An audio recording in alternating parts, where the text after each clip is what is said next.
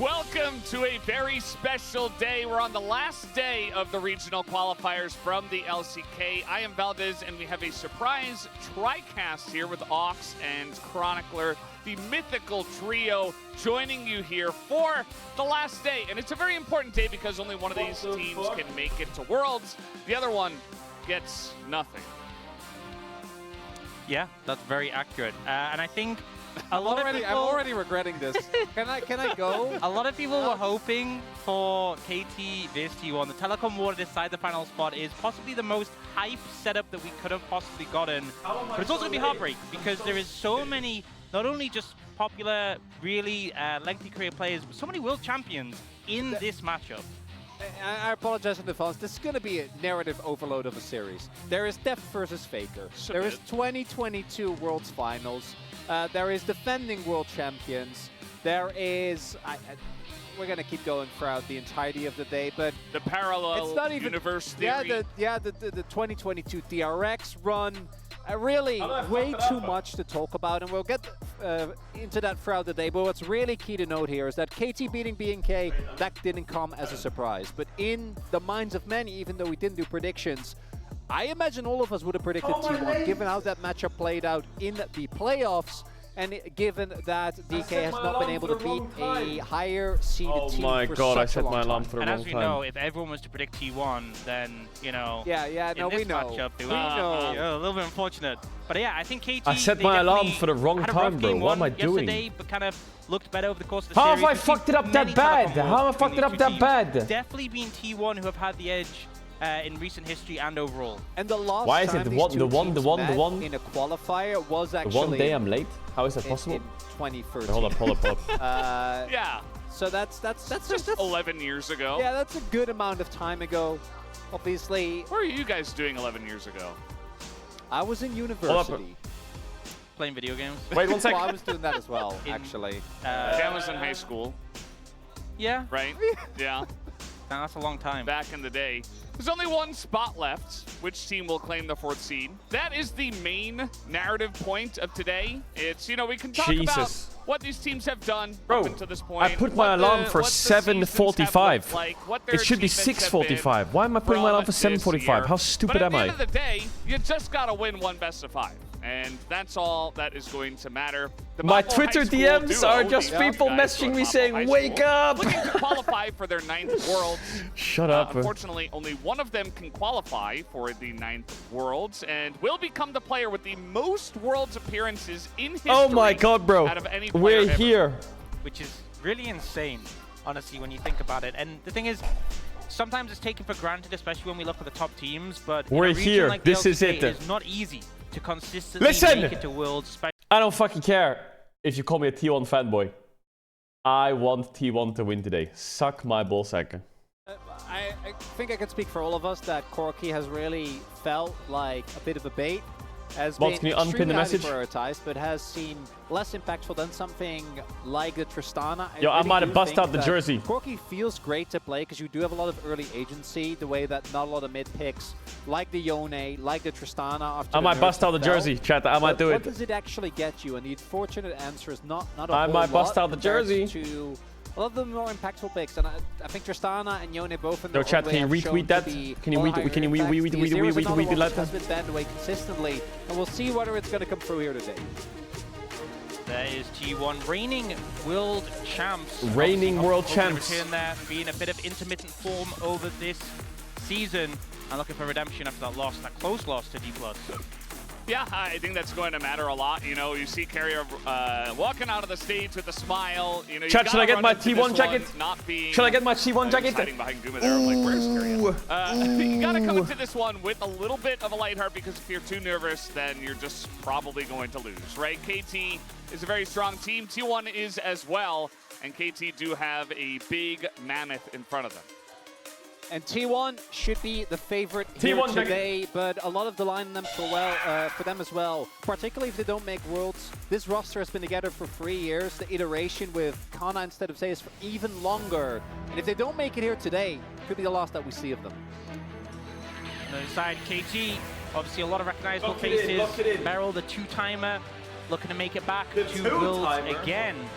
the team as a whole, always one that we see with high spirits, no matter the circumstances, and often doing better when the team is here as an underdog. The two-timer. Today, not doing as Wait, well is Caedrel being biased to T1 today? Nah. There are a lot of surely fans not right. here that have gotten a seat for the KT Rolster side and are hoping that they can pull off the upset tonight. And you know what? This roster of KT, especially these three guys, are very good at winning when there's not a lot of pressure and when they're not expected to win. And might just happen again tonight. You know, I'm not really sure what we're going to get. We do have to talk about our support matchup, which is Keria up against Beryl. Yeah, and I think, you know, Keria, we haven't seen as much of the, you know, innovative picks that we typically get from him. The meta hasn't really allowed for it. There it is! Decent performances Where's on my the TV standard remote? tank supports.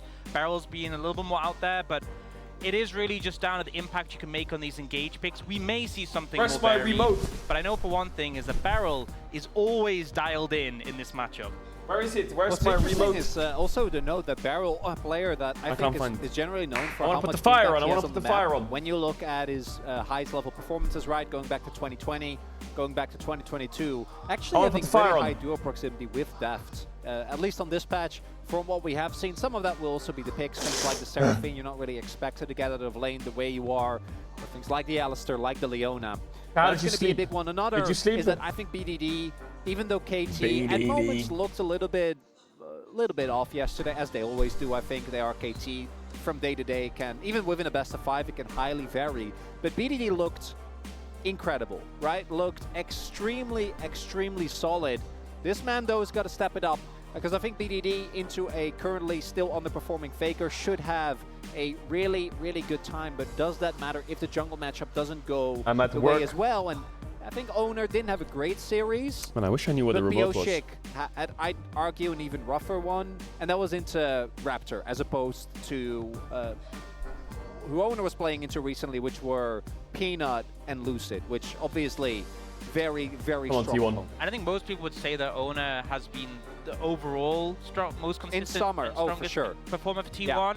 Yeah, this is the check in. Reckless got me up checked. against Peanut and Canyon, that is a difficult matchup to face into, so I think there's kind of a little bit of pass for that.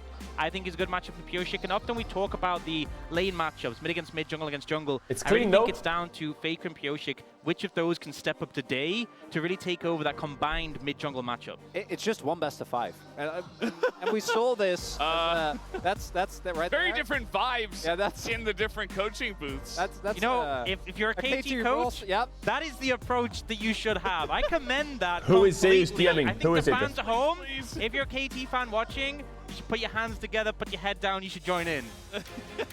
Might as well. I mean, it might help. You never know. We're getting ready for game number 1 here. T1 will have side selection. They pick the blue side. All right, let's see if T1's learned anything against KT. I think the draft is Maokai ban good. Jin ban on blue side. 4-6 first pick. A lot of Corki losing, and that has been the main go-to for Faker. They haven't. No, they have. I trust them. Hey, go ahead, play Corki. Oh, hell! Also, Ziggs is just a tyrant in the current meta. This is really. This is good already. This is already good. This is already good because they learned something. Now that you think about Smolder Corki trade, is Tristana open? And then Ziggs first pick. That are very questionable. So, but I have fortunately 2 Ziggs what you could ban here. If the champ doesn't get banned away, right? And I wouldn't be surprised if KT Smolder ban. Okay, I don't like Smolder ban because now they could just ban Ziggs. Would leave a 0 open. And then you first pick what? Mid laners obviously. I don't want them to first pick Ashe. I think the last time we saw Faker on, he didn't actually look that good. Wait, why am I just going to ban Ziggs here? I remember a couple of shuffles that didn't go the way. Why did they ban Sejuani? So Ziggs, Azir, both open here. And my guess is that T1 is going to prioritize picking up that Ziggs. And it is the case. And this is Chat, they're not going to play Azir. Azir. KT decide to T1's not going to play Azir. Here. They're leaving the Tristana open. And Tristana Ziggs, we've seen that combo be so good, so powerful. They opt not even to lean into it. Instead, securing the Lilia, it is something. Is it worth to blind Corki or is it worth to blind Tristana? To really be high priority. I don't think picking Azir is good. I think Azir Ziggs is fucking ass. Into the Ziggs, Ashe is definitely a lot worse. She struggles so much, but not a huge Corki fan. blind or Tristana blind? Get some setup. Both are. The sleepy bullet maybe time Tristana combo is powerful, can work really good. Can't always pull it off. Oh my god! And I'm wondering, there are 2 options here. Either you go for the blind Tristana, or you go for the Azir. Azir does mean that you go very heavy on the AP. And again, normally Faker on Azir Classic had Azir, probably Ziggs the most iconic play of together. the Lost World Championship, but I don't think in recent games It's that not he's actually good been damage able share. to make it look as good as he did back then. And both Yone and Tristana are now available for BDD. Both Pick of which Cassante I here. think Yeah, he's go gonna really pick well Yone on together 3. with the Lilia and have an incredible amount of power and play well into the Azir. Cassante, Yeah, I I'm not a think. huge fan of this Azir pickup here. Skarner Especially jungle. if they're going to lock in the Skarner. You're so heavy in terms of AP. You This really is don't have the AD fucking damage, especially disgusting against what picks T1's like doing. Yone, a Lilia, and MF. Unless They're this not Skarner tanky is picks, somehow but support. The Let itemization me makes check you feel Carrier's bulkier. The match history. Bloodthirster for MF. You know, we've seen a lot of Bruiser, Yone, Lilia with the healing, and often go on things like the Andrew. No, So it's not Skarner. Oh, wait, if they maybe it start is. He to played itemize one them game of off, Skarner you're not support. really going to struggle. And the thing is, Zeus can obviously pick champion with AD. This is terrible but he's what not they're gonna doing. have counterpick. So some major concerns. We do see the Yone coming out. Now from they ban BDD. away He's heavy been AD champs very in top professional lane with this pick. because they think Skarner's... Yeah, Looks incredible. Camille. Yesterday goes really well together with Come the on, Lilia, T1 provides man. additional setup, and it works both ways, right? Yone can set up for Lilia, Lilia can set up for Yone, and then you have the MF ult on top of all of that. Like, what I would even have preferred Definitely somehow something is that T1 Ziggs, is gonna have to Yone, find a way Skarner, to pilot as flex we the do see, Yone and I top actually really with like top this, bands like as you Jax point and out. something Well, else, Zayas is gonna look and then to pick try and mid get lane help here, so at least you have... because otherwise I think you are really lacking damage least you have towards the top something. side of the map, but you end up locking something like a Cassante, They should ban like Olaf here. Cassante, Skarner, Azir. It's the only really good AD isn't gonna champ be left. the early pressure that I Jax think you're down, looking for. Camille You wanna down. play It's towards Olaf. those grubs with the Ziggs. There's Renekton and already Olaf. there for you. And But I don't think what KT can Zeus is do going to pick just, Renekton. if it doesn't get banned, Beryl will just R4 Leona here. And then they get mega the ban. counter pick for perfect. This still makes me He's not wonder going to play Jace. if they're looking to just He blind could play GP, a but... Renekton and give the counter pick over the He Beryl could play to try and GP, but punish I the doubt bot it. lane. Yeah, they could also just I don't know what Zeus plays now. I feel like Zeus is going to play Gnar. All they're going to do with Camille, Olaf, Jax Ban is play Cassante here. Yeah, so Then I think picking the Leona Zeus is going on to shit his four makes pants a lot more bit, sense and he's going to say, pick me and Gnar. even, you know, as much as Renekton And then they're going to play Leona. Not really doing enough damage to And then be on 5. a massive threat, especially the bot side of the map would be so lacking in that area. But actually, Well, Beryl play with MF. I don't know. Beryl will play some fucked up shit like They've definitely Nautilus. lent on this in the series against BNK Ferex. They put Perfect on Cassante a lot. He needs to pick a heavy AD champ. He needs to not play Gnar. I think giving him counter pick is dangerous. But I feel like he's going to go Gnar. We'll have to see what Beryl's going to bring out, right? Because that's the sacrifice that Perfect is making here. Not giving him counter pick, going for something that in lane can get bullied. And this shouldn't come as a surprise. Go, you're right, do it it! shores up the top side weakness. Incredibly strong into God. tanks. I'm Oh wondering my if KT want to look for lane swap, but trying He's to done lane swap it. into the Ziggs He's team done it. can feel quite rough. My the thought man. process is My man. the Leona's Tom, picked, then Tom, Beryl we could have to go the, Vayne. Tom. Poppy or Don't the, play Barker. Tom, we even have to go the Vayne. Alistar works well into Leona. So T1 toying with the idea of knocking Oh into Leona my here. I God. think this is a mistake, even though the Leona obviously does Okay, but struggle we'll make a bit deal, into okay? the, Zeus, you and Guma Poppy. swap PCs at minute 20, because otherwise we got a problem. That ability to cancel that MF ult, which is so powerful for Leona to have. So some decisions I don't necessarily Otherwise, agree we got with a problem. Here, although, as you said, the Vayne Deal? no real surprise and does provide that damage. Yumi! threat. Well, you're not playing Yumi. This is Beryl. He Senna. could do something crazy. Okay, it's chat. just gonna be I'm gonna run Senna, ads. If you want to avoid ads, you which, can use the tier 1 on Twitch Prime. You don't have to sub if you don't want to. You back for the game starts. Here's the big kiss chat.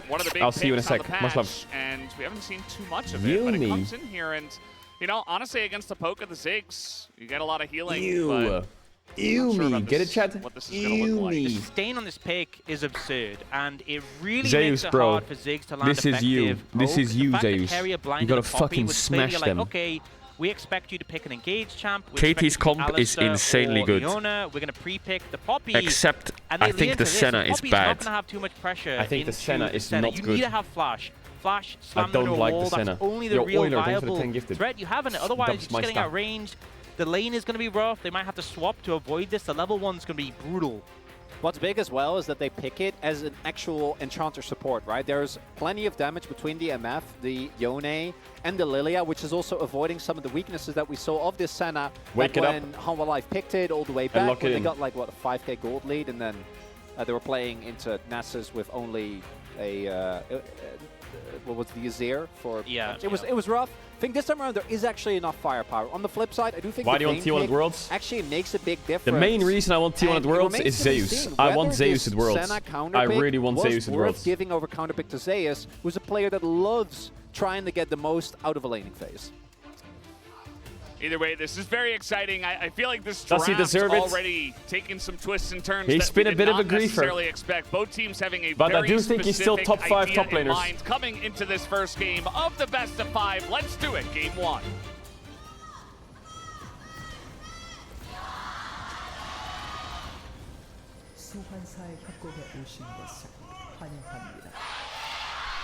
Holy fuck, man, the KT fans are ballistic. And here we go already. Are you dead already? Hey! And we got carry oh my god, is he okay? All coming in. There's the slam into the wall. Perfect. The Poppy E started. And he doesn't have glass. He's gonna go down. Oh, Ziggy with it. Get him, Ziggy with it. Already. T1. Not sure if that was a bait or what, but perfect. Absolutely over. What did I say yesterday, Chad? What did I say yesterday? Another challenger has approached! Another free kill. Give it to Goomy. Oh my god, 2-0 on the Ziggs. But Guma has 2 kills now. Well, I feel like every single point. What does he buy? Boots and an M-tome? He's got 700 gold. You know, there's concerns about the bot lane for the Ziggs. This back. Oh yeah, tier of course. Tier in a glowing mode. Fairy in the bottle, whatever it's called. Easy clap. That's what it's called. Glowing mode. Oh, glowing mode. But the fact that Chad, you what did I started say here yesterday? already, the fact you have a 2-0 What did I say yesterday? Minute 1. The biggest gap more this series has to be top lane. Zeus has to smash perfect into the ground. As you guys mentioned in the draft, they're probably going to go for lane swap, and they're leaving Ziggs in the bot lane, who has 2 kills, and is going to be hitting a couple of turret plates very early on. Zeus is stuck. He's stuck, step so bro. perfect Steph at least felt like it could be the result of, like, obviously him overextending, but also a bit of a miscommunication with them wanting to try and chase top line because we saw the rest of KT coming in, but him just overstepping. What is MF damage? Deft though just took a tower hit as well. Yeah, so Deft yeah, it's good. He wants to trade HP. Canceled the back, really didn't. If they know where Pyosic is, then maybe they can. Like, you just can't really wait, how is Zeus 1v2ing them? Huh? Make it rain. What is Ratboy doing? No. You could really just snipe the recall cancel from a distance. And it would have been good if that was the case. Because then, where's my cover at? Where's Keria? Largely in lane, even though Perfect ends up going down, it might be worth it. Not the case this time around. We do have Perfect now TPing towards the bottom half of the map, and isn't really at a threat of a dive. Also, do know both junglers really just going for pretty standard clears, both starting on the bot, and now moving towards the top side of the map. I like that synergy. Sorry if you lost 2 minutes of the game. Sorry about that. Like, there was a level 1. KT walked in top lane. In there and just Perfect came in. Keria eat him into the wall, and 4 people T1 were there and they killed him. But we do have. And then for some reason, everyone was basing in these bushes, and then Def just walked in and died. Owner as well. So up there, but they're gonna back away. They're gonna play it safe, and Zeus, that does mean that he gets a lot of this farm under the turret. It's just funny we got like a different flavor of it's still an 80 carry support 2v2, and it's just Ziggs laning against the Cassante. The Cassante who still has how did Cassante get 0 CS? Yeah, I wonder what happened there. How did he lose every minion? Tough time because he did actually TP to the wave. Yeah, I think he didn't last to the minions, if you're wondering. Talks very helpful. Yes, high-level analysis here. Thank you, guys. Not hitting the minions generally. Yeah, I think the reason he has no minions is because he didn't last at the minions. Really? On the scoreboard.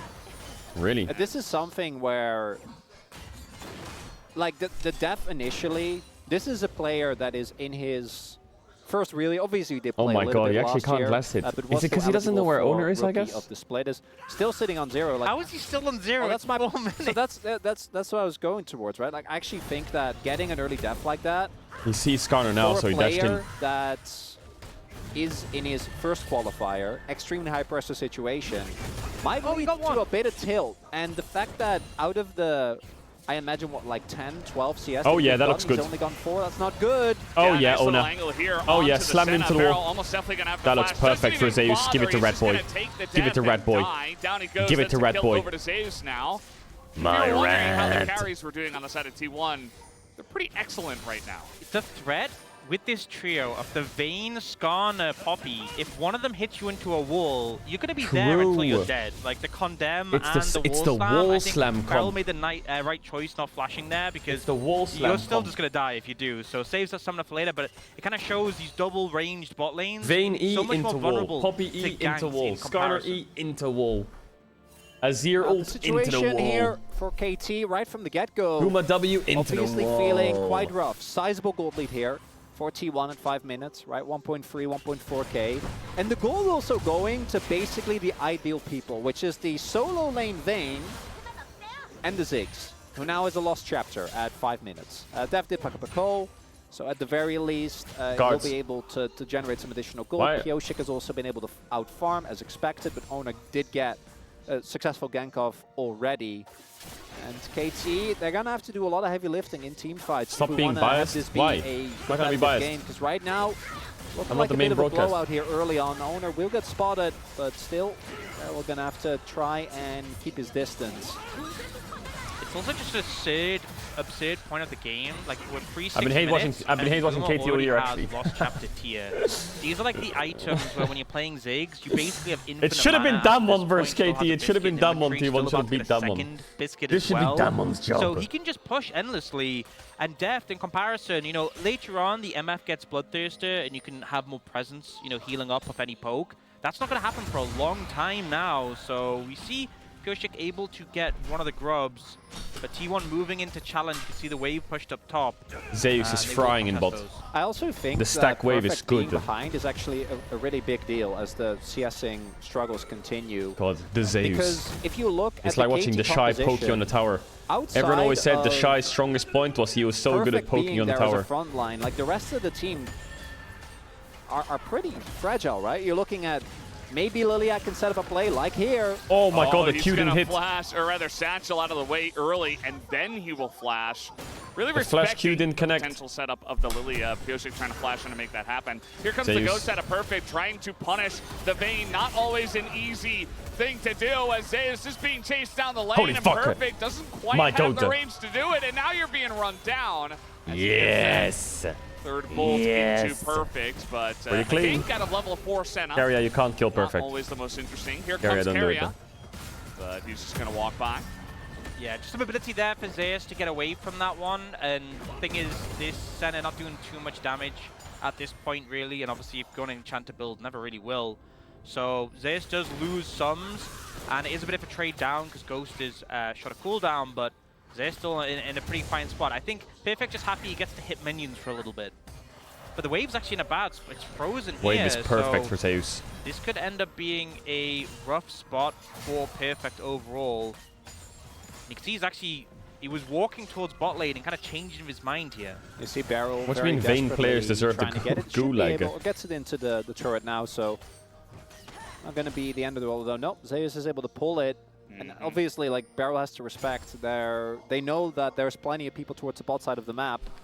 But then who goes bot? You know, I guess they're going to reset and send Death. They just have to can make his way over quickly. It feels like they have to do so much work just to try and accommodate the rough spot this Cassante has ended up in. I mean, it was always going to be a bad lane matchup into the Vayne, but yeah, a lot of switching around just to try and minimize Baker's been quite quiet, but still, I mean, look, the CS gap. To be honest, that's a good thing. Lane, there's a CS gap opened up. He's not losing lane that hard. On top of the fact, Guma has pretty even. kills. That's a good thing at this point. Right not trying to be toxic or anything. As well. Guma the highest level I think if mid's even, that's just good. By a hefty margin. Beckons the question, was it worth it to blind this Cassante into Zeus? And thus far the answer is very obviously no. We'll have to see how much value Barrel is going to get out of the Senna as the game progresses. Obviously, once Echoes is finished, he's going to feel a lot stronger.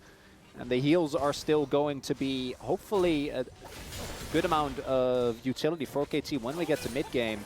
But if you're getting into mid-game already being like 2-3k gold behind and you don't have any item finishes... Nice movement by Faker. That's not really going to feel that great. Just don't die to their collapse. Yeah, just carry a spot now. Senna is if your team is... You see Senna on a ward. We see Senna. Oh. Yeah, Barrel's in my god, what the fuck? Skarner's OP or what? He does have a splash. He will flash that one. Here comes Faker BDD. He's just going to be swept away. Okay, Dominic's fine. But he is super low Barrel as well. A big pop coming over the top, but I think they have the chase potential. One more auto would do it. Faker will get the kill. They have gone very deep for this, though. Oh, no? Yeah, flash. Thinking about helping Drive it out of there. there. Not level 6 yet. Oh, Lilia Q can go crazy here with ult. Not going to hit anything. Doesn't a flash? But Poppy slams her into the wall. Disengage cone right here. But KT's getting smashed. Just a kill. That goes over to T1 basically for free. Jesus. Wondering if maybe Perfect could have gotten the Dragon Owner there across the wall. Could have been the difference maker, right? If you get that Skarner underneath the turret, at least you trade back 1-for-1, but that's going to be the Dragon going over here. Super strong. T1, and yet another successful pick, and KT quickly crumbling here under the pressure. Yeah, this is this is just everything going wrong really in this game. It's 10 minutes into the 3,000 gold lead already. And you're into plenty of picks that scale exceptionally well. On top of that, you know, the center, we talk about the value this pick can have, but if you're behind, people will just die. Like, you won't get a chance to sustain them up when a Ziggs ult and Q is just it's just such a cycle. Why are you trading like that? Being so squishy when behind. So funny now to watch, you know, even not on a first item Zeus is just like able to trade with Barrel. You know, Def can't even really join in it. He's just trying to push the wave in. It just feels like they're trying to put out fires everywhere. And, you know, if you want to, you know, dig into the beams, you can say, hey, KT are really trying to lower the expectations. It would be good to get a grub here with Faker as an TP. In this series, yeah, okay, they can get a grub. That's huge. It basically looks unwinnable from here. It's not unwinnable, obviously, but it does make you feel what like happened to T1? This early game is the best early game they've played in like a month. You know, do a number to T1 and maybe even take their world spot away. But right now, what we're seeing is T1 are just kind of bopping them over the head. And T1 are just playing a pretty basic playing game. It feels like KT I guess they did really get gifted 2 kills level 1. Right. You're right. And here, even with Barrel not getting slammed into the wall, BD doesn't actually get a big ultimate off, immediately gets knocked back, and Carry has prior on the play. Add to that the fact that you have the Ziggs ultimate to come in as support, and then the fact that they can't really isolate Owner here. KT don't end up getting anything. It feels like there's very little threat, you know. T1 managed to disengage from the situation, and other than getting dragged over the wall, they just kind of get a walkout. Definitely. I wonder what happens if they ban Vayne. Def chunked out here instead of Camille. Yeah, there's Keria, and he just swings by. Why didn't Def flash? Hits him once, drops the ignite, and gets the kill. And Def doesn't get to play the game at all. He didn't even hit the E on Def. Nope. It was just a, what was it, a drive-by ult that killed him? I've seen enough Faker versus Def series. I think Ignite Buckler. I think he just autoed once and ignited. And that to know was that it. the game's never over. Exist right now. Zeus, does he exist is the question. He's still got a flash. Meanwhile, there's a fight going on between the supports, and Carry is winning that one big time. Can he actually get the kill? Oh my god. Yo, Carry woke up. He's gonna die for it, but worth. Just say worth and it's worth. Just TPs for nothing, and they eventually kill Carry. This is the last best of 5. You know, in terms of we'll ever see a Faker versus Def. Gold, no assist, a BDD got the kill in return. The last best of 5 of Faker versus Def ever. For KT. For the mental edge, Carrier definitely gets it from that one. Solo killing Barrel there. Crazy. I want to see how this that is actual about. last dance. This is that first moment where Hex flashes over the wall. Actual last dance. Def super low. Yeah, just literally. I think it was the Q caught him, Q and Ignite there. Yeah. Over the edge of it, and then here, just half HP. Yeah. Because this time a super high chance Def goes to the military now. Yeah. Wow. I think if Def loses this, it's very straightforward. Gets the catch. Also, I do want to note, as we see there, the TP coming in here from Perfect, like an answer to the TP that came through from Guma. But it does mean that Faker just gets to be completely unmatched in bot side, just shoving that wave. More CS is going to get missing, and it's even further built upon this gold lead that is being found. As Keria is just running this map on the Poppy. Yeah, also Keria's playing really good this game. Extremely accurate with his Qs. Can sometimes be difficult with the weird balancing mechanics and stuff, but he's basically just plopping it on the heads of every enemy that's in his range, and nobody gets to play the game against his Fed Ziggs. Meanwhile, Barrel, well, he's in the game, but he's not really, as he's dead. I hate Barrel on Senna. I hate it. Time at 13 minutes. And there's the satchel coming in, maybe asleep here. There's the flash as well. He does have teammates nearby, but not quite close enough. I hate Barrel on Senna. Guma finally does get punished. Owner's dead as well. Oh god, they trolled a bit in top. They're going to lose Herald. KT gets something on the map. Great bait by Barrel there. Yeah! Classic Barrel! A lot of resources burned by T1. A bit of an overcommit. More happening. Yeah, Keria's just kind of getting in there, and this is actually Zeus here. Because the TP's here, Faker's here as well. Def is just dead, and now Faker gets the scoop here. Give the kills to Zeus. Senna ult to help out. Oh, nice condemn. But the condemn comes in. Save! The knock into the Save wall. Faker! That's exactly what you were talking about. Red boy's still going. The wall forever, and now the Vayne is going way too deep for this, actually, and will get punished. BDD will survive. The healing from Barrel coming a little bit clutch there. A very scrappy back and forth. You can see the plates though. Guma missing out so on the degenerate 15 plate dream, but that is so much gold in favor of T1. So even with this play, a bit of a that's my boy. From KT, they are still so far behind, and yeah, so. Yo, I kind of like Owner on Skarner. I kind of like it. And then Maokai said you want bend. It's fine. I got one more tank. Lands the passive, so the sleep comes in, One the more flash tank. doesn't end up meaning anything. And then here, Ona tries to extend the play, doesn't actually get the knock into the one, even if he did, wouldn't have really made a difference.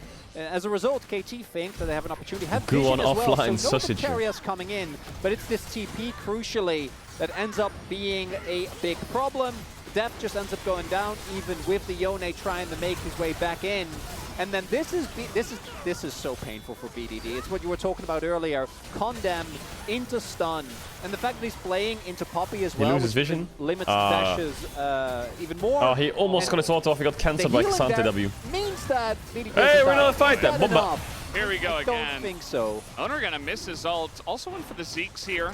Pretty common on Skarner, I guess. One of the only junglers What is Kuma doing? Tank in the jungle to actually still get that item. Faker is going to take out a turret, and this is the second Drake of the game. It's a Cloud Drake, and already 2 going in the hands of T1, making it a Mountain Soul on the cards for them. Yeah, and I think, you know, yesterday our first game between KT and BNK was very slow. Took a long time for things to get rolling. This is kind of what I expected from these two teams. It is still a massive advantage for T1, but it's definitely been a lot scrappier recently. No Herald, but now they do have Ziggs and 4 T1 have drops. already taken all of the outer towers. It's 16 minutes, and W it's that so bitch. easy for them just to look and threaten these tier 2s. That's 1 down already. Mega good game state. This play on the other side of the map. Insanely good game state. I don't think KT really have a response right now. Yeah, if you'd be looking for code, we'd be saying it's a calibration game. It is a blue-sided game though. Again, it is a blue-side diff maybe. They have to be careful here, T1, even if they win this game. Is this Caedrel working out? I feel like it's not. this Azir Ziggs, I don't like it together, but if you get an AD carry top, it works. Which didn't help. And Vayne is perfect. But it also feels like, particularly against T1, one of the biggest strengths that they have found is if Zeus gets a counterpick and gets to take over the game. And this is coming from, I think Zeus really having a very up and down year. A lot of moments where he just is able to... Or 2 kills level 1. Finally, but then overextends in the side lane. But if he's this far ahead, as we have seen, like even trying to collapse on him, at worst, he generally will trade 1 for 1. But I just don't understand why when you're on red side. Because of the TP? Well, so you get Senna. I just don't think it's weird. I don't think, I don't think it's 0-4. You know from the last series that this was the matchup that you had an issue in. We saw in the BNK Fearx KT series, they were doing these long swaps to try and protect Perfect. And now they blind pick on red side for him. It just doesn't make sense. It feels like it's completely the wrong approach. So, you're trying to insulate your top laner, because this has been brutal. And I know obviously the level 1 impacted as well, but yeah, it's not. Don't let Zeus pick Vayne. It's not just perfect. I think Deft and Barrel have also definitely struggled, but I do think a lot of the effects follow. What, that hit? Very nice knock up here, BDD. That was insane by BDD. This is one way you could still win the game as he stopped the Lilia W. Still going to be a kill, but now they're in a bit of trouble as so many low health bars. We got the TP coming in. Nice stasis from the side of Pyoshik as Barrel is burning down a bit, but nobody has actually died yet. Dearest Karthus. On the side of KT, the flash Poppy W to stop Lilia W. So for now, it's just Zeus that has gone down. And BDD is trying his best, okay? Someone is trying. It's hard to hit this without Zeus. Everything together here. It's okay though. By itself, not enough, but we'll get the flash. We'll get the kill onto Zeus, and we're slowly starting to see the that was kind of crazy by Keria. If they can just stay alive and pick off members one by one, it's still a 6k gold deficit. This alone is not going to be enough, but it's got to be moments like this that maybe bring KT back. The knock-up from BDD was insane. Such a good play from BDD, but I think the deficit in terms of gold, why this was so difficult. That interrupt area was beautiful. Yeah, it didn't really do anything. They managed to get away without losing anyone. The interrupt was cool, but it didn't actually do anything. And I think a lot of KT members played it well, but the goal deficit is making it so difficult. And Guma, you know, one thing with Ziggs is if you're missing your skill shots, you're obviously not really doing any damage. He's not missing, and he is doing ridiculous damage right now. He is so fed, working towards a Rabadon's third. If any CC lands, there's a fair amount of CC from T1, an ult will be enough to just execute someone. Yeah, he's going full damage builds as well. He knows that the only real tank is Caedrel, who's also building armor for the main. Oh my god. Yeah, this is what I was talking about. You know, he presses one button and Barrel basically dies. Oh my god, that's Ziggs. Not a kill, but it is going to be Barrel out of the top game tier 2 for now. So he will have to back away. Faker still pushing the top lane. And yeah, T1 just basically trying to do their best to utilize the Ziggs to continue to try to push in as Pyoshik just catches that one very nicely. There's STP. Just trying to siege as much as possible. Here comes KT though. Flash Lilia Q looks really nice here, but it's a bit low. Cassante. Yeah, here comes the Cassante. It is 4v5 for now. TP available though. Zoner just trying to get away. They're all sneaking out. Fight this one just yet. They have the and Zeus is still pushing. And Perfect is walking over every single mine that he can find. And yeah, they're just able to disengage. KT doesn't have the best engage at the end of the day anyway. Man, this Cassante is so useless. I feel so bad. Perfect. Now going towards more armor, but Vayne does true damage, and Fake and Guma do magic damage. So he's not very tanky. He wouldn't be tanky anyway because he's so behind, but he's definitely not tanky going towards more armor here. He's getting shredded. And you know, typically we see the build, the Luden's Horizon focus, better against squishies, but when there's no MR, you're just going to shred everything. Yeah, now there's 5 squishies.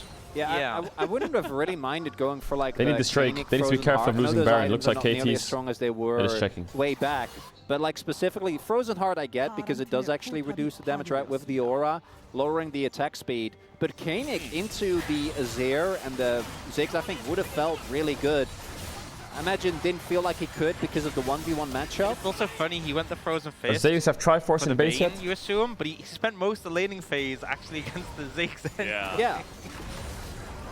And you see KT trying to posture here for a Drake, but the satchel is just so Ziggs good. Poppy Man, is our so Ziggs annoying. players, they're getting a lot of practice on the Ziggs, and everybody is really upping their game.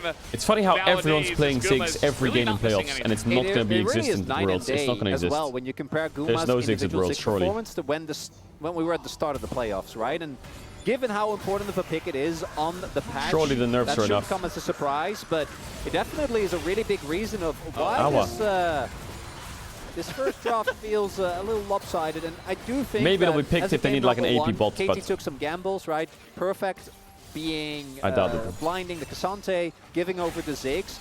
I hope a lot of those decisions will be changed in the next game, because this one does feel like it's kind of over. If in game 1 in the best of 5 you do have a little bit of leeway, but if KT don't make a huge adaptation in the next one, yeah, KT gonna wait for.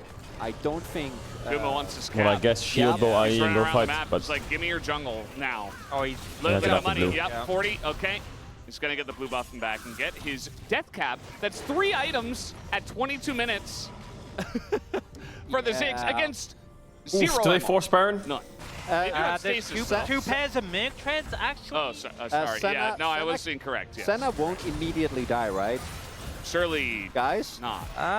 You can heal through the poke, right? If you're alive. I don't think it's 100-0 yet, but it's not far away. Like just the ult. This is not okay.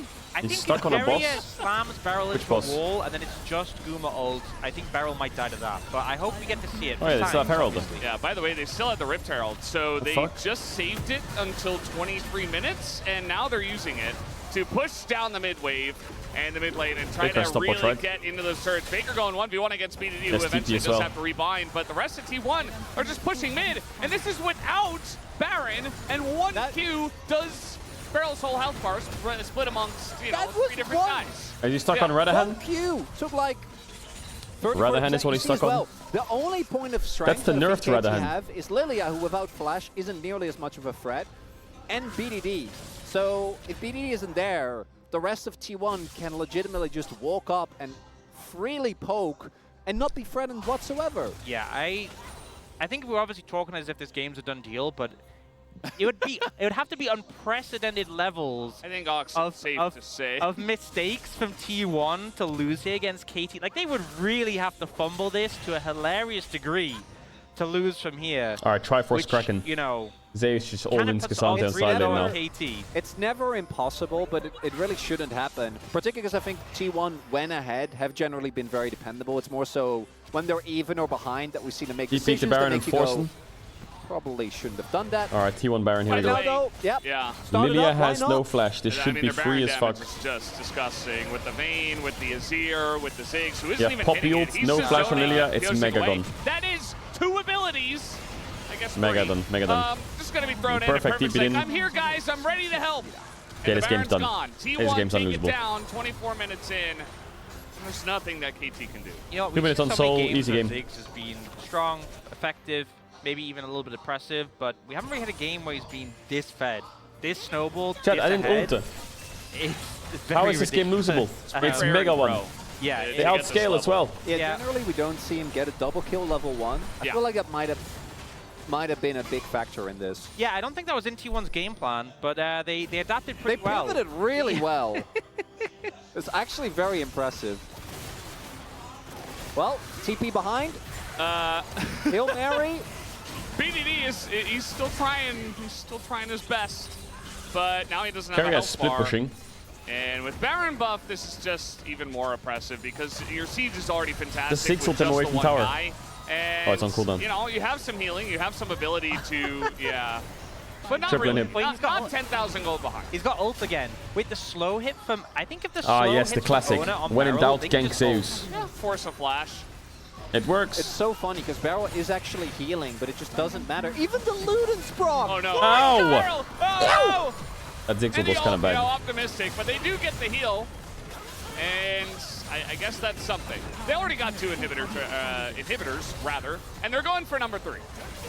And here we go. The Impale comes in, gets double flash away from them, just burning, just eating the summoners as they're trying to get on top of Zeus, and they might just do that, but who cares about Zeus when Kuma is this bad on the Ziggs?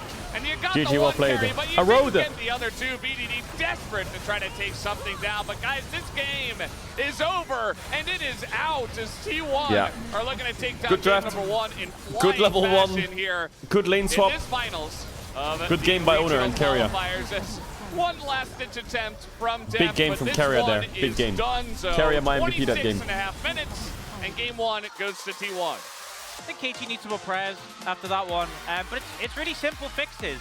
Don't give Ziggs double kill. Checking damage out. Try and get a better matchup for Perfect, and maybe credit to Guma. He got 2 kills level 1 and then just was fed from level 1 to minute maybe. But Carrier was 6. running that game. Don't do that again. I think it's that easy.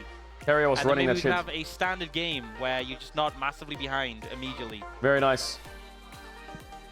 The red side plan from KT was a complete disaster. As I think Hirai's expression really says it all. After that one, there was basically T1 Academy's playing later today, are they? Felt like KT could do anything, and I do think again a lot of that goes down to level 1. But ideally, when you make a gambit in a game 1 draft of a best of 5, CFO. at least you get data. I feel like you also don't get any data because of how the game played out. Like, maybe in a game where Guma doesn't do 35k damage and gets a double. You did 9k damage, you fucker? Right? Really? Maybe you can make it happen. Instead, Perfect ends up having an absolutely rough game. And part of that was the match, but I think also clearly this player having a tough time of dealing with the pressure that he is under right now. And in the bot lane, also not able to keep it together in this first game. They went boom. In so many ways, they went boom. Let's see if they can bounce back. All right, there are 2 more games away from Worlds, but I feel like KT blue side's going to be a bit tough. And have the space to break down game number 1. Game 2 will be a bit tough. All right, what's happening on the Reddit? Scout's agency fucked him up. EDG manager said, this is not Scout's fault. Don't flame him. Don't flame Energy. He's a victim too. Go flame that shit agency. I think they promised him that they will take care of this, and now they started clowning after they can't handle it. So it's the agency. Make us believe T1. Riot Games is in there. Girlfriend asked me to pick up dinner.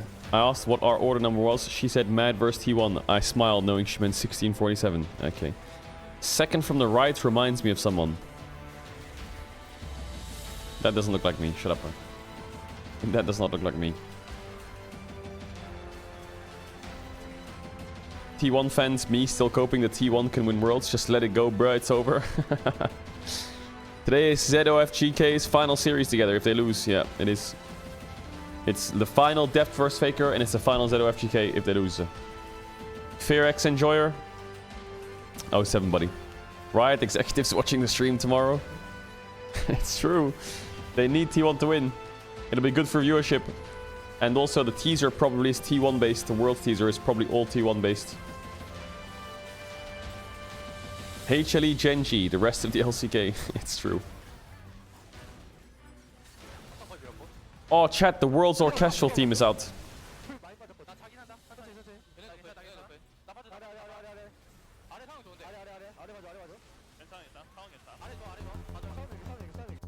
It does things to my ears.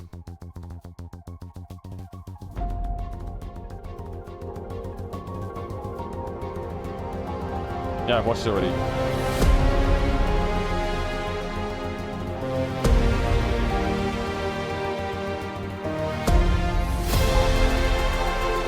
You can't beat that melody. You can't beat it. You can't beat it. It's that time of the year again.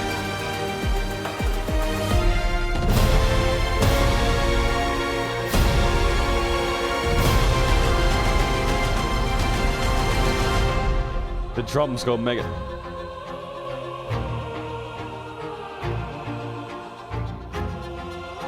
Oh yeah.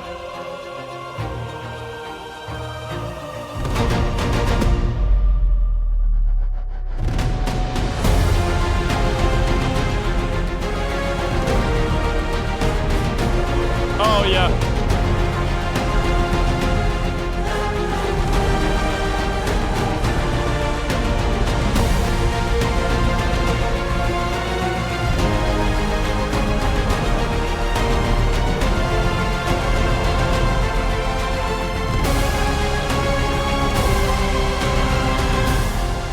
It'll never not be epic, the World team. The World's orchestral team is insane every year. It's just that one melody. Never gets old. Absolutely epic.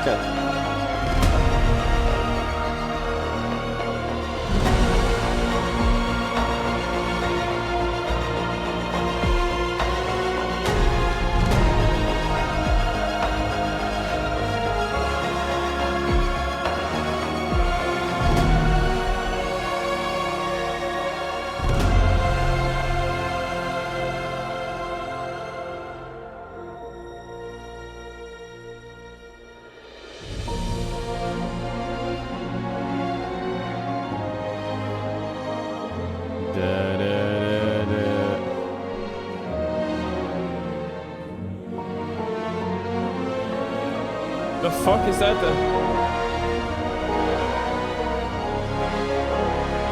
What?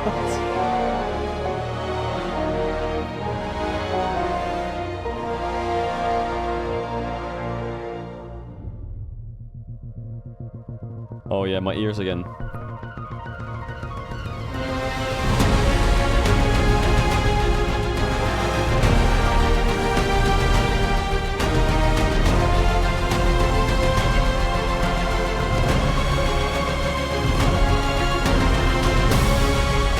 It's the drums.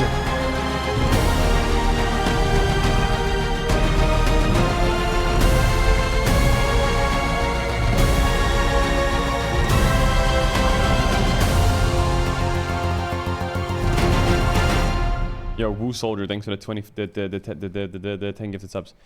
I'm gonna chat. I'm not gonna lie. I prefer the 2023 one is my favorite. This one is my favorite. This one is my favorite. I like this one more. This one is so insane. Because this has the choir in it. This one clears so hard.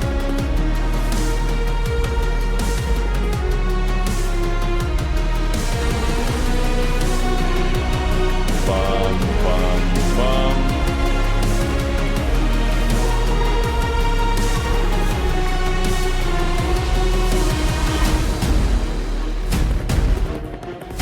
This one goes mega.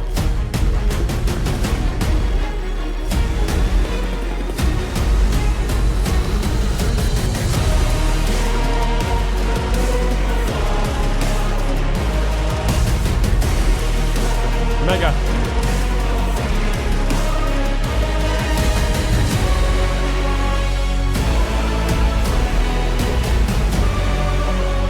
The 2019 one is carried by the drums.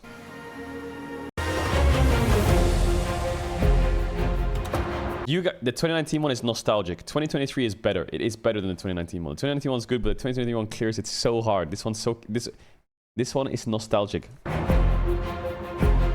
This one is not that good. I said it. Listen to it. Listen to it.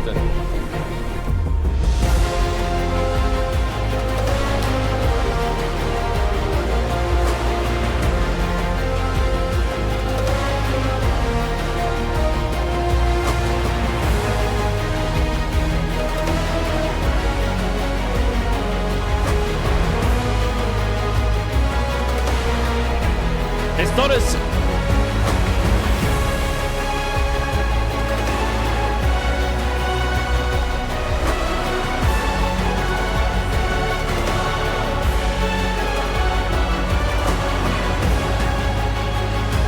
Listen to the middle part. 2020 clears everything.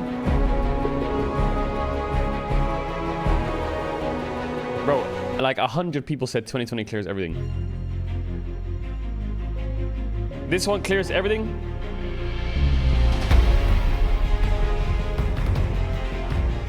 I mean, we can all agree that they're all fucking insane bangers. They're all so fucking good, it's crazy.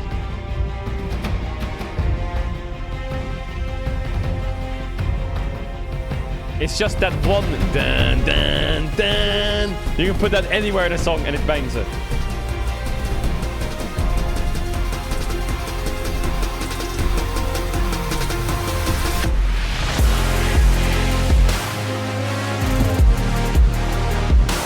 The beat drop is kinda good. Okay, that one wins. Okay. Yo, that wins. Okay, fine.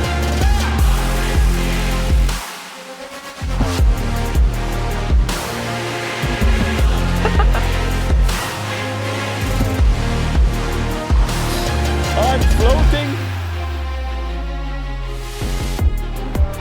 Yeah, okay, the beat drop goes kind of crazy. It's more like, holy fuck, yeah.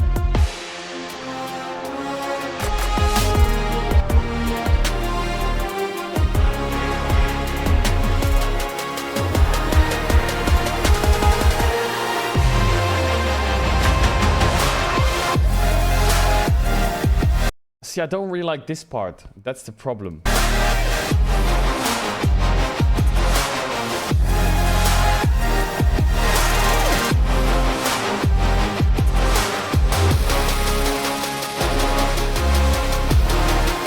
But now it gets good again.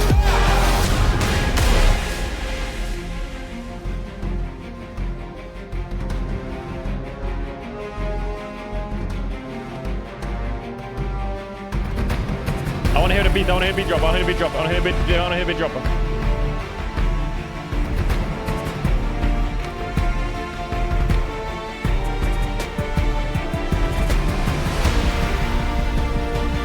Where's the beat drop at?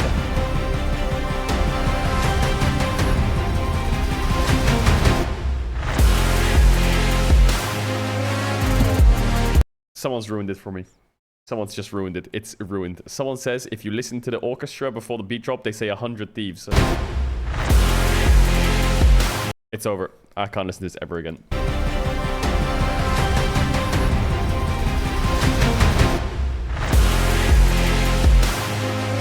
I can't listen to it ever again. It's over! It's over! You've ruined it! You've ruined it!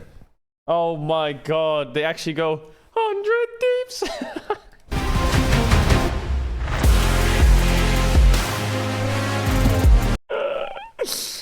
Oh my god. Wait, someone says 2016. MSI. This one? No, this is opening ceremony music. What are you on about? 2016. This one? I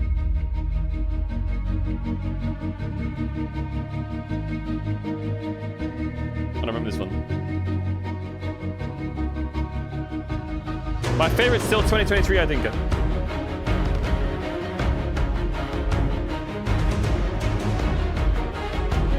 Did they stop doing login screens, bro? I swear login screens were like the coolest thing ever. I remember being younger, opening up my client.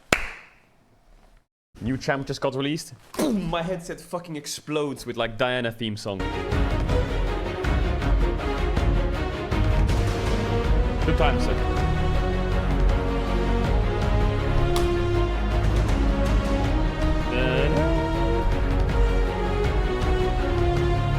Do they still do login screens? They don't, right? Though.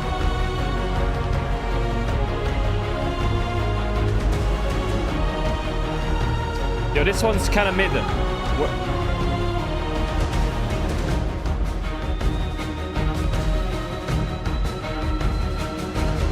In comparison to the others. What? What?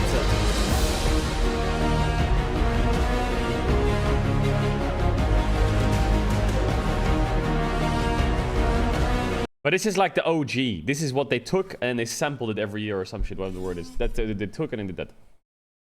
They did that. God, you know what I was thinking last night? Last night I was thinking they didn't have an answer to what I noticed is champs just aren't the same as what they used to be.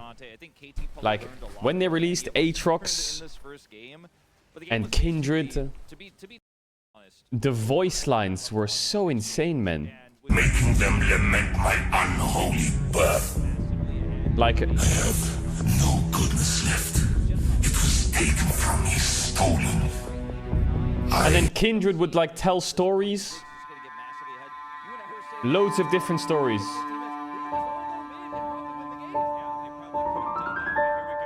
Tell me a story, Lamb. Once there was a star that crashed down to Earth. Was Did crazy. it crush anyone?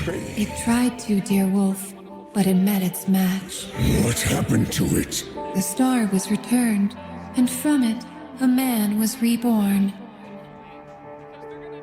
And then you go like Aurora voice lines. I listened to it yesterday. This is the culmination of my research. Spirit friend, I can help you. I recognize those ravens. Are you their owner? Or do they own you? We meet again, Spirit Walker. Care to catch up after this? Bro, I need more Kindred, Aatrox, Pantheon, Olaf, Mordekaiser. I need more of that in my life. I need more of it. Like, the story... Oh, the draft started. The stories and stuff from, like, Kindred and, like, they're crazy. I need more of that in my life. I need another god. The gods, Aurelian Souls and shit. We need another god to join the league. That actually was a very classic barrel game. It's just we need another god to join the league. Was also dragged into the depths as there was that a zero ban that we expected. All right, here we go. T1 on red side. Didn't come through. Will come through this time around. Maybe that's what happens when you just spend too much time playing with Beryl. You just get infected by the wackiness. We need another god. They need to drop another god. 2020 or 2020 Worlds recently, and I you'd will be log in shocked later. at how many barrel moments there were. Even back then, when he was, without a shadow of a doubt, one of the best supports in the world. Very funny to see, knowing The red god. what would happen. Azir Sejuani, Smolder, Lilia. Tristana ban is obviously Corki. Well. Most but if you ban Corki, they get Maokai, you trade Ziggs. With the Jhin being available, I imagine that KT is going to try and yeah, but secure Jin's themselves open. So they ban Maokai because Ziggs and Jhin are open. Yeah, so what T1 Oh, yeah, are doing, Rumble Corki. they're Wait. saying, okay, you can So get they're going to Rumble, get Jhin, but we're they're going going to to get Ziggs, and essentially, Corki it's a Ziggs, trade, they're going to right? get You take away Maokai, Jhin, another really strong pick, and you say, Corki we want to Ziggs, get one of these tippy top tier picks as well. Yone. But so I think that's not as bad if Skarner. Jin's not I think available. KT hard wins the draft if you if they end do up that. trading Ziggs for Jhin, I don't think you're going to be feeling too bad about that, and I imagine Perfect's going to feel much better with this than what he had last time around. Rumble Jhin Oh, also they take- oh, yeah, such a strong Vi's up. They combo. take away the Vi Vi. has been left open though, so there's that in return. But I still the thing think with Jhin is you can Yone actually operate is such insane a here. long distance away from any fights with the ultimate. Drop if Rumble Rumble, just drops drop his it. equalize on top of Ziggs and you just open up with the curtain call, very hard for T1 They take to the mitigate Skarner. that. Now the Skarner's going to come What are through. they doing? Skarner Obviously, we Jhin? saw last There's game no way they Power drop the have. Jhin. What? Oh. Not going for the Jhin. What? Why are they powering Skarner over Jhin? interesting. his Jhin is so good, we saw it yesterday. Like, I understand, like, these three picks make sense. Strange understand by why they KT, wanna I get them, think. but you're not getting I Jhin love now, Jhin and Rumble. I think that was a I love it part though. of the reason we were like, okay, Faker this can go makes Corki sense, here. this trade Yo, is Faker, okay. you got a little something on your Rumble mouth Jhin for right there. Ziggs, but now they'll obviously have They missed can out go on that. top lane if they want. I'd expect a mid lane pick here for T1 to Ornn, match up what the into fuck? BDD, but apparently not. They Vayne think there's game 1, enough Ornn available game for 2. Faker, or at least the priority Huh? list has dropped. So instead, the Ornn going to come through. Why? Why are you doing my boy like that? Presumably for Zeus, There's the most Jhin then. likely. Wow. Do you ban MF as well? Does come through. Definitely not going to be fun for Zeus early, but now T1 is the team with Ziggs, so they can actually lane swap and not take too much of a hit, given how strong Ziggs is pushing power and his passive is. And Ornn obviously is going to feel a lot better in a 1v2 in a lane swap situation. It's time for if that Faker's Riven. does end up being Faker. the distribution Even playing in solo queue. compared to a Rumble. What is Faker going to play though? Because now the opportunity here for support KT ban. Rolster, the Poppy takeaway should come as no surprise after the previous game. Into this Yone, because BDD I think was the one shining I think light in the MFRL last game. is a bit scary. It was a shining light in the Hurricane, With Rumble. so it didn't really do a whole The Skarner lot. just looks But he ugly in did this try draft. to make it work with the Rumble. Is a really strong 2-ult combo there. See if they're able to leverage that into T1. Yeah, and the MF has been left open, so could you see Def pick up that again? Perhaps if you don't What get does so far Faker behind play? against the Ziggs, it's not going to fare as badly. Senna band. Bro, they have And MFRL on 4-5. banning the KT is Senna mega away from chilling. T1, So there could be guess Corki, Alistar, concerned, MFRL. Like, Which I I mean, don't guess think Senna's Ziggs T1 possible, likes. maybe I like don't Senna like it. one bot lane and Ziggs mid. I think that's a weird. I wouldn't expect that. But just Maybe not it's time for wanting like to deny Renekton it. mid or some Interestingly, shit. they I don't don't ban know. away the Corki. Maybe aware that it's lost so many Talia? times in a row, and I like, hate no, it. T1, you can pick Corki. You're fine to do it. Nessus. But instead, looking in a different direction, I feel like they need AD with his composition. Yeah, it's Corki. And that means... Oh, it's Nessus! Okay. Of course, I think yeah. T1 fans holding their breath as they saw the 10 lost streak Corki hovered there. This is very, I mean, on paper, it looks like we definitely get that mid into the Yone. I mean, Beryl loves his rel. Side with the lane swaps and everything. Yeah, So I don't just like waiting this on a for support counter pick T1. here for carry on the side of T1.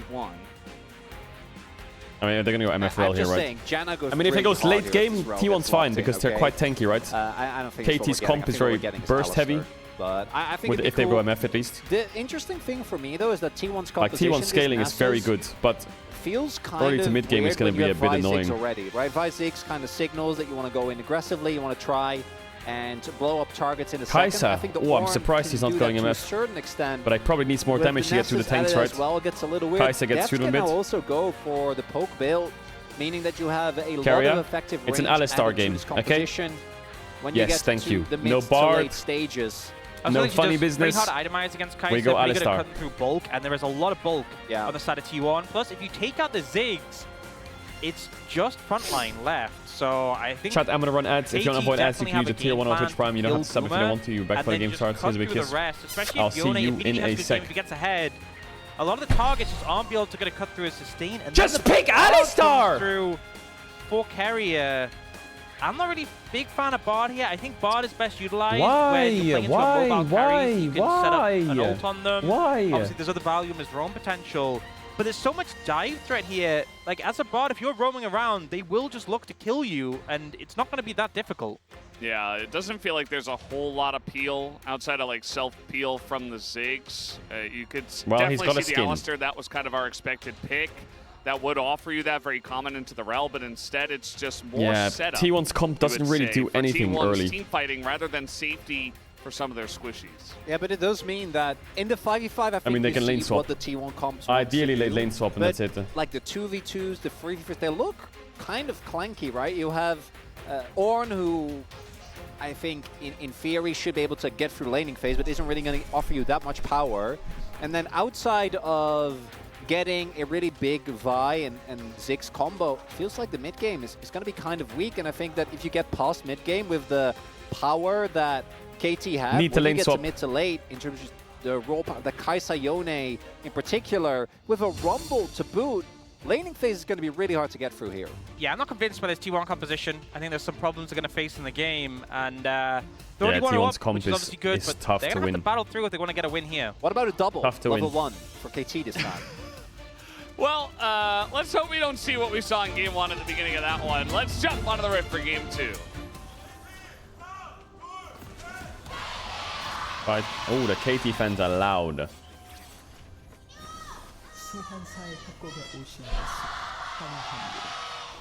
T1 fighting. You can really feel, I don't want to call it desperation, but the raw emotion The desperation. of both teams Chat, wanting to make don't it to world walk. Please sit so down. badly. It's only one slot. And DK were able to get in ahead of T1. A lot Where's of people the- expecting T1 to win that series. It did not happen. We win 5 just a games. second. DK took it down. And so we have the telecom war for one spot. And only one of Faker or Deft Faker. can get the most world's attendance award at Oh, 9. it's the winner of this game getting the Both of most them world on attendance 8s award? currently. But if you win tonight, you get that number 9 for those individual players. As KT is looking to invade here. They're trying and to... My god, set up T1's... their T1 should have lane swapped. top side, although But I Beryl think is down on the KT is bottom lane side of the swapping, map at expecting the them to lane moment. swap, but they We'll haven't. see Now they're going to question where they go mark with ping this. Ziggs bot, maybe. Yeah, I guess maybe concerned about playing into the double ranged as ranged melee. Got one. Got two. Oh, here you got one. Also made him smite that there. The smite, yeah. And now Barrel's just 1v1ing a Ziggs with Ignite. And, I mean, Guma, Ziggs, level 1 is not very strong. And here comes Barrel again. That's another jump forward, although now with the wave coming in, Barrel is going to back away. He's fucking frying him. Yeah, I guess he uses W cooldown twice on Guma, so chunks him out, but not really able to do much else. Maybe Rel's solo lane is new meta or what? Though. You know, we see No, the it's lane 'cause swap. Rumble We or just get Kai'Sa the will TP Barrel down. solo lane now. Yeah, but he has the support item though.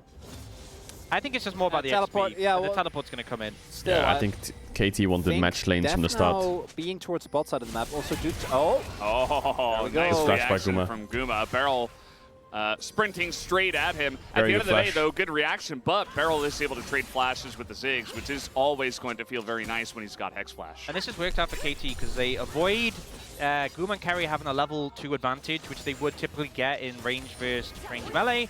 But they also return to the lanes quickly because they don't want to keep the Rumble away from the Ornn. I actually think this has worked out quite well for them overall.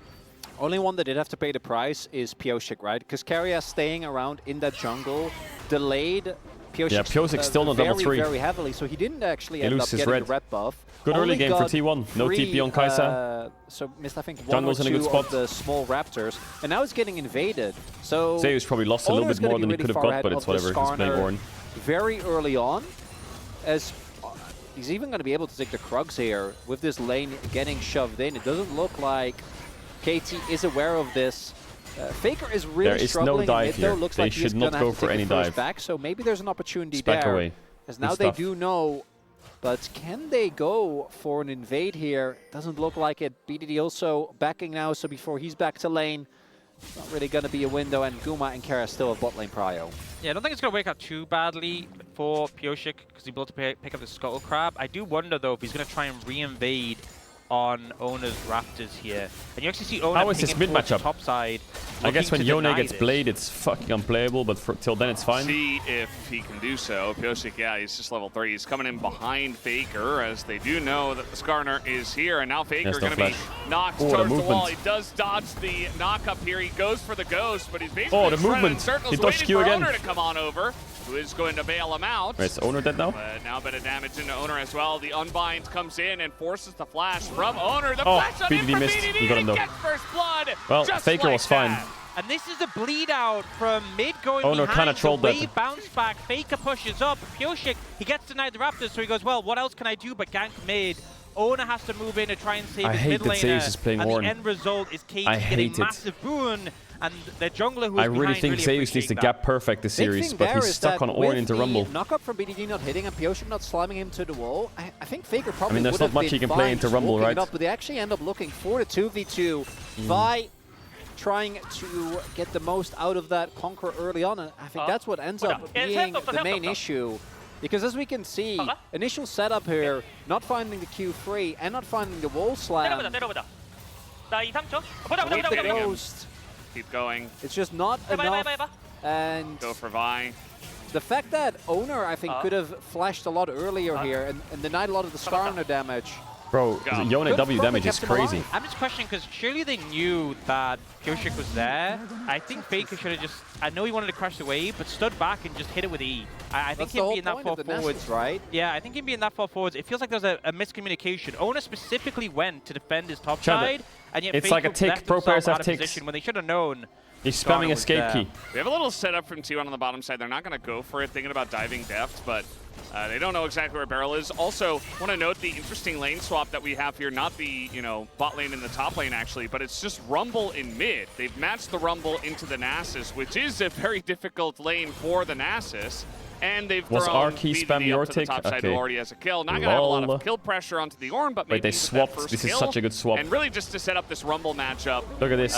Makes Armor, things very MR. difficult, What do even they more do? difficult for Faker. They swap. Faker also, because he was playing into Yone, actually going for 3 points in Q, not in E, so he doesn't have as much wave crush you normally do. Now it's And we a have horror in these armor lanes. for Faker and Mantle for Zeus, so that means that both BDD and Perfect are playing into an opponent that's itemized for the opposite damage source.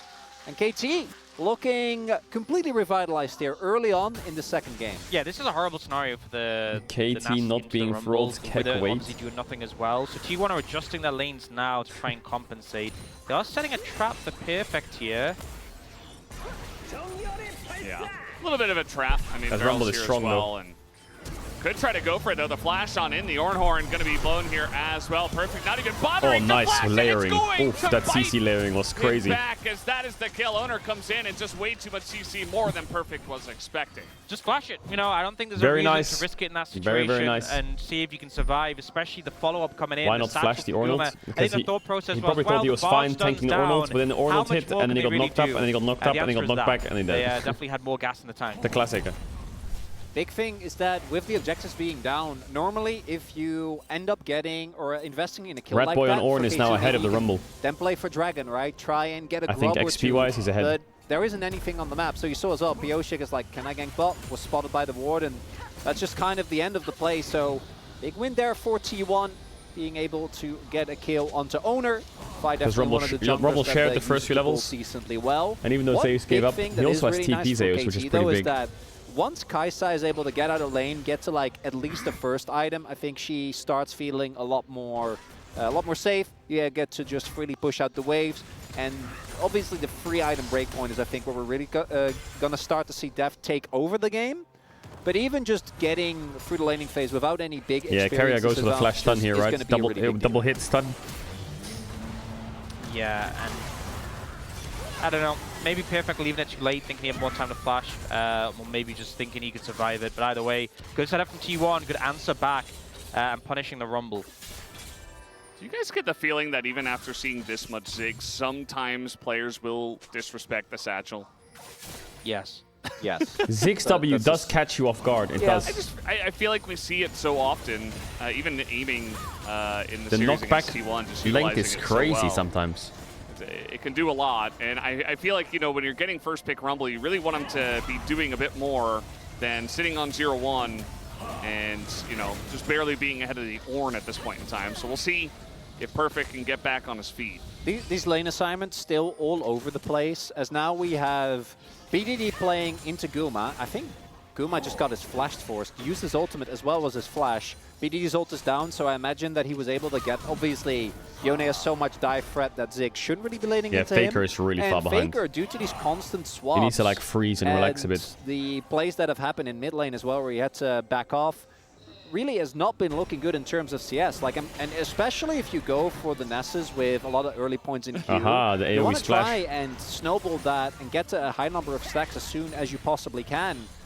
KT able to, as we expected, I think, really put a lot of pressure on in this lane. Chad, Barrel has eliminated Carrier every year apart from 2023, no? Obviously, there's a lot of Didn't he beat him in 2020 Worlds, 2021 Worlds, 2022 Worlds? Yeah, we can see from the level difference. Didn't he beat him in all three full Worlds? level ahead of this Nasus, and given how proficient 2020 he's been on the DRX, pick, Damwon, he is going to be a problem 2021, as this game goes on. Damwon takes out T1 a hard semifinals. champ really to pin down as well. You know, there's a lot of CC on the side of DRX takes out KT, T1 in finals. plenty of scenarios where using the Barrel unbound Carrier, soul, bro. where even the Barrel Vibe always finds a way to do it. He can just snap back, drag you into a very rough Is he going to do it in 2024 as well?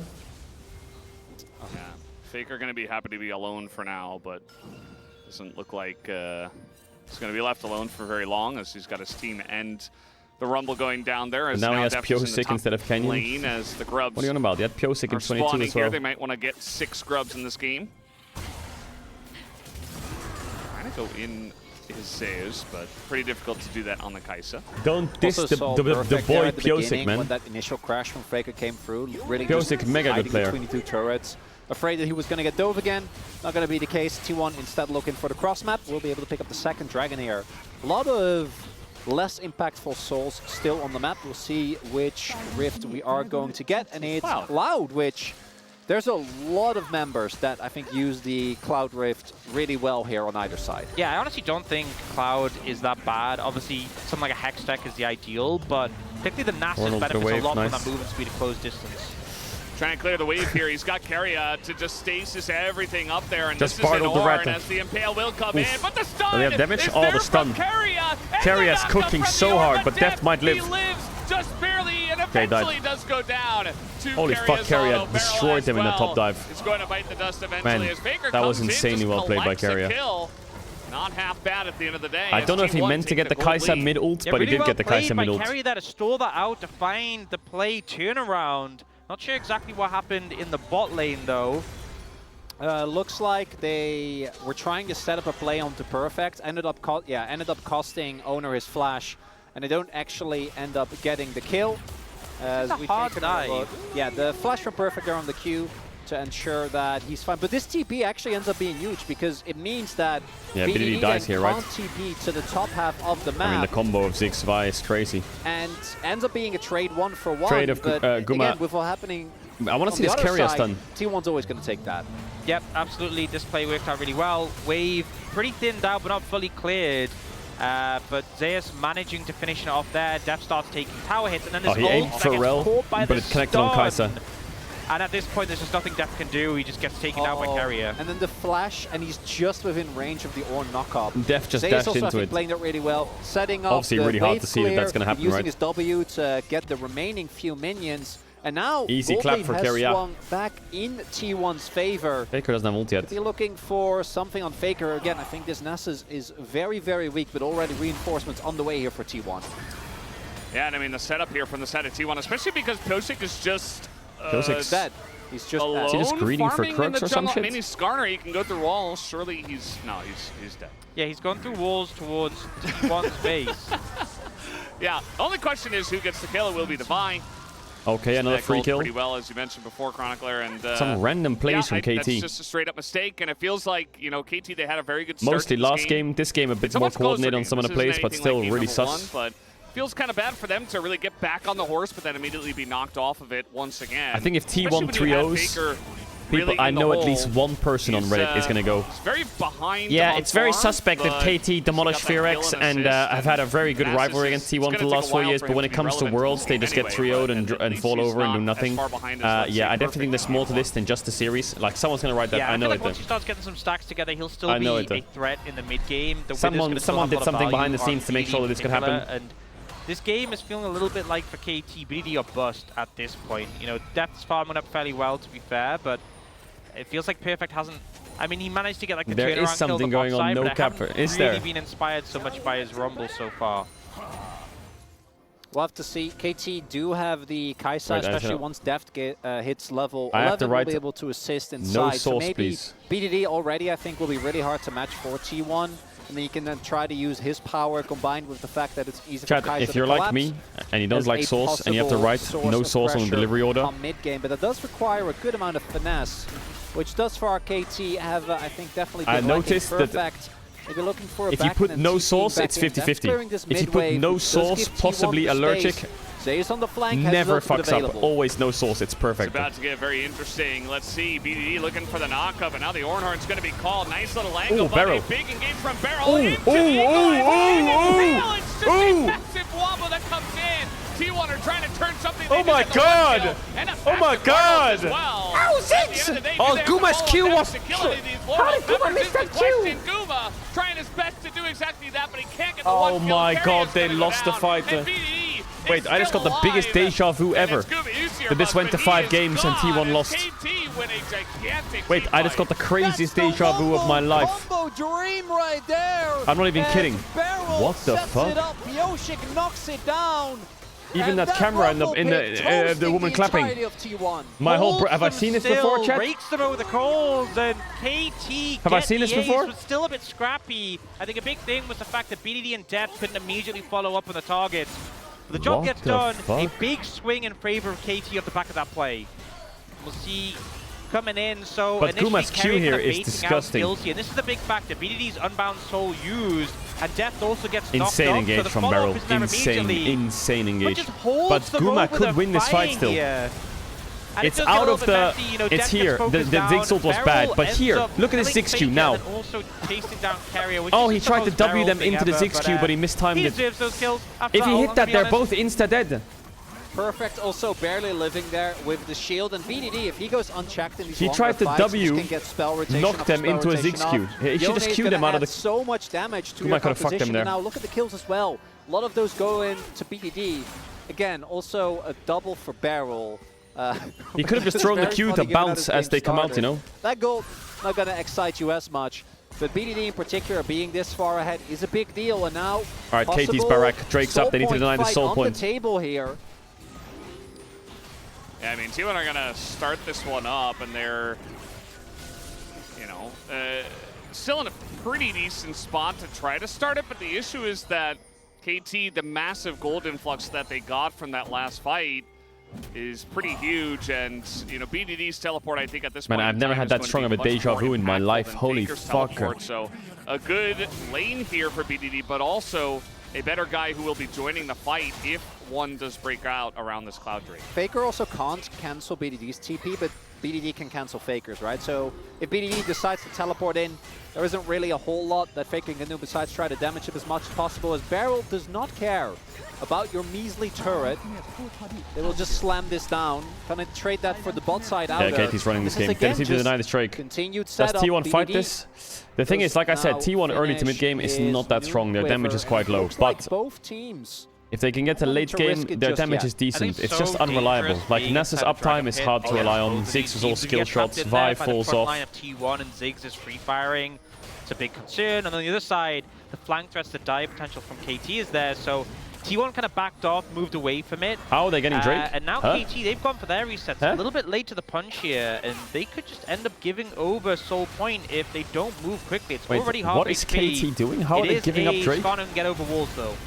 They're gonna get the ults. They have no damage for the Drake. And yeah, the Skarner goes in, and my it God, goes they lost over it. to Pyosik, and they do have this magical journey. Beryl trying to follow, but he just says, no, it's not worth it. We got the Drake. And it's Pyosik that wins the smite in the Yona Kumayushi fight. Point from T1. Really good moves there from Pyosik, and the thing is, they weren't even aware. You can see the ult from Carrier used on a barrel. Not really a major concern. Pyosik just slides in and manages to get the steal away. A little bit of an early smite from Owner there. Gonna be TP used by BDD, but also Owner's flash as well as Carrier's heal. So there are two big summoners. This match, though, definitely. Oof, you know when Pyosik starts winning the smites, you're in trouble. Into the day. As a reminder, there is no more LCK after this. This is the final fight between these two teams. Whoever wins this best of 5 goes to Worlds. For the loser, it's over as BDD. He's going deep. What? Yeah, just doing Yone things. Guards? And the if he hit that Q, he was dead. Very much like that or appreciate. He didn't hit so much. Yeah. He just got in range, and that's enough. And he just auto attacks him. Yeah. That's enough. Chat, That's Yone, enough. is it nerfed for yeah, Worlds, a little bit Yone? concerning for Guma here. It's not right, it's just fleet footwork nerf. He has gone the burst heavy build without the Seraphs. So wait, Yone is going to be so mega at Worlds, isn't it, with Conqueror? For Faker, no ult though. Maybe they just go Conqueror or something, or I don't know, this might sound really crazy, but isn't Grasp becoming like a replacement for Fleet? The heavy armor itemization and the Wither, so not opting to overcommit onto that one. But yeah, lead now for KT. They've mitigated the looming threat. They buffed Fleet for melees, didn't dragons. they? Oh my God. Soon. Wait, Yone is going to run Worlds. Being set up by Carrier to get some control of the area. But I think we'll see. Oh yeah, Yone is 100% going to be running Worlds. There. I think particularly onto Carrier, you could easily find a window to pick him if he oversteps. I wonder if we see something like Jack's mid or some shit. I have to go in. 95. Oh. There, and obviously a lot of damage coming in, the equalizer being dropped. Don't go too far. Oh, 다행이다. Oh, thank God. Okay. We stole it, great job. Okay, it's back. He's also so tanky, like you saw the Vial and the Ziggs ult thrown on him, and it's like, did he even lose health? Yeah, this Skarner gonna be problematic to cut through. What is that skin? And that's one of the concerns with this composition for T1. The only damage really is Ziggs. He has not gone a build that cuts through bulkier targets. He has gone the squishy killer build. So Pyoshik's not going to get really DPS down by Guma. Ew. The only really major damage threats Rage Bait Kai'Sa. Faker doesn't have that many stacks. Owner's a Vi trying to make a pick onto Rumble. Struggles getting in melee range off I mean, the they have really Skarner. good base damage. Pyoshik's just going to end up being immortal this game. Yeah, the real issue is that Owner, I imagine, is going to go Cleaver next, and between W and Cleaver, like, eventually it kill Pyosik, but realistically, KT's Baron is if Owner quick. is hitting Pyosik in a fight, something's wrong. Something is not going well, right? That shouldn't be a thing, as they are playing towards a possible catch on perfect here. Not going to find it. BDD now, second item finished. Same for Deft, and it's that third item that I think is really going to change how a lot of these fights also play out in the neutral, because right now, Owner is not going to be the type of jungler that can just easily keep tanking these Ws. Obviously, both Zeus and Caedrel, once he finishes Warmux, will be fine. But still, hitting enough of those onto people like Guma or Owner in the long run is going to be something that KT can rely on to type of setup for needs these to be really dives, careful right? in this One Baron. or two Ws alone could be enough. As Okay, that is a big committal, but it's a Caedrel to deny all the damage, and now T1 are perfectly set up for the wombo combo once What again. on earth just happened? Comes down. It's a perfect angle from Perfect, and T1 are burnt to a crisp as KT. Why? Why? Why? Anti-synergy on display. Carrier goes for the flashy play and then blocks his entire team's damage and hands The Q flash was good, actually. KT. What a misplay. What The an Q flash was good. From T1. But the ult was just... you gotta imagine if T1 is able to He go just up doesn't need to ult. 2-0 here, get a win after a basically completely demolishing KT in game number The 1. Q flash is good, but again, like I said, it's too flashy, but the flash sure. redirect I don't on want the to watch this Q again. works. I think they do And one-shot him with Vi ult Ornald, though. Even the Ornal. Dodges everything. Oh, God.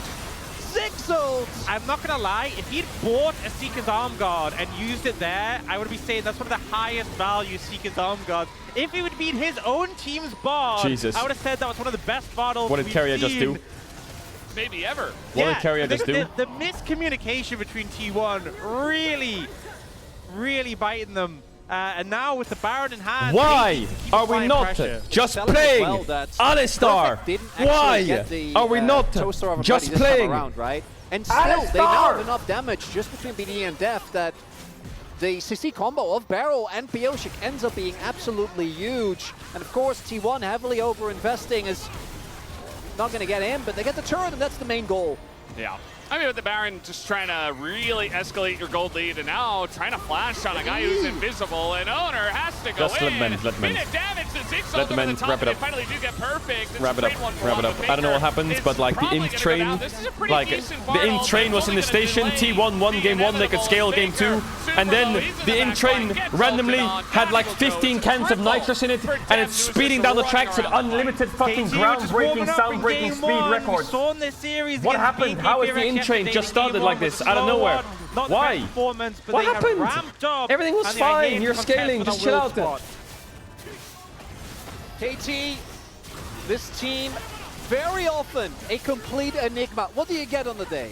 Are they going to beat Gingy? Are they going to lose to Breon? What do you get game to game?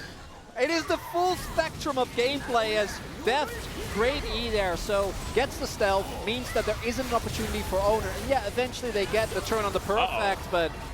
Well, this is just insult to injury. Guma doesn't have flash, and I think eventually should die. There you go. Pioshik just gonna pop him on the head with a claw. It's like a domino has fallen, and all the it's just a dominoes call are just Ziggs. fucking going. Trying to satchel over a wall, but you're not getting away from Skarner and Yone.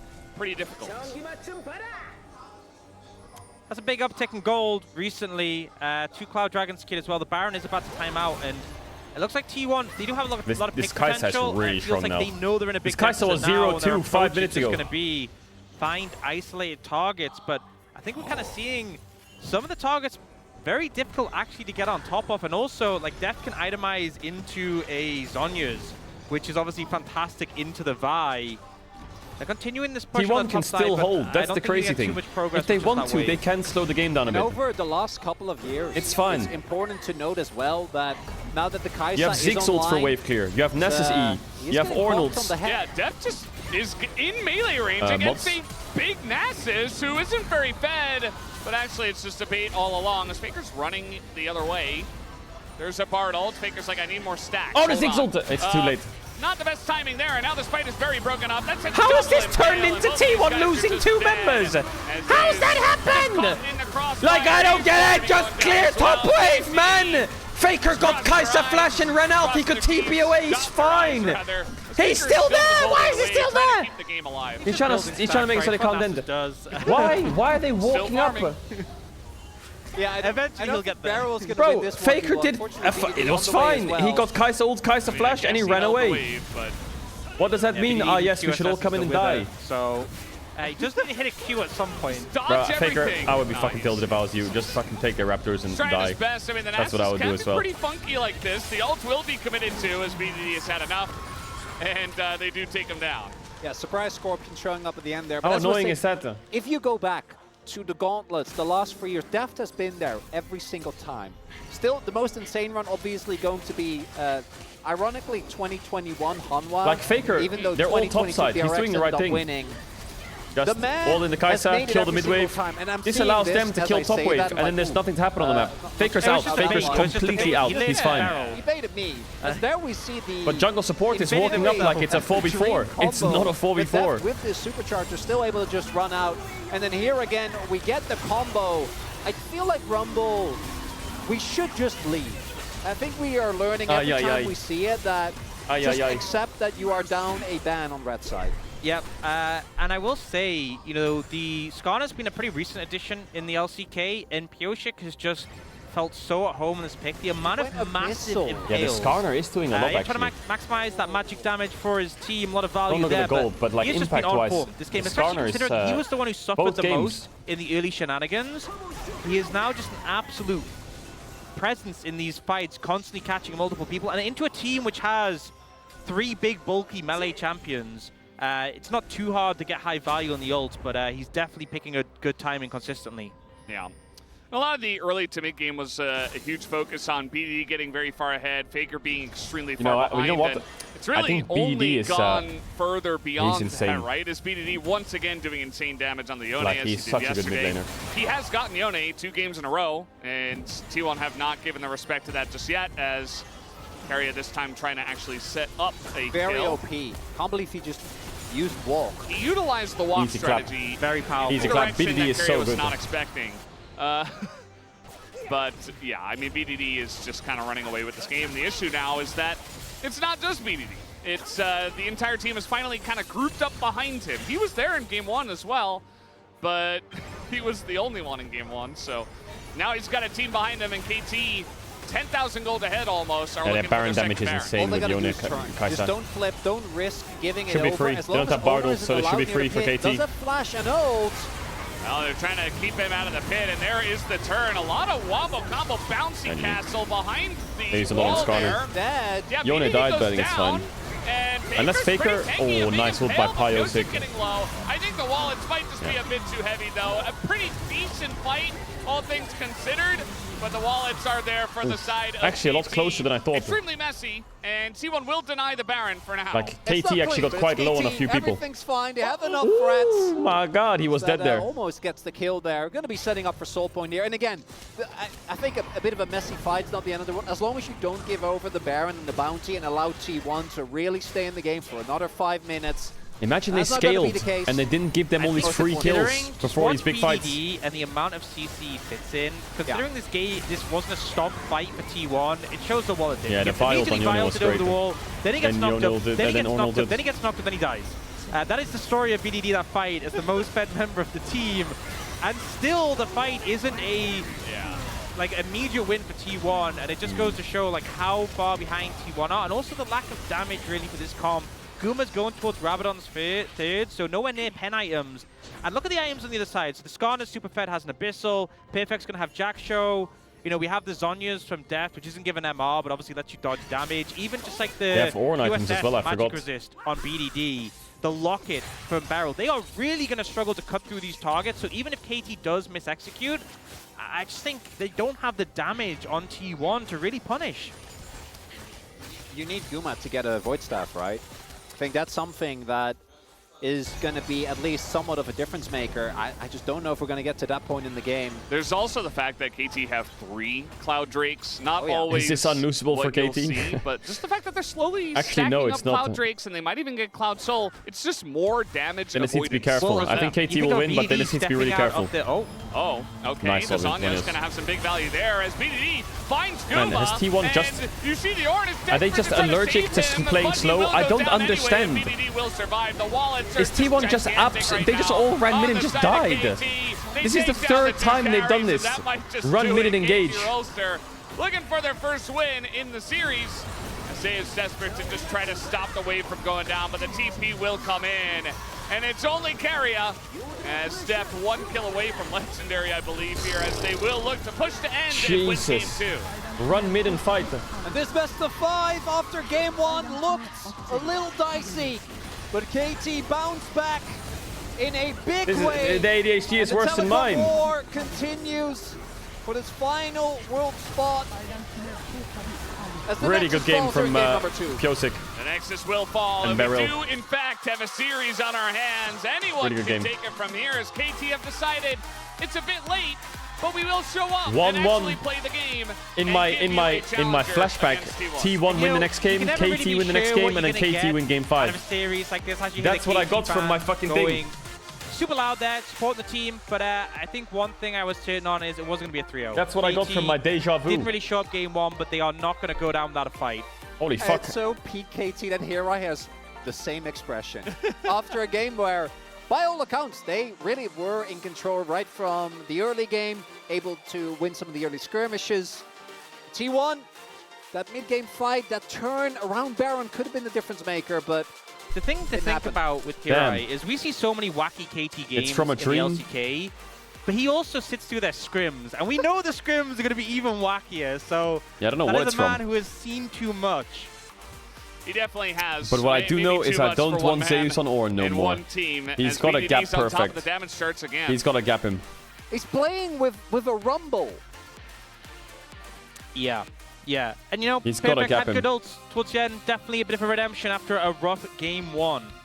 Yeah, showed up there with the team, some really good team fighting from the side of KT, and they're back on the horse. They have a chance in this series, but we are done after game 2. We're going to take a break. We'll be right back.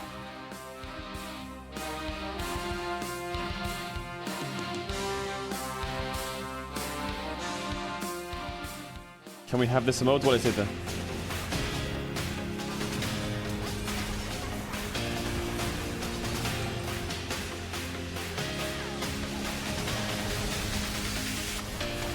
Yeah, that was a hard game to watch. That was a hard game to watch. Scouts Agency responded. Did they? What did they say?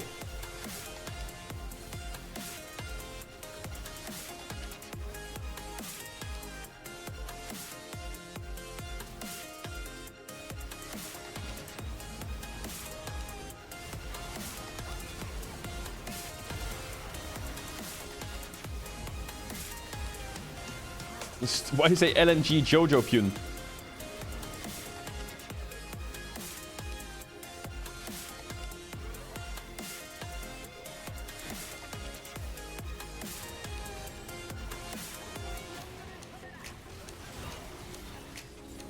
LNG Jojo Pune.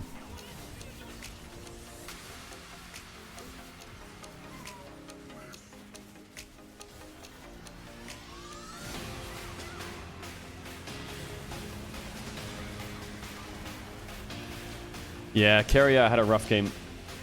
Very rough. I mean, I just disagree with a lot of things, but...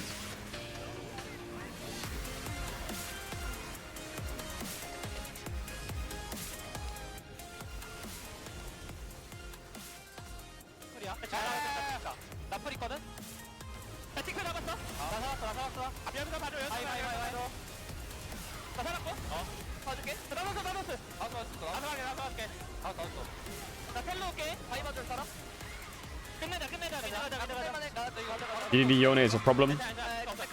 Yeah, it is a problem. 100%. DDD Yone is very good. Very, very good. Is there a new daily dose? Is there?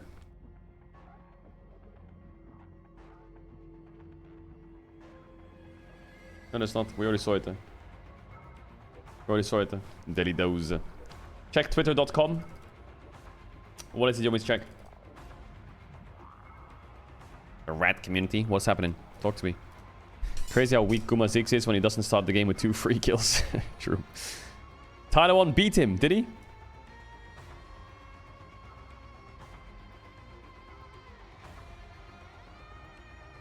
The clip don't work.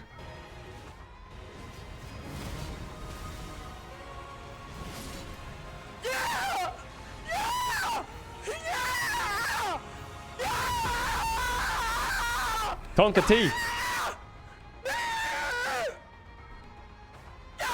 I guess he can't scream that loud because his child's asleep, right? Or? Fuck you! Motherfucker!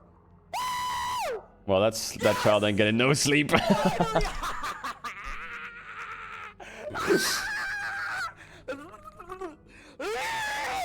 I don't get it, chat. Is he screaming in lowercase? Or is he actually screaming? I'm free! I'm free!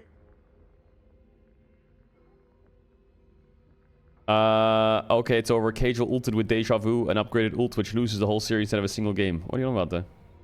You missed this game mode. Hunt for the Blood Moon. The fuck is Hunt for the Blood Moon?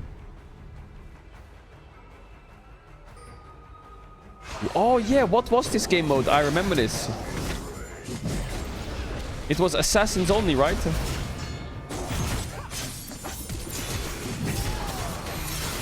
Oh, it was old Rengar where his Q did that thing. It was like a dash.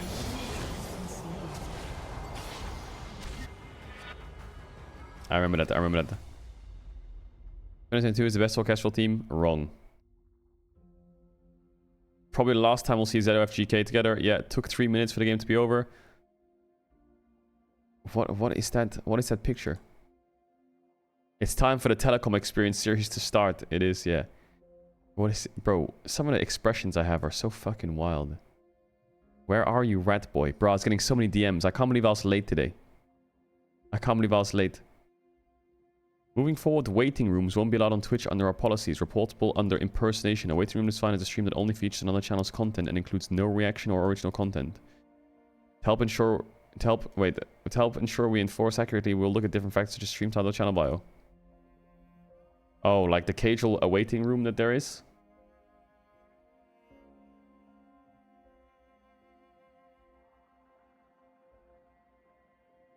'07 to the Caedrel waiting room. Alright. Anything else? Nothing else. Are we good? Lucid got 9.8 for his Lilia performance in Game 5 against T1. Yeah, I'm waiting for my food and then my energy's gonna be back. I promise, chat. It's here in 6 minutes. Man, I can't believe... I'm so mad at myself. As if the last LCK series, I wake up... As if on the last LCK series, I wake up late. Man, I put my alarm for 7:45. For some reason in my head, the game started at 9. So I'd have 1 hour. I should have set it for 6:45 AM. I completely trolled. Stop saying idiota.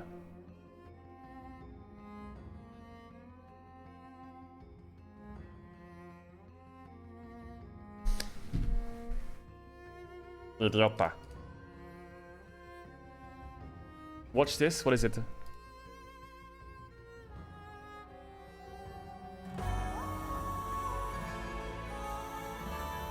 What is this?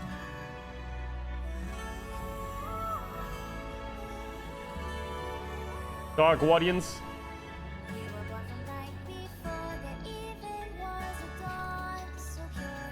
God, this... Yeah, no, I'm good. I'm good, thanks.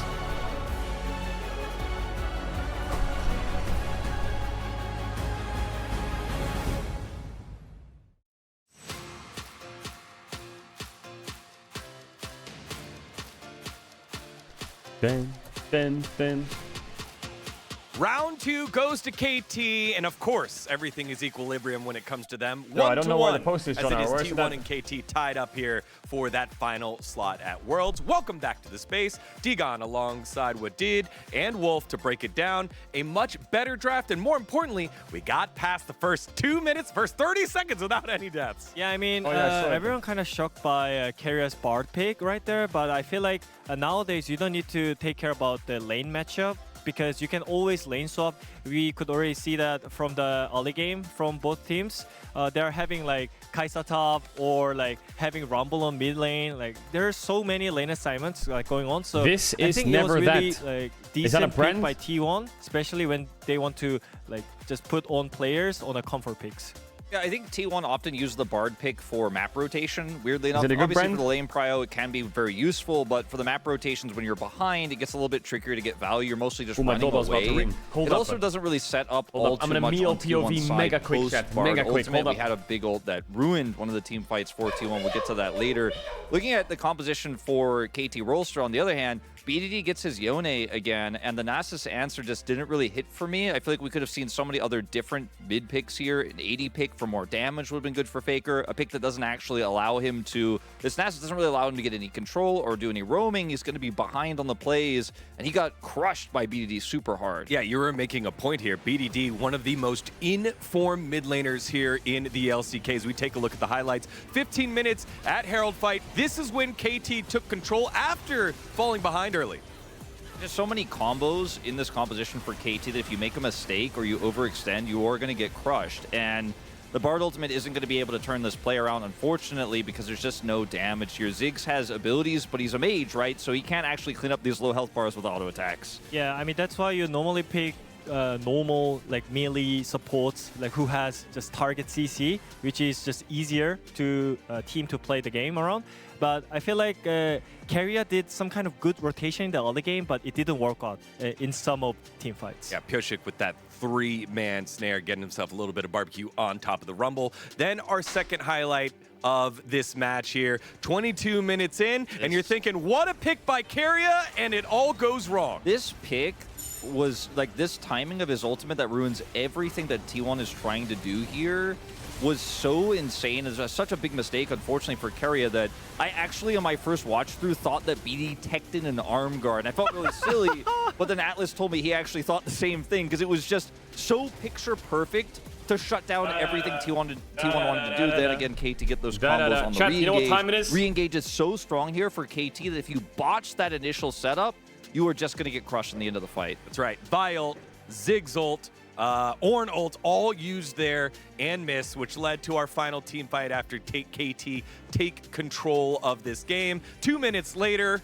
and this one was the final for a Red Bull. cup. I need a Red Bull. I think after those T1's mistakes, like and that's not even KT kind of they were kind of on the comfort zone after I don't those have any coffee in the house. silly mistakes from T1, and also they snowballed pretty well. It's on like the structure that they had. Chat, is this one good or not? It's the only one I have in my house. Looking It's for good the fight on the mid lane, like everything was great, and also the combination from Pyosik and Perfect's Rumble was really great. But we want to point out the BDD. No? Right? Yeah, I mean, I just want to talk about BDD briefly because the man has had such an insane end of the season. Even in some of KT's big losses, he had insane KDAs. His performances on Tristana, Corki, now the Yone coming up. We know how good he is on Azir, Talia, but the man is so consistent right now that I think they need some sort of answer in the mid lane. Even in that first game loss, he was by far the best performing player on KT. Yesterday, out-damaging a Ziggs on the Yone. This man has a problem that KT, 14th of the 9th, 2023. Yeah, again, perfect getting himself the opportunity on Rumble as well. We saw the Rumble for Ziggs trade, but I think the sneaky caveat there was also the Skarner just constantly holding people over the fire. I mean, I'm wondering if T1 is going to change the draft because this game was kind of okay, like before Keria makes mistakes on the top lane. So I feel like maybe T1 sticks to the plan that they had for Game 2, and then maybe after the Game 3 they can change. But yeah, it's still a really important game for qualifier. Yeah, what do you think about T1's, I guess, changes here as they stay on the blue side for game number 3? I think that probably move away from the Bard, maybe. I want to see Faker on something where he has a little bit more agency. And maybe if we see the swap from KT and they don't ban the Azir, pick that up and actually play an AD jungler and try to play around that, maybe get owner on the Sejuani. I think there are definitely some small changes T1 can make draft-wise because they have that blue side advantage. All right, well, 1-1. We're all tied up after 2. Game number 3. Who will move themselves to match point? Yo, Let's John, find out as we man. send it on over to the TriCast. TriCast here. Thank you very much, Spacers, as we're getting ready for game number 3. T1 back to the blue side. Gotta hope that it helps the drafting. At least will help the Rumble not see the Rift, I would imagine, as it was banned by KT in game number 1. Yeah, we'll see if it gets banned again. Likely will. Do they swap out maybe like the Sejuani and the Vi ban to get rid of the Ziggs? But I think the thing we set up the game Bro, one she's been to every was game. we weren't really happy with an aspect of KT's draft, which was giving counterpick to Zeus and perfect blind and Xante. But we also really didn't get to see a game in game one. It was just a ton of really crazy errors from KT that kind of made the game unplayable very quickly. So presumably that's not going to happen in this game. You would think they've learned from that and they're not going to give Ziggs a double kill level 1. Kind of poignant there to see the KT and T1 banners with DRX in the middle, given the roster that KT is currently fielding. Now, we have seen that on red side, some of our teams seemingly get struck by the curse that makes you unable to, you know, execute on any of the drafts. The Yone, this is 100% earned by BDD. I think, as we pointed out, even in game number 1 that they did lose, he was the one stalwart defender for KT. Rumble gonna remain on the ban list here, as he should be. The Jhin Ziggs trade is something that I'm looking towards now. The Smolder, unsurprisingly, comes through as well. So if you're happy to take the Jhin into the Ziggs, obviously we saw the opportunity for that last game, but it didn't happen because they wanted to prioritize things like the Yone. But there's time for it now. The Yone's obviously gone, so maybe lower priority to get picks for BDD. We'd expect the Jhin to come through in this rotation, or at least before the second phase of bans. Leona denial? Leona coming out, and then Ivan. Leona Ivan, sorry, I want to say Rel. Definitely different from the priorities we typically see from this team. Obviously, one in barrel to have that pick with confidence. We've seen the Poppy often picked into Leona, though. I wonder if T1 bring that out. Yeah, I mean, if you want to get more protection, you could look at the Poppy. They're hovering Xin Zhao, which... Shut up, bro. Just eat it. I don't think we're going to see. Diana has been a go-to for Pershing all season long. Yeah, Sejuani was up there picking Ivern preemptively into Sedge. It's a good matchup. In the meta. He just counter-picked himself. Sejuani's just going to be the pick, though, for Owner, which has been the go-to. Is he going to do Corki? For him. And it is the blind Camille to come through Does here. perfect have the confidence for Jax. Obviously, Sejuani and Camille as a duo, a lot of power there. And it basically forces KT to say, do we pick Jax here? Or is it going to get banned away? I feel like that's the one pick that isn't going to make it through to the next rotation. That was a big test. And with the Ivern and the Leona already locked in, I think you can go for it. Perfect. Considering it here. Then KT are fucked. And Counter-Strike value into Sejuani is always going to feel amazing, and we have seen Camille really struggle in this matchup. It feels like, though, this was kind of T1 setting a gambit. The Camille, even if you're not going to be able to have as much presence in the side lane into a Jax, you're still good in teamfights setting up for the Ziggs. But on top of that, you basically doesn't play Rel, does he? have to make a tough choice. He doesn't play Jhin, they go for the Jax. I mean, he does, but T1 will likely ban the Jhin out here and deny that away. That being said, the other side, KT do deny that Poppy that we've seen have a good matchup into Leona during the regional gauntlet. Yeah, it feels like the second phase of bans, the bans should be relatively straightforward. A lot still left on the table that could be utilized by either team. The Poppy and obviously one, the Seraphine also getting a look at here. Has been another answer into the Ziggs. I like Seraphine. You know, that 80 carry, quote unquote, just to, you know, get some shielding, some healing to deal with the poke, and also be an AP presence for the team.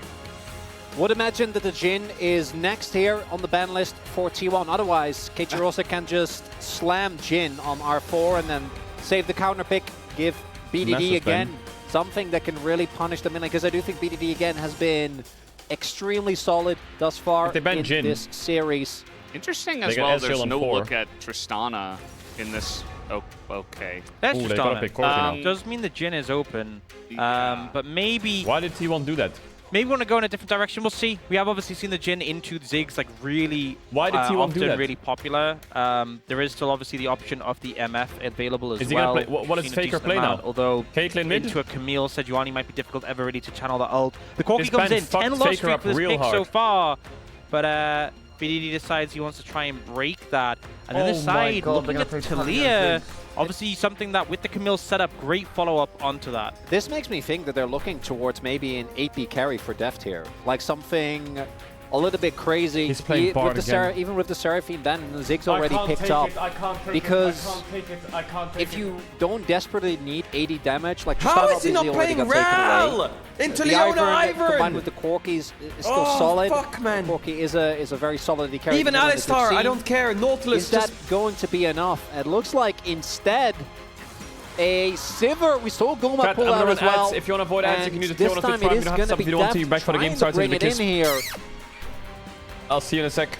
It just once again feels not like Jhin anymore. What is the discussion in T1 about this like Bard? a low-value Bard game. It's not happening. I think maybe You're the not thought playing process Bard. was they expected KT to take MF or Jhin. They're like, well, we can just bottle to block the ult, but KT don't take the bait. They go for the Sivir instead. Bottle, very low value against the Sivir who can spell shield it.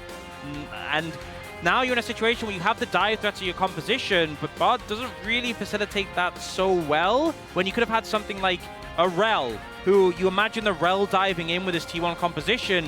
It feels a lot more on theme. Really does. Also, the Talia we have not seen for a while. The only combo that we saw consistently is the Divide because it's so easy and so guaranteed to get set up. A lot of the other setup is somewhat conditional. The only logic, if Keria said to the coach, if Keria said, I should pick Bard here because top matchup is really important and I need to be around top, and I can kind of see it. If Keria plays this game, level 3, level 4, he abandons bot and lanes top, it's okay, but even then I don't like it. This guy says whenever he comes down, they win 100% of the time. 1 for 0. Nice. He didn't tell us the numbers, so it could be anything. Technically, he's correct. Yeah, 100%. Well, they definitely have a lot of setup. We'll see if it works for them in this game. Definitely wasn't the way it worked with the Bard in Game 2. Sivir comes out again as an answer into Ziggs, so we'll see if that works as well. Is it just me, or is it ever since Keria went to the toilet in that game? He just playing Bard.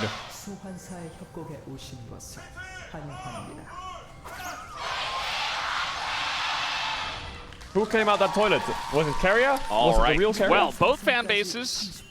Chronicler, you didn't want to say it before, but it does feel like desperation, you know, especially because both teams now have gotten a taste of how their team wins and in what manner. Okay, chat, I'm done eating. They want more.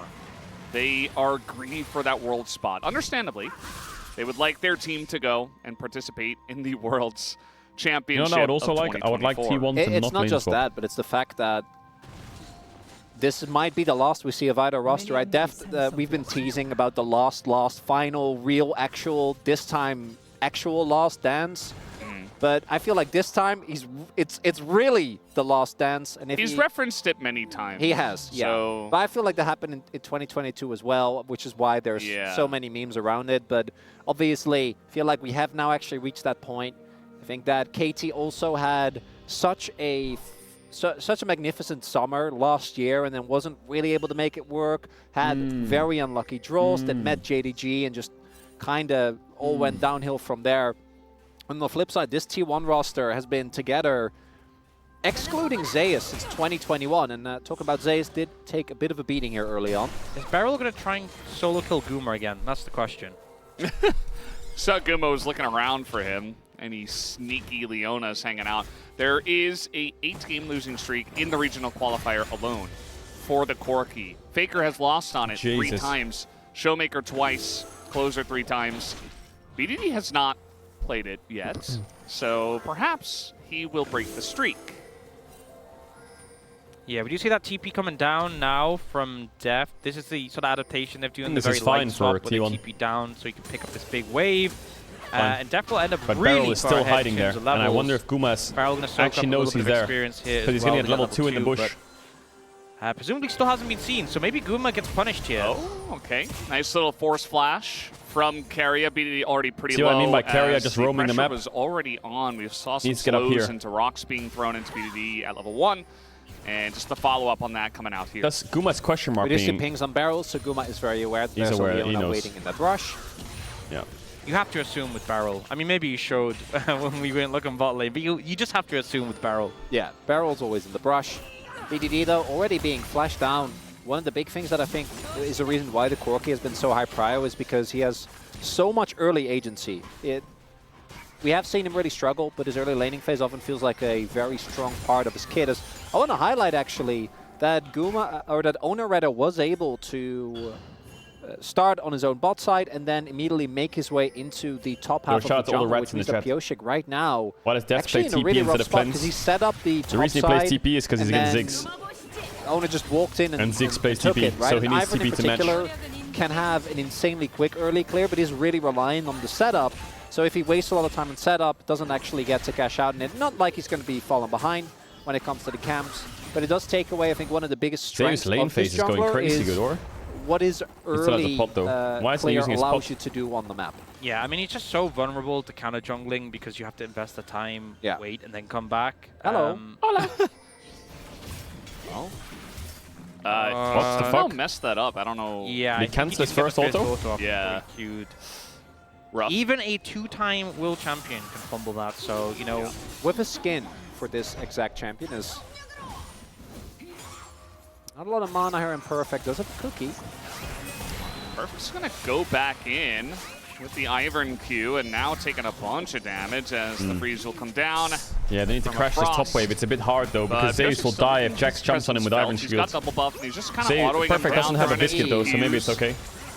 Level up, And nice. yeah, I mean, there is definitely potential setup, especially with all these brushes. Zeus and Owner, they're really desperate to push in that wave, and they will be successful. Yeah, I they're think good. just Perfect's a bit too low and there are too many minions, so you can go in with the counter-strike, but you ain't gonna like one-shot Zeus Owner, and then the minions TP advantage bot as well. Yeah, they would just mangle you, so I think trying to protect Perfect, trying to hold the wave as long as possible, but the right decision made there not to commit to something more.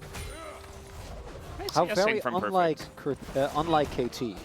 Yes. Nice. Yeah. I like that combo on Talia. Worked ground Q. We need Barrel just slow, to send it and in then with an WQ. aggressive flash or something. I'm sure he will. That's It'll happen, yeah. The lane's in such a rough spot here, but it will. We'll see if Faker actually holds it for longer. BDD just has teleport so he can get back, but it feels like we've constantly seen Carrier just coming mid, trying to put BDD in an uncomfortable position, and the matchup's already pretty fine for the Talia, but it's really been pushed in Faker's favor here with the extra help. He's going to get 6 as well off of this final cannon. Yeah. So can now make his way back to base, get a buy-in, and be feeling. They're maybe so even hold on AP to his heavy, it's teleport. crazy. Have to see what BDD or how fast he's going to be able to shove in this wave. As, like if Camille not quite falls enough for behind. the tier and lost chapter. Does Faker have? Yeah. It's a sad inventory for any AP player. Just desperate to try to get that item, but can't. Definitely going to feel much better for Faker in this game compared to the last game where he was playing Nasus and basically did nothing and fell behind. Now he's the one in the driver's seat with the help of Carrier. Those are the components where you really think about every CS you missed, and you're like, if I just hit that CS. Yeah. Isn't it just like 180 They on need top scrubs. of that? Zeus TP is not, it's not unleashed yet, right? So it's I can't remember the exact 16:30. one, but it's not much at all. Yeah. Well, they're trying to set They up need to here set for you the on grubs. with Leona and just combo her, I think. Caedrel with Obviously the level 5, Ivern what am I are saying? utilizing that zone control this is very tough well. then. But in goes Barrel. He says, enough of the zone control. I'm just going to put my face in it. And he does do that, and he's probably dead as the knockup comes in. He gets a shield, though. Stays alive for a very long period of time, but eventually does go down. First blood goes to Faker. And all going to be thrown out here by Guma, who is level 6. The Barrel kind of trolled there. Will look to push them away and take the other 2 grubs. That's what we were missing from Barrel, you know, just the aggressive. We knew it was on the way. It was definitely coming, and what was he looking for there? Leona really to find an angle. It's so early in the game, it doesn't feel like it. Faker doing so much damage in that extended play, and unfortunately, KD just not really able to follow up with Barrel, follow up on Barrel, and kind of lacking the damage there as well to cut through some of the bulkier members of T1. Yeah, Deft wasn't there initially, but you're also looking at a Cole Sivir that was level 5. So that's not really going to give you the power that you desperately need. As Guma does have his flash, low on mana, doesn't have his satchel. Yeah, he do they have just the damage used to kill him? They do, right? Here comes Deft, trying to come in, gets the Q down. Oh, Guma will flash away, some mines on the ground, but one Q could do it, or just an auto, as Deft is just going to take him down, and Guma does get punished. There's your lesson. Don't satchel unnecessarily. It's your escape tool, and Guma ends up burning flash and still going down. Yeah, it's like when you're playing there. Lee Sin and you're clearing a ward and you W yourself for attack speed. Now, this It's like, is that replay before. The brushes, don't do that. Well, the banana brush helping out there. In some cases, you'll die. Barrel immediately tries to go for Faker. Faker gets a good flash before he's stunned, and then Barrel is just shredded. It's your main source of damage is BDD, who's like on the other end of the river. You know, he can see you far in the distance. Very telling as there you go. If he saved that, he would live, actually. He didn't have vision in the brush, and otherwise it'd be like maybe he's trying to knock Deft away so that they don't have damage, but if you just knock yourself out of that flash, you're completely fine. So really big mistake there from Guma. Is going to get this Sivir back to the to that Essence Reaver rather in a much higher pace than otherwise would be the case. And I think Deft being online is really, really big for this KT comp, as we see. Otherwise, I think they might be in some damage struggles if BDD and Perfect are not in a great position. Yeah, I think one of the things we kind of noticed with the Corki is that he has a decent amount, he's a lot of burst damage, you know, between like the Sheen procs and the Q ult later in the game, but it's not like a Tristana. When you have a Tristana Faker's in the late well. game, it will just constantly pump Faker's out pretty damage strong in every situation. But I think sometimes teams have lent on the Corki as being like a DPS threat, and he really doesn't pump out the numbers as much as something like a Sivir or a Tristana, or even a lot of your traditional AD carries. But I guess Keria is hovering mid taking the portal. almost What a every highlight. wave. Perfect. Yeah, this is an important game for Zeus. If Zeus can win this matchup or like have confidence in Camille Jax against Perfect, supposed to win early. It really that helps a lot for blind Camille. Camille. You get to the later stage of the game when the Counter-Strike cooldown becomes very, very low. Like he is but kind of rolling right now, really but Jax does outscale. With keeping up in terms of minions, level down on Zeus as well. Yeah, the trading patterns as well have been a bit questionable. I'd say he's being very aggressive, trying to push waves in and using his Counter-Strike, aggressively. And then Zeus just holds on to his hook shot until after that. And he's like, okay, well, you don't have Counter-Strike, so here I am, I'm in your face, I get an empowered Q. And the Camille is going to love that. Keria put a portal there and then based, so it looks like he's topside, but he's instantly gone. And so is Beryl. So that was really funny from Keria. He puts the portal down, then just starts recalling. So Perfect's like, okay, who's coming? No one. He's already gone. He's already back to base and running over. But it does kind of put some pressure on Yoshik and Beryl to be here to cover. Now, they will get spotted here, clearing our vision. Yeah, they're not a vision in the brush. So they just assume Zeus obviously went for the base there. Stealing lines, what the fuck? Turn it off. Very interactive lane. Yeah, Sivir Ziggs. Wow, what a riveting bot lane matchup where they're just left alone and it's just back and forth wave clearing. Now, do you have grubs in 30 seconds? So say the team's trying to set up for that. Guma doesn't have TP, but does recall for his Ludens. And Zeus is going bot, also without TP. So if Perfect comes up towards the top side, that can stay for one more wave, reset, then TP top, and it could be 5v4 for KT. Or he needs to fast push this and then come up.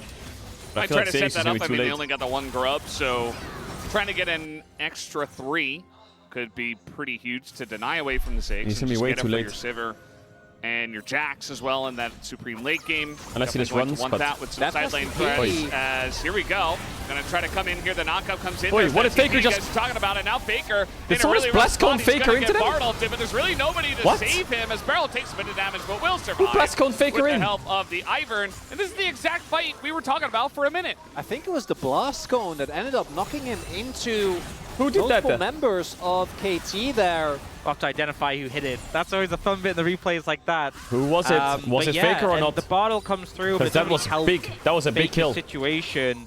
And now Perfect doesn't even need a TP bot. Just walks down, not even a single plate lost to Zeus. So KT getting the better of that. They had kind of done the homework, done the setup, done the lane assignments. 4 grubs now, no? And get the kill and the grubs. Chat, don't really lose anything for it. Place your bets. Yeah, definitely.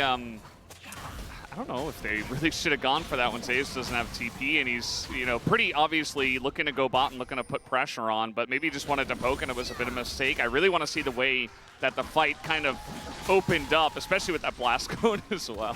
Yeah, that was the big thing. Where's the replay at? TP advantage. As Zeus was matching depth, as you point out. Beryl, they will know this is really diveable. A lot of sums still available, but Leona has so much CC. Perfect as Counter-Strike as well. This dive is rough. Yeah, the dive. Leona Jax a little bit with no Bartle. Of themselves, so they're just back away. Camille Sejuani into a Jax. This is why I kind of highlighted. Observer, the draft. Snitch. It's Snitch. so hard to really do anything Snitch? if he just pops Counter-Strike at the right time. Now, though, we get the replay. Watch the blast cone. Yeah, eyes on it. So the root comes in. Who was it? Starts. Wait, Faker E backwards. Faker, it was Guma. Faker unraveled it backwards, and then Guma knocked Faker in.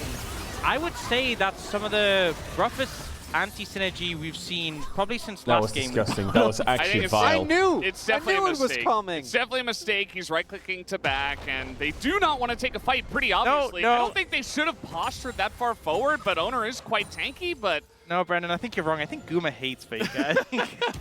Confirmed. That's what we saw there. Yeah, we have the evidence now. Slow-mo it. Well, when in doubt, let Zeus carry. Investigation. We've got it. We've nailed it. I mean, at the end of the day, yeah, KT, they got the 4 grubs. It's going to be very nice. I feel like so that's annoying. the biggest thing. Like, you got the kill.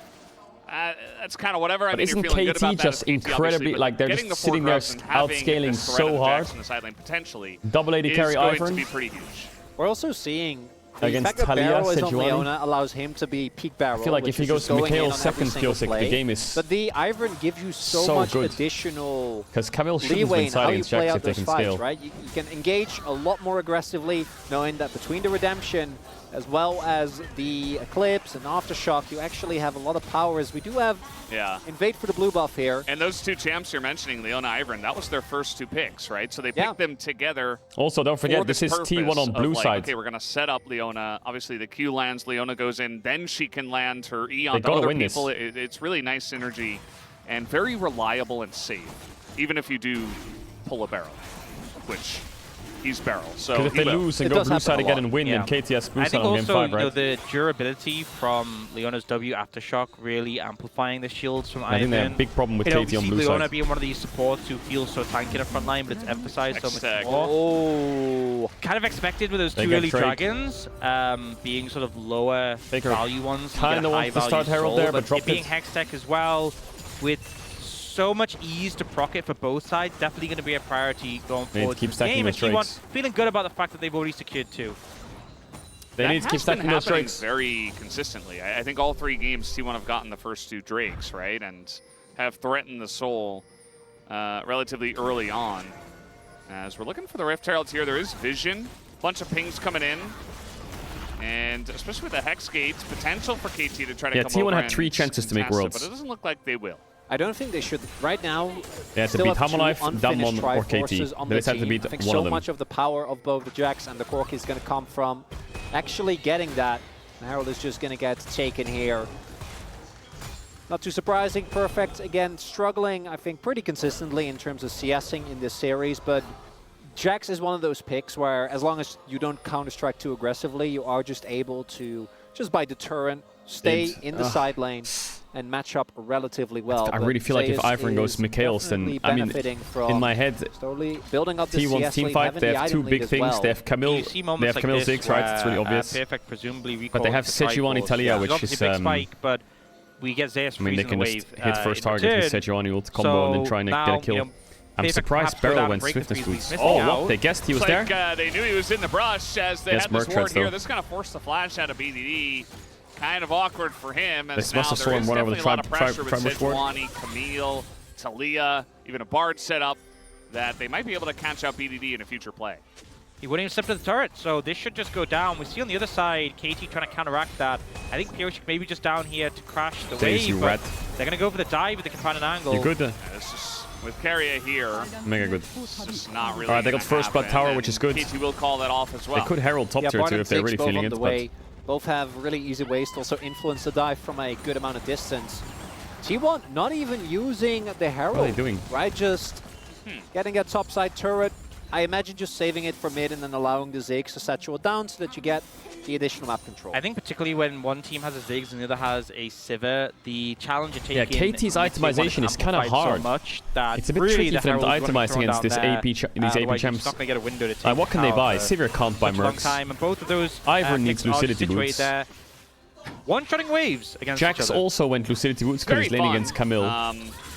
They're very far away from anything like I'm a mole. a big fan of Wave 15. They need like 2 more items before they can build a mole.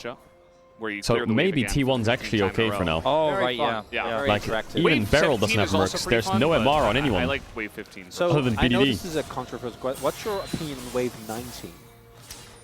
You know, I The know fact it's you really would bring popular. that up? Yeah. Well, it's a bit of a Oi. downtime. A Oh, catch. that's flawed. There's the Bard. There is the setup.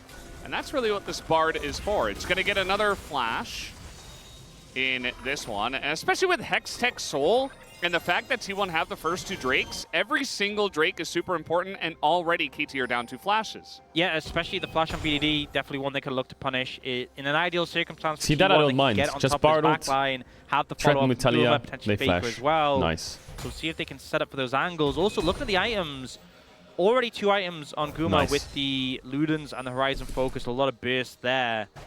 But the thing is as well, The caster voice is high. Good, we're locked in. You really need Zeus to be on a good angle here, because Carry, we've seen in the last one, the Bard ult. What do you mean? We need more pace. There's 3 kills, bro. Ziggs ult doesn't work that well, especially into a Sivir who can just spell shield it, or a Corki who can dash away. You kind of need Zeus to be up there, so the spell shield can't just immediately come in to counteract.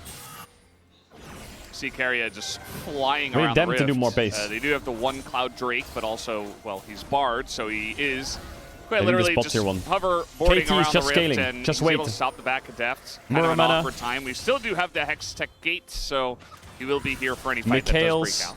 And now Navori done for Navori. Deft. That's a big Trident power spike. I think you're really looking for KT to get second item on Pioshik, second item on BDD. The Manamuna finish always is really big. A bit more and then time. Deft now has already hit his. From that point on, these fights are going to be feeling a lot better for KT. Owner, cheeky steal there, blue buff. Not going to be feeling too bad. Why does We do Gumayushi have a bounty that's the significant exact amount of same as vision Deft's control when here Deft is in the 2-0? KT jungle for Fuck T1, which said is that. ideal because again, I think you want to try and have Zeus come in from an angle and hook shot straight into the backline. Because if KT gets a kite back, All right, with big Drake Sivir fight. and Here we go. Ivern, you might Zeus be in has some top trouble. push. Yeah, this Zeus is ward pinging on the top blue tier buff 2. What he's really basically big as a saying is, TP threat angle. if you can force Jax to If TP Zeus somehow, pushes wave I'll in, take top tier 2 back easy. away, And we can you drop Drake and get threaten that pretty a easily. shit ton of gold on Camille.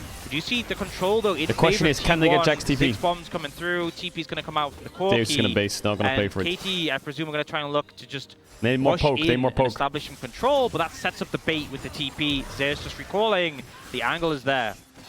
Yeah, and again, no flash for BDD, no flash for Pioshik. Zeus So let's see saves how his, this one does break TP out. We here. have the Rift Heralds to be dropped in mid as Guma will sit here, try to clear the waves and pressure that one. Meanwhile, Faker's on the bottom side, has a nice angle for a wall. If Herald a fight mid, does get bot break tier 1. out, really trying to push in the Rift Not bad. Heralds.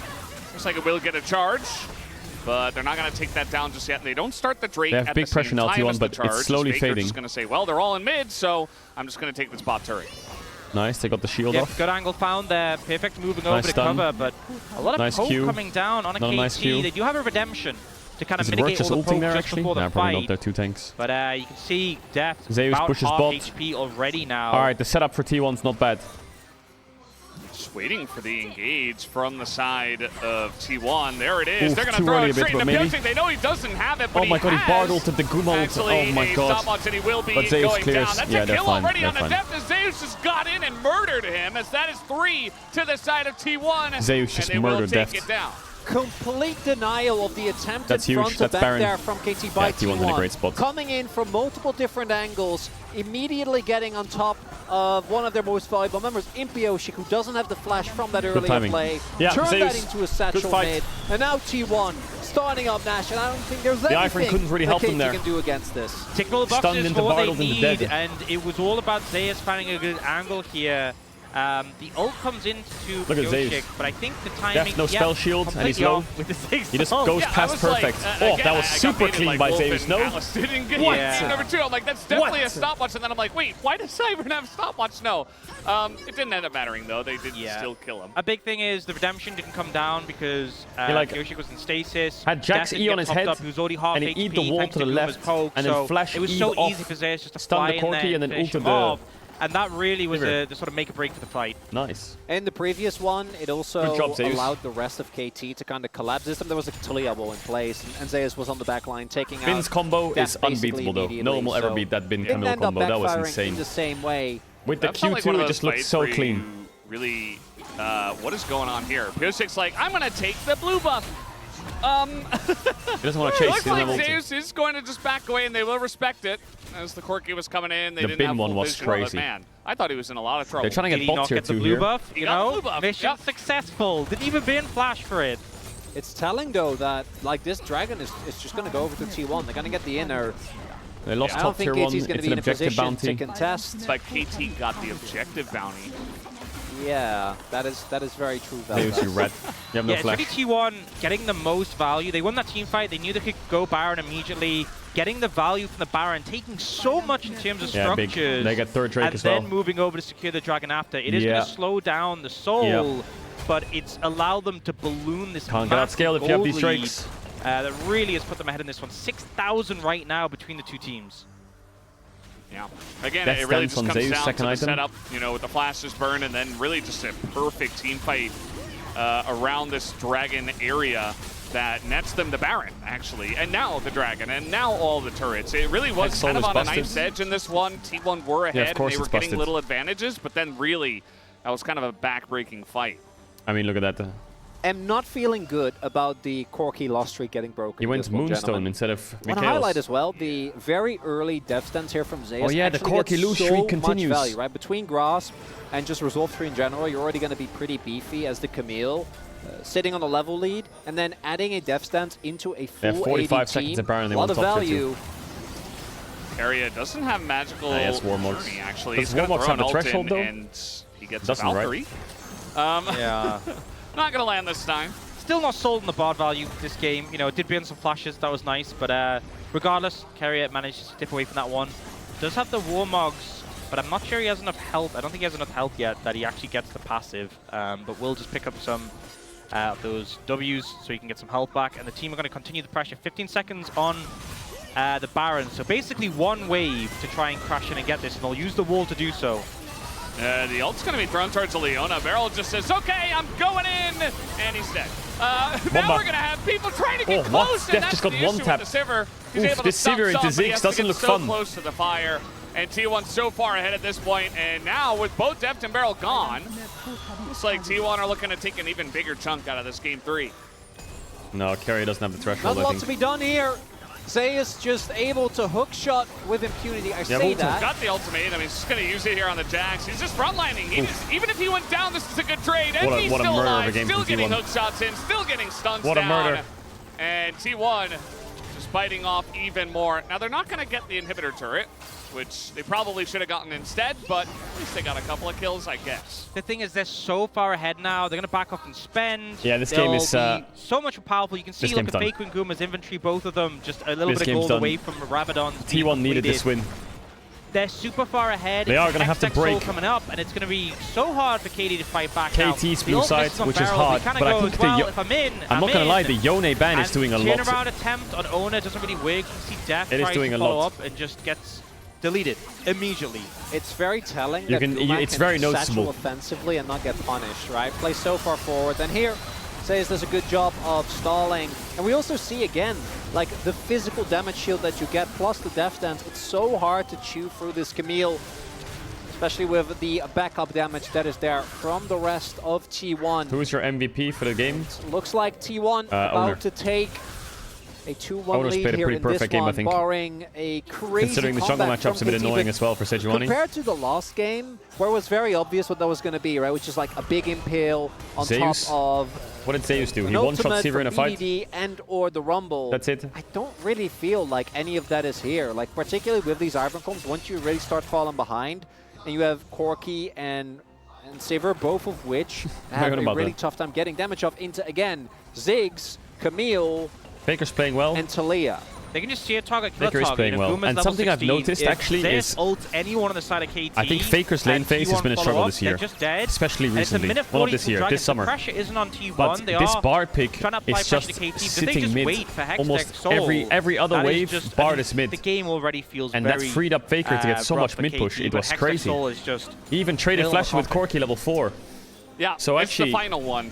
I do notice that this before Bard they, pick does cover off send a it lot of down. mid lane Maybe phase. some extra ones. It like, you know, they basically already have guarantees covered. Faker They're like, winning you know lane. what, just for good measure, you know, in Just case. in case, you never know, yeah. I mean, it's kind of incredible. You were talking about the items and the fact that they were going to go spend. Both of the AP carries on the side of 2-1 pick up their death caps, and Faker gets a little bonus rod. And he's like, all right, Yeah, I'm Baron's just up in going 10. full AP. I already have Void Staff. Yeah, people are Baron's dying. not that quick, And but they he's have a real lot of threat poke as damage. well. Generally, it's, you know, just the Ziggs, and you They got could look AD for carry, some but kind of actually, Talia the ult in amount their of burst jungle. damage they have is just ridiculous. There's also just no MR on the side of KT apart from like the Merc treads and the Corki. Yeah, how could you forget the Merc Tread? Oh, have to the mention Corki. it. Little engage here from Beryl, but at Yeah, the end of the day, he super winning uses his for satchel T1. defensively, and Beryl's dead. And All the the timing timing. this Yo, time Death with has the had- Bard okay, is there's his flash. fantastic, as Death will actually run Keria? away. Keria getting pretty close to the sun, and now it's Zeus who does take that magical journey in. Bro, and Zeus is on looking Camille to is end always this it's always a game. treat. Like he just T1 looks a little bit low useful. on the health bars, He just but looks there's strong. the knock up, the stun onto perfect. He's got a flash away. Zeus is not going to let them get away. at this point in time. Deft's desperate to try to do something, but he will be taken down, and so will BDD. All right. So those two short-range This was a needed win for T1. They needed to win that. And T1 will look to end it. I wonder what KT is going to do game 4 on blue side. The Yone ban is annoying, but what do they have to ban? T1 have to ban Rumble. They have to ban Smolder, and they have to ban Yone. To match point. I think that's their bans on red side T1. A guaranteed win for them. Rumble, I still think this Smolder, game, despite Yone. the score I don't think they have a early on, choice. felt like it was decently back and forth. I think T1's bans are locked. Once T1 got control, so what does KT do about it? KT weren't able to fight back. And it feels like Zeus, you know, previous game on the Ornn, didn't really feel it, especially in the Rumble, but him on this Camille, I feel like it's not been a pick he's pulled out. I mean, they can play for a Maokai draft, they can play for a Vi draft. Impact has been felt. He's just been able to find these great engagements. Ziggs Prio. Really be a threat, even with the Jax being picked, that's that counter. Sejuani seems strong, but it's not a big deal. Once T1 got control of that game, everybody worked for them. The Corki continuing that loss streak, and I think KT back to the drawing board. I really wonder. Next one. Yeah, and at least for KT's sake, you know, that draft I feel like they went for some interesting picks. But now they get to go to blue side, and so far the blue side is 100% win rate here in this series. It's important. Deft on Jhin is important, I think. Continue to what is his win rate on Jhin? As it looks like it's just, from what I can see, Deft and Barrel in that shot, but I saw someone on the left as well. As it ends up Guba topping the damage chart. 75%. And you know, I'm going to say, there's a pick we've actually seen be pretty good into Ziggs. And I don't know if you're aware of this, but it's the Jhin. And they could have gone for that. And instead they went for the Sivir, and there was that top play when the Sivir got exploded. I think that was sort of told the story of this game, really. Of that we won a Jhin. Yeah. We'll see I really wonder what T1 does in Game 4 or what the draft looks like. But first, we're going to take a break and have the space. We'll be right back.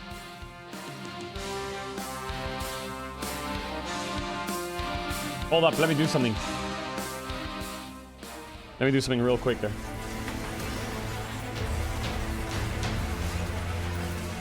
Okay, let's go through it together. Because I'm convinced.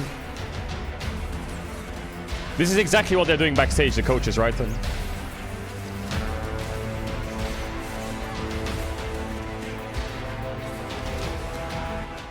How does the draft go?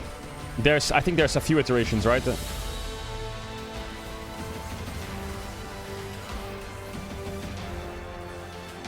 I think T1's bans are locked. I'm convinced.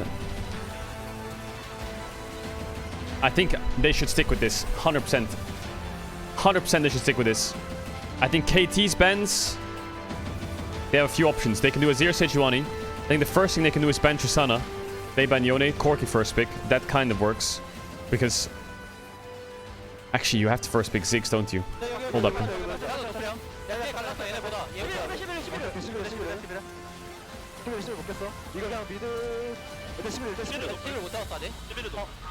봐줘 괜찮은 거 같아 괜찮은 거 와봐 이거 방울 생각할게 우선 해 먹겠다? 봐줘 야 땡겼다 땡겨서 봐도 돼 What do you ban? 넥스 노플 Q3초 What do you ban? There's also Lilia. 끝내자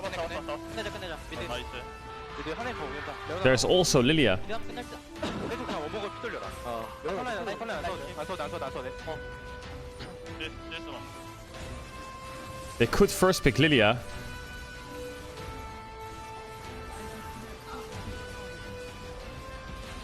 잠깐만 이거 와봐 됐지? I don't like it.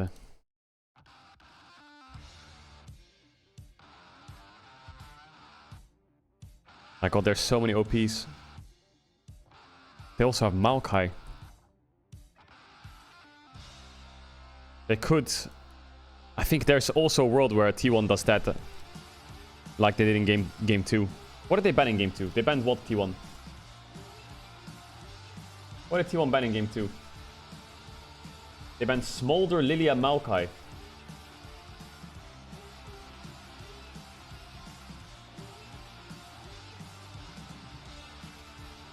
They banned Smolder, Lilia, Maokai.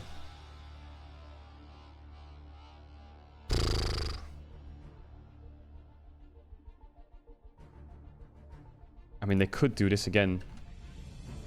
But they have to ban Yone. I feel like if you ban Maokai, you ban Lilia. If you ban Lilia, you ban Maokai. But if you don't ban either, then it frees up a ban, right? That's why I'm convinced it's Yone Rumble. Otherwise, it doesn't make any sense. I think the biggest thing is, what is KT gonna first pick? I'm not updating my window, shut up. Because in game 2, they first picked Rumble, but they should never give over Rumble now, T1. They must have learned that Rumble is a key ban. I'm convinced it's this. And I'm convinced KT's gonna ban this. It's just what's their preferences. I'm convinced these are the 6 bans. So what is their preferences then? I think it's first pick Maokai.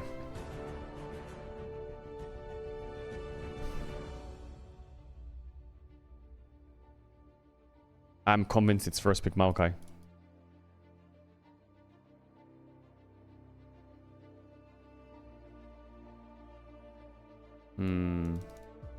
Maybe it's not first pick Maokai. Then again,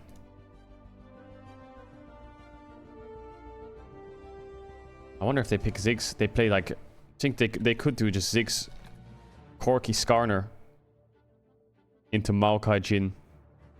Oh, my doorbell rang. Hold up, 1 sec.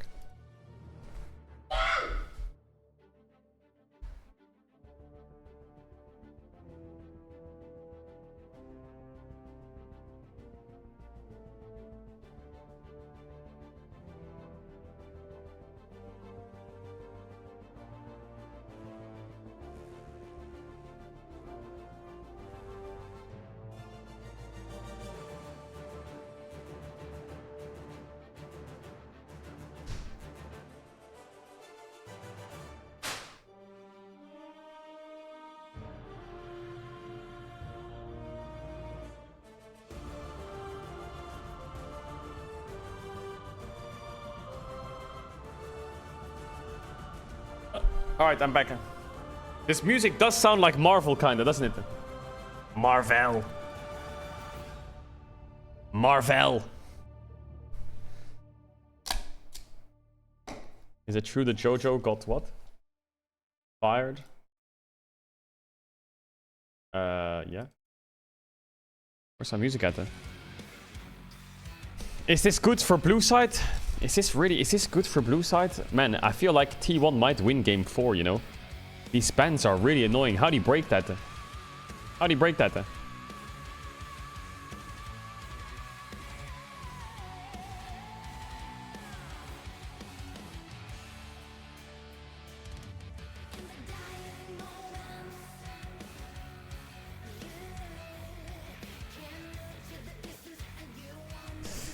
I think maybe, I mean... Okay, I think there's 3 outcomes, okay? I think KT have 3 options. Option 1 is get strongest mid with Tristana Smolderman, which is fine. The problem is you're giving up Ziggs Vi probably, and you're playing Maokai into it, and you're trading Jhin. I think this is fine. I think this is actually a good option. Option 2 is you first pick Maokai or Vi, let them have Ziggs and do some kind of Seraphine maybe into Ziggs. Let's say they first pick Vi, they go Ziggs Corki, you play Seraphine Leona, drop mid, and he goes something like Talia, Ari, I don't know, something on 4-5. Option 3, I think, is the unknown, where I think this draft, I actually have no idea what T1 would do. Like, I think they would probably take Corki for Faker, but I don't know what they're going to do into Ziggs. They could play Lilia Corki and MF on 3. They could also play... they also could put Owner on Maokai, but Owner's Maokai, I remembered, Owner's Maokai is not a big thing. They could leave Maokai open and kind of like dare him. They could try and take Vi themselves. They could do a center draft. They could do like a Seraphine draft. They could do like a Neela. They could do Caitlyn lanes. No, they can't do Caitlyn the Ziggs. Ashe is open, you know? Like, I really don't know what happens if you first pick Ziggs. Game 3 goes the way of T1, and they are 1 match away from qualifying. The one thing I hope T1 doesn't do is they pick Vi, the inverse is true as well. Ashe, and then they do like Yasuo or some shit. I feel like T1 have done this before, I think, and I just hate it. They can give up. They have to win 2 in a row I hated to it. continue with their dance. Legendary organizations, legendary players, but only one can move on here, Wolf. Yeah, I mean, KT with a pretty disappointing performance in this game. Let's talk about the draft because there was some weird priorities here. I think at the end of the day, when you look at the composition of T1, it's robust. Why is Elise not meta? With Sejuani, so it's very difficult for the Jax. Doesn't really feel like a strong answer into the Solo Camille champ. with this Elise setup. power spike level 3. And then the Talia coming Get through 2 here kills is or open. So Faker, right? This draft feels so T1, especially if we consider there's no tanks on the lineup for Caedrel, so that can actually make MR builds. And the Leona priority meta here in for TFT. KT Roster What, is Eldritch? insanely baffling, and it ends up leading to this weird Corki pick that they could have just picked Tristana instead of. Yeah, and also I want to point out the Sivir as well, because, I mean, normally... What's the most OP comp in TFT right now? You get the Ollie push, you get the Ollie Prior, you get the lane pressure, so she can actually accelerate the game from the Ollie game. But I feel like they didn't show up what Shiva is good right now, and there was a gene they could pick it up when it's already everyone has a different guaranteed option. It's really good into Ziggs, but they passed, and I don't see the reason why they picked up a Sivir right there. Yeah, that's right. Ox brought up during finals, it felt like... Get me into game 4. Get me into that draft. I'm mega locked in now, chat. But Ashe difficult to play into Ziggs. Ziggs difficult to play into Jhin. I'm giga locked in. Difficult to play into Ashe. And we just don't see that here with that opportunity to punish. And instead, they go with the Sivir, and they just don't have a very impactful bot laner as we take a look at some of the highlights here. 21 minutes in. This was after a long period of farming, and both teams finally settle in. Yes, and then I did. the engage comes through. Yeah, I mean, both support didn't have ward right there, so there was no vision for both teams. But I mean, then KT, you have to pull the trigger before they are going on you, because they have no vision, we have no vision, so you usually be the one that going on to the enemy team. If you don't go first as KT in this situation, you're trapped, you're isolated. Zeus is positioning phenomenal there because he can actually block out the backline with his Camille at the same time as that Weaver's Wall comes through as soon as Owner engages. So everyone is just completely cut off. There's no way back in. This was kind of a consistent theme in this third game of Faker actually isolating members of KT Rolster, whether it was in this fight, whether it was in the top lane, just cutting the team in half. And KT had no answer, and they weren't proactive enough. Once they fell far behind into the Ziggs, as you can see in fights like this, they just can't actually control the map. Like, there's no way out here, and the Barrel is just like, well, I'm going to send it because there's nothing we can do. Yeah, I mean, also that comes from the comp as well. You have losing side lanes, and also you're losing mid prior, so what's the point? What lane should you look for What's the point? To win the game? Like, there was no answer, so that's why Barrel kind of looked for some unexpected engage right there, but also I feel like BDD was performing really well when he was on proactive champions, like you can go side on Yone, but with Corki you can't really do that, and also you have Ivern as a partner, so really didn't like doing after this game? Strat, but after the series, you mean? At the same time, I was kind of impressed that Carrier picked up Bard once again. I kind of want to do some VOD reviews. I kind of want to rewatch a lot of games because I'm making a lot of content about Worlds. In the next 2 weeks, I'm making insane amounts of content, and I kind of want to rewatch a lot of games to write down some notes. I was watching Weibo versus LNG last night. Oh my god. Yeah, when you have the Ziggs, that's always the 3-0 from LNG. Pushing power. If you fall behind, it feels so Light is Light is actually insanely good, I think. Like, I think Light is such a good AD carry, but he's so hard stuck. Drafted around that instead, but he got banned in the second ban phase, and so we saw some desperation. He's so hard stuck. The Sivir feels good into Ziggs because you can match the wave clear as they did in that lane, and then you could spell shield some of the damage. But ultimately, in terms of how it's going to fight and how it's going to team fight, the range is a big issue, and the Jhin, I feel like, really fit the bill a lot more. T1 clearly came into that game with the read of this Yone is a problem. I showed it on stream already. I showed it on stream. They ban it away, and now KT looking a little bit lost. All right, well, 2-1 is the score. This could be it for What's this Faker been up to? KT squad. Will they have the fight Anything? back in game number 4? Let's find He's out been practicing together. Garen? Send it back on over to the TriCast. Thank you, Corki top. Oh yeah, Corki top. We'll see if KT have it in them to bring us to a Game 5, to another Silver Scrapes. We've had so Talia many games, yeah. BDD so Talia is a far classic. in recent times here BDD Talia is a classic. Or will T1 just close it out and find a win from Oh my the god, red he's side? hard grinding Those Ziggs. remain to be seen. That's a question, and obviously, you know, some of the factors that we saw in the previous game was the Rumble being left open, and also the Yone being left open for BDD were really driving forces in KT's victory. We did see, obviously, we know that on red side, there's a lot more ban weight. T1 banned Smolder, Lilia, Maokai last time they were on red side. So we'll see how that changes up. I think denying Yone from BDD for the entire series is probably just a play. I think that is probably just the play I would go with. What was my bans chat? I forgot that. So effective on that pick. What did I say? Azir, Sejuani, Flex. No, wait. Two more games. Azir, Sejuani, and then I said Rumble, Smolder, Yone, right?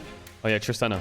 I think this is so locked. In a gauntlet yet again. I don't see any other way. About the parallel theory.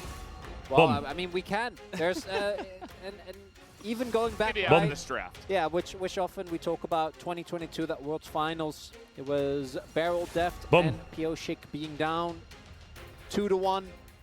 Ended up coming back, winning the whole thing. No, I think Tristana here if they want to first pick Corki. KT.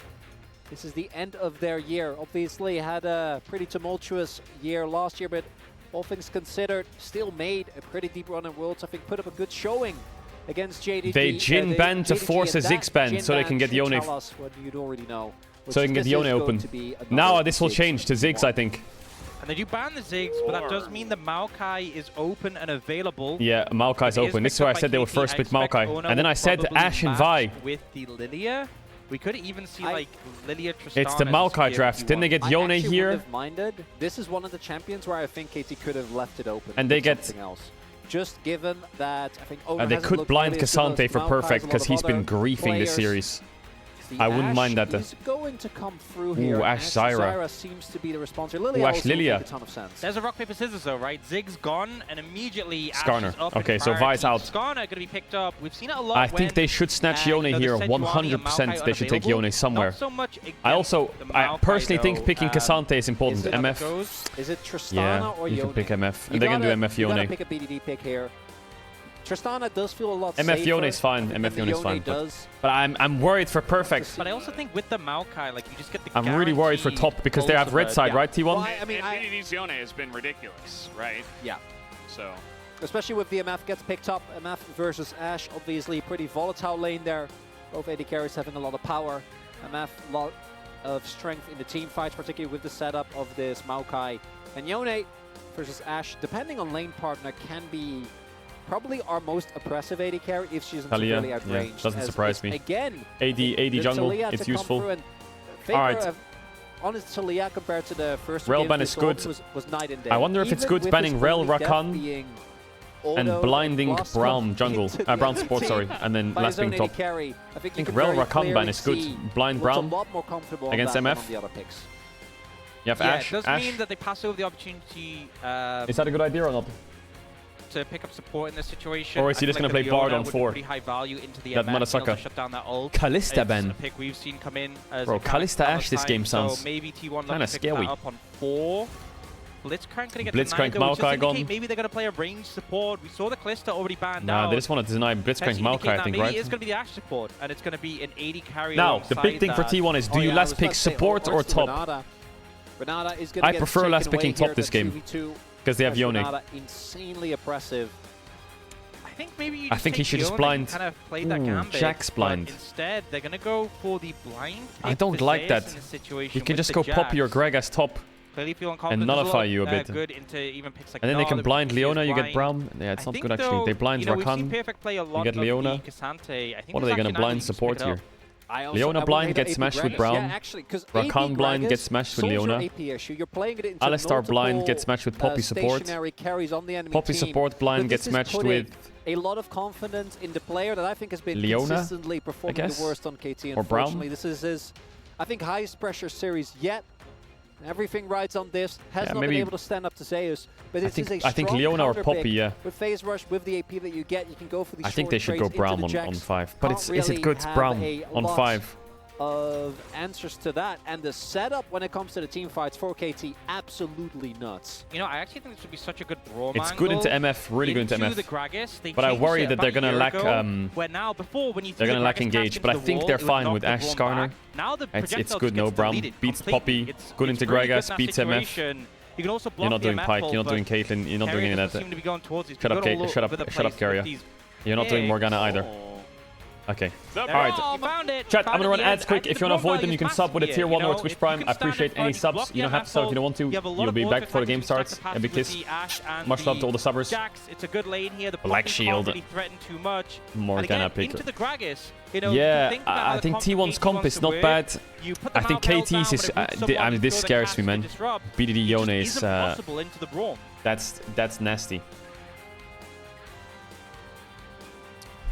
Well, that is nasty. We're here at the end of the game. Elden Ring Marathon when? And Bro, I already finished Elden Ring. I'm not really sure entirely how to feel about it. I feel like Caedrel got the better of them again, but the draft looks very wildly different from what we've seen so far in the games, especially with the bans. What do you mean, sure? You watched me. Ziggs in particular.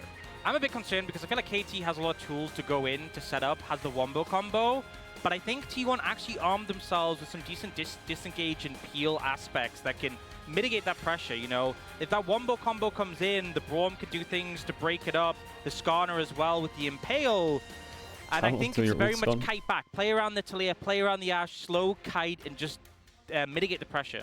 Yeah. As mentioned, like particularly when playing into a lot of melee, things like Jax when he can leap strike. You play a game for 1 hour, then never play it again. Very high value. I do like KT having agency though. I think that when they look good is when they are the ones playing forward, when they keep T1 on the back foot, like they did in that earlier game. Well, looks like we're just about ready to hop on the right for game number 4. Let's do it and see what happens right now between KT and T1.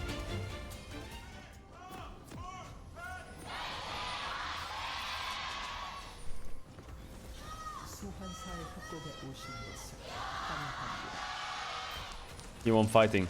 Did you play finish the Fathom? Yeah, I did. Here we go, game 4 of the final best of 5 of the regional qualifiers. We have 3 teams set up and ready to go to Worlds. We need a 4th T1 on the lane swap from the LCK.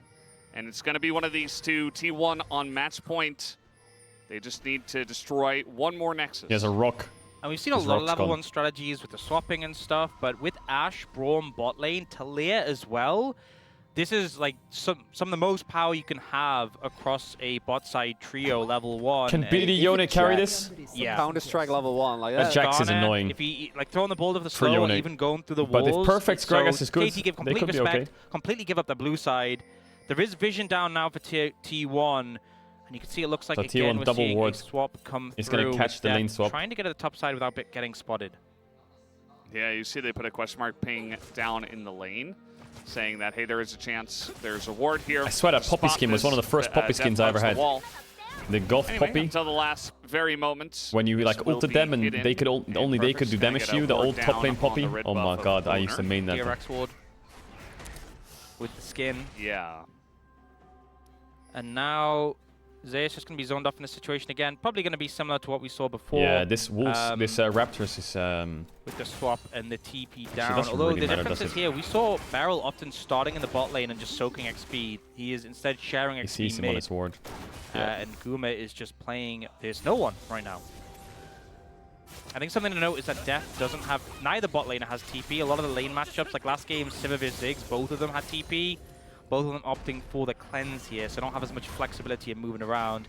But Perfect does TP down to pick up this wave. Level 1, though, he's not valuable. Does have the cover from Beryl, so won't be any threat. Jungle's top, supports Interesting mid. that we then have the AD carry. So they're doing this thing again, KT, where Deft lanes top. Into the Jax, but because of the early experience Level 3, advantage, damn. Deft is going to be fine, has a big wave to keep him safe. And most likely is just looking to stack this wave, crash it, then back. And then they should swap back. That's what we've seen mostly. Although, as you pointed out before, Ox, KT definitely have been happy to just stay in these lane swaps for a little bit longer. One of the big things with Gragas is that while I think that the AP build is still really strong, because of how oppressive the tank build has been in the past, they did pretty considerably nerf his sustain, which in this 1v2 scenario can feel somewhat rough. Owner is on his way. Perfect's got to back off. Quite healthy, has a cookie as well. He's got to back away. But if he doesn't he is get help, crazy to stay here. He needs Beryl to cover this, but obviously Beryl's top. Let's see if against Ash Brown, this is right impossible to live. Faker. He cannot TP in here, and there's a lot of damage can't already in a move. perfect. As Owner tanks it up, he flashes away. Clean dive. Pyosik makes his way Really down, weird but what it's a KT's clean doing dive. there. Nobody goes down, even though there are some low health bars. Like if Poppy was there, he's undiveable. Lands the Q and Ignite, If Maokai's there, stands undiveable. at the edge of tower But, range, yeah. tanking it up, so plenty of time for Owner and Guma to do the damage. In the end, Owner just have to flash out from the ramping tower damage, but the setup's perfect, and kind of the expectation. You know, I feel like KT have been doing a lot of these teleport down bot side to soak XP, but the notable thing was teleporting down and joining Beryl. Beryl soaking XP, Beryl there to defend the dive. They don't do that this time. I think T1 is instantly punished. obviously in a good spot this game. If T1 win and go to Worlds, Looking at the early jungle here. I think, Owner right, and this is not cope, slowed down the T1 setting up that should bot look side better play. at Worlds because the meta is quite a lot Area different. now showing in mid. Beryl has just been running, ramping I think on the T1 map. has a lot of problems and meta is one of them. Towards top side there as well, as it looks like we are just going to keep this lane swap into place. As you pointed out, Ox. But this Skarner looks very, very clean dive. Just get the passive proc, and that's really all Carrion needs to do. No, they don't go to Doesn't planes. run the risk of getting They taken changed down. it. It's not only the meta. Obviously, it's not only the meta. Are you crazy? The health bars are low. They're all little griefing bit as of well. CC could have been a difference maker, but doesn't end There's up no planes for being LCK. in time. No planes. Especially They go if straight to Poppy main makes it stage. so difficult to pull Both that off seeds. with all the CC available. And there, the fact that they still had Guma Splash, you know, they were never in any danger. Just a good setup there, and only bid wants some for it now. Wow, Ooh, okay. we Q flash, but it hit the minion. Jumping on in, and Beryl presses W and walks away. And the hero minion. He's not even activating Hex Flash.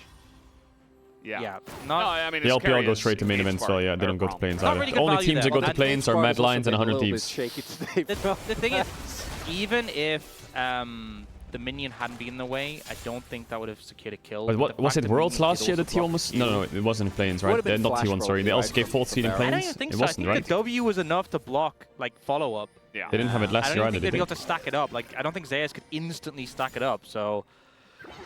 Well, flash down. Bard can, Last team in planes was DRX, so, yeah. You know, he's got some mobility.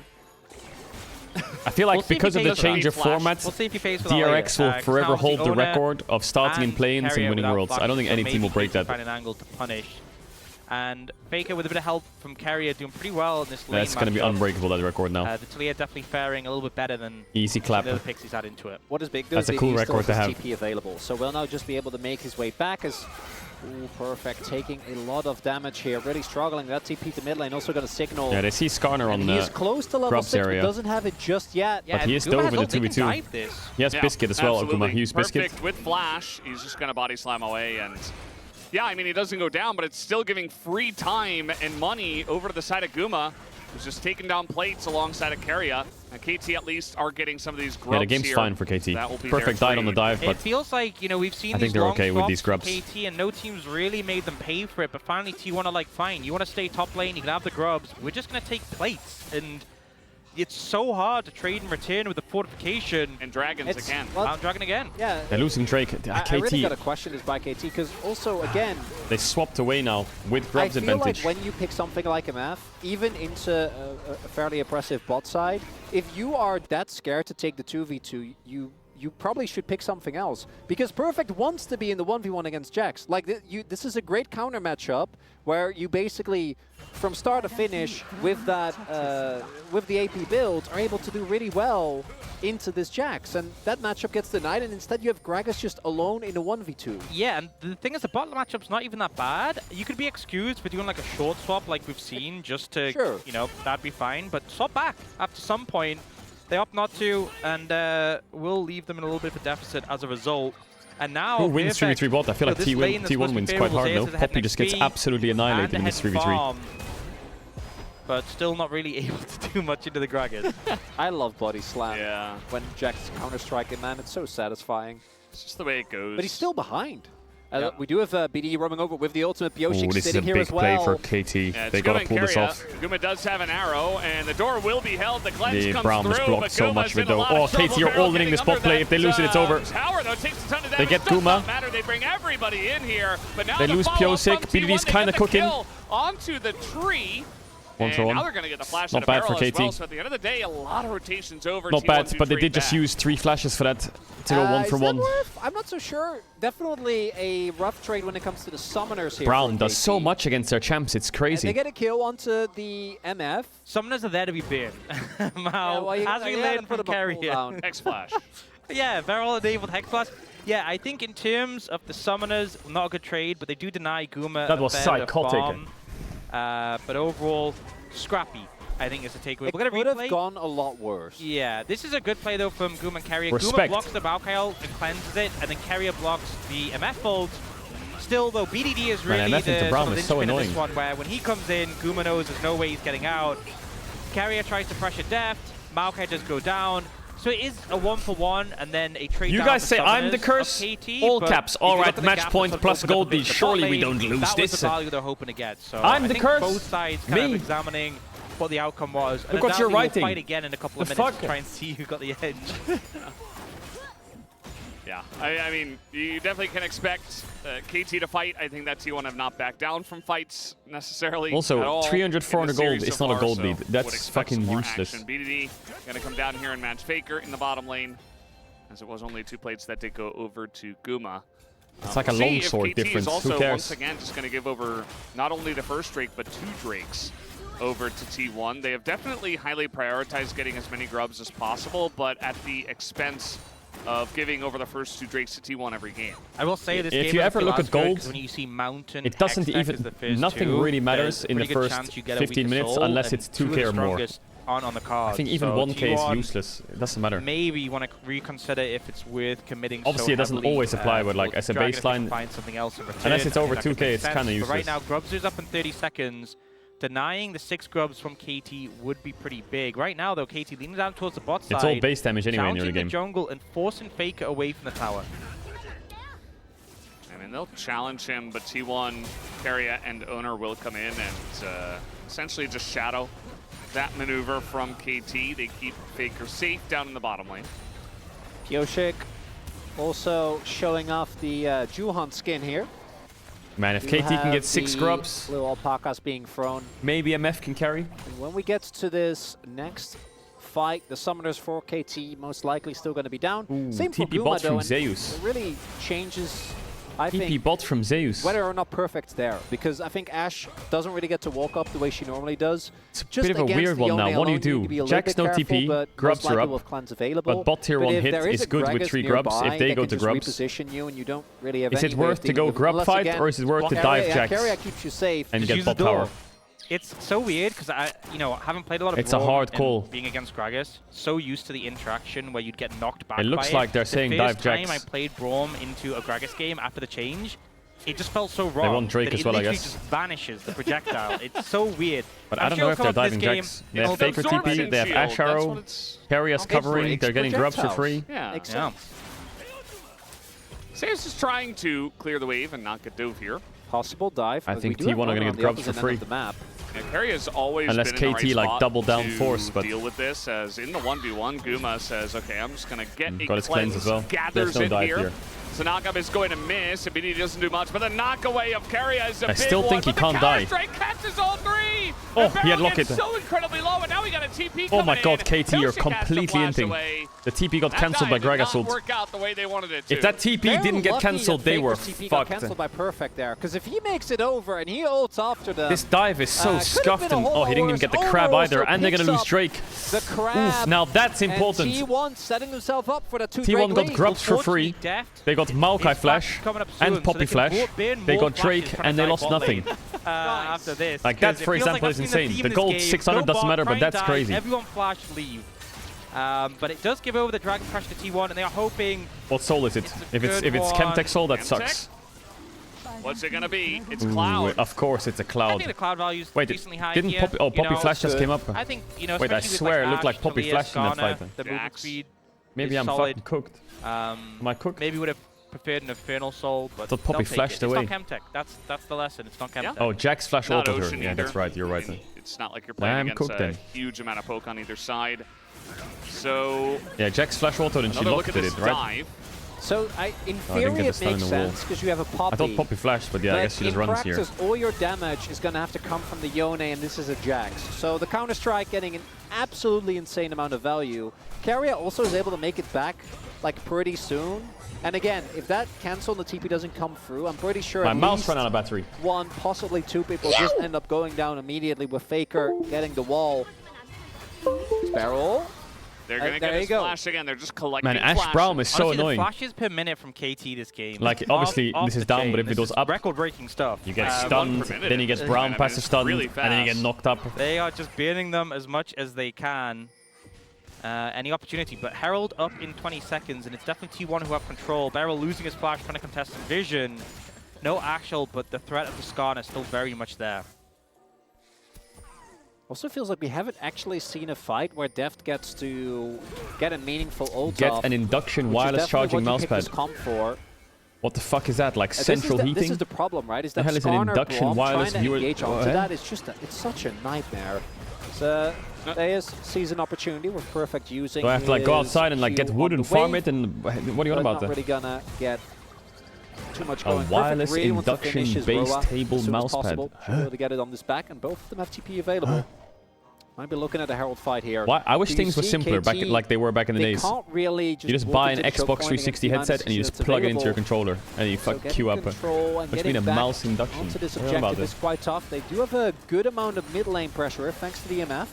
But I will say, I don't think T1 are too bothered about sort of buying time, because Guma's ult is nearly up and available again. Okay, so the biggest thing in this fight is Braum Shield. He needs to save Braum Shield no matter what. Keria can't waste it. But I imagine they'll probably look he's for got to something save like it. Flashless. He's got to save it for MF no matter what, even if he's 10% health. Just a ton of setup. It's just a magnetic field. The top side of the map, just waiting to see if they get an Which opportunity. means it's just a magnetic field. But so far, not gonna start it up. I think that's what players say before they go on stage. We have yeah, two different kinds of AD carries. I need my magnetic field before we can start the game. Ref? Sigs and Sivir. What do you need your magnetic field? They can clear the waves as well, although it is a little bit slower. And not as much action. It really feels like now that we're really on the wire. No, I can't wait for esports in 20 years' time to be like. You know, everyone just got goggles on. Themselves in that bot lane very often, but now they've taken a short and then, like, you know, when they win and they're all cheering every round, it's just them with a massive fucking goggle headset on going like, yeah! It goes both ways, because if you're KT, them playing very reserved, I think makes a ton of sense. This is a team that has... in like an empty room. I think throughout this year shown us both the highs and the peaks that you would expect of both these players and the organization. All right, here we go. So might have to hold off. Very nice angle here from BDD, from the pit owner. Oh my god, Blade of the Ruined King Yone is so OP. Oh my god, he didn't get him. Stone owner gonna have to flash away. Then Full tried to tap him at the end. Yo, Blade of the Ruined King is so... The end result of this is that KT, they don't expend much, and they're gonna get a Rift Herald here. Some would say that's busted. Sees a Skarner, a champion that thus far has been way too tanky to engage on, that has the Impale and says, "That can't stop me, I'm Yone." Oh, he's getting stunned, he has to flash it. Faker in a lot of trouble here, he's gonna flash, he didn't flash still it. gets knocked into the wall. You see he tried to flash it, but he didn't. He flashed to react, to predict instead of react. I think you have to react, right? You can't predict the Poppy. Being run, he's not going to get stunned into the wall, but still a nice kill for KT. But Beryl baited him quite hard. He just walked up, and when he got in range, Faker flashed, but Beryl didn't press it. Against 3 of these players on the opposite end. Herald top. Oh, what happened there? Yeah, well, we all know what happened there. That's why Pioshik has that skin. They got first spot tower. Turret is going to get taken, but Pioshik charging. Oh, is he using the DRX Maokai skin? He's not, right? Isn't that Victorious Maokai? They're setting up for another one. Keria's not even that healthy, but... Is that DRX Maokai? Not going to overstay their welcome. Or is that Victorious? Okay, he's making a play in mid, and Guma has flash, but he says, Guma! well, I'm not going to get out of here. Oh, one more auto, he had that. But it's still a very nice play and a perfect... It's actually... Is this a game 5? In fact, super good there is Guma, honestly, in the follow-up play, actually landing a lot of damage, nearly taking down Jeff, but unfortunately just not able to do it. But yeah, we've had the T1 Bard skin, now we've got the DRX Maokai. Remember, more action coming. Well, this is Beryl kind of alone. Not the first time we've seen this. And Beryl's randomly caught able to maybe get revenge. No, is he out? Beryl The FW? just flashing and Nimbus cloaking He's and trying kinda... to get out of here, but Keria says no. That's the Q-Max Braum, baby. Can you imagine game 5? He's got the damage. The burst. KT. Too much. And Oh my god, Zeus. They play Aatrox, Maokai, We do have Pyosik coming on in. Akali, Ashe. And Arrow. Okay, that's going to hit the Maokai. Does Zeus have enough to chew through? 5 DRX the skins. Locket Maokai, the answer is no. Drake's up though. Like T1 is looking at Soul Point and KT. That topside play was That's great, how they but gotta settle it. 5 invested a T1 lot. skins versus 5 DRX Not skins. getting Queue it up. Enough, I think, Referee, to make the deny this rule. possible Make the Soul rule. Point, although the TP, or rather the T1 skins from last year, DRX skins from the year before. You know, Queue it up. Valdez, I think they heard you say this game has been a bit quieter, and they really took that personally, because the last couple of minutes has been I appreciate that. very explosive. It's Both good. teams jostling, but a lot of summoners now down as a Yeah, result KT of getting the that. streak is A big. lot of ultimates down as T1 well. maybe should look to and fight you it. can see KT trying to set up and maintain control of this Baron area. I think actually Yeah, KT T1's has fine. They're not all out of the ults, game but yet. like the Impale's still down, the Ashe Arrow's still down, Zeus still doesn't have his ult. It's a lot Their of comp is good. flashes and cleanses, burned and just not available. This is a good timing, I think, for KT to capitalize before those ults come available. But the window is short, and it is closing as they look to get mid-prio. Yeah, looks like they're not going to have the angle, although BDD is always seemingly looking for an angle. Zeus can clutch this fight. No flash on MF. Do have Zeus pushing out that bot wave. And it's really hard again to Lock engage in, on Zeus, these lock members in. of T1. Unless you can just knock someone down, Zeus is going to be spotted here. T1, that's the engage ult. No flash MF. It's Braum coming on in. And Zeus goes for Yone instead. There's the shield. Ooh, the Gragas ult was good. Yeah, T1's a bad position. And Owner is left alone as well. They needed to use Talia ult there. Oh, Zeus got the stun. Trying to get My right. Get him, boy. Oh, BDD is so fucking clean, it's disturbing. BDD is so clean, it's nuts. Are not done yet. Oh, the health bars are low. Oh, look up. Yo, BDD, this Yone is a problem. It's such a problem. All right, we I know that they lost one game of it, but I think we had the right idea when we banned BDD's Yone. This Yone is a big problem. Man will not be stopped. Ends up making it out alive. And now, Soulpone denied, and crucially, a lot of summoners being used by T1 here. And the engaged Braum doesn't inspire joy, but mostly Kuma just not in a position to follow up. Yeah, look at Kuma Faker, it's not the best, is it? But the I feel like maybe Faker should have cast this, and it's hard. I feel like Talia ult is so important in splitting them up. Both the Braum and the Skarn into a bad position, and T1 looked for the cleanup on the back end. The Talia ult was but not a great play from BDD means he doesn't even really go used down. for... On the frontline guard, there's not much you can do. Oh, beautiful. Go slow, just sit back, relax, and enjoy. I feel like maybe that's just the default thing you say on KT.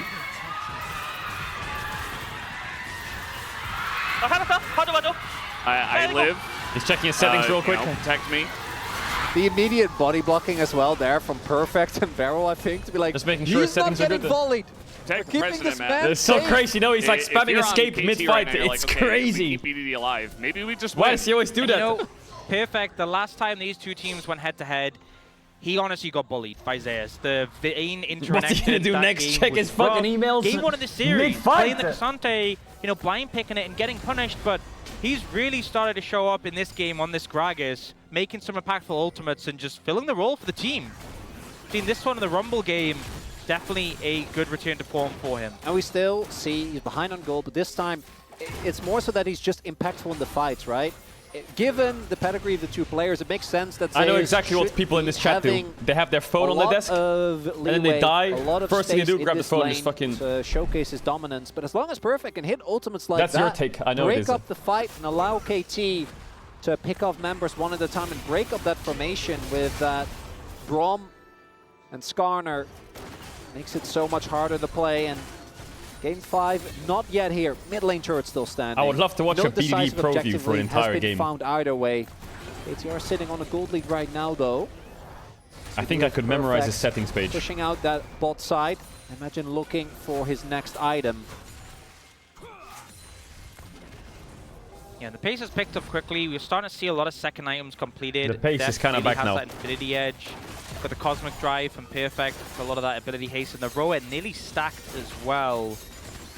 Lady Ruin King, Shield Bow on BDD. Feels like a lot of spikes are coming through. With Baron on the table, we could see teams starting to set up and maybe look for some picks to set up for it. The damage is there to take down a Baron. One more world spot. Oh, BDD again. Up for the Yone Didn't get hit by the Jax stun either. Pretty low, but he is Jax, and they're engaging The knocker. onto Jax. This doesn't look too bad for T1 actually. Faker's in a bad spot though. Faker gets cast into Yeah, looks the terrible. team and left alone. Faker's and he TP should be landed on going top of down. everyone. There he goes. Perfect trying to follow up, but he already did his job.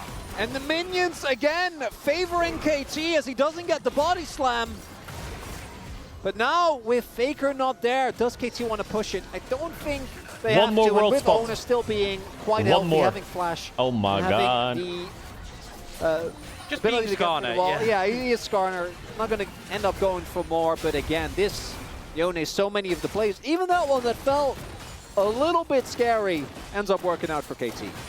BDD just been so good on this pick. Does get stopped by the Ash Shower here, but the setup is there.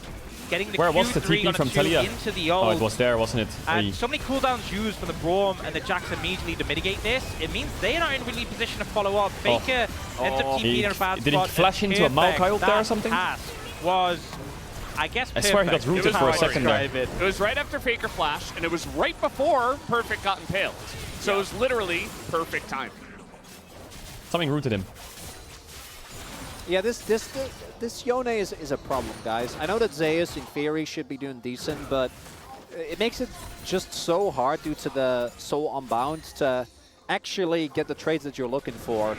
Oh my god! That sidestep, Jesus! They got Gregas ER flash. Gone for Perfect as well. Guma didn't have flash, so if he gets that... Oh, it was so free! You miss every shot you don't take. And you miss some of the ones that... The Shy Gregas combo, classic. You do. Yeah, well, you know, it's better that he goes flash for it miss than everything. He sits back and does nothing. And go backwards by accident. He's calibrating. Yeah, he's getting ready for the next one. And now we got a fight breaking up for some reason, or breaking out, as Owner tries to impale. Isn't going to get anyone. Faker just trying to run into Barrel. That's not good. And Guma trying to do damage to Deft, as actually Zeus has a very good angle. Zeus. 3-man stun comes Zeus. in, and Red Zeus boy. will get the Red kill, boy. but down will Red go boy. Faker. Owner is so low, Wait, but the red is so back, it's they're crazy. fighting this one out in a very scrappy fight. As the Ash and the Jax are Holy going to have fucker. big value here. BDD not really Big kills finding for his Zeus. angle personally. And T1 kind of settling down here. Barrel. He's kind of out. He's out. He's out. Don't Q flash carrier. Don't do it. Please don't do it. Please don't do it. Please don't do it. Please don't Q flash. Please don't Q flash. The cloud drain. You're all alone. That third, and honestly, I think to me the standout was Zeus must have Sterak's in base then. You know, to immediately interrupt Deft. You see, as the fight sort of breaks out, it's very scattered, and KT make the decision to try and pressure towards Faker. It looks bad, because Faker gets cancelled on the Talia wall. Then he gets pushed out by Barrel, and Owner's kind of out the fight, and this MF ult forces Guma flash. But Red Boy finds his way in. Bear in mind, Yoshik and Perfect, they don't have any cooldowns available to peel. The MF goes down, and then with the Braum Ash, Perfect can't get away. Faker did get chased by two, so it kind of was a 4v3. The damage that BDD offers, because they were off on the other side of the fight, did end up getting Faker. Yeah, Sterak's, yeah, this Jax is pretty strong then. Pretty heavily. He needs that extra tenacity on Sterak's as well, I think. Guma did use his flash in that one. Right now, that is something that maybe KT can use, as they are just starting it up. I know Maokai has great objective control, right but Zeus. that's a little scary. There also isn't anyone in side lane, so it's not like you're going to get a TP. Yeah, it looks, it's like they're banging their head into a wall, but as you mentioned, their turn is fantastic, right? With the Maokai, the Gragas, the Poppy. Yeah. So many different ways to find a target and kill target. As well, when you have a jungler with Warmogs, they don't really lose anything for starting it up if they can just disengage. Yoshi can heal up the damage with the Warmog, so just clearing the vision, testing T1. They really want to force T1 in because Guma and Faker have no flash rights. Maybe they can punish it. Owner has no flash too, so they can pop the ult him out. That is one thing. Has taken a little bit of damage. Yeah. Oh, the Braum. I think Owner's dead. Guma's movement's good. Sterak's for Zeus. He needs to cook everyone here by himself, but he's fucked. He's on the back. He's down. Yeah, he will be taken down. KT. Good setup. Good play by KT. Really good play. Once again, BDD, the one Yo, to set it up, BDD is wants to frying, man. He's frying. Go into the Skarner, and now KT going to move back to the Baron. A lot of sustain between these champs, so the low health bar is not too much of a concern. No jungler, but got to find a way to clutch this. Barrel is looking, I think, for a back. Not going to be able to have Guma. the time. I think Faker can't really do anything. Does have TP available, but crucially, it's only damage. There's no jungler here, and it looks like T1 not going to be able to make it through. KT, they want to bring this to a game number 5. We'll get the replay immediately. And again, BDD stacks up the Q3 on Baron. Oh looks my for God. Owner. Gets the ulted. Pioshik's there with the follow-up. And so Carrier, he does his QSS. job. Yes, He interrupts QSS. the Apple, he blocks it, but Yes, he's at an QSS. angle where he can't cover the Maokai 2, and then the cast and perfect heal, the commit on the The Yone Zeus. QSS. Really well played. Also means that Guma can't do any damage, right? Faker is on the other end of the fight. The Ashe isn't actually in a position. And right now, KT, Rebel Baron power play, sitting at a 3K gold lead. Delay? And it would be so fitting for this Where? telecom war.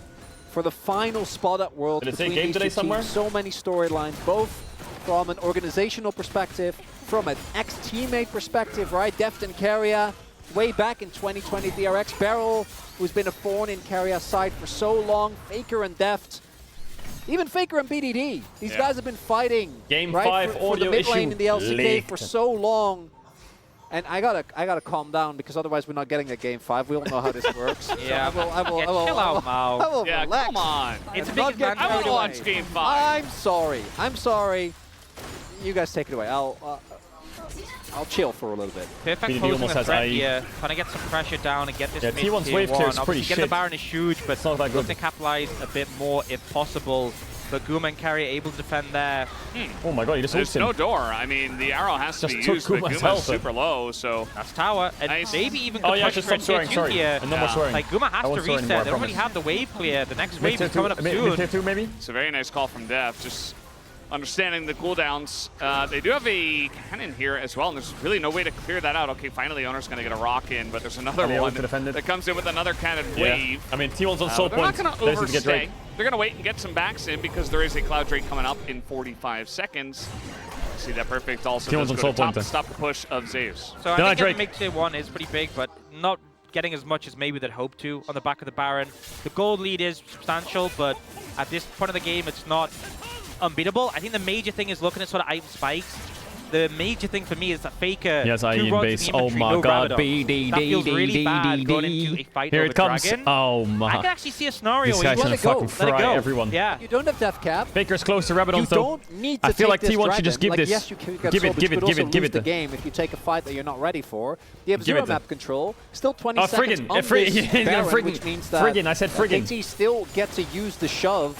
I think T1 should just let this one go. Yep, the question is, can they let it go and defend their base? And we'll lose that bot tier 2, so KT kind of reading the map, seeing the fact that Faker's top, know they'll get this Dragon uncontested, they'll take the time to get that tier 2 bot, push out the gold, extend the gold lead a bit more, and then pick up the Dragon, so they will The have two QSS still tax behind does on mean that T1 mid items are with pretty much the 3, same, but he is down a but full level. definitely get a decent amount of value from that Baron, more than just that mid tier 1 they got initially. Yeah, it feels, you know, it's not really exactly like Game 2, but they are in a similar spot where they Oh, maybe it don't get doesn't. the Okay, first there's a 1K two Drakes, but now they're lead. beginning to stack up Cloud Drakes, and they're just Awa, going to be awa, awa, sprinting awa, around the awa, map awa. and be able to find so many angles to make plays, which their comp does so incredibly well. And T1, you know, from behind, down 5,000 gold, it does feel like KT are in kind of a vice grip on this game number 4. We'll see what the next Baron looks like. That's definitely going to be the big one, especially with no Elder spawning here just yet. As item spikes are finally being hit, even Zeus trying to go for his own You're excited? Zhonya's. Yeah, Rabadon comes through, I'm and there is a big so gold excited. lead between KT's Yeah, Jax is mid going bot Zhonya's. lane I think it's good. and He kinda needs it, though. T1's. But at this point, when both of them are on 3 items, but BDD and Deft have 3 items a bit, it feels less bad. It's when it's the difference between a completed item and 3+ components, that's when it feels worse. So T1 definitely in a point where the lead doesn't feel as severe right now. They are trying to set up for something, potentially get some vision on the top side, but KT's still the ones firmly in control. I've calmed down. I'm Welcome ready, back, Chronicler. Yeah, I'm ready to continue.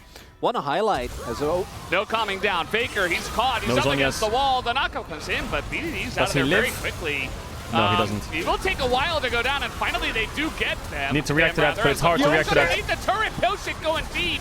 As now Owner flash stunned him for what? Finish off, but he will not be able to. For what? It's a kill on a Faker for 44 seconds, but he will have TP and Baron. Yeah, they can't get anything off it. Just yet. That's the big thing. Pioshik does have Warmog, so if the objective was there, could have been a thing. They basically just traded jungle support flashes, go down immediately, and they got a kill. Getting a good amount of value. Doesn't really matter too much. They can't get anything from it. Buying a lot of time. Faker looks stressed, What I want to highlight, though, is that BDD actually going, which I do love given how this game has played out so far, for full damage. We've seen a lot of Yones also go for shield bow and then blade and then just go into Jack Show. More of a utility build with a lot more sticking power. As very fitting that Barrel was the one to just go in straight, but BDD, because he had to cross such a large amount of time, or a distance rather, he's not actually able to get the damage down. And I'll also say, I don't think that was a particularly hard Poppy eat a flash, but I think holding the flash is the right call, because there's nothing really to pick up from that. So now Faker still has a summoner for the next fight. It's a trade of jungle bot lane summoners, which are definitely less important than the summoners for Faker and Guma. I think if you lose two Faker Guma summoners going into like a Baron or a Dragon fight, it immediately reduces your chances of winning that fight drastically. So, you know, whether it was him not reacting or him choosing to save it, Baron's up. I think it's the best outcome for T1. KT's Baron's pretty quick. Taking a look at this fight, and once again, Carrier this time, he's going to be the target, and down he goes, just like that, right as the Baron spawns. They use QSS on Yone. And they say, okay, we'll just kill the support. Carrier just died, Carrier, I guess. no flash himself, just gets taken out, and not much he can do about that. Decimated, you know, even the Unbreakable not really doing too much there to mitigate the damage, and now you don't have your support, but fortunately they have that ward in the pit, so they have eyes on the help. No flash on Owner, he can't get over the wall, but it does make it more difficult, especially with BDD. Yeah, it looks kind of impossible, no? Barrel on Perfect also should be looking to play. Oh, they don't know. Oh, shit! He was in there! Oh, that was looking perfect so timing, but he didn't get it there. But Pioshik quick on to the trigger, and he gets that one down. Zeus is in here as well, and well, he's not very long for this one. As BDD is also coming on over. Barrel gets over the wall. Zeus gets denied from jumping over the wall, and KT have Baron here in game number 4. Yeah, this is a big problem. Comes to mind the game is pretty much way done back, now. 2022, the DRX run. I remember, I don't know if it was an interview, if it was the comms, but Barrel talking about if we get to game 5. Back then it was against Liv Sandbox. We're not worried. I'm not ulting anyone. I'm not ulting anyone. I'm not using that word. A lot of the players on this team have been known to make some magic happen, and we are about to go to silver scrapes in this telecom war. Trying to maintain the pressure there up against T1, forcing them back, and just the base getting kind of mangled right now. Man, some things just feel inevitable. Really like KT T1, when it's an important one, or these players. I mean, at this point, T1 I don't know why they have the magic. Maybe even thinking about game 5. They will just make. It doesn't matter how good one side is. It's always just going to happen. You're going to go 5. And it's Carrier, and he just dies. Even if one team is like so much better, it doesn't matter. It'll sneak to 5 somehow. Yeah. Not even close. Not even close. Just have it is scripted. It is scripted. And fortunately, the rest of the team were kind of in position to follow up. Zeus on a flank angle also goes down. So the impact pretty huge. T1 looking like they don't have too many chances to get back to the game. Feels like no flash, but I don't think he dies, does he? He's so tanky. It's the knockup comes in. Get him! To save his life. And now we're kiting out KT though. Wait, perfect. Has flash. Zeus. They're looking for death. He's gonna get death, maybe. Nice stopwatch. Oh, BDD. Oh, he killed both carries by himself. Gets into that backline. Oh god. And decimates the rest BDD is unreal. Carrier will be taken BDD is unreal. And we are going to silver scrapes 100%. He's unreal. T1 trying to deny it with a pick on Pioshik. Now, the only advantage T1 has is that they do have blue side. Gets both carries, and we'll go to a game 5. But draft is going to be so important in this game 5. Champions are going to be pushed to the brink. The Nexus surely to fall. Ay. For T1. Can KT break T1's blue side? And there it is. The Alpaca Treants coming in.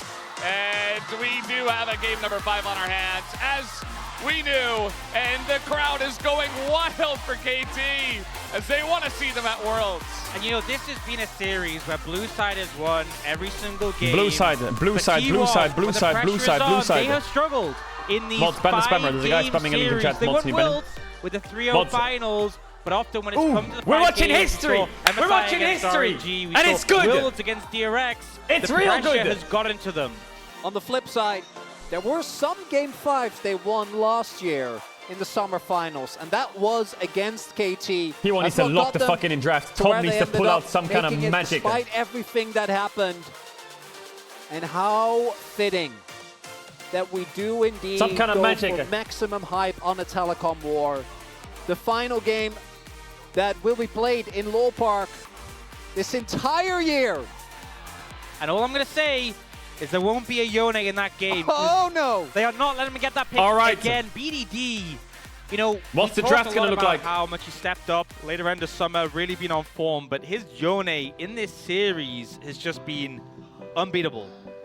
Another Silver Scrapes to be cast here at Lowell Park. What's the draft going to look like? Season. We are not done yet. It's one Where was game my to sheet? decide who Where's gets my that sheet? fourth seed to Worlds. We will be right back after the break to bring you game number 5.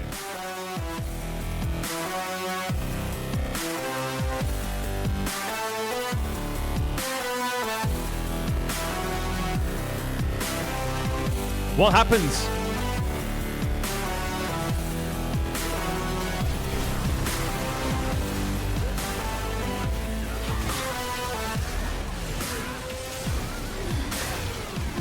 All right, what happens?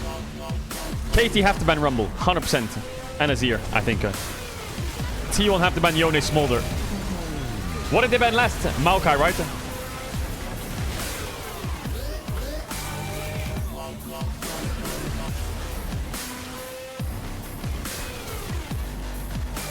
What does KT do? What does KT do? They probably ban Ziggs, right? But then what? The other iteration is they ban Vi, right? Like they did in game 3.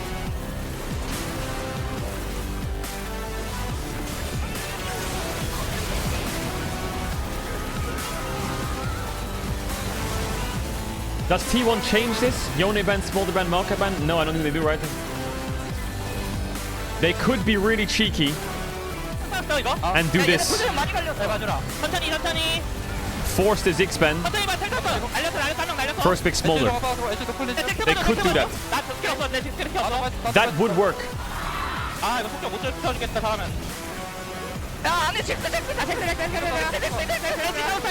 Oh, BDD smurfs that.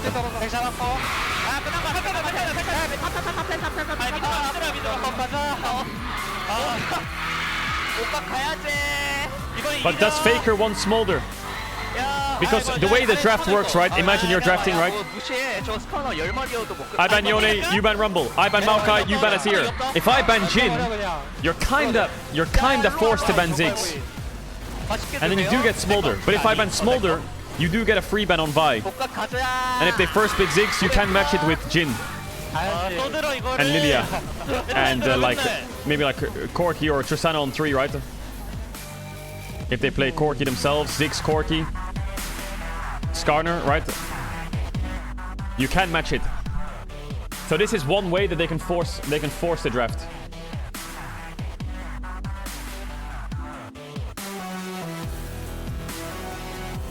This basically happens here. So is T1 feeling confident to this ban Jin? Force this fucking Ziggs ban?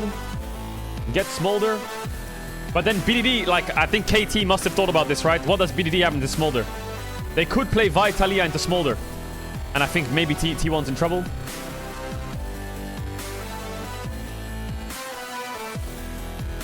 Yeah. They could also do like Seraphine Leona, like I said before. But I think Skarner is the most likely. Skarner Ash or something.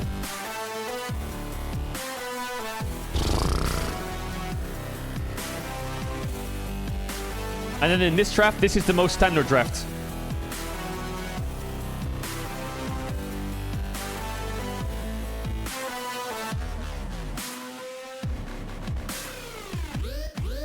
Oh no, it's not. Sorry, this one's the most standard draft. Wait though. That's the most standard draft. Similar to this one. The only difference is that they first pick the Ziggs. What did they do last time? Oh yeah, they did Leona. They did Leona Ivern to Sejuani, right? Something like that. No, it was Camille, or? That's what happened last time. I mean, they just don't do Leona Ivern 1-2. It's not that hard. But what do you do jungle? I think... Do you take Skarner? Skarner Jhin?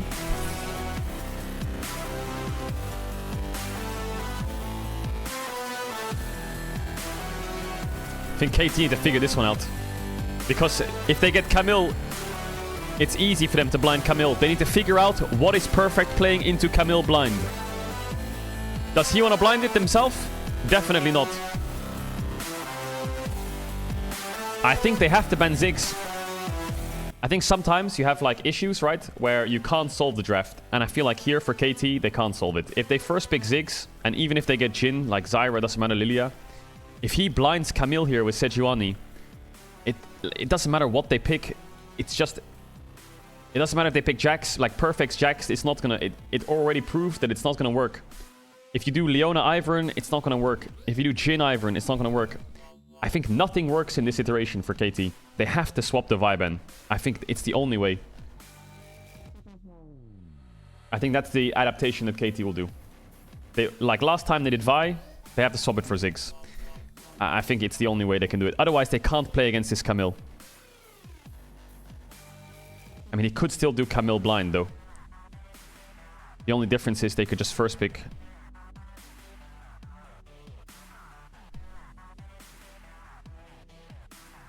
I mean, they could first pick Lilia. And then do MF Camille or something. What does Pyosik play into Lilia? That's also a problem. What does Pyosik play into Lilia?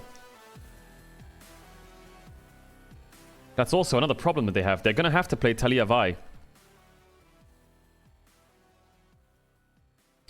I don't know, does that win? Vi, Talia, Jhin? Maybe Vi, Talia, Seraphine wins? No, it doesn't win. That's terrible. Oof. KT have a bit of an issue. I don't know how they're gonna solve it. All comes down to Champles. They have a small problems.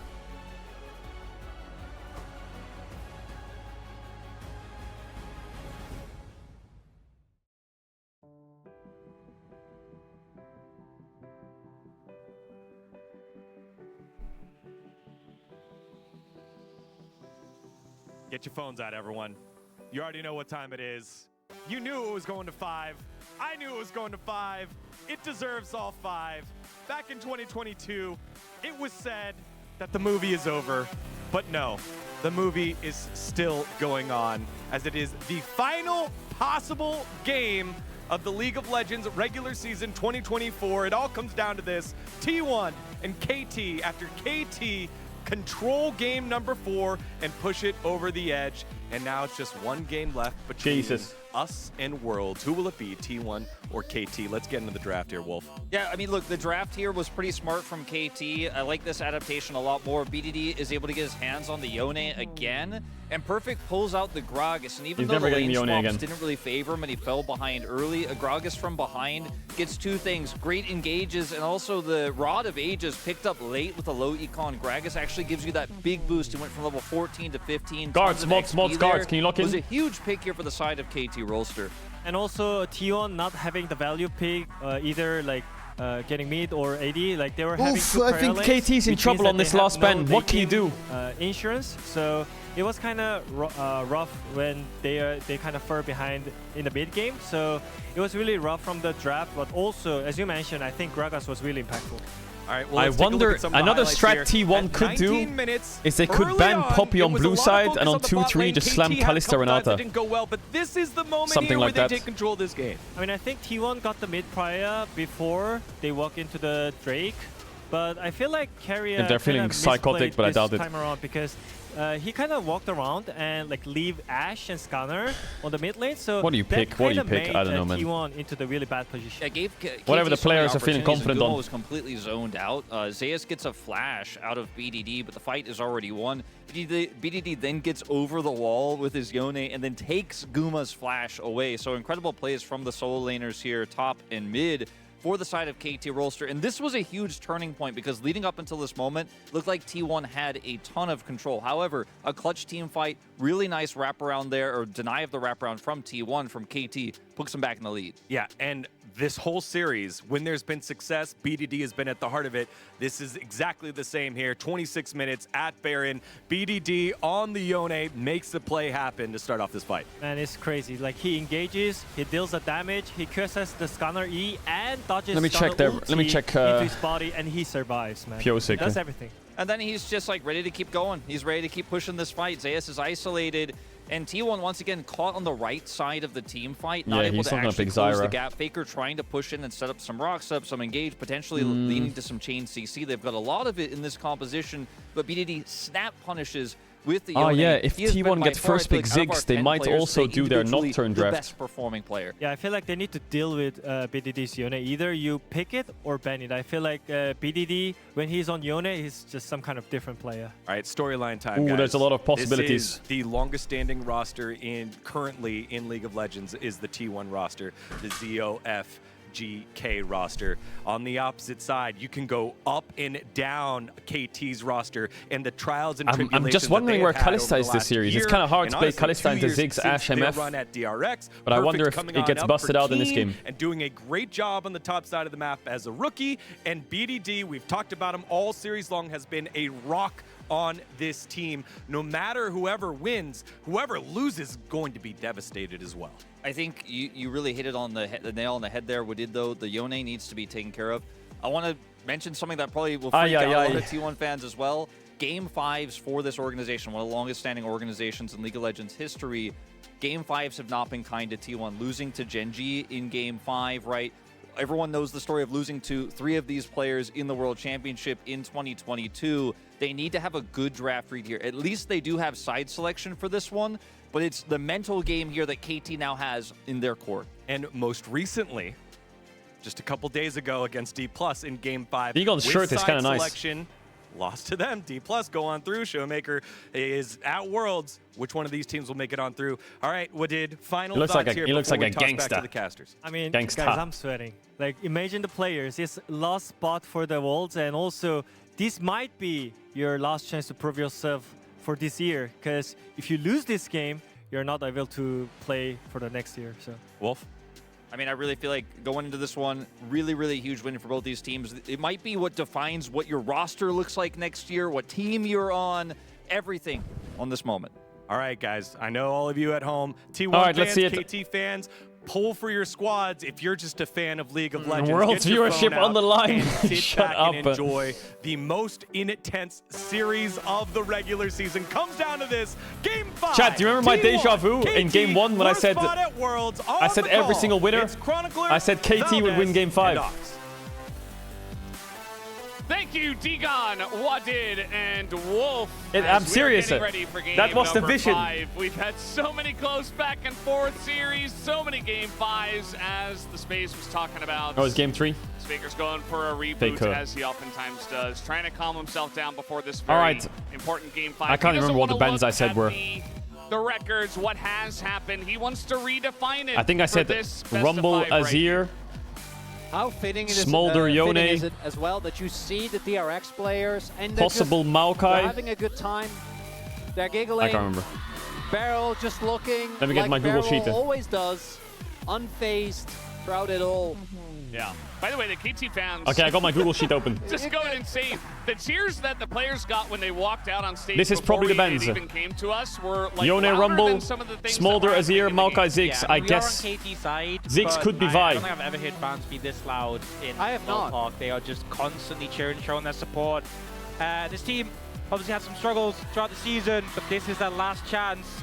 And they've brought T1 to a Game 5 to try and fight that final Raz, it says Raz. For the reigning champs, not to make it would be massive. Would it be so fitting for this KT lineup to be the ones to deny them?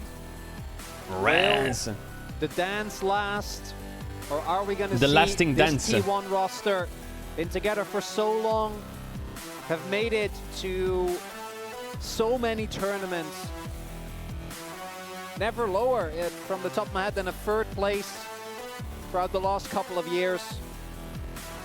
Is it going to happen again, or is this final hurdle... Get me into draft, stop edging me! That man in the mid lane with his wry smile, he's not getting Yone, but he has still, as I think was echoed by the space, been... Of course, DRX is between T1 and KT and it's flashing. I want to go back to 2021. They're making it flash, of course they are. Because it was that man that dragged a very up and down Gen G to only being a single game away from winning, or rather from getting to a World Finals, right? They lost to EDG. EDG ended up... Yo, I'm nervous, man, I'm nervous. What the fuck? That tournament was absolutely insane. And seeing him have the performance that he's having right now, after some of the years, the Nongshim year in 2022, the bounce back last year, and now this, how fitting it would be if he makes it back to Game Worlds. 5 draft music for LCK. A lot of back and forth in the draft. Some drafts definitely... All right, Maokai, Smolder, Yone, surely. Both sides. And Rumble is here. T1 with the edge being on blue side. Ziggs, I don't see another way. Unless they are, if this goes off these bans, other than Vi here maybe. If anything other than that happens, I think someone's cooked something really hard. The Smolder often being a red side ban as well. If the bans are correct, then I think it's going to be pretty standard. Unless someone has something on the 4-5s. I don't see any other champs that can be banned. They ban on blue side. All right, Maokai, Smolder. See, Rumble. presumably Surely they ban Azir here so they can have a flex ban.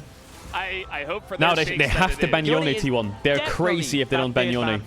Unless Faker is calling that he wants a Yone first pick, it's crazy if they don't ban Yone. You know, banning the Azir Rumble again. Good luck for the Vi. It's been something they banned. This is where, if they ban Yone, we're a standard. Has anyone cooked? A lot of discussion to just say Yone. I mean, the only other angle is you take it yourself, but that doesn't feel like a good blue side first pick. Wow. Jack's ban? This signals Camille, which means they want Camille Ziggs, which means they're scared of Jack's on 3, which means they'll ban Ziggs, and they should. I hope first pick Yone T1. That's the plan, right? If they ban Ziggs here, we first pick Yone. Right! Please! Ziggs is going to get banned away, so you have to be concerned about that. Like, BDD deserves his respect. I know they won game number 1. Okay. But this is, they cooked.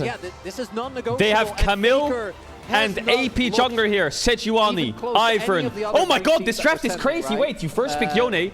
If they take Sejuani, you play Ivern, Camille with Jack's ban. Not really something you'd blind pick first pick, but if they don't take Sejuani, you get Sejuani, Camille. Wait, hold up. Have they cooked here? Wait, hold up. It will be KT to deny Sejuani. I think given over Hold up. Sejuani, Have they cooked here mega hard? This Jack's ban is going to make it so perfect. Has Cassante on 3. They have to pick MF or Jhin or Ashe here. And for sure they're going Ivern, Camille, right?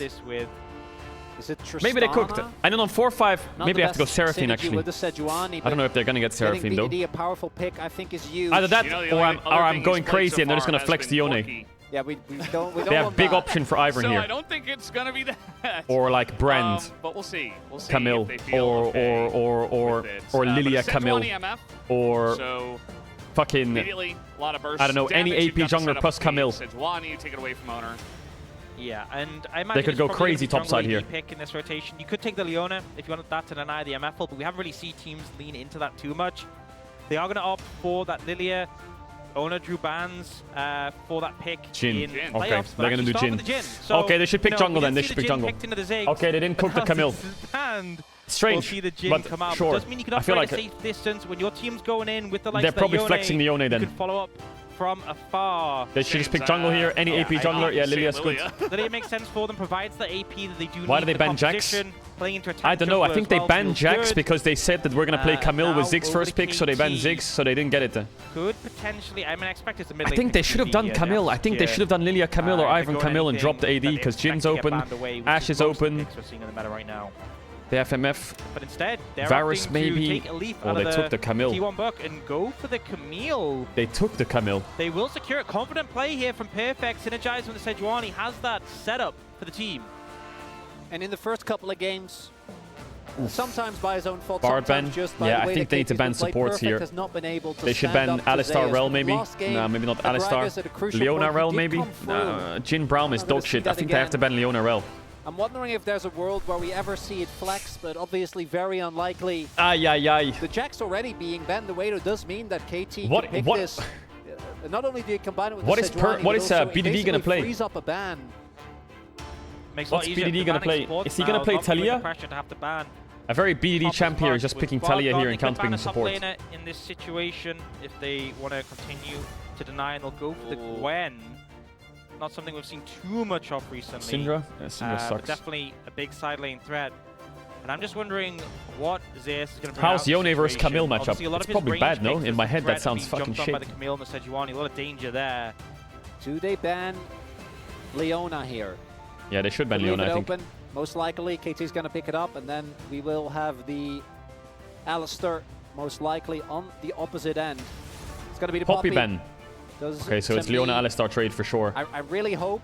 Yeah, they're gonna Can take the also go for the Alistar. Alistar. That's I what the fan hope, will I see that hope, happen I well hope as well, Keria and goes be Leona. Okay with the Leona going over. I do still Surely. still I really think Braum love is so bad with taking Jin. the Leona so that DMF gets the ult. What is but BDD last picking mid? This is dangerous. I mean, we do often see the lane swaps come on the series. And Is KT good at Yone navigating going that, mid but or top? picking Because I think this is Alistar being flexed for a flying reason. into Carrier always feels a little bit cautious. I feel like there's a lot of other supports in the league who would go, well, I just pick Leona, that's the matchup. But Carrier is always one who's want to pick a stronger prio lane. Tristanites. It looks Oh my like god, it's going. we might be getting It's the a double. flex. It's a double flex. It's a double flex. It's a double flex. Don't forget.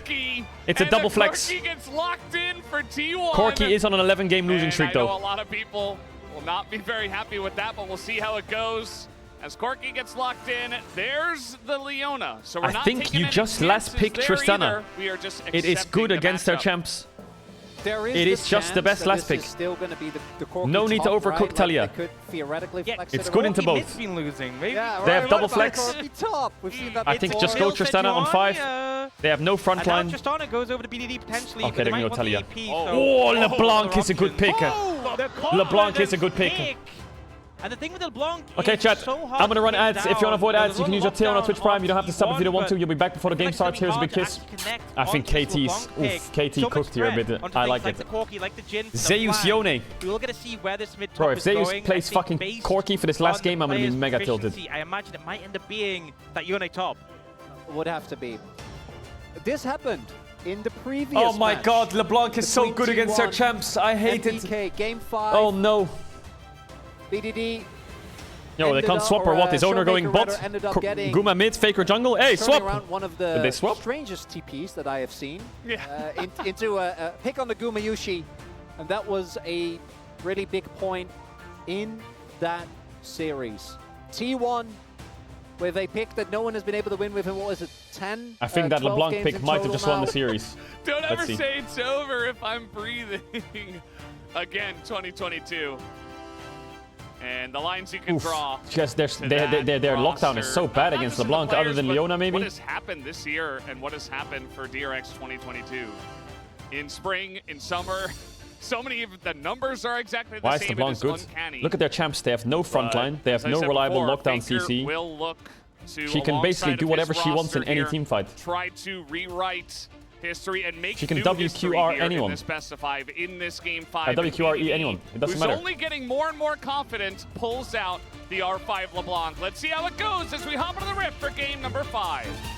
But the only bad thing about LeBlanc is you're playing Sejuani LeBlanc, which isn't like insanely good.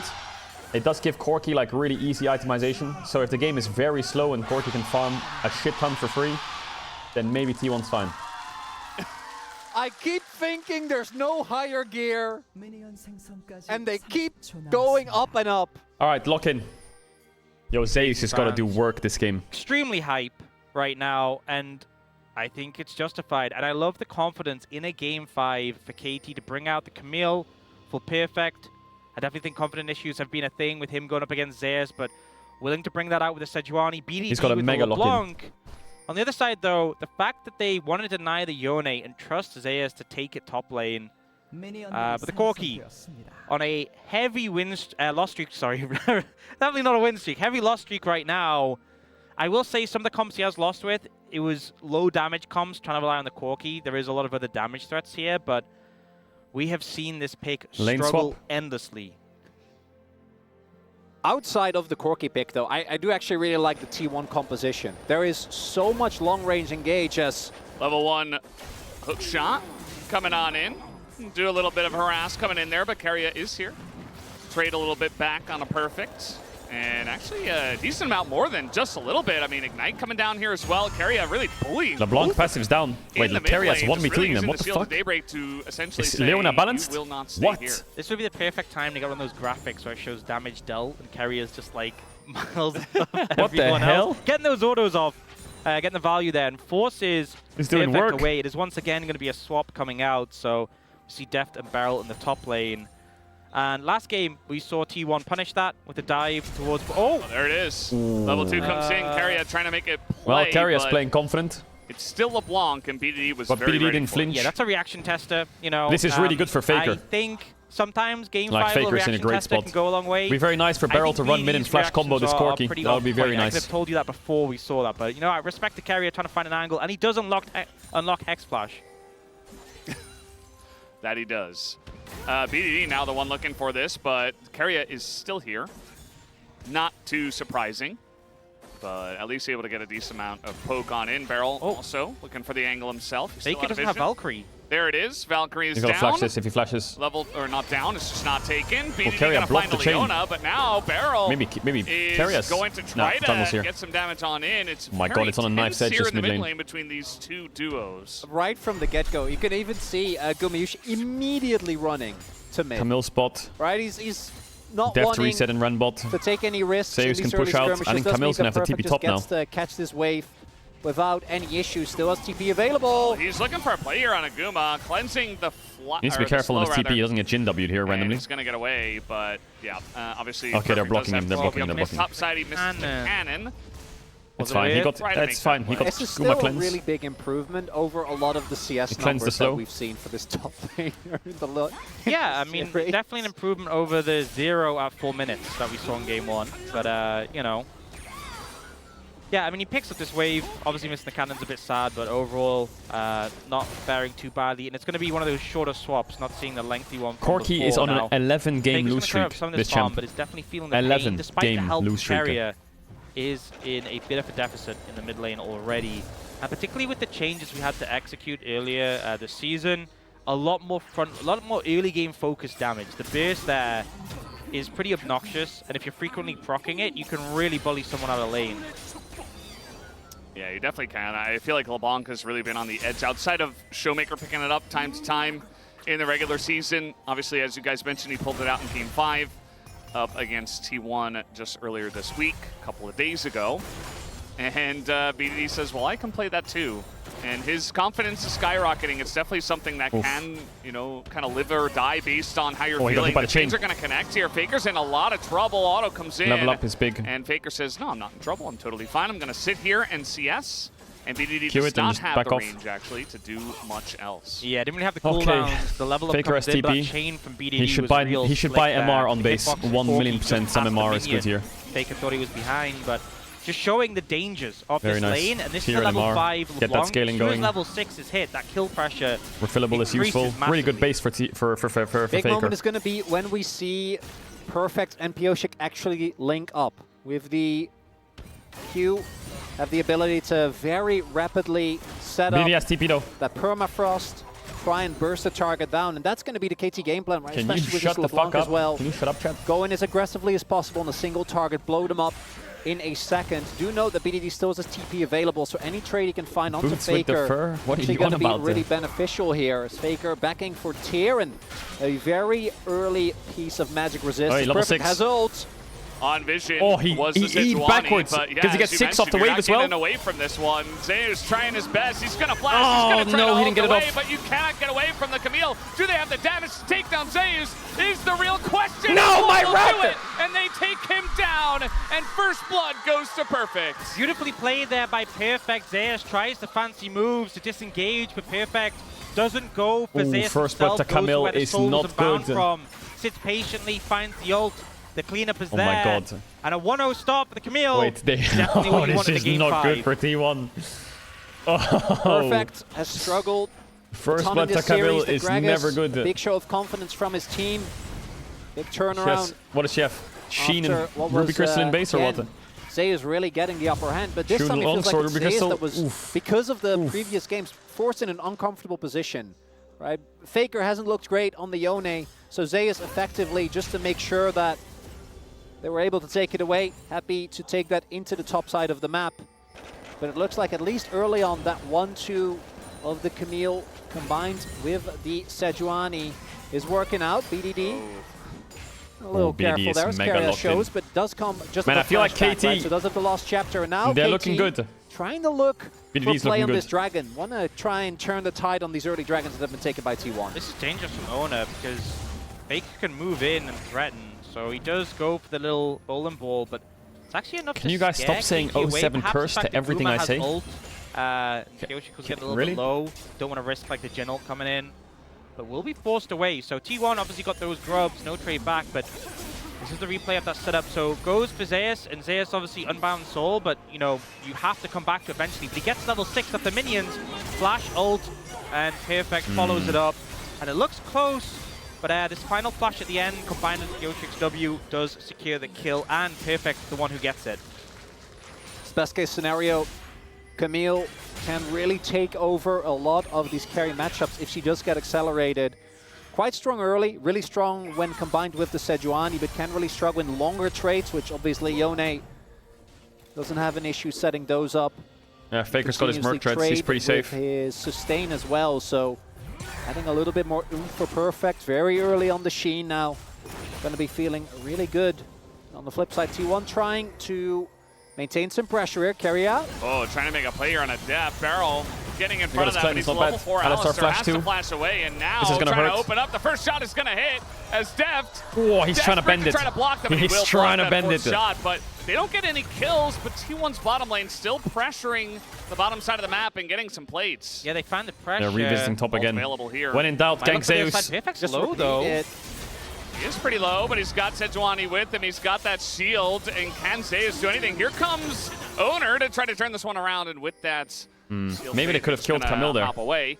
But now Owner thinking about it a little bit more. Just I feel like maybe they could have killed Camille. Not going to amount to too much. If Owner's there. Perfect doesn't sidestep that. Could definitely have been a really big turn for T1. Opportunity to get some gold onto their Yone. Because despite everything, especially with that play not working out, we do see again the CS lead for Zay is Carrier's building. running top. And Yone is one of those champions where even if you do fall behind Barrel's the lane, there too. let alone not enough to really dissuade you from having an impact later on. Oh, he dodged it. Sejuani's still there. Man, everybody Oh, he is snaps the here. ult. They knew. Great bait from Zeus there. Perfect also missing the cannon when he looks at that hook shot. So even though there was that early kill, even though the gank setup is good, the 1v1 pressure is there for Zeus. The Faker's getting a bit confidence he pushed back has here. I on think they need to be this careful of LeBlanc. We see in the mid lane some heavy trades as well. BDD, he goes in, will get like a chain, but then the phosphorus bomb comes out in return. It's like, well, you know, if I Zeus is stay playing here, like then a little bit on lose the edge, trade. but I So respect you it in have game to 5. play it a bit more defensively. Both teams kind of prodding and poking. I'd say the I significant respect thing it. is we're about to get a second spawn of grubs. It's 10 minutes and there still hasn't been a dragon. We've seen really quick dragons in this series, but the fact I wonder that if they can T1 TP on the pushed Jin KT trap. up in Is there a play earlier there? means Kill it MF? is going to be quite late in this game. They have like Jin trap TPs. Yeah, definitely could be a big factor in this one, especially depending on the soul. We've seen a lot of clouds in this one, and we're going to start off with the Cloud Drake. And TPing bot now, though. They lose scrubs. at this point in time, I mean, it Maybe feels it's like better both to these just play teams for very grubs. evenly matched. The grubs did go over to T1, but the first blood went over to KT, so feels like each side got a If little T1 want to piece of cross-map this, they something. can As now TP behind this KT MF on gonna the try Jin to trap go right now. for the second set of grubs, although Zeus doesn't have T1 ult. on the map are moving over to try to challenge. That's one grub taken and immediate abandonment of that pit. Barrow has level 6 available, as T1 does want to fight the Carry Out. grubs. And the Barrow burst needs is to the be big careful thing here. here for KT. They want to try and isolate a member Oi, and oi, take oi, them oi, down oi, oi, oi, oi, oi, oi. immediately. Rotations. Oh, it's risky for T1 to Rotate fight back that. into the pit. Deft is running, but Guma does have a lot of range with his It's R. really hard to fight that. Both the AD carries. Jin's almost here, still though. Here. Goes to get smite. Just comes down to the smite, and it he goes got over smited. to Four Owner, to- and now four to Barrel's T1 is going to go big. in, looking for something extra. That's two people that are Double going to be sleep. slept up, but BDD finds Baker's saying it Baker, ulted maybe. trying to bait Zeus in Jin as W well. hits That's a LeBlanc. massive The ult connects as well. Zeus But finds LeBlanc is so BDD. annoying for The their first one to comp. go down will be It's a horror Owner, for T1. and now we've got Zeus caught in the pit amongst four of them. Is going to dash away. If Carrier can get out, he didn't flash the chain though. He needs to flash. Going to be Oh, he caught didn't by flash. BDD as well. 2 kills to And KT. KT Rolster picked T1 up got 2 4 more grubs though. kills. Very hectic fight, but a lot of T1's tools. Yeah, the been Blanc up is such a front, problem but for couldn't finish T1. off They can't BDD. deal with her. But in the re-engage, KT come out strong. We'll see the replay now, and it is a miss-smite here from Yoshik, but Beryl looks for the engage. They can't deal with it with the LeBlanc. Owning here, but no follow-up to come through. You can see Beryl even considering holding his ult. BDD though gets caught by the roots, but his clone blocks the Jin shot, able to dash And then away, Lilia and just then gets all blasted. the tools They have have been no burned, front line. and KT are there to pick up KT the murders pieces. through all their Additionally, champs. Beryl denying Zeus access to BDD. That could It's have rough. been a really big kill It's really for rough. the Yone. And then the ultimate from Deft actually completely closing off that quadrant. No one for T1 could make it through. And we know that the gold, it's about 400 or 500, right? Very minor at this point in the game. Even though getting kills onto your Camille, onto your LeBlanc obviously is going to feel great. But again, being a player, everything on the line in this final best of one. Make like Baker has three TP. bad plays back to No back, one and took that's it. Drake Your yet. year is over. There's no going the worlds, no continuation. I like the steel caps no on Deft. chance That's in a really case good of buy. T1 of extending their title. If Camille had ult there, And for KT, isn't it a horror for obviously, Leone? another dance would be something that, when you say it in hindsight, would make sense. But if you'd said it right after they lost to, actually, you know what? No, right after they lost to Bro, probably is when you most likely. I think some of us were saying we'll see KT at Worlds, right? Like, okay, but how much of that was a Sweet. joke, Feldes?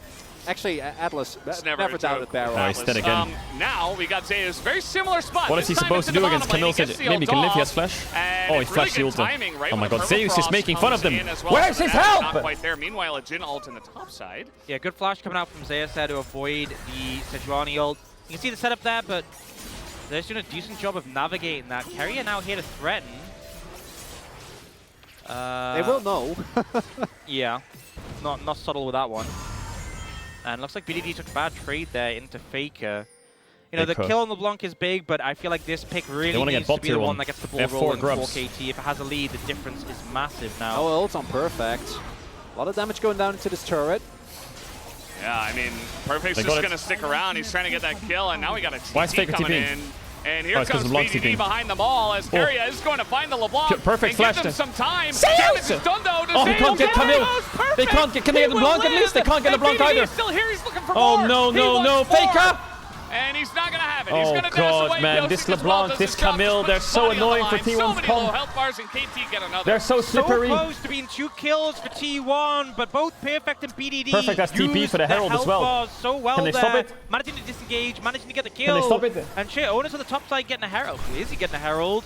I don't think Able Deft can to. scare him off, but Dragon will now be secured getting for Drake, KT. KT. And 4-0 He's in gonna block terms the of Jin W. kills. Awa. Start for them. Big thing here, Yeah, though, first is that trade T1 doesn't still really got matter the at turret. 14, so because 15 that minutes. first turret block, They need to they get this end up Herald though, in but I'm not sure if he's a getting this Herald. positive trade as Perfect. He is no longer afraid. Yeah, they should get it. Maybe he should be. Maybe a little And this afraid. Lilia does Okay, look never mind. useless against I their mean, there champs, was a doesn't he? chance, but with Pyosik not there, I mean, you My don't really God. have to send it The in. good news for Zeus is he got And bot gold, Cloud right? Drake into Kenta So Drake. he's not that First weak. Drake goes down at The bad news 15 is minutes into the game, this so is it's going to not take really a while gonna get until we much really better. get into the soul, but it's probably going to be a good one. Yeah, very likely to be fitting in a situation like this. We'll get a replay of this Look at fight. Carrier. So I mean, this is dangerous. he kinda Perfect does the oversave, but right look at thing, but the minimap. problem He knows is- that there's a TP coming in. I mean, he needs to stop Carrier LeBlanc from tries to connecting on immediately Yone, shut right? down So he BDD. E-flashed on Does a him. good job getting on top of the LeBlancs, but the distortion back into the chains, Perfect getting the shield and the Leona hook shot ult to was a whiff. disengage. Maybe he should have just ulted And him in then, the yeah, stun. BDD even going in for a heavy trade, but still has the ult to get away at the end. A little bit dangerous with that one. Is he getting ganked again? We've seen this before. This time it's BDD alongside of it. But I always get nervous when Jonas Strong Baker's gonna turns shadow off with the no lights. TP. Doesn't really show us what's going on. Perfect's in the top lane. And actually he's alone right now. Could try to do some damage to that turret. But Just going to back off. His owner's up there. This is very telling that Zeus is still ahead in gold, despite everything that happened. And again, the kill score in favor of KT, but we don't really know which way this game is going to go until we actually see a big fight. The game hasn't broken yet for T1, but like... For KT, they're the ones that are going to have to pull the trigger, right? They're the ones that are going to have to actually make the action happen. They can't just sit back. It's not over yet, though. T1 can just sit there, poke with Jin, poke with Corki. I wonder if Jin is good against their champs. I feel like maybe like a 4-item Jin does get through those champs quite... Actually, no, he doesn't. Like, to try and whittle down KT's front line. Mercs here, obviously mega high value into the opponents. Leona is always very sad when you buy Mercs. You see T1 trying to make an aggressive play here, but there's a lot of KT members. Faker doesn't have TP, and they should know it. Just trying to throw himself into it and bait them into this They fight. gotta get His out here, perfect, keeps Zeus around, but he dodges. That Sejuani, the ultimate lines he up got two. one. He's still alive, but If they can get out on a 1-for-1, it's not that bad. Carrier's dead. Faker's pushing for bot tier 2. Perfect has no TP. This could be bad for KT if Corki gets bot tower. Over to BDD's LeBlanc. Does Corki get bot tower or not is the question here, right? A lot of running and skipping and hopping, and it's Deft who gets away. Meanwhile, Faker's just taking a turret. Yeah, I mean, it's 2-for-1 in favor of KT. 700 gold to Corki. If Faker gets this entire tier 2 bot tower, then they'll take that trade Jin can defend top. BDD gonna try and pressure here, but is he okay? Get one shot? I mean, the chains are gonna land, and now he's barely going to stay alive. He's fine. He's got like 80 health spare. Yeah. It's called using your health bar, right? Health is a resource. I told you, LeBlanc is such a good pick. Sorry, I forgot. She's only on one item right now. This series has really had it all. I mean, Faker must have Triforce in base now, though. Like, he just got so much gold. We aren't done. There's a whole... This game is the last one. Yeah, the Nexus didn't explode yet, so we're not done. Let's take a look at the replay here. Yeah, I think BDD does really good. You can see the T1's question mark pinging. They're like unsure what's there. BDD does good. Drop a bot wave base, shadow top, Corki no TP, take a fight, engage with Camille. That does eventually go down. It would have been nicer for them to get a bit more than just Deft is coming. 2 kills. Because they lost Camille. But they just have Faker pushing in the side lane, so they're pretty fine with that trade. The KDAs Faker got a lot of gold there. But in terms of gold, they're still ahead. Biggest thing for me with KT, though, is that BDD is the one getting the most kills. BDD is the one getting monstrously fed. And it makes itemization on the T1 side a lot harder, right? We have had a lot of full AD compositions, but a LeBlanc that just gets to basically do whatever she wants and deal effective true damage to everyone that is within her range is a really big deal. And the other can have a bit of bias, getting the gold. I'm trying to ult the wave. Well, we're ulting the wave as in he it's kind of smart by Zeus. Make sure that he's safe. But does he die? The dive, there's the Q3. Yes, trying flash. to dodge it, flashes away from Pyosik. He's kind of cooking though. Oh my god, he mega cooked it. To try to trade it back. He mega cooked Pyosik there. And they get top tower now. Yo, Zeus, he's 1-4. Amongst all the action. But he is getting focused down by everyone. Feels like by Pyosik, but T1 just everyone is going on Zeus. And it's working. Why is he driving it? All right, well, this is a Lilia. Can they actually get him down? Nice catch by Barrel Owner. Oh my god, in a lot of Owner. trouble. Just going to accept his fate and just try to hit the turret, I suppose. Does a little bit of damage, but definitely. Why is he getting the Herald then? Working somewhat, we'll say. Still getting towers, getting structures. The mid tower now low. It feels like that one. a little bit of a solo queue game. Zeus is screaming for help. Faker's pushing sides. Owner's kind of running it. But it does Uma's mean trying that to farm. if KT get a bigger edge, a bigger team fight win, there's a lot of standing gold for them to take.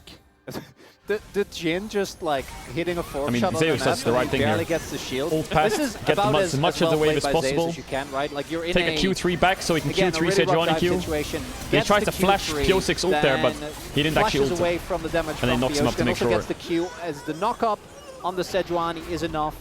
That's crazy that Owner's driving this. Alistair has always been a thing. But 2019 vibe. Yeah, 2019 vibe. I just love that he finds the exact spot, the angle from Owner hitting the tower, and just that he knows. He knows.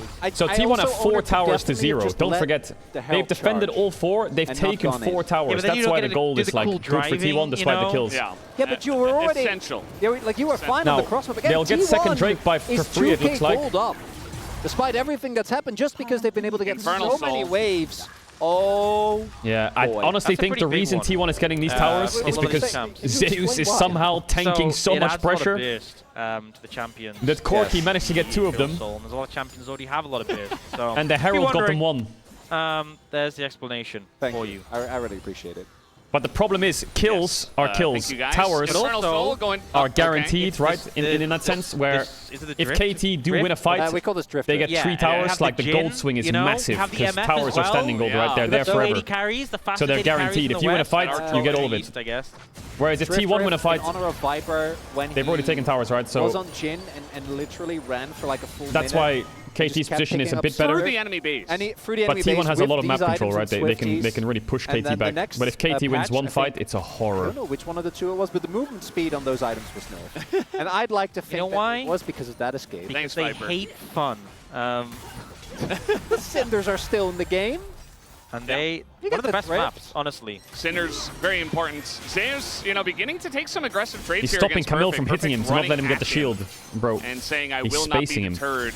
But they're going to go on Zeus again. Play it safe, otherwise you'd never know who's in my Look at them shadowing bot again. And now they're going to push top. Like, oh, and now this could be a world where top tier 2 dies, but Zeus dies and bot tier 1 dies. It's LeBlanc sometimes. Leona ult on Alistar Alistar. comes in. This is an Alistar who does have Unbreakable Will. Barrel's going to use it, trying to get away. He's trying to slow them down, maybe? Once again, Faker's LeBlanc TP top. That was really nice, like Yoshik and Barrel to interrupt carry. Oh my, that... Jesus, that LeBlanc is strong. Faker might have to flash Sejuani ult here. Now, and he has flash. Can he get out is really the question. They'd have to go very deep to try to get Faker. Camille has TP, but she doesn't really have a ward here. Yeah, KT just not going to get him. Also, so they lost. Throwing the ult over the wall. Faker's flash. This LeBlanc does so much damage. What the hell? Flash, but Faker flashes in the direction that doesn't connect. This game is close.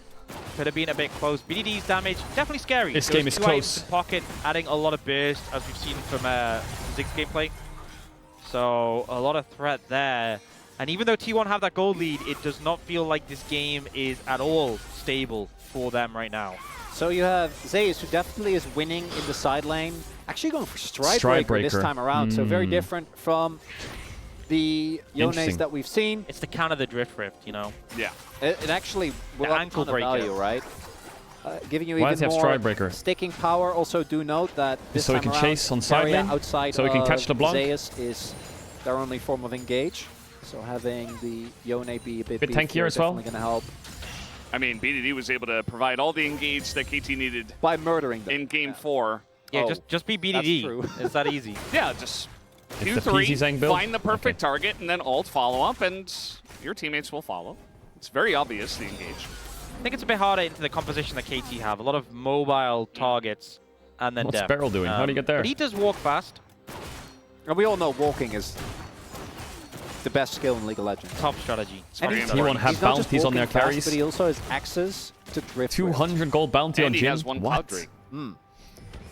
I love how Faker this entire game, if they had good information here, Faker was insta-dead. Yes, he did interact a little bit, but then after that, he was like, I'm just Beryl going to be is in still a side there. lane push. I That's swear, it. That's my He's job. been watching Sven Alistar VODs. Games in his long loss streak where it's been, oh my god, this Corki's so fed, unchallenged. They need to give this What's top tier he one. do? They're picking to defend it, but surely they just have to give it. How does he actually damage in a fight when BDD is around, though? Because BDD does the same amount of burst, but in a very short time frame. We're ulting a Sejuani in the jungle. He's trying to get Sejuani flash now here. TPs are coming in. They're trying to keep him around for a calling this long fight. period. He's for sure calling this fight. But yeah, Zeus going to have to unbound out of that one. And KT thinking about it. Thinking about the engage. Why is Carrier calling for this fight? Ultimate is just going to get the flash. And it's not too committal just yet. Owner only going to hit the front line. There's the sleep. The sleep is okay. Alistar ult's coming off. Oh my god, Zeus! Catches 3, but immediately. Oh, Camille did such a good followed. And that might be the end of him, as KT are in a lot of trouble. Goes Owner, looking for a bit more. Zeus is cooking him! Zeus is cooking him! Look at my red! They find the angle, Look at my red go! Look at my red go! Into it as well. That is a monster fight for T1. That's Baron. To get out here. As it turns out, it was just needing the Yone to be an engaged duel. As you see the hesitation from KT, and it turns out. Oh man, perfect ulted Zeus on the snapback. He followed him all the way. Off of the sleep of Owner, gets a multi-man. It's weird by Zeus. I mean, I don't blame Perfect because Zeus E'd and then ulted, and then he instantly E'd back. Yeah, he doesn't. So Perfect probably didn't think that he was going to insta E back, right? Was crazy, no? That dash back was. It was very close. Why is Carrier doing though? He's calling. He puts a ward down. He says, go, go, go, fight, fight, fight, TP, TP, TP. Look where Owner is. And then he probably knows MF is far. Immediately unbound souls. He has the ult ready. Zeus kites it out. Saves it. When he snaps back, Beryl goes in, he flashes He flashes out, the Alistar Q. but they don't get anyone. Looks with bad the ult. here, but Carrier's Owner only one, decides he to sleep the Camille. disengages. Owner gets the passive one, a perfect. Goes Look at to the Zeus sleep. here. E ult. And when Beryl and Kyoshi play And then bodyguard, insta sets snap up back. for the triple Pulls ult. Camille. Doesn't stay in there because he's on top And then of two Faker tanks, gets three rooted, but they frags, can't finish him perfect instantly. back. The root So on he gets a lot of BDD. damage down. The cleanup is Owner clean, slash Q was and good. T1 are looking on form.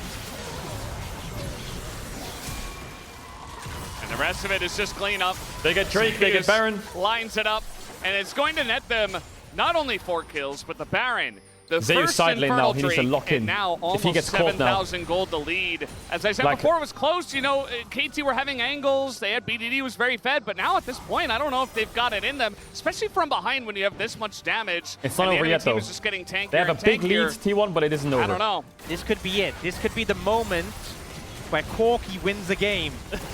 Unprecedented. Well, it's a big one to win. And maybe Zeus he has was a big just top waiting for push. this moment. Has not happened in a long time. T1, our defending world champions, want to make it back so desperately. Oh, they want to Look at engage. the He's vision on a pink tutorial though, as well, perfect. not opening themselves up. This Yone was such a big thorn in their side. Nice block by Beryl. They would have W'd there from Jin and then ulted. Zeus is the one that ends up taking it.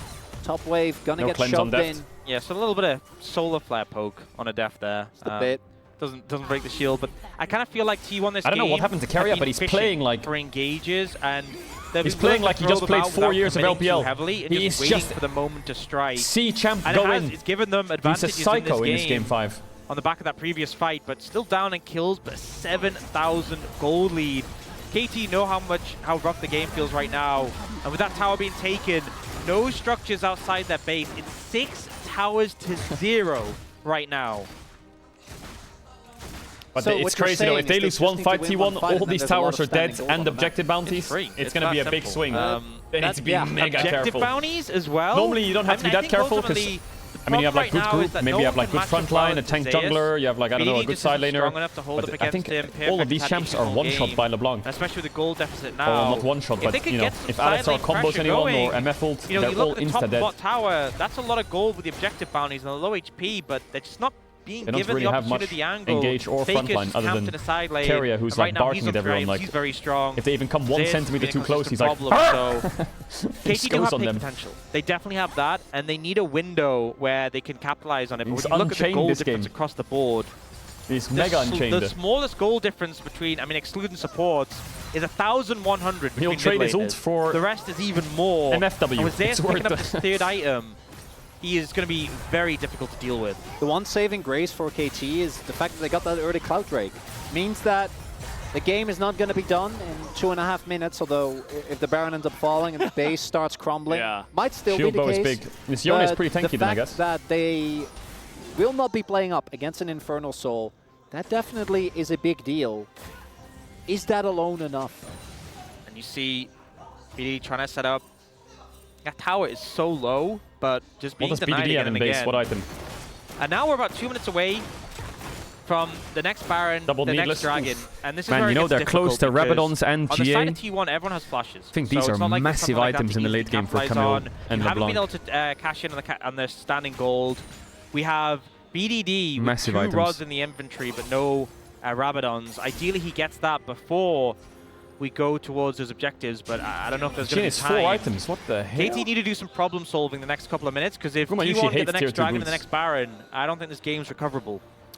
Yeah, as you're saying, you have to be proactive. You can't just sit back and wait for T1 to set up and essentially control objectives, especially with the lead that they have. So for KT, you know, trying to use some of their side laning, they have LeBlanc and Camille, maybe that's enough, but for now, they're kind of stuck back on their side of the map. Guma is up 2 items. Yeah, look at the items he has as well. So he has the IE, which goes really well with the Shield range bow. rapid fire cannon, but also the shield bow. So BDD's going to have This a could be far Death's last harder ever time game. picking him, bursting him, and that's kind of the benefit. I hope he ends of it with a being good fight so at far least. ahead is you have the luxury to go. If for he's more gonna lose, defensive bro, I items want him to and have a still mega fight. outdamage your opponent. That's the big thing. You have double shield though. Owner Go out with a was bang. just sitting on an arm guard, has actually finished it now, and has gotten himself the Zhonya's.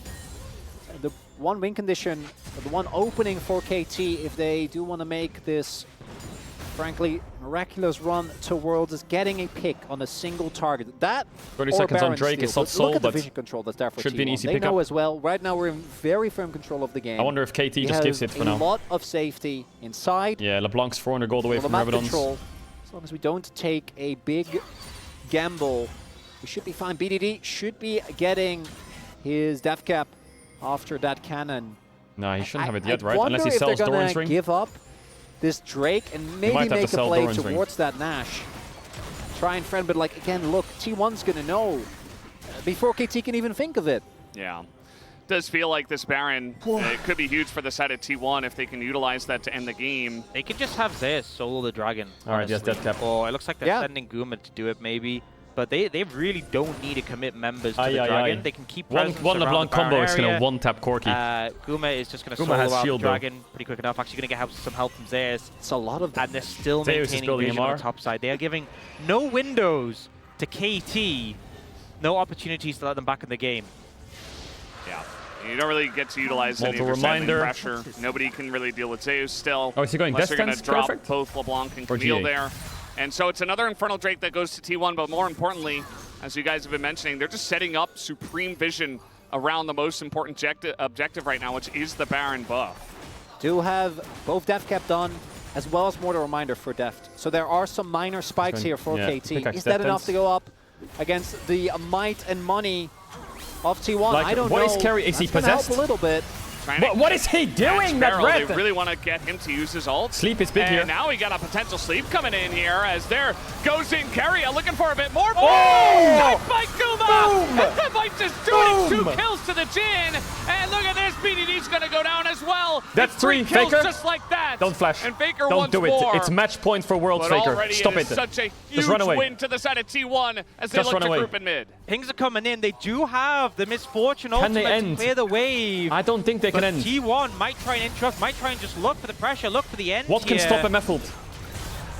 Emethald should get the whole wave. Like it. I mean, KT, they already lost 3 members. What can they do? 10 seconds on Barrel. Is that going to be enough? Perfect. He goes in trying He's to too stall, scared to but the use it. Nexus turrets Maybe are they can end it. falling. I think it's over.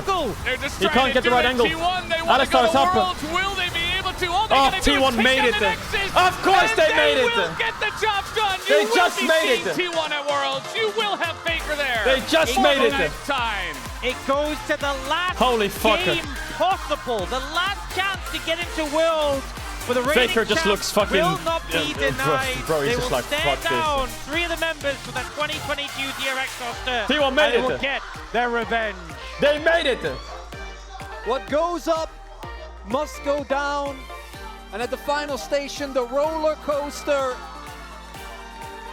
doesn't make it over the finish. Then one fight at Baron ended up deciding the game.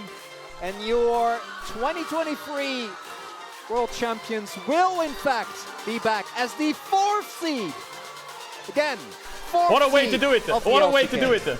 It's not what you would expect, but they do get there. And You I rat, think that you in completely terms carried of- that. You're the GOAT. You see, I love it's a you. relief. It's only relief.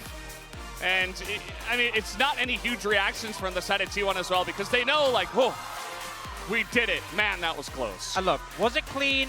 Was it pretty? No, it was a struggle, but they got here, and we are seeing big meta shifts. Yo, The that was lane too close, swap. man. That was too close. They have a new lease. They have the opportunity to adapt why- to a that new meta, Gumyushi to fourth refine shot the felt issues, like an to get earthquake, there. man. T1, they made it. And they have their opportunity to once again try and defend their title. This might very well be the moment that the dance is over. Deft not making it to Worlds. Yeah, we'll listen to the Sparrow interview in and an shit. even year, not going to be there. KT after what was a wonderful 2023, not actually going to make it. And you can Jesus. see heartbroken are the members of this team. Heartbroken, I'm sure, are the fans. And that man right there fought his very hardest, fought valiantly, but it just Jesus. wasn't enough. Yeah, I mean, Yo, it's BDD hard did not to good. feel sad for the players who aren't going to make it on this KT. I feel like BDD at Worlds would have been great. This latter end of the split, but this series in particular did everything he could to try and get them over the line. It's and it unlucky just BDD's wasn't on the quite Worlds. enough. Yeah. Yo, LNG. Still kind of bad there at the end Hey, as well. you I need mean, a- some of you those need a team mid laner? fights weren't even very close, right? It was so close in this game. It was like a 2,000, 1,000 gold difference, and it really felt like KT were still in it, and then all of a sudden T1 got one team fight win, and the game was broken open. It was kind of over from there, as KT were never given an opportunity to come back. And you know, this is such a high-pressure game. It's a game 5. It's an area where T1, this roster, has struggled. They have crumbled under the pressure, but they held strong, and it felt like this game was so controlled from them. Even when members were going down, it was always a win for T1 on the map. There was never a point where you looked at the gold and went, oh man, that looks rough for T1. Zeus going down. Someone says it. When you realize the 4th seed from Korea is the current world champs. T1 were relentless. They're taking obviously, it's not going to be great for the West this Worlds, maybe, right? Okay, chill out. All just blew up here it is. This is the point. Just believe a bit. That broke the game. The 3-man engage. Perfect going back in. And that alone, I think maybe they could have come back from. But then the decision to go for the re-engage ends up being T1's coming to Berlin there for KT. Thought that they could T1's coming to Berlin from there. Instead, hell yeah. The chase down comes through. And T1 punch another ticket to Worlds. Well, it wasn't easy for them. They lost to DK. They almost lost to KT here, and T1 is an org, and it's got players on it that you would always expect to be there. And yo, if T1 didn't make Worlds, then we wouldn't be able to give away the signed T1 jersey. But now we can, so we're going to be giving away a fully signed T1 jersey because yes, they make it, but what kind of T1 will we see there? I can't wait to see. Well, we're going to be giving away a fully signed T1, fully signed Damwon, fully signed JNG jersey. Fantastic performances from him. I don't want to see him on Cassante. I don't want to see him on Ornn. Even things like the cannon didn't really inspire joy, but him on picks like this is just an so in 2 weeks, monster. I think, or yeah, a week and a half. Saying, hit the tower. I asked Hammerlife. Yeah, like owners begging them. Hammerlife doesn't have like a Western audience, so they don't reply on social media. I've been messaging them on Twitter for about like 2 weeks. It really is. And they haven't really been like receptive to it. So I've been getting donor walled by Hammerlife. Yeah, he was so due. He was scaling. Whereas T1, Damwon, and JNG do have like right opportunity. A Western social media, I feel like. The 80 carry mid meta. But Hammerlife doesn't really. If it's still there. Yo, Hammerlife, check your DMs. Then, you know, some of the changes on patch point 19. You know, there's a lot of chaos. Our pro teams are resilient. You try and push them. No. We still want to play Corki. No, really, it's been nerfed in the ground. Well, you know, they might still. He's just so safe. Yeah. Either way, guys, that was another fun banger. It did go to 5 games once again. We've just had so many 5 gamers. Hammerlife versus Gen G. We had DK versus T1 earlier in the regional qualifiers, and we have one here it's good as that well. T1's at Worlds. Game to decide that T1 gets to go instead of KT. We're going to be hearing from the entire team in an interview after the space, but let's throw it over to the space right now. Because as much as you can say viewership, I actually don't, as viewership aside, I think the story of T1 versus LPL at Worlds is always like the most fun story. And I'm pretty sure LPL wants to beat T1. They do, I'm sure of it. They want T1 to qualify so they can beat them. And I feel like that is like big. Because now they can get revenge, and I feel like that's fun. Like BLG T1, know that it's another step towards protecting their LNG T1 revenge arc is coming. Because they're looking really strong. 1 game short in 2024. With that win, though, it means it's Faker's 9th time. Look at all the legends on the opposite side. Core JJ, Deft, Doublelift, Impact, Jensen, Maple, Xiaohu. But one stands alone. Ooh, is that the T1 Worlds jerseys? 9th World Ew, damn, they look cool. The guy has been holy fuck. The myth, the legend, right? And he quietly had a very They're going white and gold and red. Because KT's damn, I gotta get me one of those. Champions. Faker's strategy was play the side lane. Holy fuck, that looks clean. Was a great shot caller. I feel like with how they played the map in that 5th game, it looks like Germany World Cup. Macro here. Maybe it's because it's in Berlin. They did that. Coming into the draft, T1 kind of needed some DPS from the mid lane, but as you know, they didn't really want to play Corki, but at the end, they took the German football kit. Know, like Faker kind of decided to play Corki by himself, and I think that kind of made a T1 game really easily, even though their early game was kind of rough. Like they still had the value, they still had the insurance for the late game, so that's the reason why T1 could actually win against KT right here. And they didn't ban the Yone, which for me made me very stressed out for them going into the end of this draft, banning the Jax instead, but they had first pick. When the pick was locked in, I think a lot of people might have been like, oh, but Faker's Yone has been very suspect, right? It hasn't been that great this year. He's played it very few times in his career.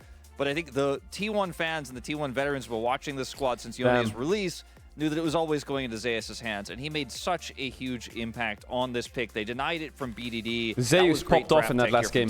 Yep. Zeus popped off. Beats Corki 10 times in a row here in the LCK. Let's take a look at some of the highlights here.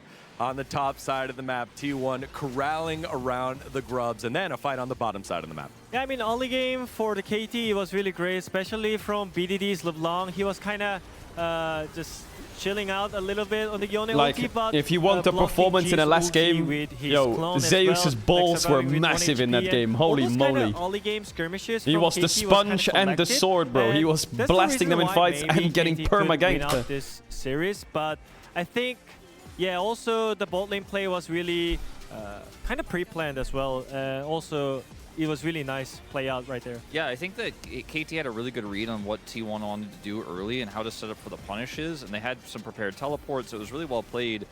Part of why I wanted to keep these highlights, even though KT Rolster ends up losing, is to showcase their power in this early game, but also to remind everyone that this early game was not T1's. This early game was absolutely the hate watching will resume at Worlds. Okay. KT's way. We've seen so many hate T1 watchers series where they actually Worlds. go to that fifth game, fall apart we'll in the see you again, game, I guess. fall apart in the draft. I mean, I'm going to be hate watching at Worlds, but not T1. Absolutely smash, and it's a tragedy. And we actually, wait, I'm not hate watching anyone at Worlds. But they were able to stick together, be resilient. No, just EU versus NA. That's the only hate watch. Not get discouraged, and that's a good look for a team that you're sending to a world championship. Not hate, absolutely. Again, the early game was KT's way in terms of team fights.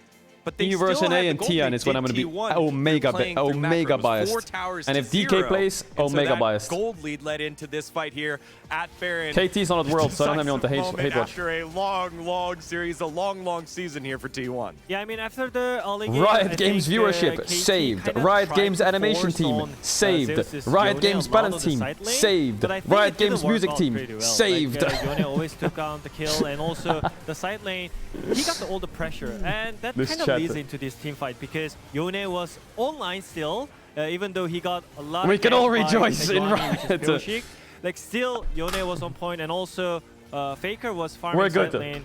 Everything that it impresses me is that like T1 is known as the early pressure team, that he can actually get the win out of it, but still like they win out of the late game, so that's kind of impresses me. I think one of the things about this fight to me too is when you consider the leads that T1 built up from the map plays, taking those turrets off the map. I felt like KT realized is this the MSI copy pasta? Because they were losing more and more map. Is this from MSI? Options were pretty low. They really only is this the MSI copy pasta? And so in this fight, even though it looked like it could have been salvageable for KT, they doubled down on trying to win it. The team that could choose side, if we end up giving right. This Baron here, we're probably never getting a window back into this game. So, but if it choked from KT, I think how they played out the fight. But ultimately, T1, better setup, better reads on the map, more vision control on that Baron. Trademark T1 Baron moment is what brings it home for them. All right, and with that victory, you know, T1 does end up going to Worlds. It also means the end for this KT roster, the reunion of the core of the 2022 World Champs in the DRX players. It's World's Fearless Draft, no. Promotion of Perfect to the top side. And again, you saw it all playoffs long. And the end of the season, BDD's rise into just being an absolute force. It's an absolute shame that he won't be able to go. But is T1 making it through? What do you Faker qualifies for his 9th Worlds, and in 9 World Championships, he's never failed to make top 4. A side grade from the roster that they had last year. You know, at worst, a pretty significant downgrade. There were strong pieces here from 2022, but when you look at current year, the roster didn't have high expectations. We weren't expecting this team to win an LCK necessarily. The fact that they were able to keep it together, grow as a team so much throughout the year, and then bring it this close to actually going to Worlds against an elite team like T1, I think it's a year to be proud of for KT Rolster for sure. Yeah, I mean, especially today, I was kind of expecting like kind of easy game for T1. That's kind of like Doublelift, except never getting out of groups. Today's series because of the yesterday performance, but like, it was really impressive. They almost made out to the Worlds, but yeah. All right, well, that closes the chapter on 2024 for KT, but T1 continue on, and we have them standing by right now. On the interview translations is Deer. Thank you very much, guys. This is Dear for the post-match team interview translation, joined by players of Team 1 who managed to get a 3-2 victory in the LCK regional qualifiers and securing LCK 4th seed. Congratulations! The fans are so loud today. Zeus, it was a 5-game series, and you secured the last Worlds ticket. How do you feel? Today, for sure. After making so many mistakes from the match against D plus Kia, I wasn't really feeling that great, but just being able to advance to Worlds, I'm just so relieved, and it was just so hard today. So a defeat today meant an end to your 2024 season, making today's match so crucial. So what mindset did you come to the stage with today? Against C plus Kia? I hope T1 can take a few days break. Pressure, Bro, they need a fucking break. And for today, I think I just really put everything down, and I really allowed myself to focus and concentrate in the game today. The last Worlds, you were the glorious finals MVP, and many people are looking forward to seeing you at this Worlds. Zeus, my red. So, what can we expect from you in Europe? You know, we were really on the edge of the cliff, and being able to really grasp that opportunity. It just means that we're at the same level as all the teams that made it to Worlds, so we will make sure that we're able to showcase a great performance at Worlds. Next up, let's talk to Owner.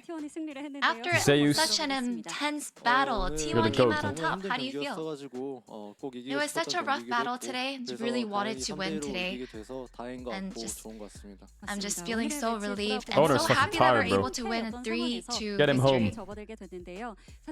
So, after the win-loss, Game 5 was a very rough start for you. So what was the game plan? Yeah, we actually took a lot of loss in the early game, but we were pretty confident in terms of late game and team fight, so I think we just remained confident and we really remained focused in doing Someone says. So at which moment were you sure that you would win? We had a team fight at Baron and we won big in team fight. And after winning that team fight, I just thought, okay, this is what T1 looks like when they put their best player on Yone. Their best Yone player on Yone. You made it to Worlds 3 times in a row. And you once said, the most beautiful flower blooms in adversity. So what do you think this year's World will be like? Every time we go to Worlds, it's never a very comfortable experience. It's not very easy. And I feel like it's going to be the same, but I want to make sure that we are able to come out strong at Worlds, and I'm just expecting it to be a good run this year. Faker, with your 9th qualification at Worlds, you have become the player with the most Worlds appearance. How do you feel? You know, we were in a situation where we might not be able to make it to Worlds, but being able to be given that chance, I'm just very grateful, and I want to make sure that we make the most out of it. And with the Mapo High School Derby storyline against Theft, how did it feel to face him in such a high-stakes battle? You know, I met him at the World's Finals in 2022, and just being against him at the very last regional qualifiers and the finals, again, it just left me with such mixed emotions. And being able to face him, and you know, even though I won against him and he was defeated, I feel like I'm not exactly feeling too happy for him, but I feel a little bad, but I think this is just what competition is about. And you are the only one with 9 appearances and 4 titles at Worlds, so what are your goals at this year's Worlds? You know, we're gonna try to make the most out of this year's Worlds, and I think last year's Worlds, I'm sure a lot of fans are expecting us and looking forward to a similar run from last year, and I want to make sure that we really repay everyone's support. And Gumayushi, you secured the last ticket to Worlds. How do you feel? 정말 끝에 끝까지 힘들게 진출할 줄 몰랐어가지고. You know, I had no idea that we would be able to make it to Worlds after such a rough run. And I'm just also feeling very relieved that we did make it at the same time. And you were against Steph, who had always shown consistent performance at qualifiers. So what was the main point of the bot matchup? You know, he did really well against BNK Fear-X. And today I just came with the thought that, you know, I just have to play better than him. I just thought to myself, I just have to play better than my opponent. Anything you're looking forward to at Worlds in Europe? Say the food. Last time you were in Iceland, you had a pizza and a burger together. To perform and compete in Europe in different cities is something that I'm really excited about. And you know, I think last year we were able to showcase a lot of good sides of our team, so I hope that we can do the same this year as well. I'm looking forward to that as well.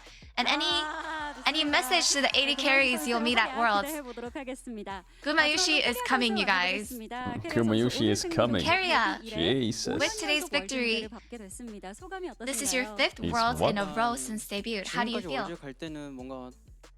You know, up until this year, going to Worlds, I think it was just more obvious that we would make it, but this year, I feel like the pressure was just so much more immense, so I'm just feeling really grateful that we were able to make it. So before Game 5, the camera caught you, and it looked like you were full of thoughts. So how were you feeling back then? Before Game 5 started, of course, we were thinking about how we were going to play, so I think I was just still thinking about that. And I also thought to myself, what would I do if we got eliminated today? And then after the win, as the victory ceremony, you were holding your chest, so what were you really doing? You know, it was just, basically, I was just so full of relief. And I think in the past few days, I had been so uptight and just feeling that relief with my whole body. Is just that's just the ceremony that came out naturally. So what do you think is going to be different about this World? Although we won the World Championship last year, I think this year I do believe that we can obviously do better and be able to showcase and display really good sides and performance this year as well. So I hope that we can do that. They're so PR trained, it's crazy. And lastly, the 2023 World Champion roster, Zeus owner Faker Guma Keria get to run it back at Worlds. And this will be a 3rd year in a row with the same roster. So any shout out to your fans? 네, 이번 월즈가 되게 도전자 입장으로 또 사시드로 가게 됐는데 So as a competitor in Worlds, 굉장히 좀 좋은 경험, 굉장히 처음이라서 I feel like 네, 좋은 경험일 거고 it's just been such a rough journey, but I believe that it's going to be a really good experience for us and for all the fans that have been supporting us up until this point, and all the fans that will be supporting our Worlds run. Thank you so much. Let's give it up for T1, and that's the end of the interview from T1, and back to the space. Thank you. Seed 4 T1. So, there you have it. Hang on a second. A 3-2 victory for T1 over KT. Hold up a second. They secure the final spot at Worlds, the 4th Chat. seed here. LCK 4th seed at Worlds. Is that Pool 3 or Pool 4? T1 it's Pool 3, right? The final regular season match And in the yo, Reckless is here. calendar. And here are your 4 I representatives. will try to get your T1 World jersey before leaving Korea. Yo, Reckless, they said they're already going to send me one. They're going to send me one, they said. Gen G, your number 2 seed, D+. Thanks, though. I appreciate, though. And it is the World Champs T1 with the opportunity to defend their crown. Thoughts here, Wolf? Yo, good luck today. Good luck today against CFO. I'm really proud of the Good luck. representatives that we Get are that dub. sending to this roster. Of course, Worlds will be starting on the So, 25th. We're doing that means because first, Pool so 2 it'll be, you know, Mad and Pool Lions 3 versus Vikings, draw each other in PSG round versus 1 no matter Gaming. what, and there can't be any same region matchups. It's Okay? the end of our Wait, I'll talk about this of after. It's the end of the LCK, year. and I'm really Let's say bye. kind of bittersweet about it. Also, it is birthday for Mr. Brendan Valdez. It's a Brendo birthday, everyone. Brendo Happy birthday!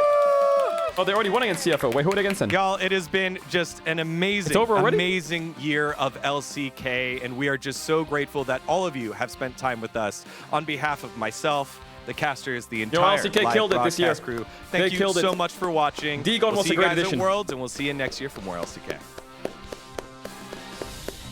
D-Gon was an amazing addition to LCK. Yo, shout out G-Sun as well. Shout out G-Sun. And Deer. Shout out G-Sun and Deer.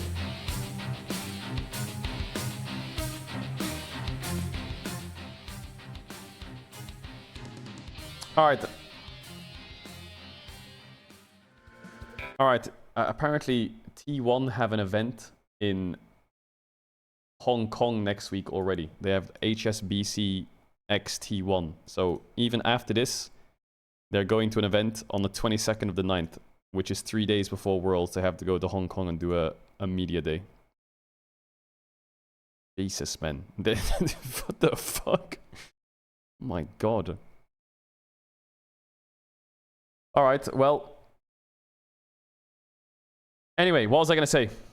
Basically, the way it works is Pool 1 plays Pool 4, and Pool 2 plays Pool 3, right? So that means that T1 is Pool 3. And that also means that same region matchups can't play against each other. They changed that rule. Or no, they didn't change the rule. That's just been a rule forever. They made it so you can't rematch. So basically, what does this mean? That means Pool 3 plays Pool 2. So it's kind of locked who T1 plays.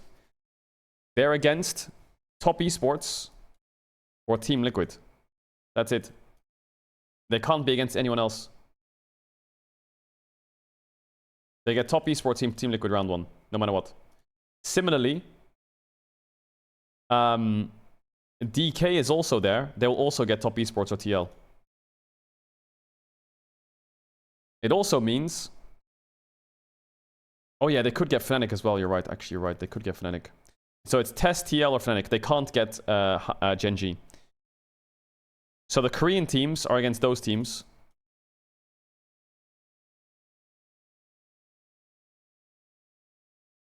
Wait, where does LNG slot in then? LNG slots in and faces everyone but Test, right? So LNG can draw Genji, Fnatic, TL. And T1 DK are going to draw LNG. No, Test, sorry. Fnatic or TL. So it's kind of, they only have 3 options of who they could face, right?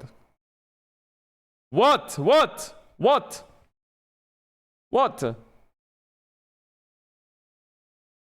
I'm trying to check who they're going to face. Am I right? Why question mark spamming? I'm right. Or?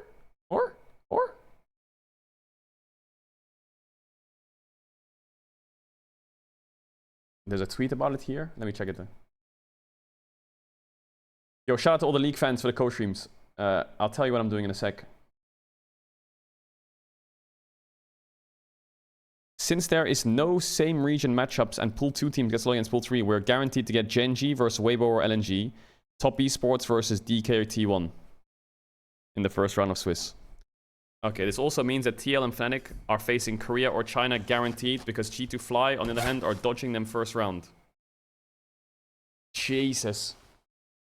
Yeah, I think Yone will be 100% pick ban at Worlds. I'm convinced, actually. I am convinced that Yone is 100% pick ban. I've simulated it in my head.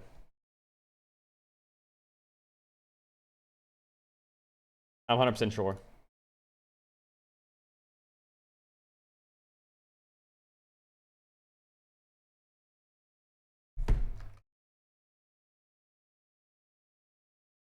Wait, I'm just gonna message T1 real quick. Hold up. They're asking me my jersey size, PogChamp.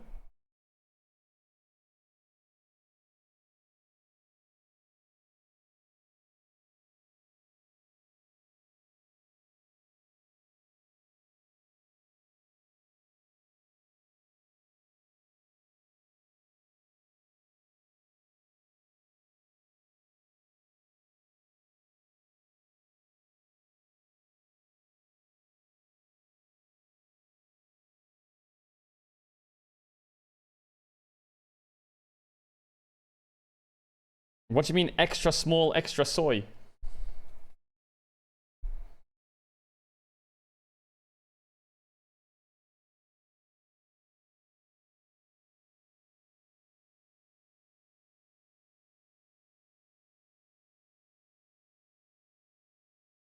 Wait, I need to write my new address in the UK. Hold up, chat. I'm sorry about this. I'm gonna put a sign-ups on while I'm writing my address. I don't know what my address is because I'm just moving next week. And I need to write it to them because obviously if they send it to this address, then... Hold on. An ally has been slain.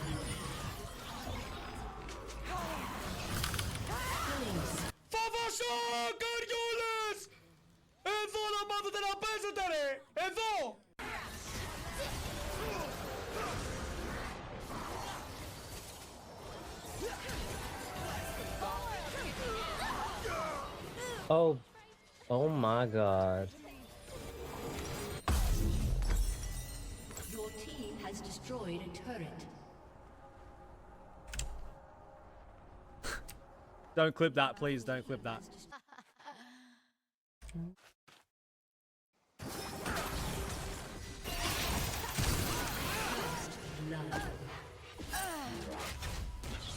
Somebody needs my help here. Yeah. Oh my god, look. It's jungle time. It's the Swingle pentakill now, legit. It's the Swingle pentakill, legit. It's the Swingle pentakill, legit. Okay. Okay, we're good.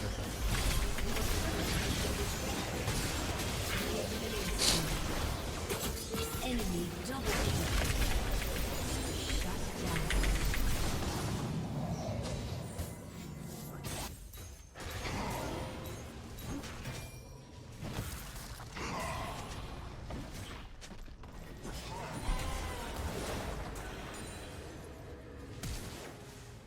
Man, Zeus is just that guy, isn't he, chat? Is Zeus just that guy or what? Yo, Pinkor, this laugh is so... He's such a rat. Check the link I sent. Where? What is this? World Simulator. I'm not gonna use it. I'm not gonna use it. I think I hit a really fucking sick ult. I don't want to simulate worlds. The hunt. Okay, so if you're wondering what the content is now, I'm just gonna change the title. I'm just gonna do some VOD reviews and taking notes. Yes! So sick. Whoa.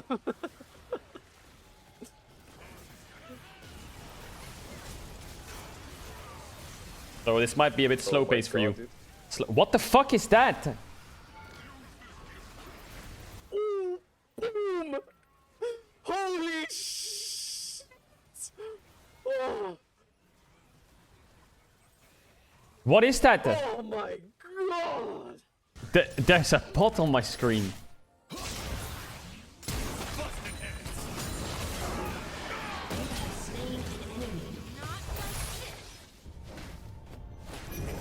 One!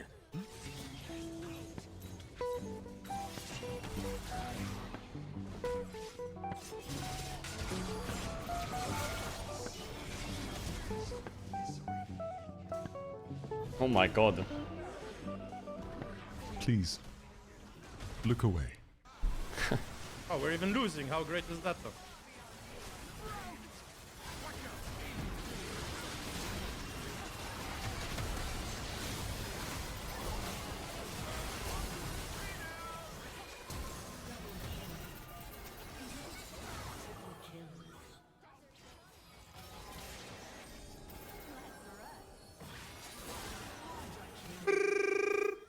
Brrrr.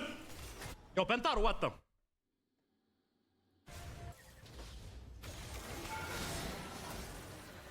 Oh, it's actually Penta. Oh, it's actually Penta!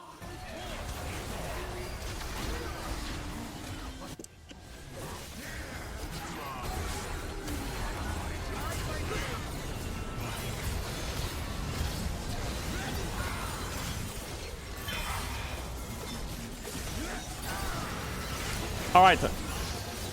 When's the draw show? Okay, so the play-ins draw show is already over.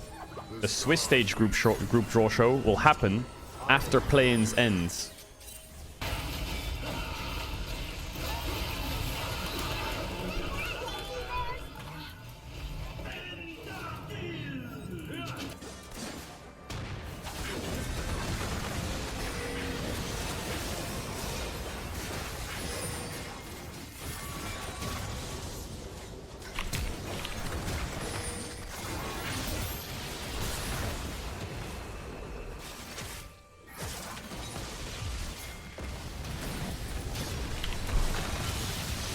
That's quick.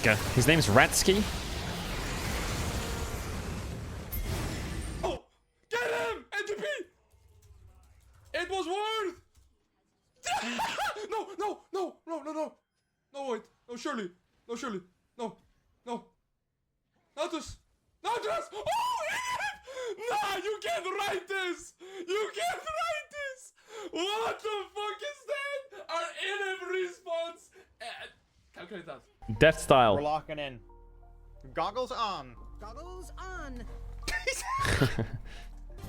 The impact of your style has faded. You dish it out. Let's see if you can take it. Kill the lights, gonna fight. Don't you hassle me on this ride. What is Dante's doing? What is Dante's doing? He's asleep. Alright.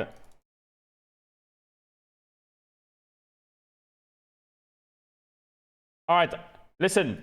I'm gonna watch some old League games from like a couple weeks ago. If you wanna stay tuned and watch with me on like 2x speed and enjoy, sure. If you don't, all good. But don't sit in the chat and go, oh my god, Caedrel, this is so boring. Please, don't. Oh my god, this is so boring. Don't do that. Come on, streamer, do something. I don't want to see that. Where's my fucking thing? Okay, let me see it. T1 Worlds jersey does go kind of hard, though. T1 Worlds jersey does go kind of hard.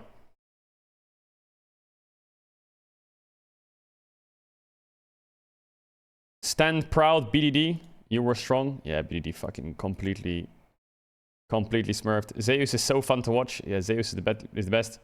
They were a bit late, but the T1 Metro is still set for Worlds. What the fuck is that Gumayushi picture? Sad for KT? Yeah, it's really sad. It's actually so sad seeing these two players are so insane and they can't be on the best stage at the moment. LNG dropped the contracts, BDD and Rookie. The worst Korean seed is the current reigning world champ.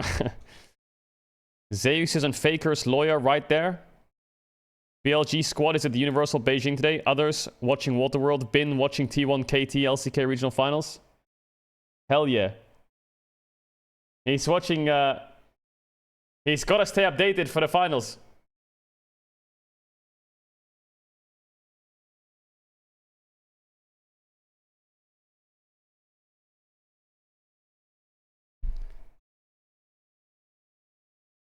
Zoro, Zeus. Never seen a more useful one for Yone. The jersey prophecy is real. White, black, white, black, white, black, white, black, white, black, white. Yeah. Weibo's jerseys are white. Top Esports' jerseys are white. BLG's might be white. We got a problem. Sign it, the doubters. Pain. Farewell, Deft. Okay, what is this thread? Bro, stop no hate threads. Fucking removed. Why so annoying? T1-1 with black in 23, they're white for 2024.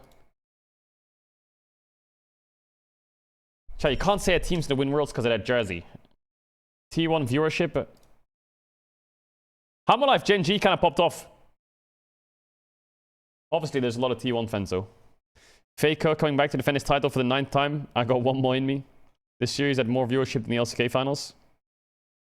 Depth appreciation post. Arguably the GOAT AD carry. 11-year-long career gave us one of the greatest stories in esports history. Never gave up after years of curses, all while remaining a class act. He might not have been the greatest in his final year, but his impact on the game is undeniable, and he deserves a spot in the Hall of Fame. Fact, true, and couldn't agree more. He definitely deserves a spot in the Hall of Fame. Definitely. 100%. 07 BDD, 9th Worlds for Faker. Riot Games office after T1 wins Game 5.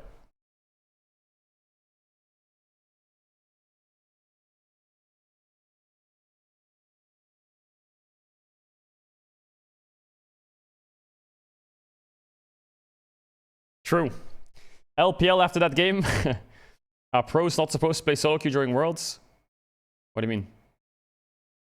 Oh, it's because the Worlds patch is out and they're going to release a mega big patch when Worlds starts.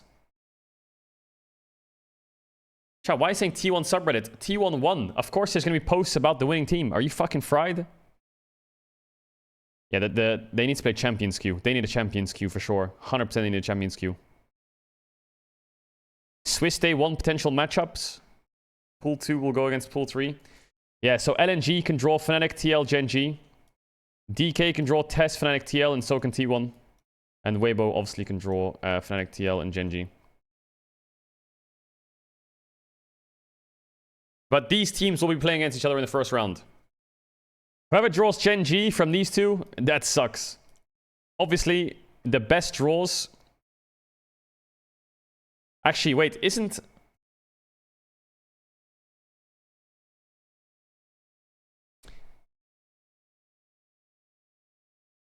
It's guaranteed... Okay, so, am I crazy? It's guaranteed... So, for example, this can't happen, right? Like Korea, both Korean or both LPL seeds can't draw both Western seeds. That can't happen. Only one of each can draw. So, likely matchups are just... I mean, it could be Gen G draws LNG, T1 draws Fnatic, Weibo draws TL, and D+ draws Top Esports. That's very likely. Yeah, because Tess can't play LPL, right? So that basically means that only Korea will get one Western team.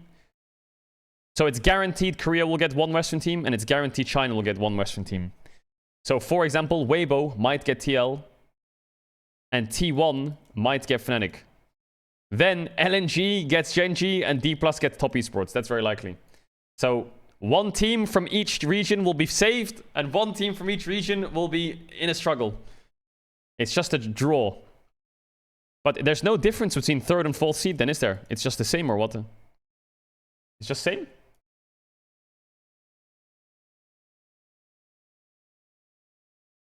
You get side selection. What do you mean you get side selection? You play against a higher seed, so you lose side selection no matter what. Maybe in the later stages? If I've watched enough Worlds, I bet you on Grump, T1 draws TL. It's gonna happen. I bet you that happens. And I bet you Weibo gets Fnatic. I bet you money that happens. I bet you 10 gifted subs, T1 gets TL, and Fnatic gets Weibo. I'm sure of it. I'm sure of it. That leaves LNG with Gen G and D+ with Top. I bet you 10 gifted subs that's the draw. Because it's all fucking scripted. It's all scripted. Clip it and ship it. Zeus is a monster. Yeah, of course he is. I've been saying this. Through all the int. He is a monster. Promise me this man gets an honorable mention in your top 25 of the Worlds. Yeah, of course he will. He will get an honorable mention and Rookie will get an honorable mention.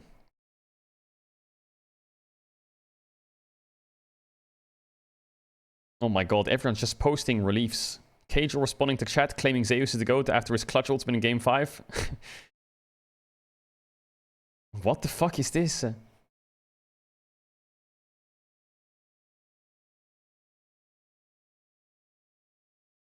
Every T1 fan at the moment. Just tired. Help this man for Connor's sake. Why is he 0-9? What is he playing? Is he playing Renekton? Why is he playing Renekton top? What happened to him? Has he role swapped the top lane? What was his name, chat? What was his name? What was his summoner name?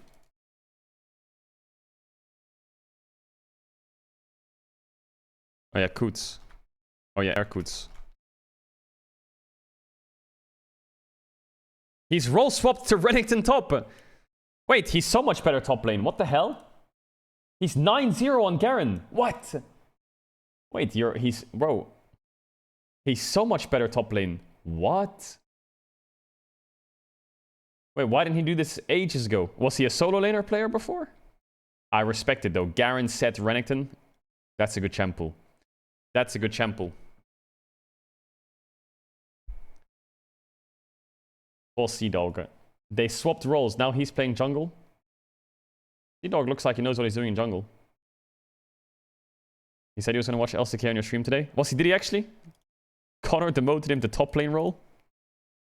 He's kind of popping off. Renekton's a really good champ. React to the 0-11 game? No, I'm not going to do him dirty like that. I'm not going to do him dirty like that then. I think Garen is also super OP. Garen is super OP. He should play more Garen. I feel like, especially in low elo, no one knows what Garen does. Well, they do know what Garen does, but they just don't expect his damage. Like, that champ's damage is crazy. And it's so easy. All you do is run at them with Q, auto, and then spin and press R. It's like...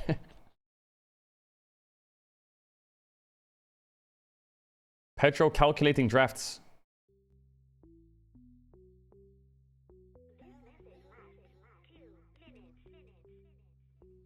Fuck said that. It's so fake. Shut up. Shut up. What teams will Caedrel support the most at Worlds? The teams I'll support at Worlds are Fnatic, D+. I will support Weibo a little bit, not as much as I used to. Then I will support G2 and Mad. I'll be slightly... I kind of want to see Zeus do really well, so I'll be slightly biased to T1 because of Zeus. I was really biased to T1 today because they were against KT. HLE, I want to see Viper win. And Zeka, I'm a big Zeka fan. And that's probably it. So those are the teams I'll be biased to.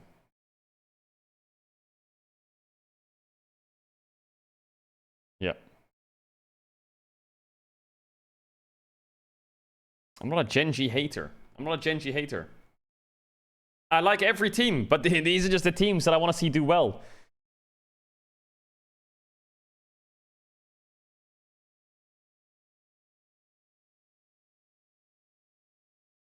Can we do a VOD review of Ludwig's games first, just to relax? Okay. What did he stream on? What did he stream on? 2 hours ago. There it is.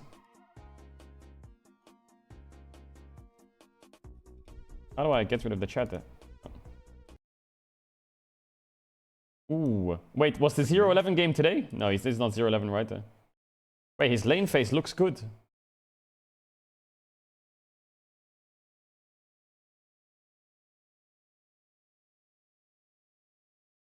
Oh yeah, the 0-9 games here. Did he play against Tamkench top? He did. And Tamkench top is tricky. I just want to see his early lane. % win rate on 10 games. He's playing against Garen. Renekton versus Garen. It's a bit of a weird matchup because of his passive. His Doran's blade start, respect. What is Veigar doing? No. Ooh, EQ combo is kind of hard on ping. I'm him. That sucks. Okay. So far, a tough start. Okay, I think Renekton is so OP, so you just need to walk up and hit the minions straight away so you can start stacking your Fury a bit. Not too much though. Don't just spam hits, but a little bit. Yeah. Don't be a pussy. He's just level Push 2. him out of lane. He's level 2. Oh, okay. Shouldn't have even got there in the first place. Oh, he thought he got level 2 off the minion. Oh, he used his potion super early.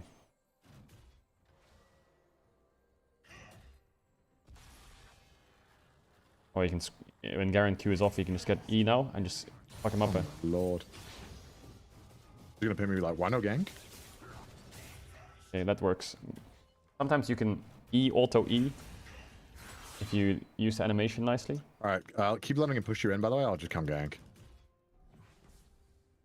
I'm not gonna gank right away, so don't expect that. I want to do a full clear. Wait, he knows how to last hit. He knows the minion timers. Yeah, he's just really slow with the Qs sometimes, the last hit. Oh, there he is. You're pretty warded. Yeah, yes, mega. When you're in this state and your wave's bouncing like this, when his wave crashes on the tower and your wave comes and your wave's pushing out like this, you can really like step up a bit. I guess jungle's top or something. Warded. Yeah, you definitely did. It's fine. W him? No, Iada. Not the worst. I think the biggest thing on Renekton is just your Fury management and what you use your spells with your Fury. Right, so you're getting at level 4 now. I'm gonna wait here. So you can really walk up on him. He's gonna go in. He's got a huge wave. Yeah, that's fine. That's fine. What do you mean he's got a huge wave? You've got a big wave. All right, and when he comes in to hit the CS, stun him. Okay. Not that one, the next one. This lane gank's a bit rough though. Does it work? I don't think it works. Okay, jump on him. Oh, nice, nice. No, don't flash, don't flash, don't flash. Great job, great job. That's exactly what we're looking for. Now push wave one more time and I back. Renekton is a really good champ to learn, but I think he just needs to learn the Fury bar a bit better. He's got a juicy wave though. And he needs to just be a bit quicker on his keys. Like yeah, well, he's got no flash though, so I'm gonna you can EE, boom, boom, instant. He needs to just be a bit quicker. Kane. If he comes in action in a way, let's let this happen. Keep pushing. Missed a lot of I'm gonna go minions. on Kane. Okay. He's gonna flash. I think because he plays locked camera, actually playing top lane is probably a good thing. Let him go. Let him go. I'm gonna get him. I'm gonna get him. No. Don't. Is he thinking of flash Wing? Okay, you can try. Oh no! Okay, this is just back. No! What? No! What? What was that? What was that? Kane's backing. What was that? Yeah, no shit, Kane's backing. I could have told you that. Oh, yo! Oh my God. No, I think you should save your flash. Oh no! What? There's a... What is that? Is that an instant replay? Nah, but if it hit, it would have been cold. Alright, Connor's here. You see what I'm working with? Why is she staying on 1 health? Yo, Connor. I'm sorry.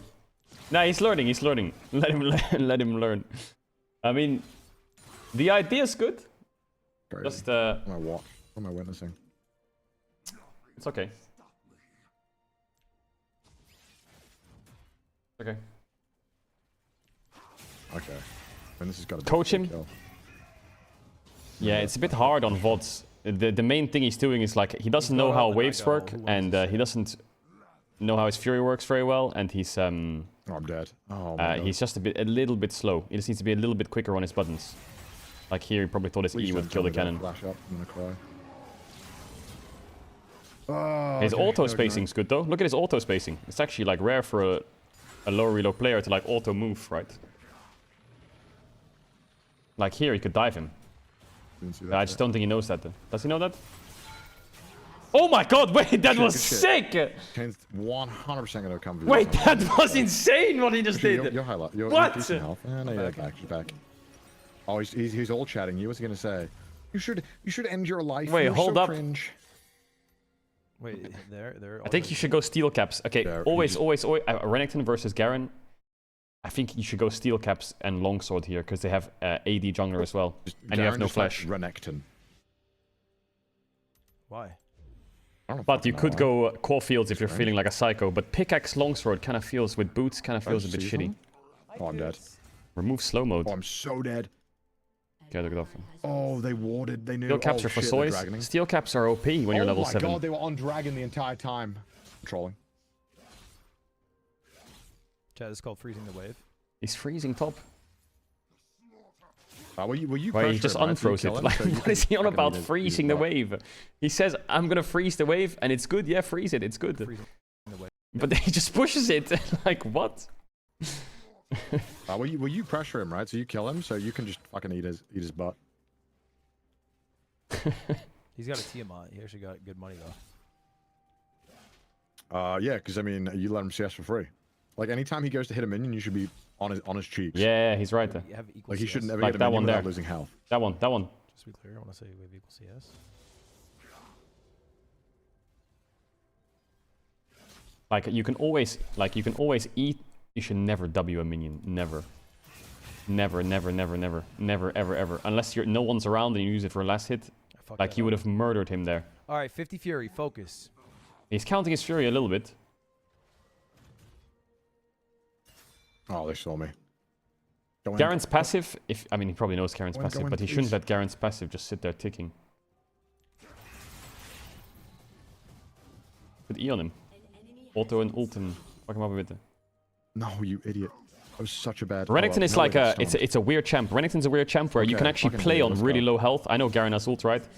But your ult and your Q does so much. Oh, nice. Like here, you shouldn't push. Yeah, he doesn't... And I guess you can base now, but...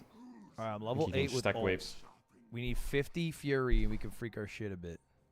50 Fury for the W. You want to get on these boys? Yeah, I just got bought, so I'm nowhere near. You can grab it. I got my waves I don't think to it's worry worth for you. about. I don't do it. Yeah, his last sittings... Yeah, he needs to work on last sitting a little bit. Okay, a little bit.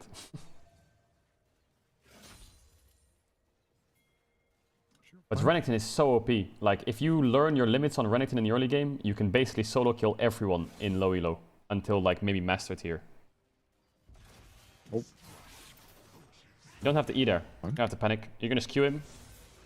And when his Q runs out, you can use the wave when you're running back at him to, like, trade on him. Lol. I mean, I missed it, but hey, look, I got ult.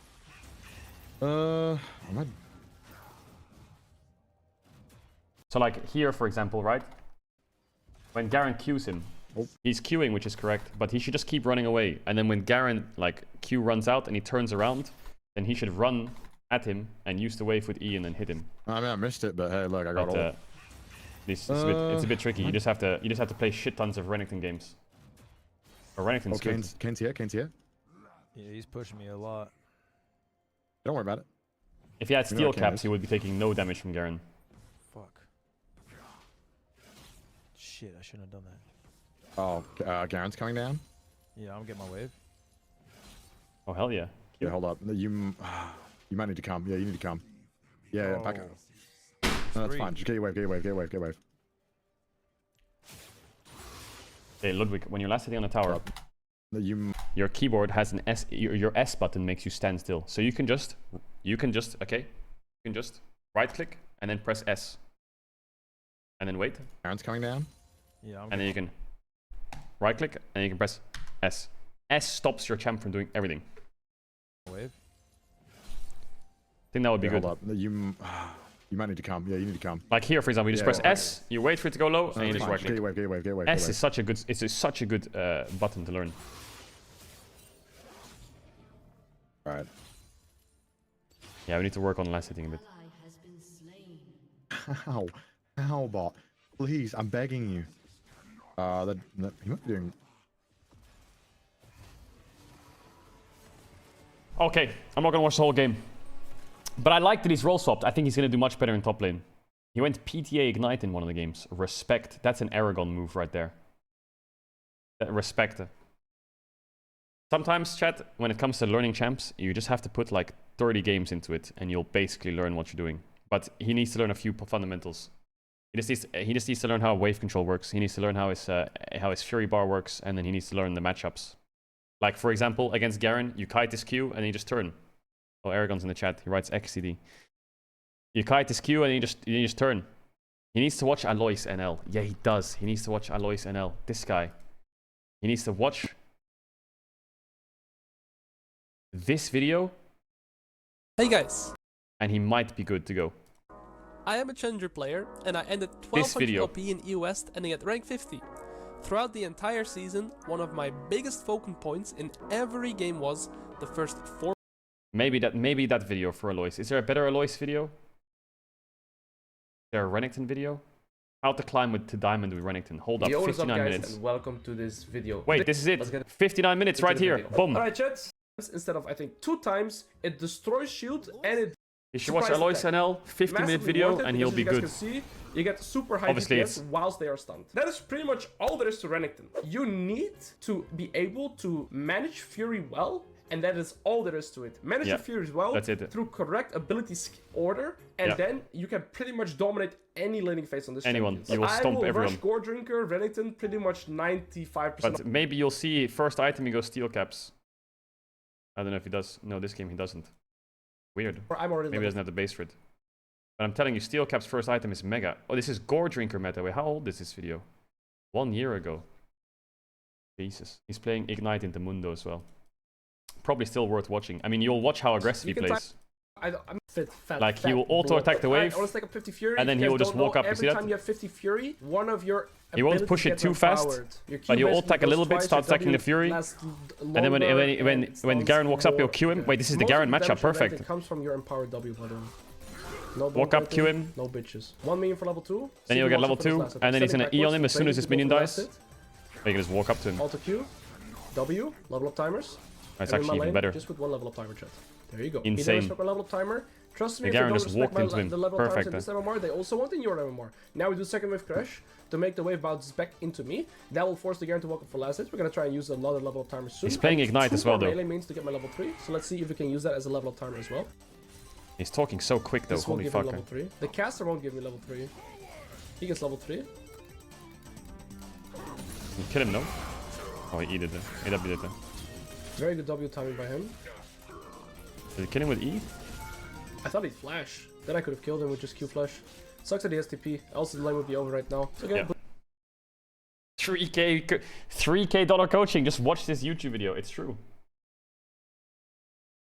When I was climbing on my, I did top lane to challenger. I think I got stuck at like what elo did I get stuck at? I can't remember. Like 4,500 LP. I played a shit ton of Renekton. No, I didn't play a shit ton of Renekton. When did I play a shit ton of Renekton? I played so much Renekton on one of the accounts. This game I was playing Aatrox only and Rumble. Yeah, when was my Renekton arc? I don't remember. I had a Renekton arc once.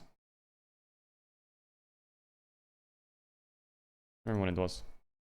Day 1. It was on your mid lane account. What was his account? 700 LP Grandmaster?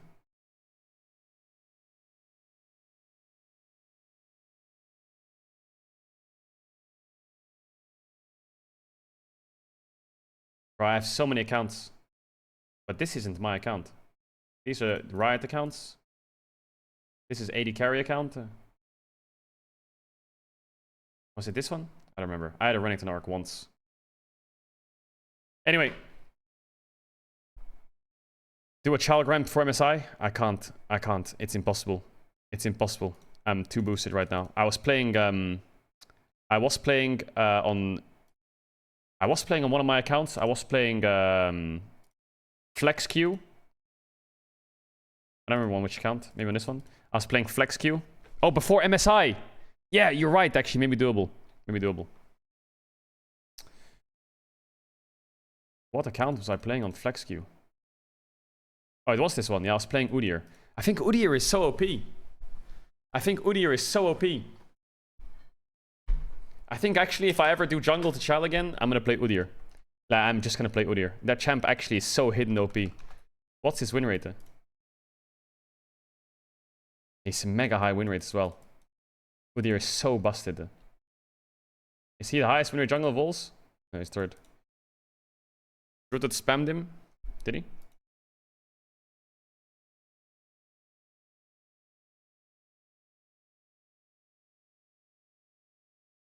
Hello. Hidden OP. Well, not hidden, but like not a lot of people play Udyr. Not a lot of people play Udyr. Oh, yeah, he mained Udyr. Jesus. The Leanderies into, what's it called? That tank item. What's the tank item called? What is it called? The armor tank item that does magic damage or what the fuck is called? Not Deadman's. Why is he building it? This one, Unending Despair. This item, I think on Udyr is so OP, isn't it? You don't go Unending, you go Jack Show? I was going Unending. But yeah, Udyr is so strong, I think. You just power farm, get Liandry's, Phoenix tanks them, and you're insanely tanky.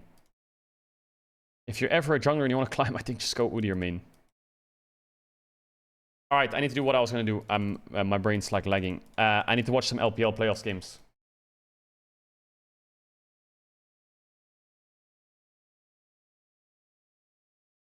I need to watch some LPL playoffs games. Because I'm making loads of Worlds content. I was watching last night, I was watching Weibo. Why does it say Light Korean? Bro, Light I think is insanely good, this guy. I think he is just so hard stuck. It's crazy. I was watching this series. There was nothing Light can do. Also, this series, there was not much he could do either. I think this guy is really good, but I just think he's on such a bad team. I also think Gala's really good, but some people said Gala's best AD in the world. I rewatched some of the games. Yeah, he's good, but I don't know if I would put him best AD in the world.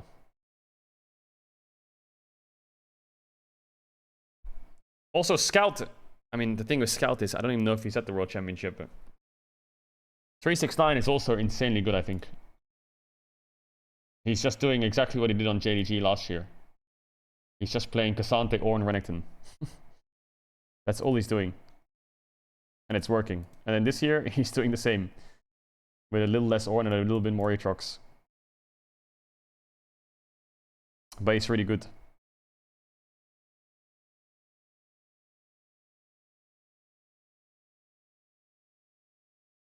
But Bin is, I think Bin's the best. I think Bin's the best top laner at the Worlds. From what I've seen. Bin is insane. Bin's crazy. Also, Renekton will probably be good at Worlds, and he's just gonna pick Renekton every game and smash everyone. It's weird, Games of Legends, because when you go to Games of Legends and you see that he's down 32 CS on average at 15, it's only because it counted MSI, and it's probably because of lane swaps. Because LPL doesn't have stats.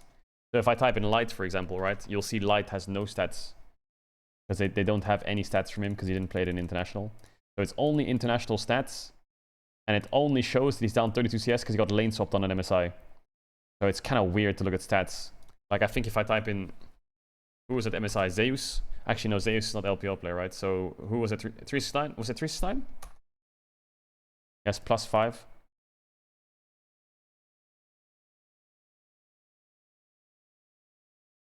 Strange. Strange. Yeah, I had to rewatch a little bit of LPL because I missed some of the series. I watched that series, the regional series of Weibo LNG. What's a good series to watch to recap? The JDG series is useless to watch. What's a good series to recap some of the players? I watched that one. Weibo JDG, I should probably watch that series, right? I didn't watch it. I want to watch Weibo JDG, and I also really want to rewatch BLG Tess.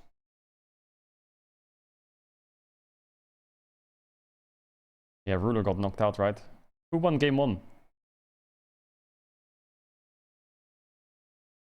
Breathe. What do I think about Breathe? Breathe just to me seems decent. He's just not a big game player. He just doesn't seem... I feel like he's one of the worst top laners from the... Like, even Damwon and T1, they have Kingen and Zeus, and I think Kingen and Zeus are still insanely good top laners. Is Breed the worst top from Major Region? Probably, right? 369, Bin, and Zika. I think Breed's top... not Major Region, sorry, from LPL LCK.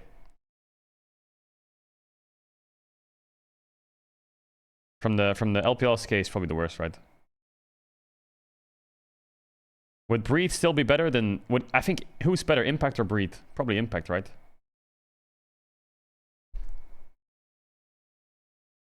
Why does it say perfect in chat? Perfect's not at the Worlds.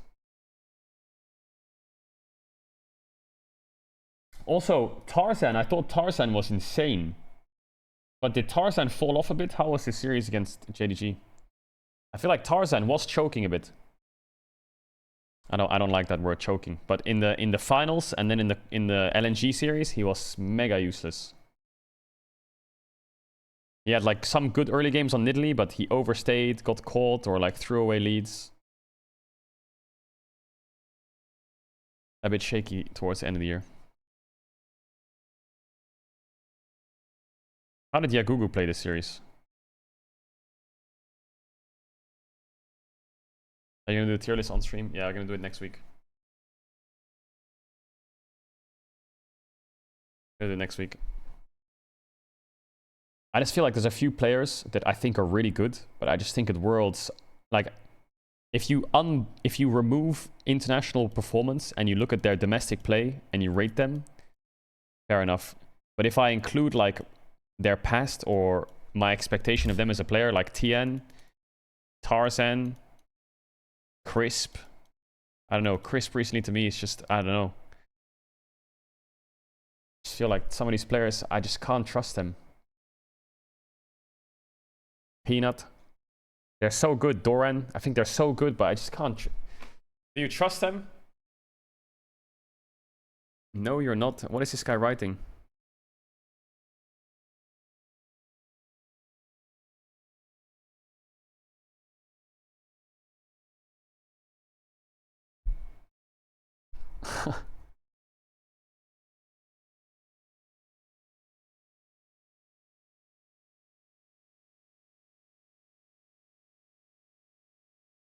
I feel like after watching like a lot of the LPL VODs,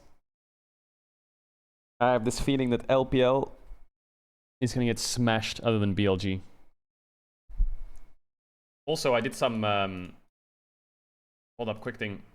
I messaged 3 Chinese like or 3 LPL experts from the Chinese side. Okay, so I thought I want to get Chinese the opinion of the Chinese fans because all I see is Western opinion. So this is what I got back. BLG is the favorites to carry the LPL's hopes and dreams because they dominated the season and have a really good roster with Knight. Wei in particular has given them a big boost of confidence, and it really shows. They haven't impressed internationally yet, and sometimes it's because of their egos. They have ego plays or ego picks, and they have weak links like On, who can do the iffiest of plays to lose the games at least. If bot lane sinks like they did at MSI, it causes other lanes to hemorrhage, and Knight sometimes just disappears in games internationally, while Bin tends to overcompensate, which leads to him overextending so far. They look like a well-oiled machine. Top Esports were predicted to place 2nd place in the finals, so them losing to Weibo was a huge surprise. They're a very strong team with some insane team fighting formations. They've got superstars like JackieLove, Mako, and Tian, who have career highs right now, and Cream has shown that he's grown so much throughout the year. However, at EWC, Cream got a lot of flack for his champion pool getting exposed and got kind of called a 2-trick Tristana Corki. He's brushed up a bit since then, and he has the versatility to come into Worlds. I'm extremely worried about Tian, though, and I'd agree 369 as well. When their jungle is a mess, it tends to spill over to the other lanes, and 369 just doesn't have the same star power like Bin to carry the game. He would get the same criticism like Knight was on JDG when he goes invisible when it matters. I'm just reading out, obviously. LNG should also not have lost to Weibo Gaming, but they did anyway. Their strengths are obviously superstars like Scout and Gala. Scout had a pretty wonky split, but made up for it during the playoffs, so I don't doubt him performing well at Worlds. They're both self-sufficient. Zika, on the other hand, is quite a rising star on the roster, and he's improved lots since last year with some impressive carry performances, but he can sometimes be like Doran and do the weirdest shit ever and have poor decision-making. Another important player to watch is Weiwei. I think he gave LNG an upgrade, even though they lost to Weibo. Because as much as they love Tarzan, he is volatile with high and low lows, while Weiwei is more consistent and steady. He might not impress, but he'll get the job done. LNG's problem, though, is that they're incapable of playing fast and hard, and it's no wonder they're known as the slow burner. As an LPL team, they fall asleep. If they can't set the tone, they'll easily get outpaced by every team in the world. So these are some of the Chinese side takes. Weibo Gaming, don't know what to say about them. They're such an interesting and weird team. Tarzan was a big upgrade for their playstyle, and he's so active because of Zhao Hao. It pushes everyone else to be more proactive. Without him, I don't know, Weibo would be completely useless. But again, they're a team of high highs and low lows. They're constantly punching above their own weight by making it to finals and then getting pummeled. It's kind of like a mojo they have. They're good against LPL teams because they kind of just know what they're in for. Like how Xiaohu has never lost against JackieLove. But they could very, very easily lose to Mad Lions at Worlds. That was LPL side. LPL side observations. I had one more person who gave me the rundown. I asked 3 of them. I'll read out the second one real quick. From the discussion and comments online from former pros, they say that there's not much help for LPL being a dominant region or hype like JDG had going into Worlds last year. However, they agree that LPL needs to win to save viewership and the League of Legends market in China overall. So this is ex-pros comments. Normally LPL performs better when no one has any expectations for them, like in 2021 people were talking about it being a doomed season from the very get-go. Top Esports has a huge fan base in China because of Jackie Love, so they're super optimistic about getting good results. Even though they lost the GAM in 2022, there's nothing more to lose really. Everyone else wants to see Top Esports. Actually, it says here, they all of the Chinese fans want to see Top Esports lose again for max content. Most people believe that BLG is the only team that can actually do anything at Worlds because of the unstoppable performance that they had. But only a few people believe that they can beat Gen G, not to mention that Hammerlife grew through the summer and became strong as well. The general expectation is to have at least one team make the finals or lose to against NA so the fans can laugh about it for the rest of their career. Old fans believe that the current situation is still probably better than Season 5 and Season 6, since there is some degree of success right now, but the decline in viewership and the decline in team strength is a problem that everyone is aware of. And that's basically it. And the other person said...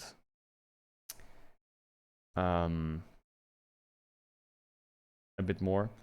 LPL fans in general are pretty pessimistic on how they'll do at Worlds, considering most people think the region is weak. However, BLG fans and coaches and players believe that they're a tier above everyone else. Top Esports is kind of close to BLG in strength, but they didn't make summer finals. And even though they have a record of beating Gen G because of EWC, there's a lot of mixed opinions. On one hand, you have players like Jackie Love and Mako who show up on the biggest stages, but on the other hand, you have players like Tian and Cream who have bad histories or are rookies. I don't feel like people care too much about LNG or Weibo. The fans have no expectations at all. There was a few tier lists on Hupu, which basically said that Gen G, BLG, and Hammerlife are tier 1, and T1 Top Esports, and then the rest. But this was from a week or 2 ago, so I guess T1 is probably not on that list anymore.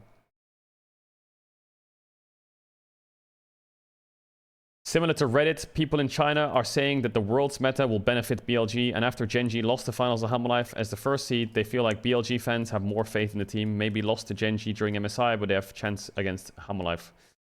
In specifics, Bin's super solid, always shows up, Wei's always going to show up, Knight's really good, but he also has a history of not showing up, and people usually do not give Knight the edge over mid laners like Faker when it comes to internationals. Elk is solid. People are very worried about On since he's very inconsistent and is often a meme in China called the Chinese Hylissang. This team has a really high ceiling given the right meta. They do have the biggest chance of winning Worlds over the LPL teams. Top Esports coaching. People question Top Esports' coaching staff ability to understand the meta, and it applies to every LPL team. Every year they lose at Worlds, there's a huge discussion on how the coaches can't catch up to the LCK teams because of meta reads. LNG Zika, super highlights. Even though he's not that experienced, he has some new picks like Rise. Weiwei is a downgrade on Tarzan, some people believe. But he's basically playing around mid and bot only.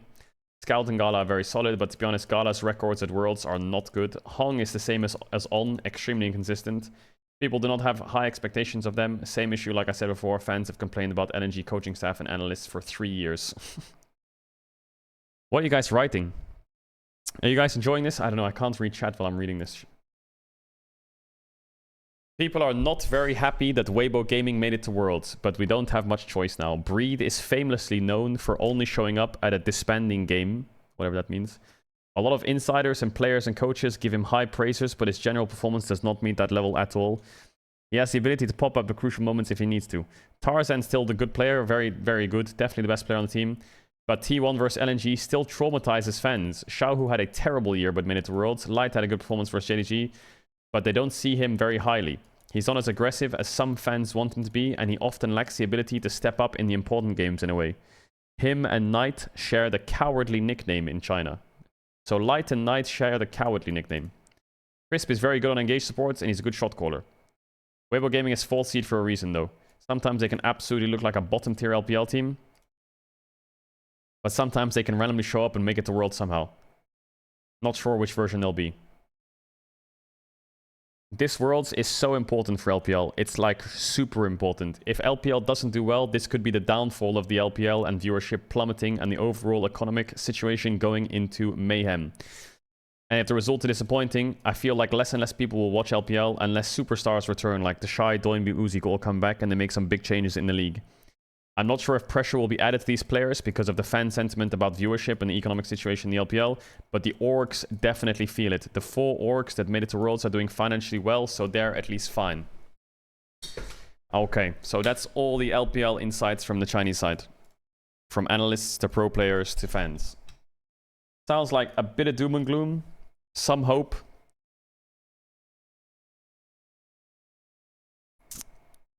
But yeah, I asked a few LPL Chinese side, and that's what they replied. Hopefully that helps you guys a little bit when it comes to Worlds and their perspective. What is this? Zeus gets a 9.8 for his Yone performance against KT. 1-4 playing like a 4-1. That's why you're the Thunder God, Zeus. That's right. Everyone's recognizing that that guy is that guy. Are you gonna upload the T1 KT series to YouTube? It should be up.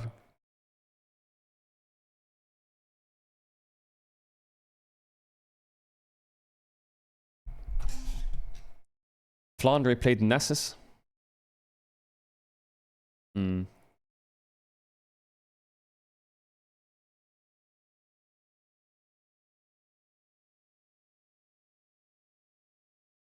Isn't like EU, isn't it G2 and the rest? Yeah, I feel like there's a lot of pretty general shared sentiment around the world where, like, I think NA fans are probably upset that TL lost to Fly because TL looked like a rock-solid team going into Worlds, but now you question if TL's good or if FlyQuest is like... Is TL bad? Is FlyQuest good? Are they 2 strong teams? Are they 2 weak teams? EU is like G2 only right now, and Fnatic's late game sucks, and I think Mad's got 4 rookies, so I mean, whatever they can do is great, but not much like expectations. LPL is BLG. LCK has Genji, Hammerlife, super powerhouses, and T1 Damwon look like quite a lot of tiers below them. I don't know. Worlds have been in a weird state. But it's like this every year. I mean, think of last year, right? T1 weren't even the favorites coming into Worlds. It was Genji, JDG, BLG.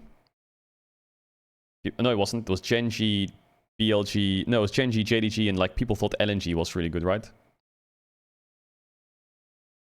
And even the Worlds before that, people thought that Genji and T1 were the favorites, and DRX won.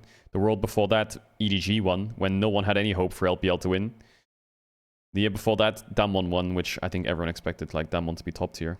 So the last 3 years of Worlds, there's been a team that's won that no one really thought they would win. Maybe they were possible runners-up, but the favorites always bombed out. So again, this year the favorites are probably Hammerlife, BLG, and Genji.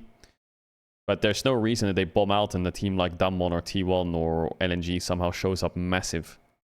I mean, Weibo made World Finals last year, right? Like, it's crazy. The fact that Weibo made World Finals last year and beat BLG is mind-blowing. They were like the 4th best LPL team.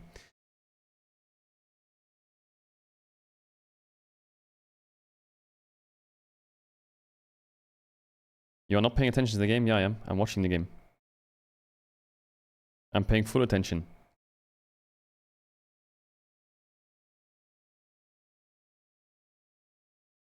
How does Weibo lose this game? Who wins this game?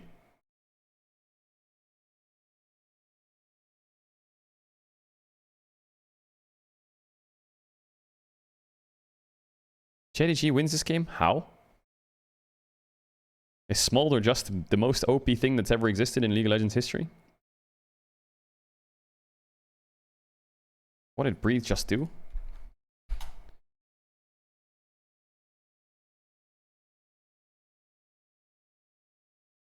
It's hard that Maokai Sapling kind of fucked him.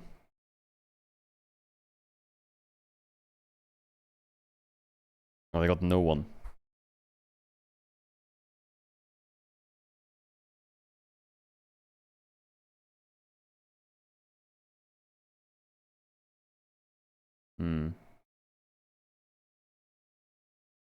Yeah. I was wondering if Crisp can flash on Yagao here. Q flash ult, make him flash out to the left, and then maybe that gives Xiaohu Tarzan away into the fight, because I just feel like they can't join, right? The fight's running away from them. Riot's nerfing lane swaps for Worlds. Riot's nerfing everything for Worlds. Riot's nerfing absolutely everything for Worlds.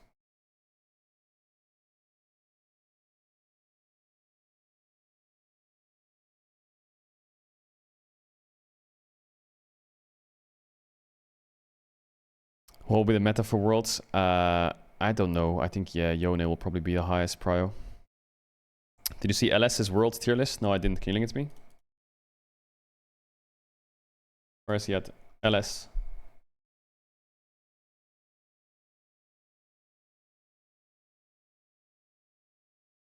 You think Ziggs is going to be OP at Worlds? You think Swain's OP? Eh? Karma, Hui.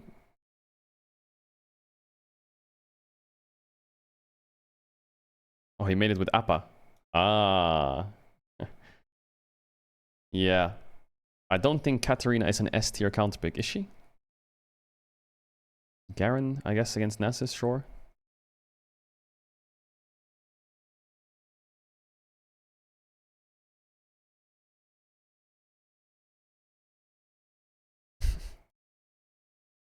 He hates LeBlanc, doesn't he?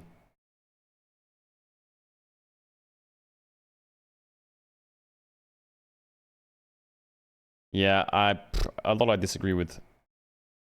My opinion of the mid meta is Yone will be 100% pick Ben.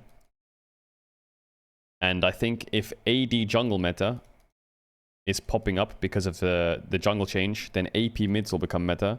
And I wonder if drafts will look like Skarner, Viego, Vi will give birth to champs like TF, Sylas, Ari, Talia, Jarvan will be strong. I think Ryze might be a pick at Worlds, and if Ryze is meta, then Syndra could be good, or Orianna. If Ari is meta, then Lissandra could be meta. I feel like this might be where the meta goes. The meta either stays the exact same, or it goes this direction. Which I feel like it's possible. Because the changes are so big.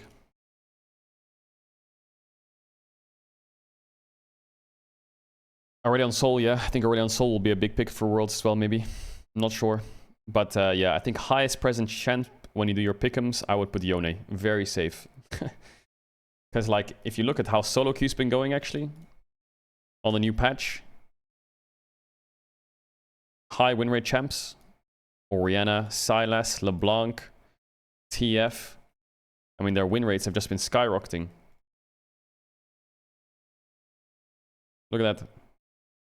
Look at the pick rate as well. And if TF's meta, that means Sylas is meta. Orianna's pick rate skyrocketed as well. And solo queue is the only measure you have to go off, right? I will look at Diamond Plus though. Obviously there's some things you have to ignore. Did I just grief it? Patch 1418 mid. Yeah, Aurora will be mid meta obviously. Talia is good. Yeah, these are all supportive slash magey mids, right? Ari, yeah. I think this will be the direction the meta goes. And then you'll see champs like Jarvan be strong, I think. Jarvan, Viego maybe are the champs that's, yeah, Viego that suit them. I think this will be the direction it goes. I mean, I think Sejuani will still be meta as well. Or will be enabled for Worlds, yeah. Chat, what were the counters to Aurora? What were people clicking into Aurora? Man, it's so hard to say that champ's name, Aurora. Fuck, my mouth is getting rolled. What were people picking into it? Mages or? Galio, Syndra?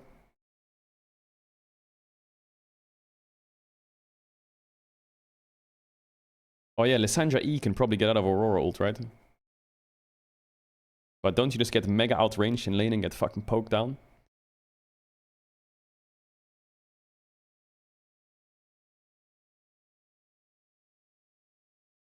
Oh, Kanavi kind of trolling.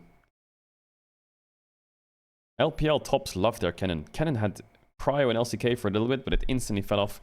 Bro, Smolder Ezreal is disgusting. Look at this fight there. Look at that fight. This is a turned fight for JDG with a kill 3 or what? That's nuts. That's crazy. Ken doesn't die, I guess.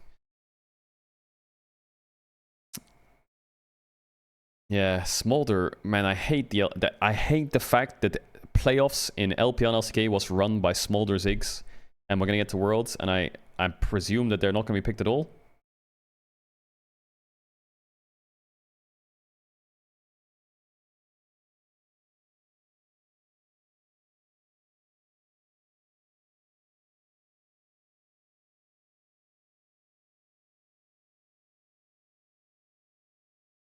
They are gonna pick Smolder.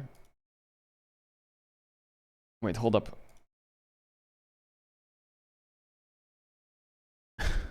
Health down by 30. 30 base health down hurts his early lane a little bit. They took AP off his Q, which is fine. You just don't go Liandry's, I guess. You just go crit. They took 5 base damage off. Club damage, they took 5 base off as well. And they reduced the minion monster damage for pushouts. Yeah, maybe Smolder's actually fine.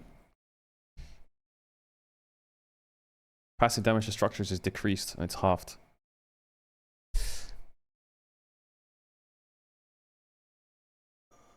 Are these nerfs strong enough?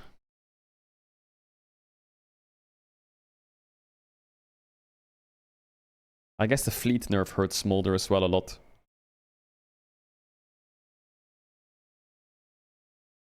Tower fortifications are up. Maybe Smolder Ziggs are not that bad. You just go Grasp on Smolder, right? Yeah.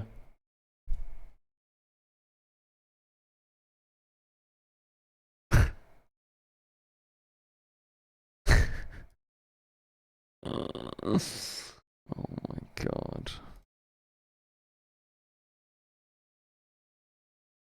When did the patch come out? The 11th? So 3 days ago? So the last 3 days everyone's going Grasp? 3 or 4 days? I mean, everyone's going Grasp already, or what?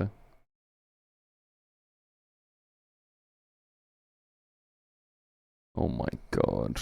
He doesn't, like, no one's even building Liandry's really either. There's 1, 2. I mean, they're not getting to late game in the first place, right? But everyone's just playing crit Smolder anyway.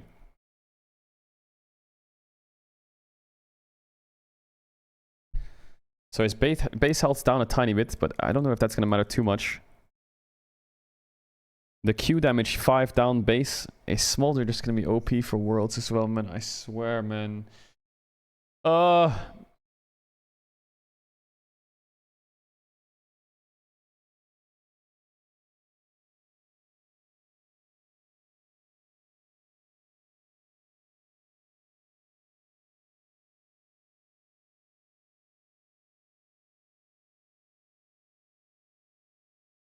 Q damage increase.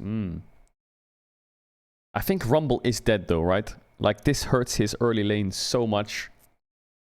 Like, the base damage on his Q is down by like 20 to 15 base early. Like, Rumble is fucked, right? His early lane sucks. Obviously, Rumble Vi with Rumble ult is still good, but his early lane is so bad. What happened to Rumble's win rate? It tanked like fuck. He's at 48% win rate right now. They took 3% win rate off Rumble with that nerf.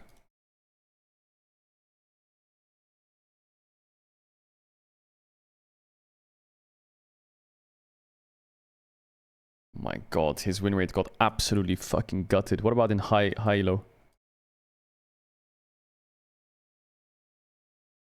Yeah, in high-low he's also kind of gutted.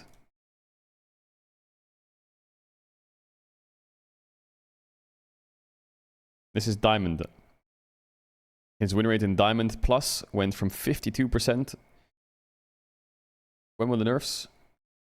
When did the nerfs come in? On the 11th? His win rate already went down before. His pick rate's gone. His game count's gone. No one's banning it. I think Rumble might be gone. How did Rel get hurt by the nerfs? Not that much. I think Rel being meta at Worlds is a big problem for T1. Nasus, I'm just curious what the win rates are. Nasus' pick rate dropped off a cliff. It halved. Everyone has dropped it. His win rate went from 51 to 50. Base AD down. Base AD actually is underrated how much it hurts. I guess Misfortune's probably... Oh my god, what? She went from 53% win rate, almost 54, to 50%. Wait, MF fell off a cliff as well. What? She went from 15% pick rate to 8? Yeah, base AD nerfs hurt a lot. Base AD for any AD carry, even like Graves jungle, is fucking horrendous. Oh, Maokai. Yeah, the BT nerfs hurt as well.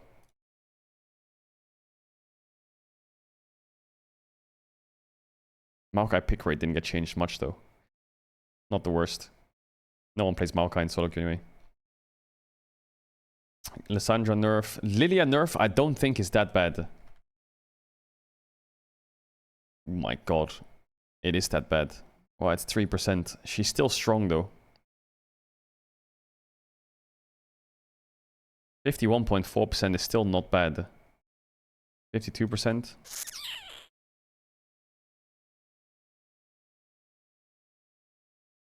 She's not dead, but yeah, I mean Lilia MF was a thing, right? Base armor decreases hurt a lot. This actually is a big nerf, because if you play Leona versus Renata now in lane, 4 armor off when they're just fucking auto-attacking you to the ground, playing into range supports for Leona now is really difficult. Attack speed growth increase. Q slow, E bonus move. I feel like any movement speed increases, like Q slow for example, on his To the Skies.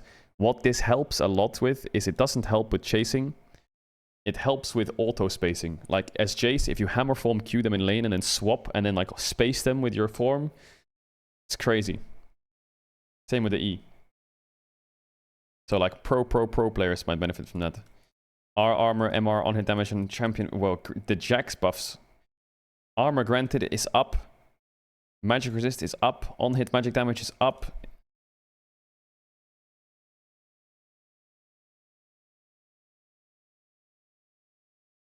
His win rate went down because his pick rate went up. So people were like, oh, Jax is OP, and they all locked it in and started losing because they're not Jax mains. And then it started evening out when everyone started giving up playing Jax.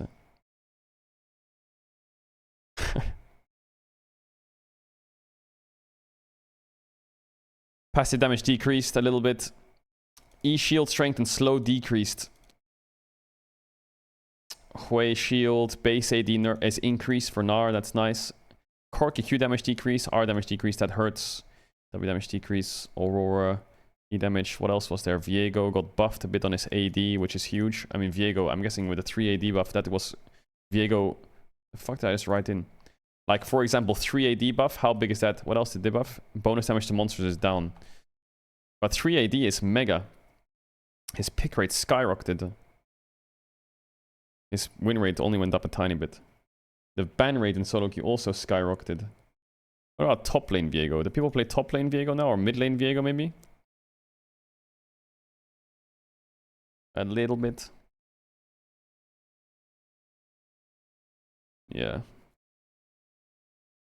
Armor growth increased, Q damage increased, bro. I think Xin Zhao is such a nice champ. I love that champ. His win rate went down from the buffs or what? It went up, down? Xin Zhao sitting at a really high win rate. Zeri passive damage. Bro, did Zeri just get gutted into the ground? Oof. She went from 51.5% win rate to 48.7%. Jesus. I mean, the BT nerfs probably hurt her as well, right? Yeah, the max health being reduced on her passive hurts. Ziggs, is Ziggs being played much in solo queue? It probably didn't affect him that much. Because they don't really use Ziggs in solo queue for getting towers, do they? Didn't do anything to Ziggs. Nothing happened. His win rate's still okay. Yeah, I think the BT nerfs are quite difficult actually. That sucks. Nice for early, right? But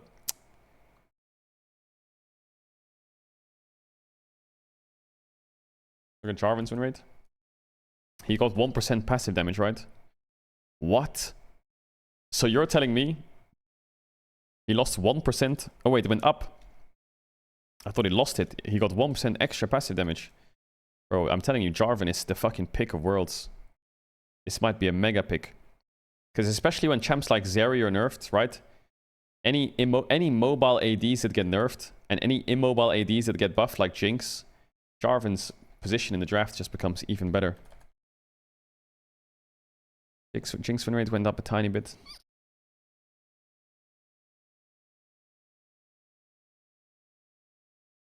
Wow, Jinx is sitting at... What the fuck? In Master Tier Plus, she's sitting at 54%. What? I mean, she's always high in solo queue, but she's number 1, number 2. Why is Lucian AD so high? Huh?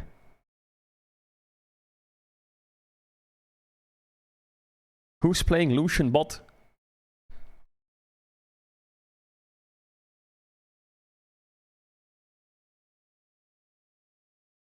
How many games is it? 3K? Who's playing Lucian AD carry?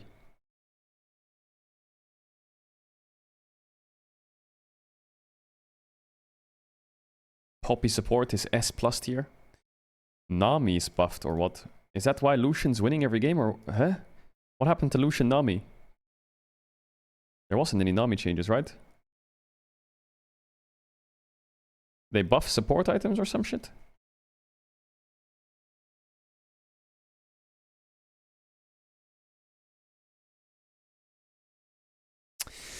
Whoa, this meta is gonna be weird. I think BLG is winning hardcore on this meta. The only problem is, like for example, Azir falling out of the meta is great for Knight. Like his champion pool is great. He doesn't play Azir. Azir is gone. Wei is like the AD jungler, CEO, Viego, fucking Lee Sin, Xin Zhao, Vi, Jarvan. He loves those champs. It's not that he's bad on AP champs, but like when he was in RNG, this was just his meta, right? Worlds 22, like he just mained it. He mained it. He mains that shit. Also, Ahri buffs are great for Knight. Everything's good for him. This is good for Knight. Knight and Wei get big wins from this. Also, Elk I think is fine. Elk is good at everything. He can play anything. Aphelios, Jinx, top tier most played. Yeah, I think BLG is in a good spot to win Worlds this year. But there's other players that are in good spots to win Worlds. And I'm pretty sure Peanut is not too upset about this meta. He likes Viego. I think Zeka is not too upset with Ahri being meta. With Sylas being meta.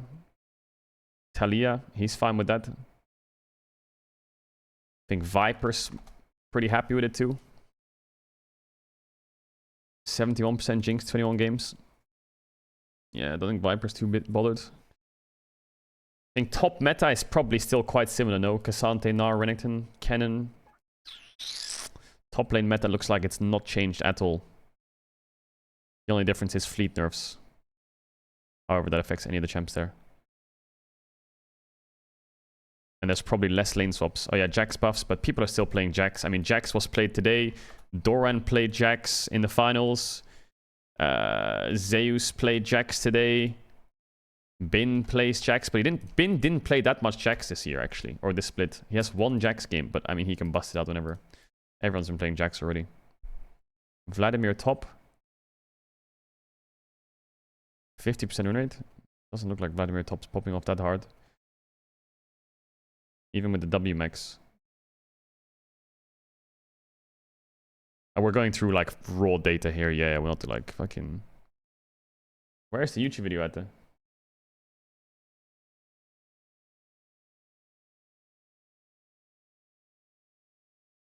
Oh.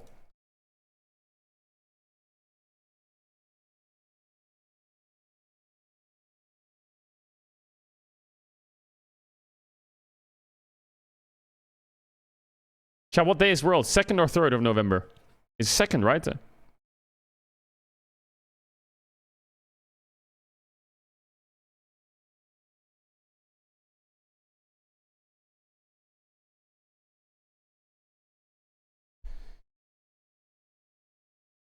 Chat, we got the assets ready. Look at this. Yeah, today's stream's kind of chill.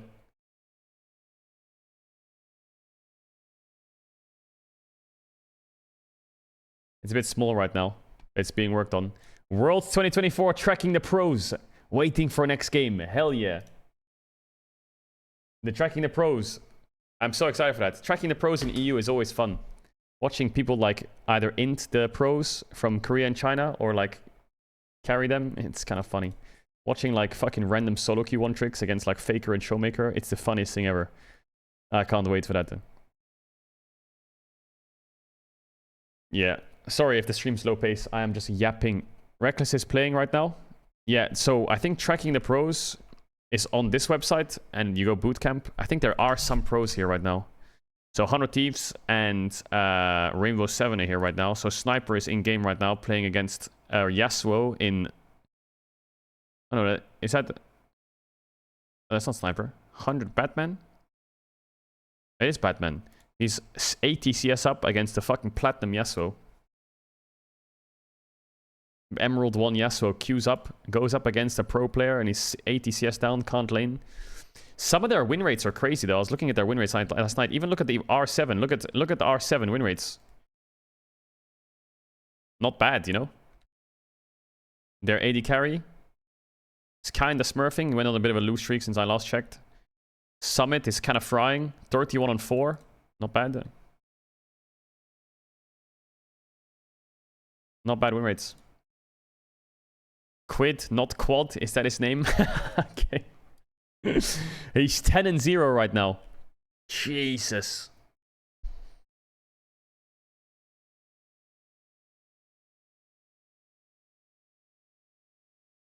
Wait, where did it say 1G? I'm blind. I swear I just saw 1G. Where was it there?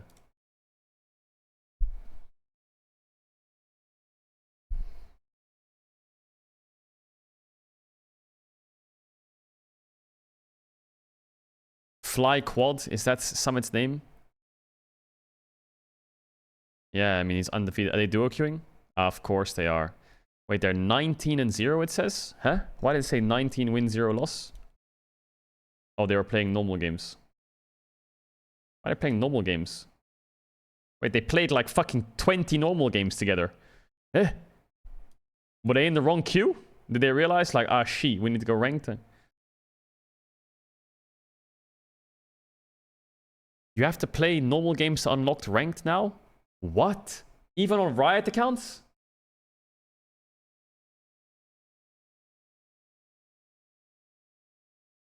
The fuck? Yeah, you did. What?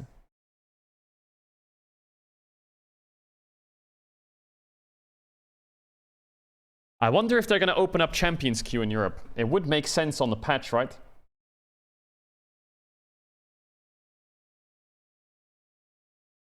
Hey chat, the YouTube video should be out now.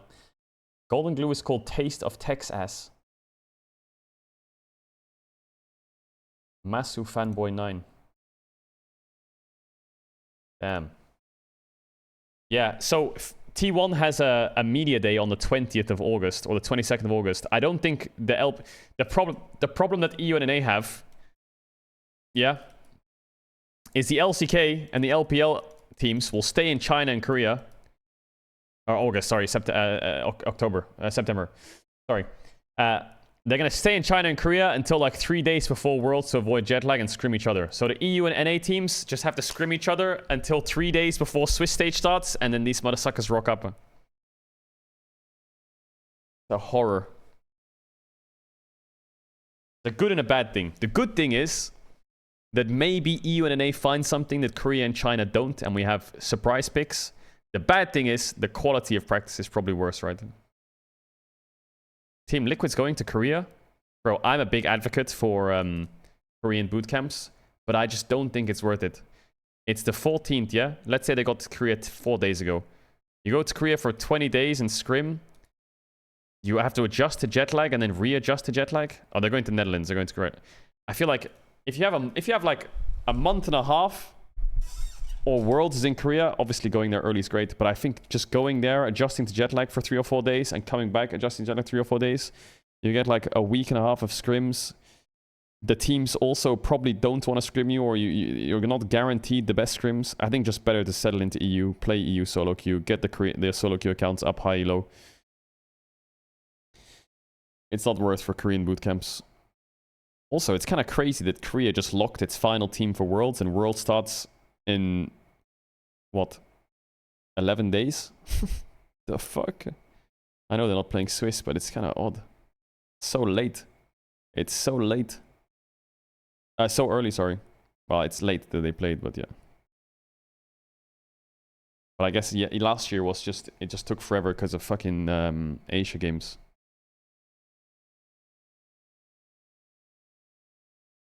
Yeah, this game, I don't really think there's much to see this game. This game, I really feel like if you're playing Kennen Tristana and you give up 5 grubs and you're against Ezreal, Smolder, Nessus, I mean, you're just outscaled to infinity. Like, there's actually nothing to do this game. AG is just, it's just over. It's completely unplayable. They have Smolder, Nessus and got 5 grubs. Like, it's just completely bannable.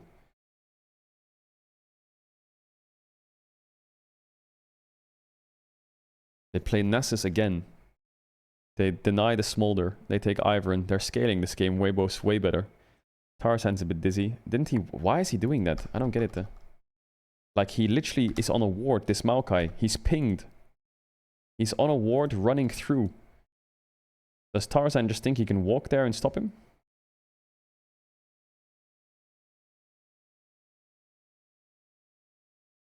What the fuck's he gonna do? Just look at him?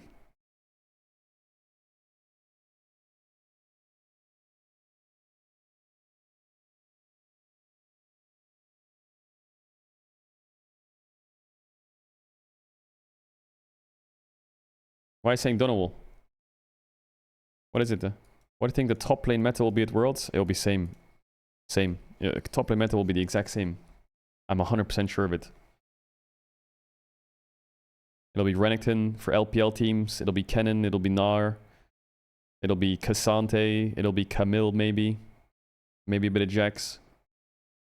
That was a good bot dive. Tarzan might die though. Oof. Yeah, they're both dead. Maybe Light can cook a bit here. Why doesn't Light cleanse earlier? What is he doing? Like here, why doesn't he just insta-cleanse the Q and just fucking kill Maokai? Why is he waiting? Then he cleanses the root. I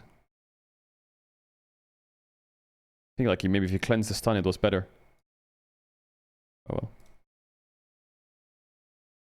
Have you heard the rumors about the new Linkin Park singer being involved in Scientology? Yeah, I heard those rumors. Bro, how like this whole Scientology thing, I watched a documentary about it. The fuck is that? Like absolute brainwash.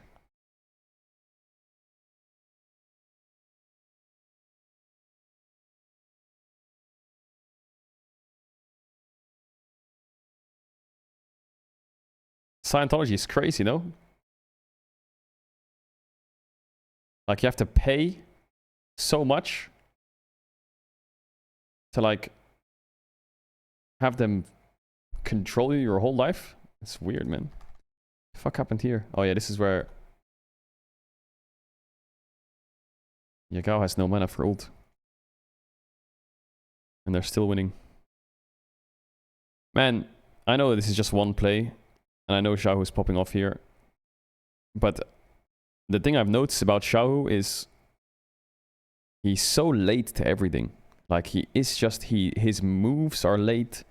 He's just reacts to plays so late.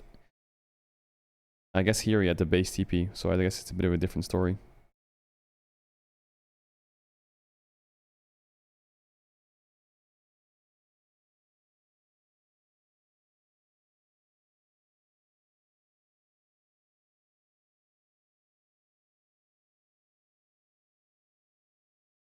Actually, you know what I would want to watch? Hold up. I feel like it might be more interesting for Chattermans.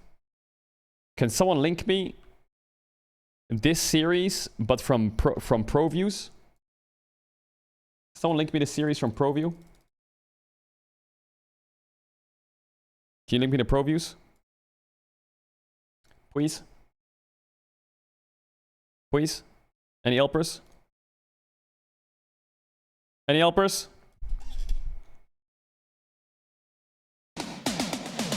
Yeah, you're fucking annoying. Link it! Link, an actual link. You're so annoying. Link me the Pro Views. Link me the Pro Views, stop yapping. Actually, I can probably find it myself. I am subscribed to Molecule on Patreon.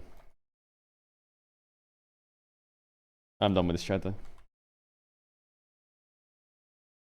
Aha, I have it. Wait. Hold up. Whose perspective do we watch? Tarzan Shao. I want to watch Shao.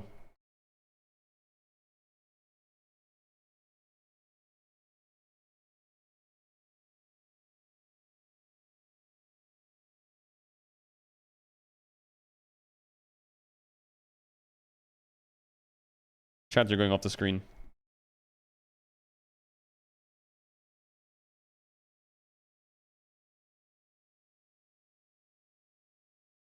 You're off the screen. Sorry, buddy. Maybe you can come back if I do this.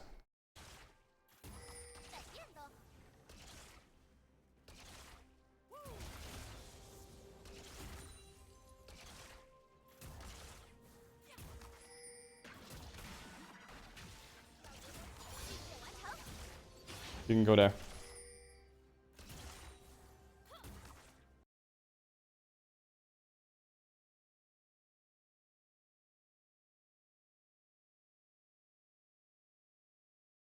You're so back. Yeah, today's stream is mega chill. I'm a bit tired. I just want to watch this. Yeah, why is it lagging? Why are we lagging? Why are we lagging?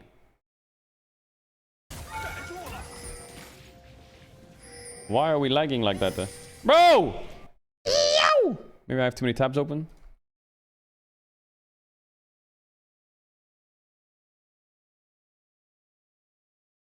He doesn't play like that. Shut up. Of course they have good win rates. Pro players are dumb. Someone donated. I put alerts on now. We need to call. Vedius, we can call. Call me. What is it?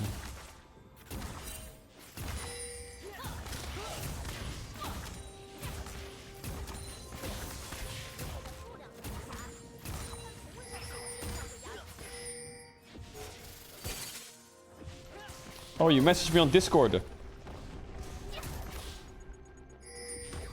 Oh, I didn't see that you messaged me. What's up? What's up? Good morning, my friend. How are you? I'm very well. How are you?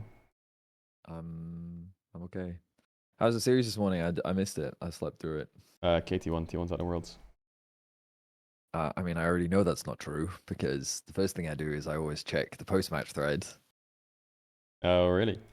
Why would you lie to me? Straight to my face. Maybe the post-match thread's lying. You didn't watch the series.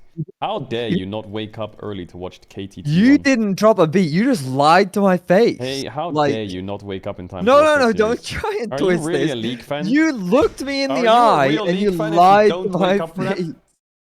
No, I'm a real League fan because you want to know what I was doing until 5 AM last night? What were you doing? Losing in solo queue. Where did you end up? I'm now back down to like Diamond 2, 15 LP. I mean, you shouldn't queue up past midnight. It's the #1 rule of solo queue. No, bro. Like, I haven't had like a good game in like 10 games now. Did you ever have this? No, but did you ever have this where you just feel like that you just can't play the game anymore? Yeah, of course. I don't know what's wrong. I genuinely, like, so I play Akali and Yone right now, right? For a period in time, my Yone win rate was 82% across like 12 games, okay? And then all of a sudden, Yeah. I lost the matchup into Akali, and then I played Akali into Yone, and I lost that matchup too. And I was like, I can't do anything anymore. I just can't win lane. I've lost all skill and hands. People were writing, "You're so bad," and I was like, no, they're right. I am just fucking bad. I don't know, dude. So I've given up. Master 2 is too hard. Diamond 1 was my peak. You will always even out your win rate no matter what. No matter how hard you start, you'll always end up losing that win rate. Even if you have 80% win rate on a champ, it doesn't matter. It's going to go down to 50 eventually. It's just the law. That sucks. That's pain. You will get rumble ulted in your match history, and that's what's happened right now. My match history is just a rumble ult, bro. It's horrible. This is the way solo queue works. It goes one of two ways. Way number one, lose every game, lose all hope, but find wins, and then slowly get on a win streak back to where you were. Or start off winning every game, think that you're the GOAT, say, fuck man, I'm so good, and then lose every game, get a reality check. That's literally what happened. Yeah. And then you have to get out of the reality check and then come back and bounce back and then you'll even out like here.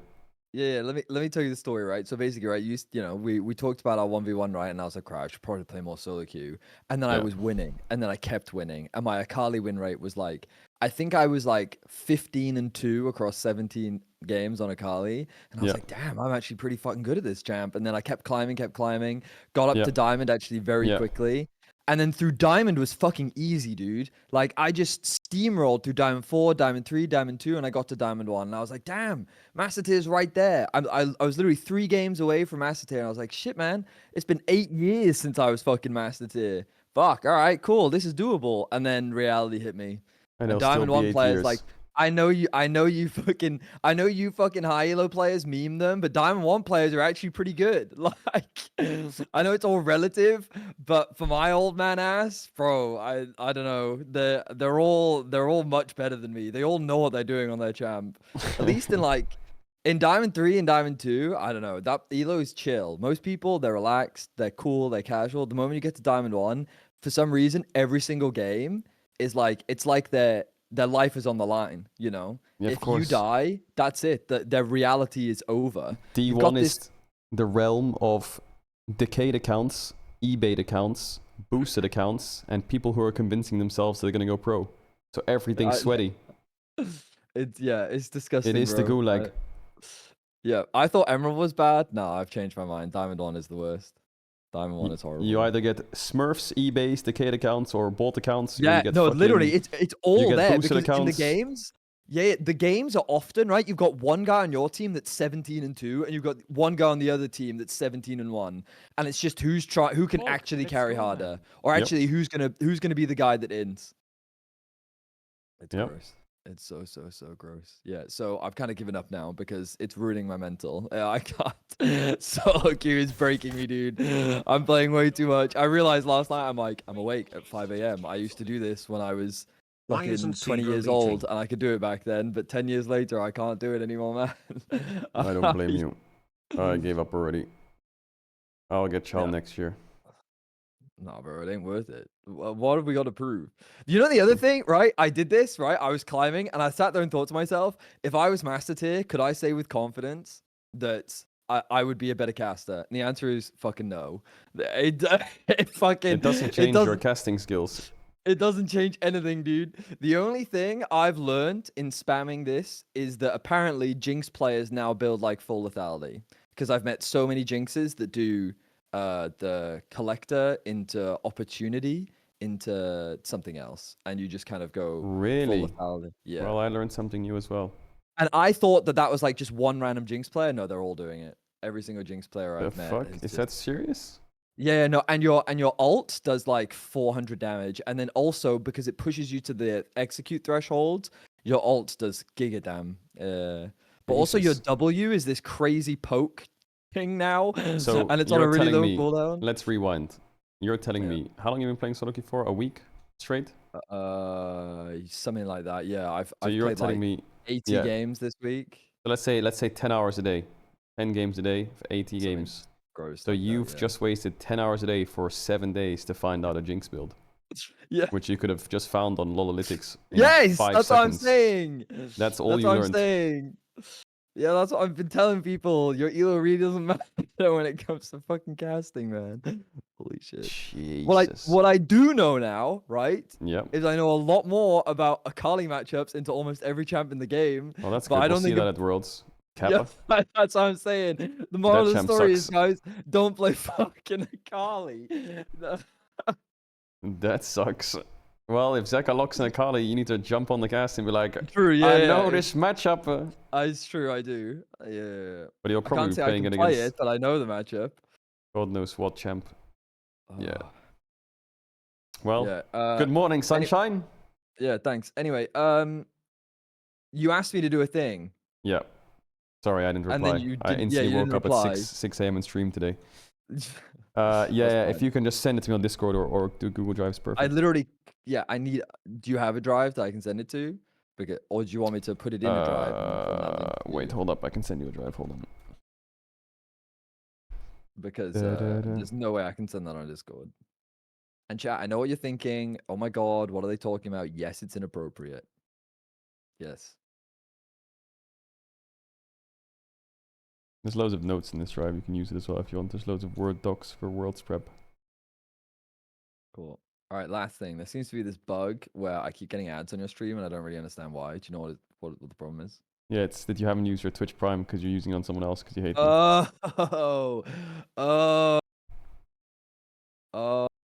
Wait, actually, no, I'm not using it on anyone. Oh, wait, hold up. Yeah, Hafu hasn't been streaming recently, honestly, or at least when she does, then I don't see her online. So my Prime has been available for a while now, actually. That's kind of weird, man. That's kind of weird. Oh, the bug went away. That's crazy. Oh, the someone bug gifted went you a away. sub. Great. The He comes in bug here went today, away. monthly Discord call for What? Beg for a sub because he doesn't want to use his Prime. He makes That's you guys pay when he can do it crazy. for free. The bug went away. That's crazy. Okay, dude, you're just But think about milking it. the chat. No, think about this. Think about this. You currently have 26,000 viewers. Okay, doesn't someone, a smaller streamer, deserve my Prime more than you do? Don't they? Haven't you thought about that? Well, it depends. When was the last time you raided someone? Yeah. I raided. saying. Who did I raid? I raided someone last week. I can't remember who it was. Who did I raid last week? You know, there's this small-time streamer. Dom, His I name's think. Yankos. He's been doing his best to get more eyes. You know. Raided Dom. When was the last time you hosted someone like Yankos? Small. I raided It's really cool. LCS. He's like an old man streamer. You know, 100 years old and challenger. You know, it's great content. Big. You're 100 years old in Diamond. How does that feel? I mean, honestly, pretty good. I'm honestly impressed that I got back to Diamond 1. I was pretty proud of that. That's good. Actually, Well, yeah, aren't I a higher elo than you now? You're at the same elo Actually- as I am when I don't play because I decay. Actually, You're the same whoa, elo whoa, as whoa. me when I No, don't no, play no, League no. of Legends. Let's look at the facts. Right now, Caedrel, the former professional League of Legends player, and Vedius, the 31-year-old LEC caster, are the same elo. Are we? Aren't you D2? Isn't my decayed account D1? I mean, if it's decayed, So- then it definitely won't be D1 anymore, will it? Yeah, it stops at D175 and then takes months. No, I mean, you say that. Let me check, Vedi. Let me check. Oh, he's got to check now because his ego's too Yeah, fragile. it's D1 He's- still, he's- D175. He's so fragile. Congrats, his Vedi. ego You is- are within one division of me when I don't play League. I'm just saying, the facts are the facts, bro. You and I are the Your same peak elo is now. my playground. My decay ground. You gotta get to Master before Worlds, otherwise you're a fraud. I said it. What do you mean I'm a fraud? What am I fraudulent of? I was never planning on grinding solo queue. The only reason why I did was because I wanted to get better, ready for our 1v1. And then I started winning a lot. And you know what League is like. When you start winning, it's fun. It's like gambling, bro. It's just like Yeah. they know the house knows what they're doing. Ooh, a win. Yeah. Ooh, a win. Oh, I'm all in. Oh, I lost everything. Yes, pretty much. Yes. The house always wins. And while you did that journey, you bought 6 skins. I know you did. I didn't buy any skins because. Well, no, it's just how the journey goes. You're like, oh my god, I'm 80% win rate Yone. I want to get a skin. Bro, actually talking about that, the High Noon Yone skin is fucking Fraud metal. for That not shit's giving us wicked. Worlds tickets. Wicked. It is wicked.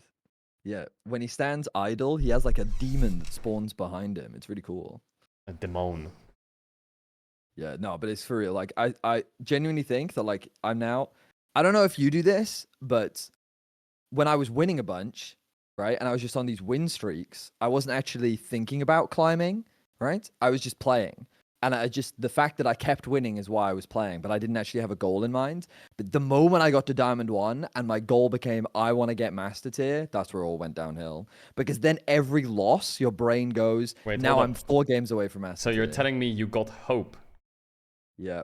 Ah. Yeah, actually, you're right. Yeah. You got hope. Yeah, that's true, actually. That's exactly what happened. That's a dangerous emotion to have. It's true. Because when I was just playing for playing, like when I was just having fun playing Akali, then it was chill. I didn't care about the elo. I didn't care if I lost. I didn't care if I won.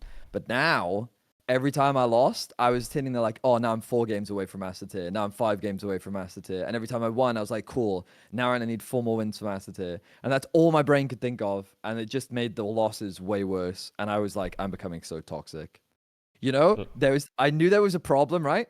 Because I remember this game. It really triggered me. I was playing Yone, and the enemy mid laner roamed bot and got like a kill, but the wave was slow pushing mid. And I was like, this is perfect. He's going to waste his time. He's going to lose a wave. And this Diana jungle came mid, queued my wave, killed all the caster minions. And I wrote in chat, what you just did to my wave was fucking criminal. And then I had to instantly mute him because I was like, if I type anymore, I'm going to get banned. I think it sounds like, I think League should introduce a thing where you can hide your own rank and LP gains. So you actually don't pay attention to how high you are. And maybe you have like a button where you can press it and like it forces you, if you can click like, I don't want to see my rank for 1 week. And it just takes away your rank for 1 week, your win rate, and your elo. Because I know when you go on a lose streak, you want to check, but it stops you. So then you stop, then you keep queuing. Some kind of like, I have ranked anxiety, I want to hide my rank and LP gains so I can just play and have fun. So you just think you're playing normal games every day. Yeah, you just play normal games. And then you have like some nice games, you enjoy yourself, and then you check, and you're like, oh damn. It also blocks showing their borders maybe as well, so you don't know what elo you're in. So if you're like on a win streak from Emerald and you're in Diamond, and you don't get like anxious because you're against a Diamond player. That would be a cool thing to have. The other thing, you mentioned Smurfs earlier. I didn't think about it, but there were so many like Emerald players in my game, and it was so 50-50 if they were good. Because half of them were Smurfs, like actual ones that were grinding and had like this 90% win rate, and other ones were just guys that were on their 3rd account that were just trying to get, I don't know, they couldn't climb out of Diamond 1. They couldn't get out of Diamond 1. My account is stuck, so I'll make a new one. Yeah. And then those guys with their 50% win rate, 300 rank games this split already, and they're like, and they're in fucking, I don't know. Yeah, I don't. Fucking yeah. I'm held back because my MMR is bad.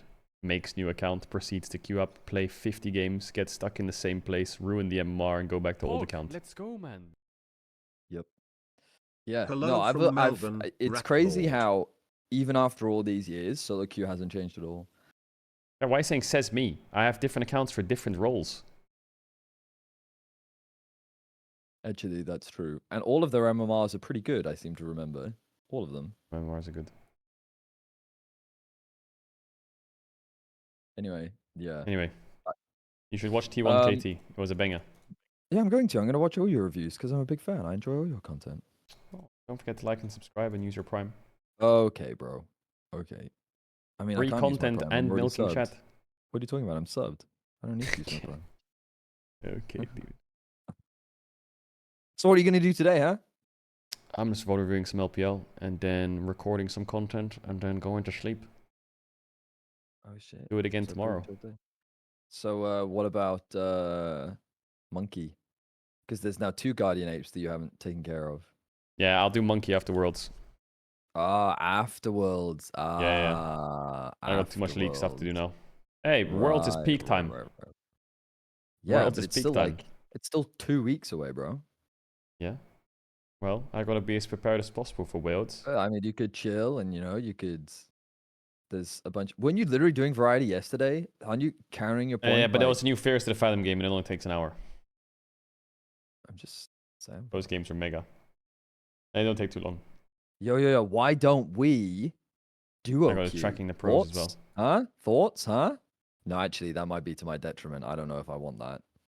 You want to get boosted for free? No, actually, because that's not what would happen, is it, Mark? Because what would happen is, first of all, my MMR would be inflated by duo queuing with you, and if I'm already losing to Diamond 1 players, I'm now going to be playing against higher elo mid laners, right? And then the last time you took jungle seriously in solo queue was like 7 years ago. So even if you did jungle, you'd want to play random shit. Like, I don't know, oh, I'm going to play Gwen jungle. Hold up. Let's I'm rewind. going to be better than Yike. So and you then you're just going to run around me, and go 0-7. You ask me for duo queue, and then 5 seconds later you flame me for duo queuing. Yeah, because at first I thought it was a good idea and I thought it would be fun. You know, suggest an idea, then think about the idea, then flame me. Yeah, because I realized how moronic of an idea it was, and I realized that I love Zeri. What? I said nothing. I said nothing, and then you said, Correct. "Why don't we duo?" And then you said, "Hang on, no," and then you proceeded to flame me. Correct. Yeah, that did just happen. Yeah. Okay, cool. Just clarifying. Okay. But you wouldn't have said yes anyway. You would never would have duo queued with me. You only duo queue with other streamers for content, so it's fine. Nah, I'm gonna do leeching. I'm gonna do tracking the pros. I'm gonna use leech seed. But that's the thing, see? That's why it was Jamad actually, he said you should try and get Master Tier, because then when the pros come over, maybe you can snipe them when their fresh accounts come over and they're low MMR. And I was like, oh, right. It would be super cool to play some of the pros, because I haven't been able to do that since Season 5. So I was like, that will be fun. It's fun until the first 5 minutes of the game. Yeah. And you realize, Worlds player. Yeah, but honestly, I feel like some pros in solo queue are just like every other solo queue player. If you hide the nameplates, sometimes I feel like, you know what I'm saying? Who's really scarier, Showmaker or the guy that's played 7,000 Yone games? Well, are you in the elo of the 7,000 Yone game player? Because I swear, a 7,000 Yone game player in D1, he definitely has like issues. I mean, if you're D1 one-tricking that. Those Yone players exist everywhere. I'm not gonna lie. Oh boy, I got my jungle account to master. I can't wait to snipe the pros. Oh yeah, Canyon. Hey, can you help me on my Raptors? Oh, I lost my red. Oh, can you help me on my blue? Oh, he got Drake. Fuck, grubs are gone. I 6 levels up. Oh no. Am I that bad? Really? Holy fuck, the gap's this big? Okay, I give up. Yeah, but I remember you making a literal YouTube video where you played with 2 T1 players. Was it in America? Because you snuck into their Champions Queue game. Yep. And then you were like, oh wow, look, I'm still really good when, you know. Out jungled Kanavi. I mean, is that really what happened? Out jungled Kanavi. So, I mean, if those world players can still lose to you, I feel like they can lose to anyone. Hang on. So this ends up with you flaming me again. Which, I mean, I'm just stating a fact. Let's so not we forget that talk about point or ask question. I did beat you in a 1v1 and then on Caedrel's ARAM. fault. Caedrel's fault. Because of you. It's him. You're bad. Is that how every conversation... Is that it? Listen, you know that I'm here to just give the people what they want. Okay, I'm just milking the chat. Where's your prime then? We want your prime. I can't prime. I'm already subbed. What's wrong? There's nothing I can do about it. You can't take my sub away. Do you have anything nice to say today? Do you have anything nice today? I literally said I really enjoy your content, right? And I watch all your videos, all of them, and I like them all. I don't know why, because you're already a billionaire, but I do. I like them all. You subscribed on YouTube as well? Yes, I'm subscribed on YouTube. Okay. It would be inefficient not to be subscribed on YouTube, because then I would have to type Caedrel every day. Okay, yeah. Look, do you want me to show you? Look, hang on. Oh my god, look at this. On my YouTube recommended, the top one, right? Top left one, what is the video? Go to Caedrel. There it is. Look at the screenshot. Top recommended YouTube video. There you are, right there. Oh yeah, there I am. There I am. And I haven't watched it Why yet. does it say sexy Latina women 30 minutes dance on there? What good the fuck? One, good one. Because Why I've been is learning that how to do your a YouTube Latina homepage? dance. That's why. Because I've been learning how to do a Latina dance. That's why. Okay. Okay. How about you show me your homepage? Thoughts? Yeah, I can show you my homepage. What's on my homepage? Worlds, song, worlds, Fnatic content, fireplace, worlds, Aatrox. Stupid the expensive things footballers don't talk about. Oh, are you drawing inspiration from that? Here's No, this that's island just, that that's I just Caedrel the recommended. streamer bought. Dom's thumbnail is let's go crazy. Look at Dom's thumbnail.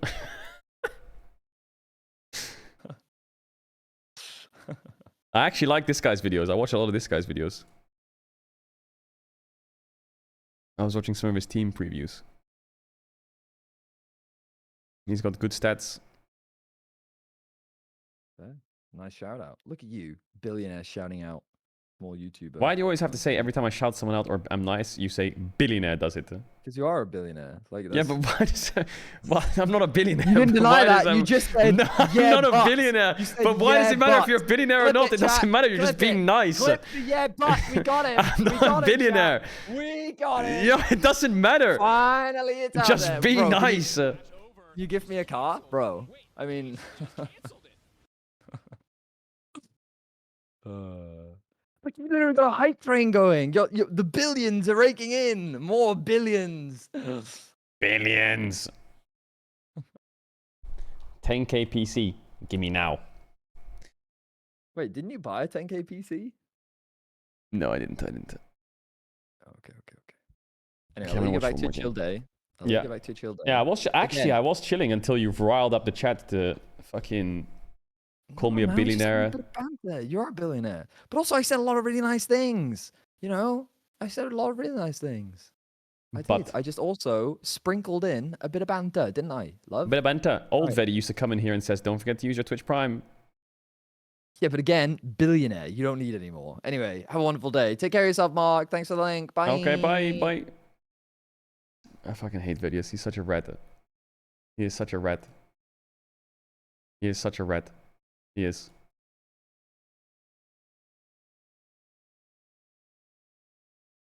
What is this message? Mark Lamont. And bro, can you fuck off?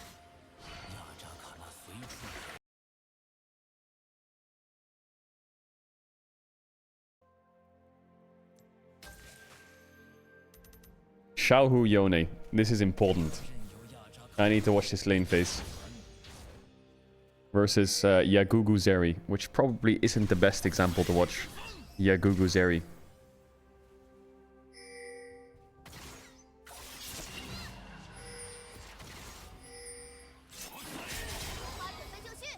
Who was it I was watching? I was watching Jackie's stream.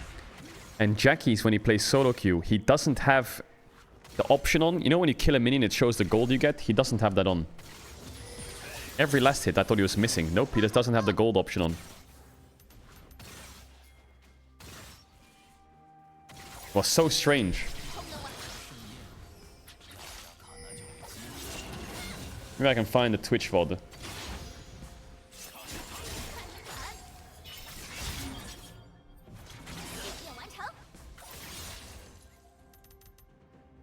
Where is his, It looks so weird to watch his lane phase. Does he not have... Bro, he doesn't have past broadcasts on. What the fuck? And he has no clips either.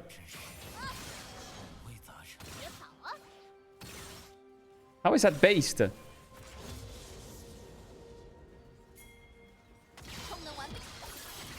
Oi.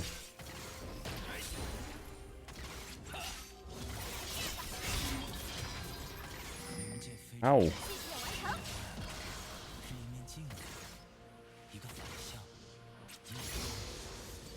I can't watch Faker Pro View. There is no Pro View for Faker.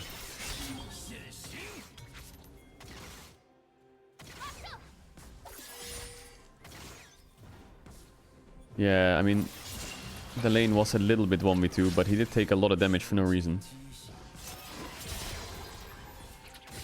He's a base now, 100%. 2 CS down. Oh, he's staying. Why is he staying? Is it mega int to stay? He just saw Ivan bot side.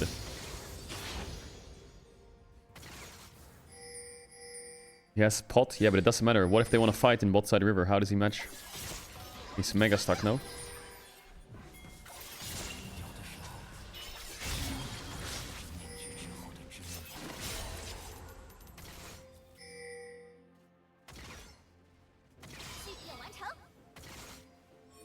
Like, Maokai has to give up bot crab. Kinda sucks for Maokai a lot.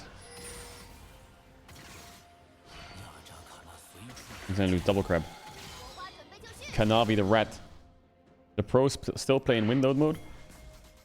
Yeah, all the LCK pros, almost all of them. Well, not almost all of them. A lot of them play in windowed mode.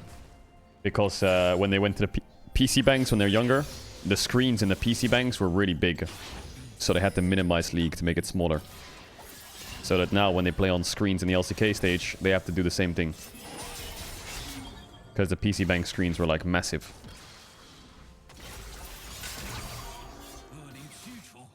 So a lot of the LCK pros play on windowed. It's what I know. He's staying again. He's so greedy. He really wants Berserker Greave space. Why doesn't he use his pot? I mean, obviously, like, lower health is nicer for the heal, but... Wait, who's Reckless playing against right now?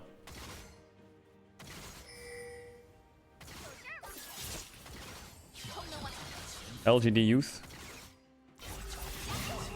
Did they, like, go high up in the LDL? Did they, like, win the LDL or some shit? That was not bad, actually.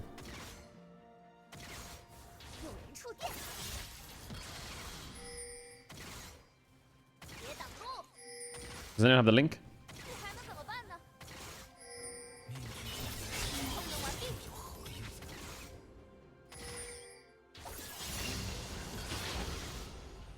Am I allowed to watch it?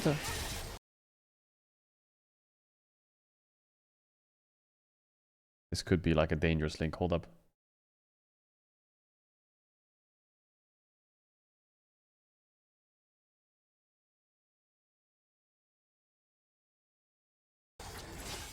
Oh wait, they're in champ select. They're 1-0 down. They're against XQC mid lane. The fuck? The OME guy's mid? I need to pee really bad. Hold up one sec.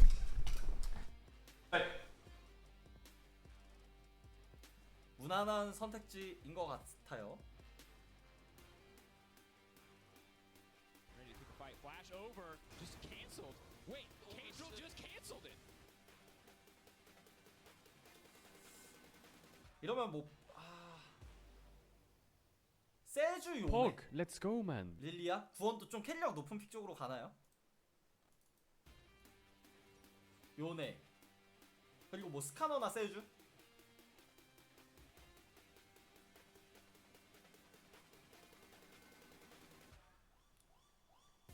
정글 그래도 뽑는 게 좀 더 편하지 않을까요? T1이 구도짜기에.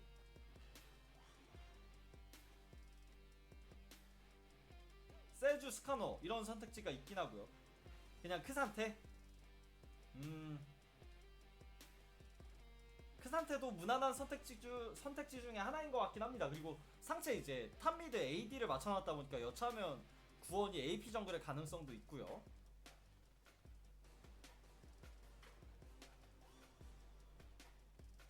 나를 쪽으로 맞받아 치나요? 나를. 양팀 다 일단 정글은 한번 걸렀어요.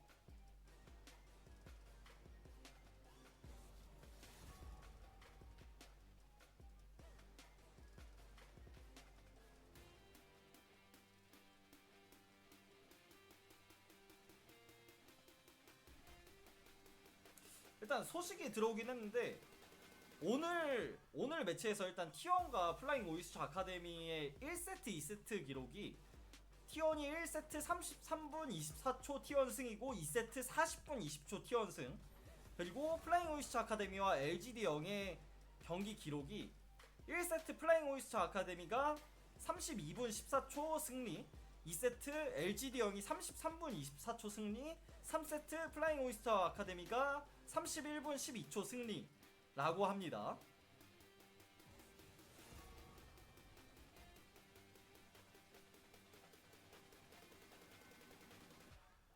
T1이 2세트 때 경기 시간이 좀 길었어서 어떻게 될지 모르겠긴 한데 일단 지켜봐야 될 것 같고, 노틸러스 바이, 그리고 T1은 자이라,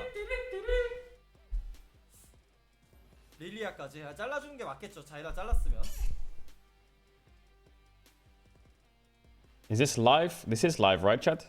It is live. Chat, did they get stomped in game 1? What happened in game 1?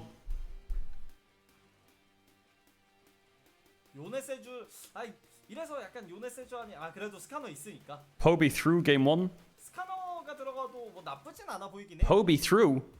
구원이 스카너 워낙 잘 다루는 모습도 많이 보여줬었고. If they win this game, it's an all LCK-CL knockout stage. Wait, is it? Wait, do they just have to win one game or what? I don't get it. 스카너. No, they have to win the series, right? 서폿은 렐 알리스타 없거든요. It's not a fearless draft, is it? It's not fearless draft, right? 약간 조금 사파픽 쪽으로 가나요? 라칸? 라칸이 메이킹 서포트 중에는 Oh, it is fearless draft. Oh, it is. Oh my god, I'm super blind. What the fuck? 그래서 티어는 이렇게 조합을 완성을 했고 LGD 형은 Oh my god, I'm mega blind. 조합 구성상 뭐 If T1 CL loses this series, it's a 3-way tie. Between who? Oof, this T1 comp is pretty good, you know, for a fearless draft. The fuck happened in game 1? Nasus Jax, Brand. Ugh. CFO Academy, I see. What about Damwon and KT? Have they already, like, gone to the next round? Are they already in the next round or what? 변수를 들 수 있는 그리고 교전을 지향하는 픽들을 What, did they just 3-0 or what? 라칸, 요네, 스카너 이런 챔피언들의 픽의 이유가 좀 나오는 경기를 보여줘야 될 것 같아요. Oh, T1 got stumped by KT. 27 months as a rat. XDD. Oh yeah, last chance qualifier. Only one team goes through. And then it's 4 teams in double elim best of 5. So if T1 wins this, it's DK, KDF, KT, and T1. So it's just LCK's playoffs again? The fuck? Yeah, actually, chat, I don't know if I'm allowed to watch this. I'm scared of getting DMCA banned before World starts. I don't know if I'm allowed to watch this. I don't know who to ask.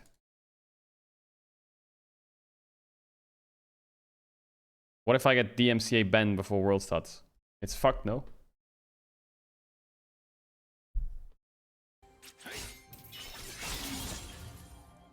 Isn't it fucked? Who did people... Is there any English streamer streaming it or like a European streamer?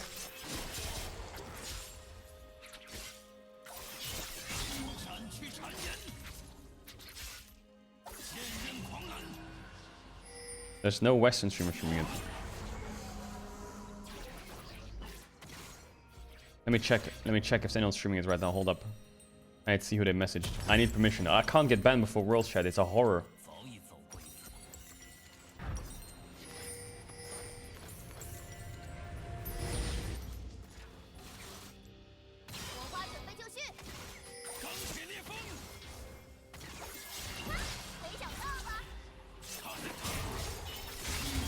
Yeah, no one's streaming it. No one on Twitch is streaming it. It's only being streamed on Africa TV. Oh, let's go, man. Why is there... What is that? What is that? There's a Twitch stream called Paul Belter. And it's W stream Paul Belter. And it's just Paul Belter with a mustache. And it's just his VODs playing. The fuck is Paul Bro, what? This has 400 viewers as well. There is no way that's a thing. Fuck, I want to watch this. Oh well. This person is watching it?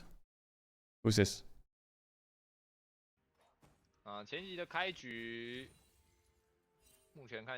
He's in the VOD. He's in the game VOD. What the hell? What the hell? How did he get into the game VOD?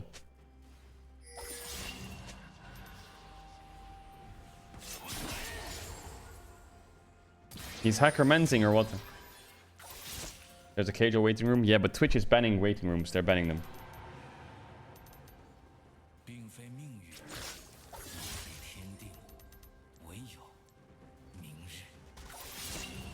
They're banning them, the rerun channels. Yeah, sorry for the low pace today. We're just kind of chilling. I give you permission, you can watch it. Oh, thanks, man. Thanks for the permission. I appreciate that.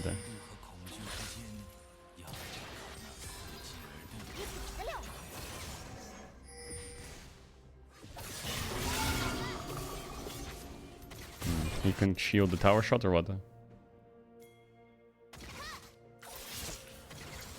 He doesn't look bot.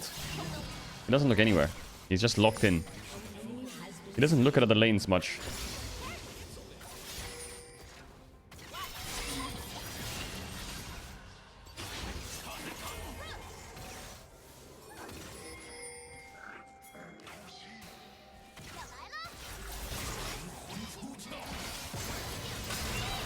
Yeah, all-in with Iron next to him. I guess Zeri did kind of waste ult.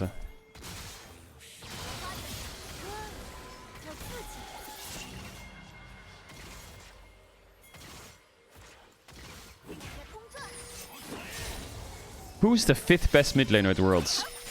I think it's Showmaker. I think Showmaker's better than Xiaohu.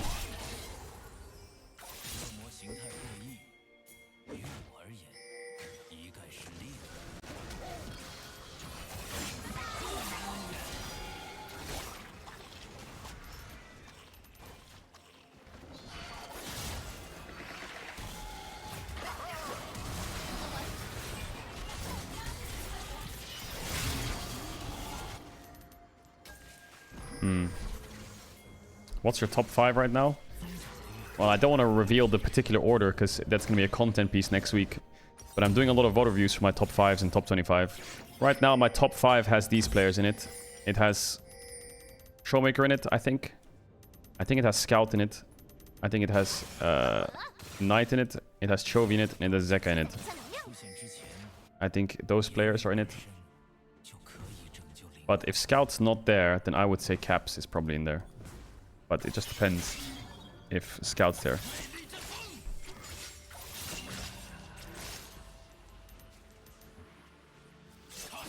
But I'm not sure. I do need to watch top esports games for Cream, yeah. That's why I said right now.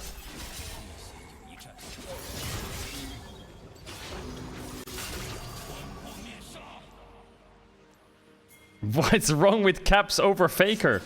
Bro, Faker's been struggling super hard. Are you crazy if you don't think that?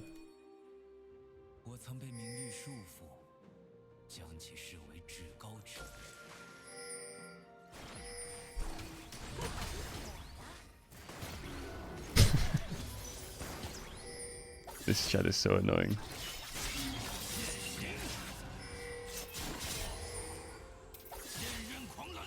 I'm gonna get bullied like fuck now.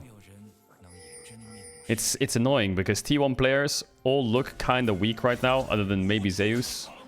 And if I put them in a tier list below, I'm gonna get made fun of by the fans and chat. And then, like every year, somehow, they're all gonna show up on T1. And they're gonna make it look like my tier list is fucking fraudulent. Because they're gonna fucking peak at Worlds.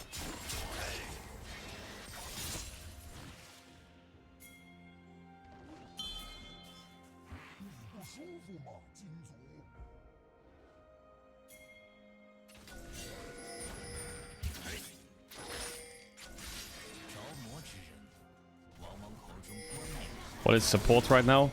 Support is Lehen's, in no order. Lehen's Delight, of course. I think On is in there for sure.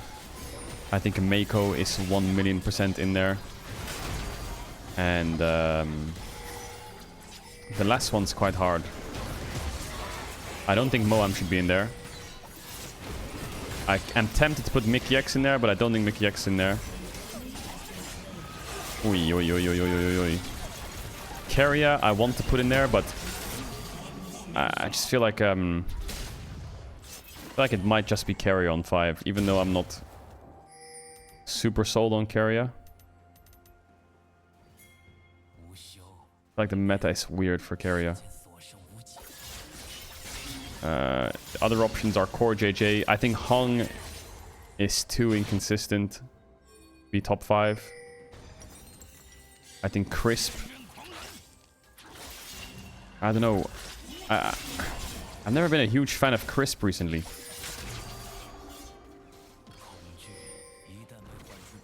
I don't know. I guess it's between Crisp, Keria, and Mickey X, I would say, in my opinion. I'm not sure yet, though.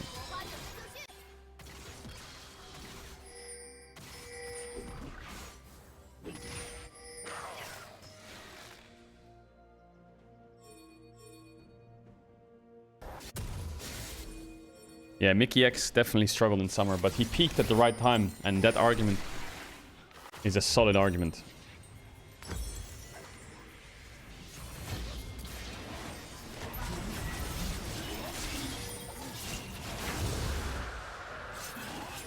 Well, that base from Yone just looks so disgusting, doesn't it? TPing on so much gold, you're right.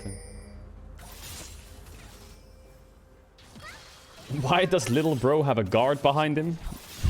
It's just a ref, man. Which means he has a guard. Shut up.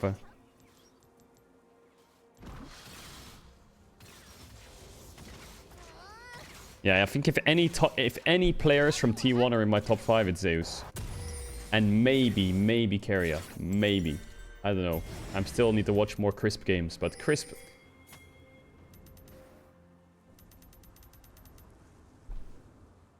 No, no Guma. Nope.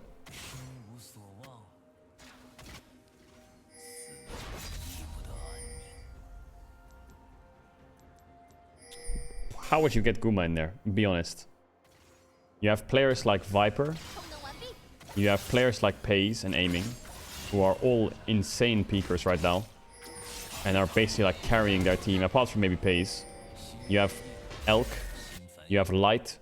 And you have Gala, who are also all insanely good. And then you have Jackie Love and Guma. Like, the 80 carries right now at Worlds are insanely stacked.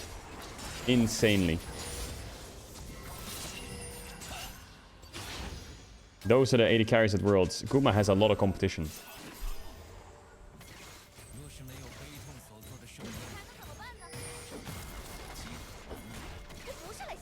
Where would Guma fit in that rating? For me, Elk and Viper for me are insane. I think Pace had an incredibly underrated split. And even I criticized him for just playing good because he's on a good team. But he had a terrible finals. Aiming has broken records and single-handedly like got D plus Kia to Worlds in the first place. Super above Guma. Light is completely hard stuck. And is playing really well. People say that he needs to be more aggressive though. Gala is world class. Gumayushi is also world class, but it's so hard to rate T1 players. Like Gumayushi, what's his match history? Let's have a look. How? Like, look at this match history from Guma. He just played Ziggs every single game. A little bit of MF, Ziggs every single game, and then the Jhin game at the end. Like, bro, this Ziggs meta has ruined. He's ruined it. Obviously, he has no choice. That's not my argument. Just saying it. That's why the Ziggs meta is fucking dog shit.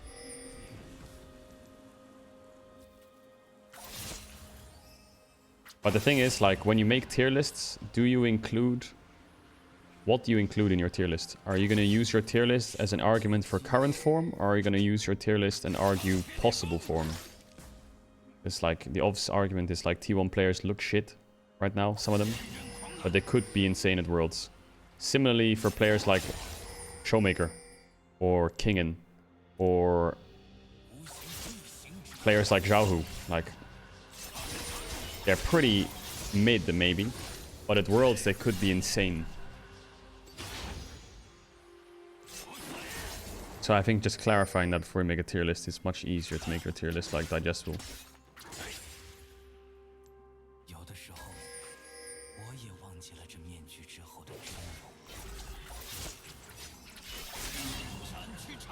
But I do think if you do your tier list, you should always make your tier list on current form, because otherwise you're not doing justice to the performance disparity.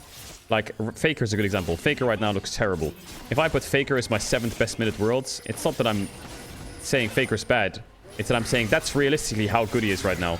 And if he gets to Worlds and is the best mid at Worlds and they win Worlds, that disparity shows so much growth that it makes the storyline better, right? And it makes, like, it does it way more justice than it does if I say, yeah, Faker will show up at Worlds.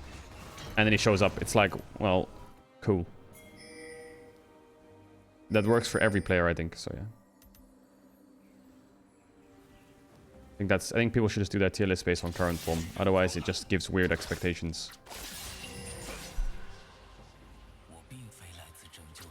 That's why the Mickey X over Carrier take was great. I'm kidding.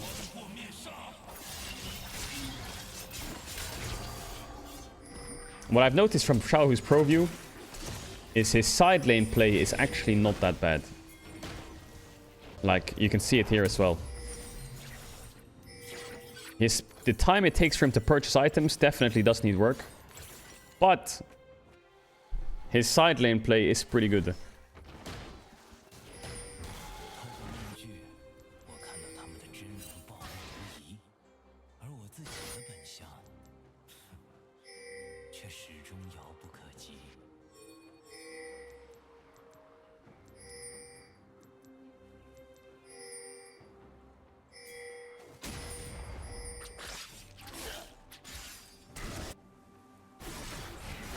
Jinx swaps will be meta. Yeah, I think people will still lane swap a little bit at Worlds. I feel like Riot doesn't really understand the notion of what swaps are, like, the reason. It's not that you can get their plates, it doesn't matter. It's that you can avoid a matchup till a certain level and then make it so the matchup's easier than it would be if you just, like, lane 2v2 and get dove on the third wave. Or bot, and similarly for, like, top lane, if they pick an AD carry top or Rumble or Nessus, you can push them back by stalling their early game spikes. Or not early game spikes, their late game, if it's Nessus free farm, if it's Rumble and it's early game OP. It like makes it so you can avoid lanes.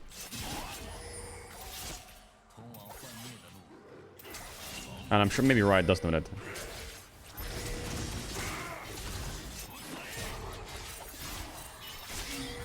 Yone is so strong. It's crazy, that champ.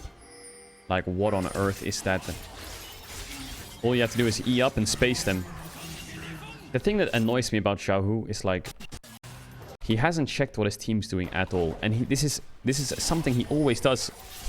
Like, just look at this part of the map and look where his camera is. Like, here is acceptable because he's fighting. But look now after this fight. Does he even check what his team's doing? They're about to... Look at Rel. She just got comboed by Alistar. He's not even looking. He could be moving to this fight right now. Rel is dying. She's dead. Renekton's TPing. He cancelled it. He hasn't even checked what's happened yet. Now he's checking. And now they're going to collapse on him or what. Like, bro, I just feel like he should have looked a bit earlier. I understand you have comms. Of course, comms exist. I'm not going to discredit that. But he didn't even check anything. He didn't even look at the situation. He didn't even think of moving. He didn't even, like, consider it.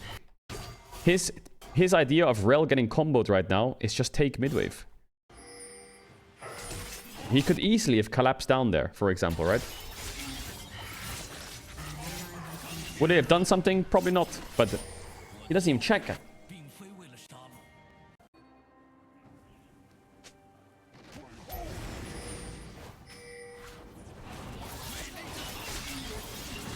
And that's just a common thing he does. He doesn't really use his camera much to check. Now that means his team either has insane comms or he's just fucking in his own world.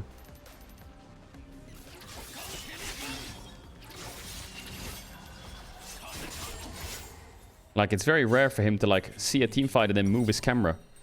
Oh, he'll move it for the shop, will he? Huh? Okay. He'll move it to click the shop. But he won't move it to check his rail gate getting in quarter. Okay.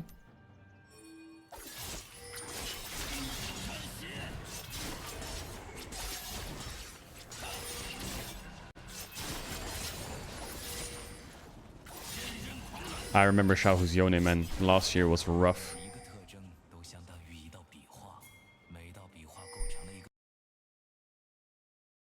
Even game. Nice. Yeah, he's really aware on side lane. Really good E here to get the wave. The banana combo. He's the inventor of the banana combo. Oof, greedy, greedy. He wants to... He's pinging bot here too, but his Rel's up here.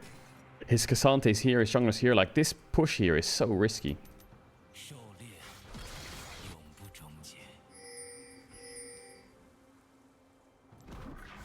What is the Xiaohu banana combo? Enemy champion is here. You E, you Q3 miss, and then you ult this way. and then the champion's still standing there, and you've missed everything. And you Q3 knocked up, miss, and then you ulted to the side and missed. That's the banana combo. The classic.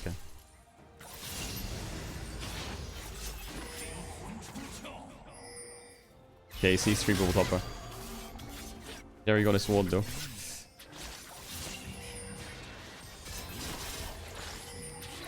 I do want to watch one more game after this, and I want to watch Bin. Yeah, Bin Nar. I want to watch that one. He sees them on top. Bro, he is the CEO of staying on the map. Is this team on Baron? Is he even gonna look? Like, it baffles me. It actually baffles me. You can say he has good comms, but let's just... His team has started Baron now. You can tell because of Maokai Q, right? Why did my thing crash? You can tell because of Maokai Q, okay? Right here, look. Boom. Maokai just Q'd it, I think. Oh no, he E'd over the wall. Anyway, now he's gonna Q it or something. Maokai health, look at his health. They're on Baron. Okay, they've started Baron.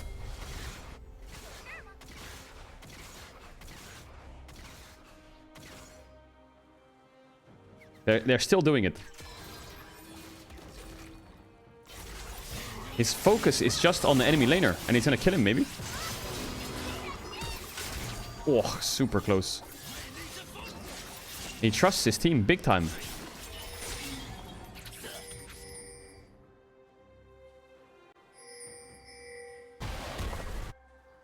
Oh. Second time he's looked. One was for a millisecond, and now was the check red. His enemy team's TPing. Okay, now he looks. Bit hard to TP in. Okay, he's just gonna TP on mid-wave. Are they gonna force Baron or what?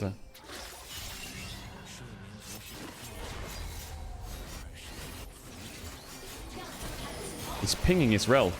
You saw that? He just told Crisp, yo, fucking sit in this bush right now. And Crisp is like, yes, sir. Job's done.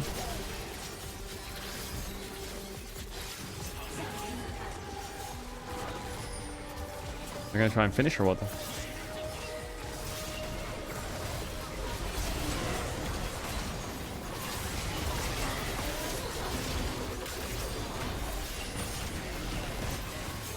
Oi, oi, oi, oi, oi. 33 gold.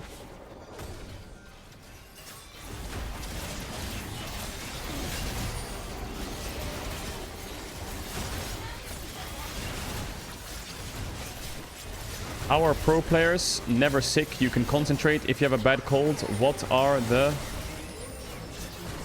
they doing and never getting subbed out? Or if you get a cold and you get sick, just fucking lock in. Doesn't matter if you get sick or not. You just play.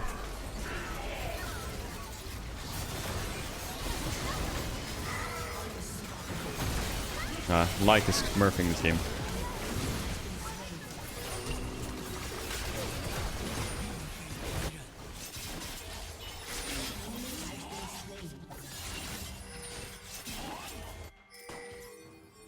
Bro, I think Light is so good.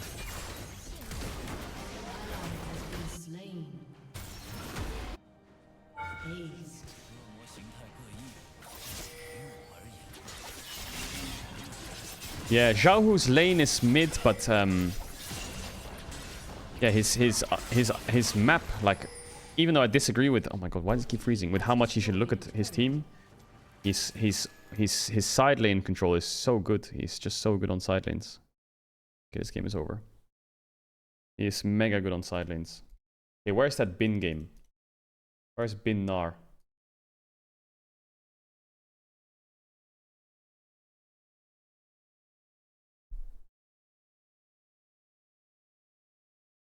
Pog, let's go, man. Bin, where you at, Bin? Halo. Bin. Where's Bin? Bin. It's on YouTube. 欢迎来到英雄联盟。 Hold up.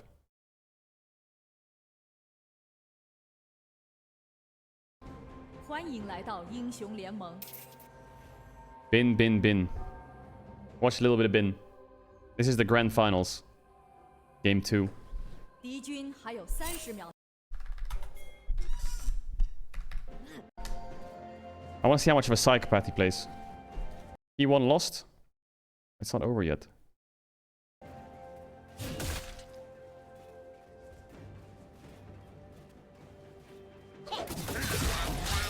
He's running into the wave so the minions hit him. And he's gonna jump over him. Oh, actually pretty well played though.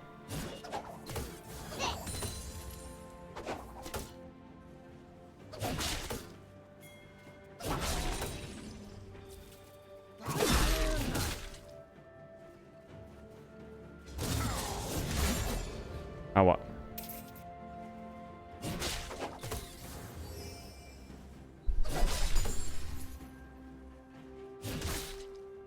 He's giving push because his jungle's pathing bot. Three. Of course, Crisp is dead.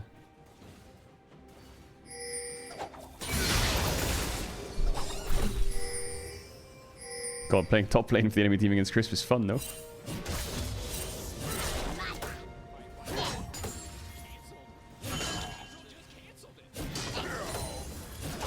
He's playing very safe up here.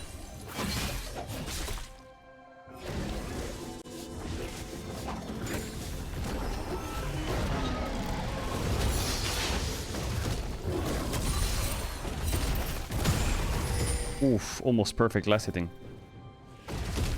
He sees Nidalee bot now.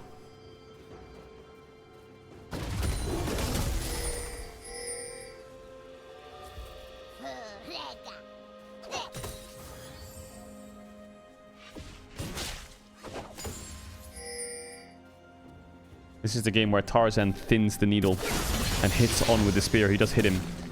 And now you'll see Nidalee come up here and kill Braum. Because they're all going to try and back off tower, and then Braum will die to the spear.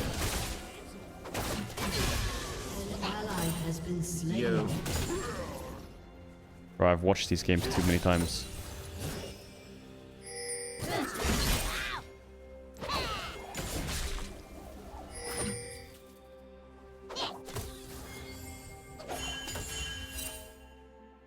I think I've watched his finals like 4 times from everyone's perspectives. Well, not everyone.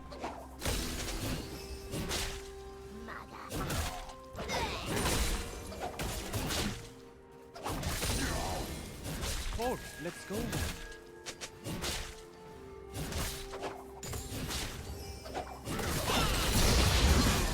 Doesn't let him get the stun.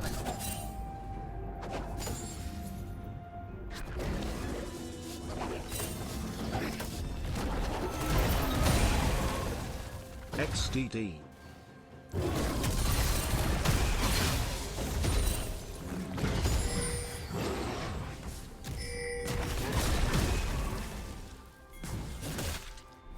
Surprised he didn't base and buy boots and run back.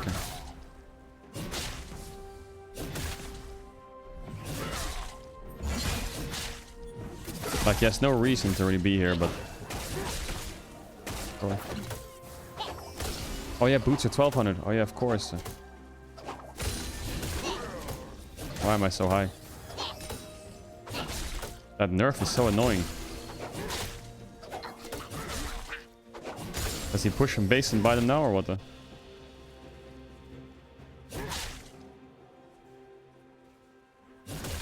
Jungle can be top now, no? They Ashe eat to try and cover Bin. I know Tarzan's not top because of the... Yeah, he's on Raptors now. Because he sits bot all game this game, I think, right? He basically just sits bot lane the whole game. And Zyra's gonna take his top camps in the next 2 minutes.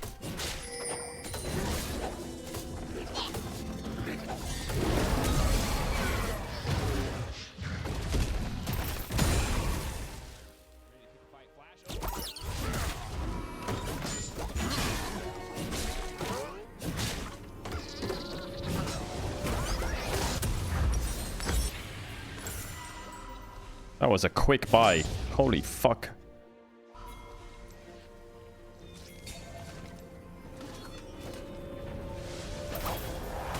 Didn't get his space cancel though.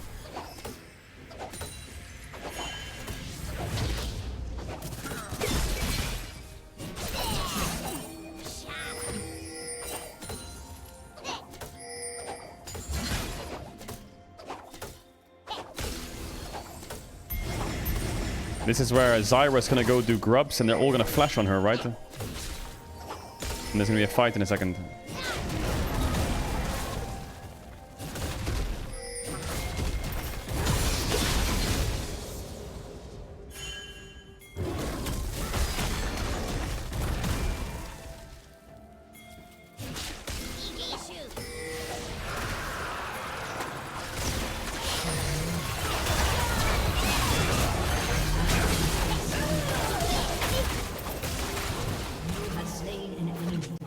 You have slain an enemy.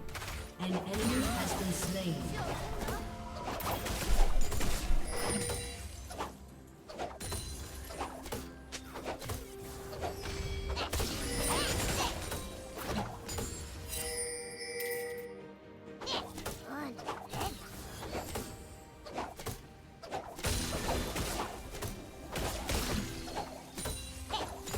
He doesn't use F keys, he's a top player.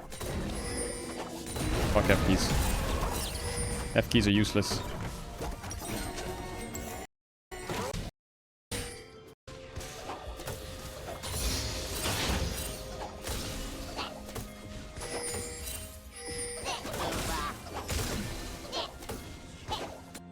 Yes, Sheen.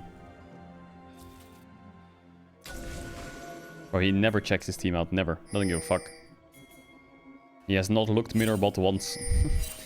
Fuck those lanes.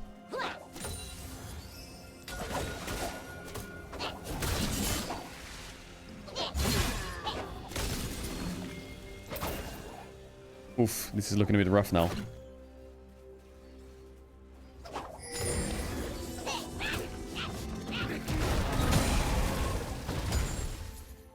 Cannon's gonna go...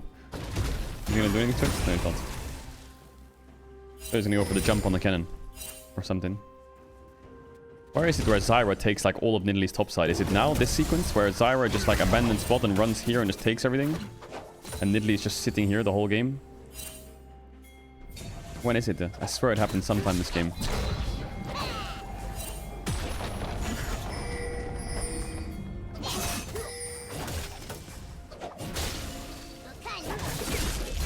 An enemy has been slain.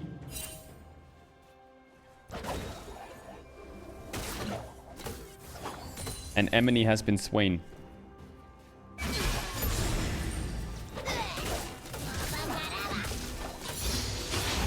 He's 10 CS upper.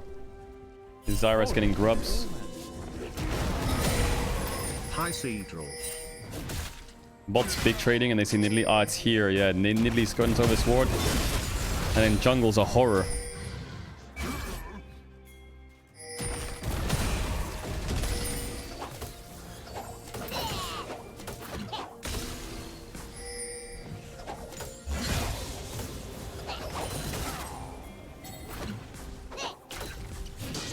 I mean, he's playing pretty much perfect, no? I don't really see anything wrong with what he's done so far.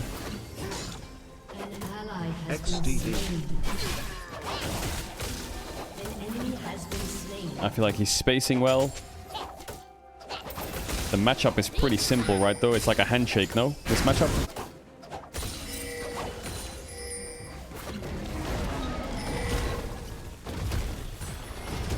But he got a kill. And Zyra's topside, so Renekton will get dove if he's here. Does he ult the wave in base or what? No. Can just kill it without ult.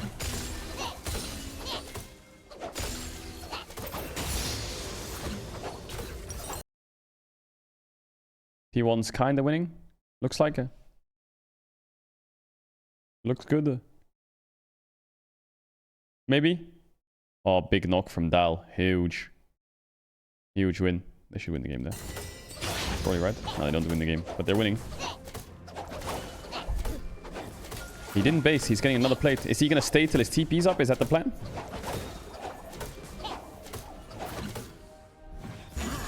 Just stay one more wave, maybe?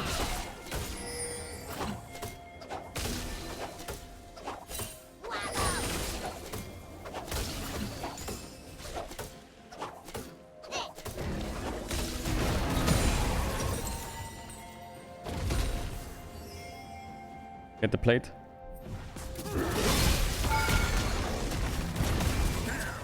Fuck the Renekton up a little bit. He's gonna have Triforce and base, isn't he? Holy moly, Bin. Oh my god, this Gnar is in such a crazy spot.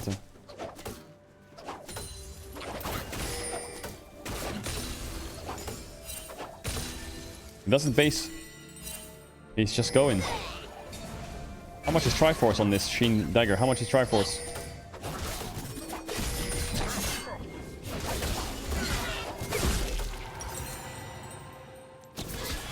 Okay, he just wants to poke him a bit.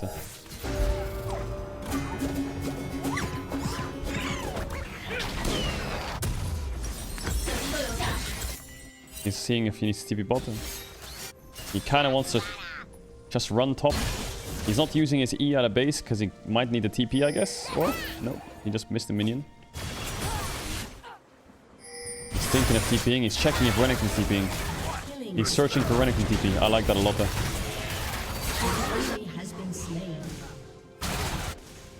Yeah, he had good like restraint there. A lot of people might have just based TP top and took the tower.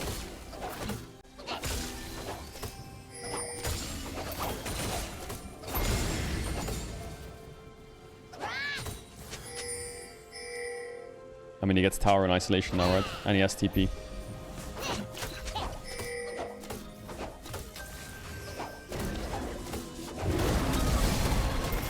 I mean, he's playing like flawless, I think.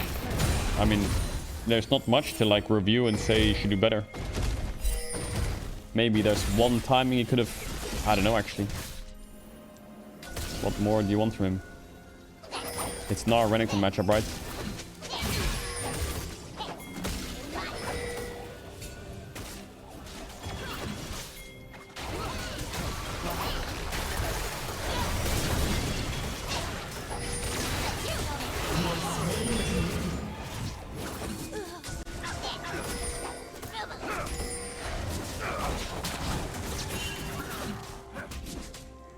He wants to take that fight. He's really strong right now.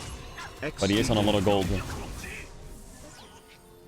Does Bin have a weakness as a player? I think Bin's only weakness that you can attribute to him is if he needs to play a tank top, he is a lot less experienced and weaker on a tank top than what he can provide to you as a carry top.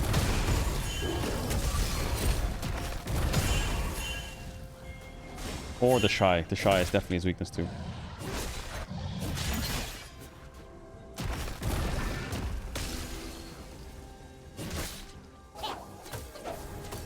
And that cannon minion as well.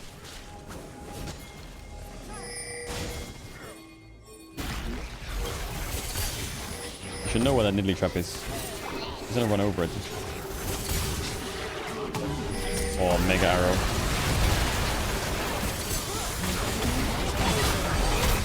Jumps behind on with the brown shield.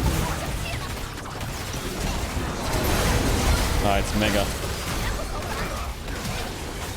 I mean, he played the fight perfectly. The timing is everything on the timing there was actually pixel perfect. And he TP spot to get bot tier 2 as well.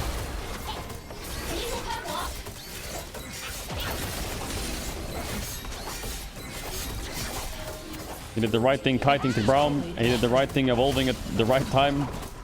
Good limits, like he just knows his limits. Oh, he stopped it from stopping Ash's base. Beautiful.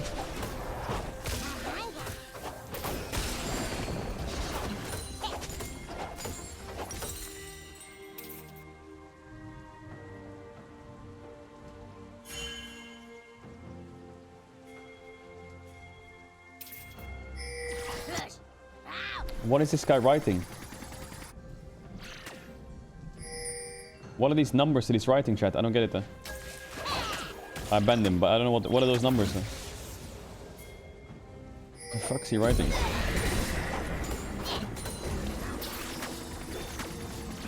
It's a telephone number.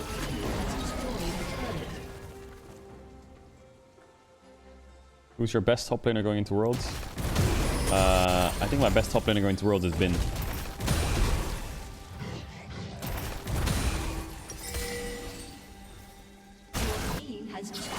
I think it's very hard to dispute Bin. Very hard.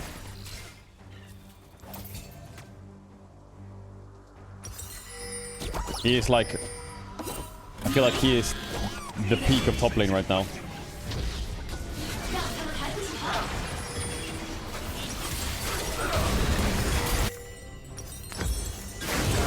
Has been slain.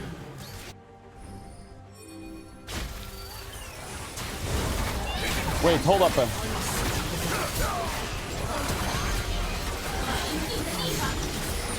This is where Light flashes over Corky Q. Elk flashes over Corky Q and then kites.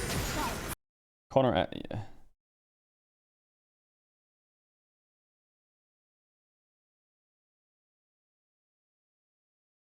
Chat, the IRL content might go kind of crazy in November because I'm gonna go to Japan and Connor is asking for some IRL content which would go mega hard. So maybe we go on some nighttime drinking with Connor or some shit in November. Yo, that would be sick after Worlds. Maybe on his channel. I don't know, on his channel or my channel, doesn't matter, but that sounds awesome. Hell yeah. Hell yeah. Ally has been slain. Some karaoke. Okay, I feel like this game was really good to watch. This was a really good game to watch from Bin. I kind of want to watch this game as well. This last one. Ready to take a fight. Flash over. Just canceled. Wait, Caedrel just canceled it. Happy anniversary, Pedro. Your happy anniversary, bro. Where is it? Where is it? Where is it? I can't find it. I can't find it. What else is there that we can watch? I do want to watch a little bit of Zika.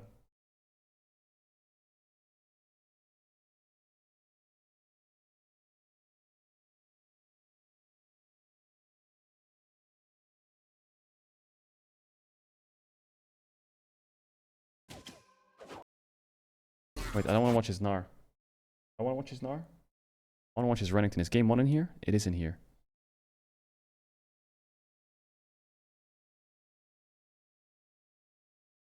I want to see how he plays Renekton level 1 to 10.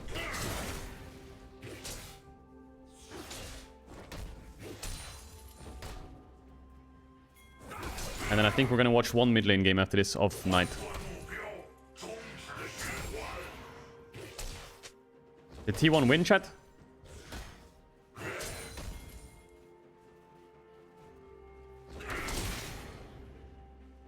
Watch an Elk game. Yeah, we can watch an Elk game.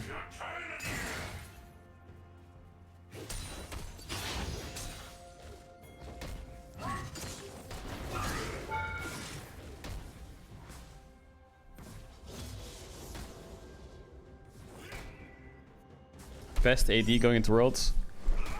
Yo, 30 euro dono, what? What? He says... Wait.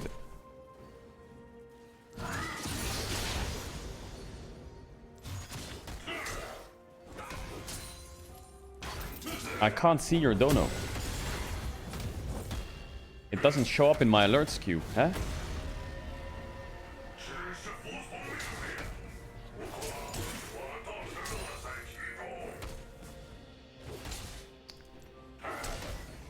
He donated 30 euros. He says, yo, I was scared to share, but I wrote a song about Katarina. I hope you like it. I'm shooting my shot.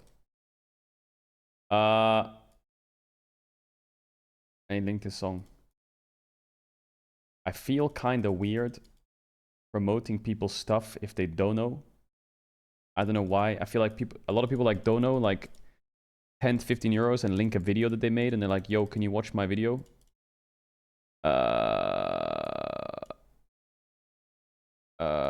And I don't want to be that guy, but I feel like the second I start doing it and it becomes a thing and people start donoing and they're like, yo, can you watch this? I'm down to refund you. I just feel like people will donate 5 euros or 10 euros. And then they'll be like, can you watch this? Can you watch that? Can you watch this? Can you watch that? Can you watch this? Can you watch this? Can you watch that?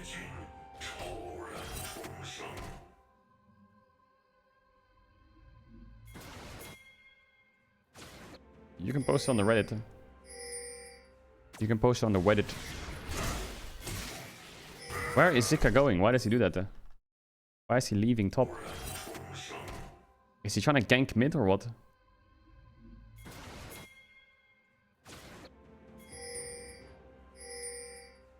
He's trying to wrap around behind Zyra, maybe? Yo, Stove, thanks to the 10 gifted. Much love, man. You're crazy. Thanks for the 10 gifted. Oh. It's so bad for top lane. He's losing a wave now. Oh, it was kind of clean by Zika there, though. With the plant. He lost a wave for it, but he got his mid laner a kill. Got Scout a kill. Not bad. It's interesting watching it. Like, if you watch Bin is top, stay top, look top, camera top, farm top, TP top. Zika already shoves out, moves mid. It's like, in the first 3 minutes of the game, he does that. Frog, let's go, man.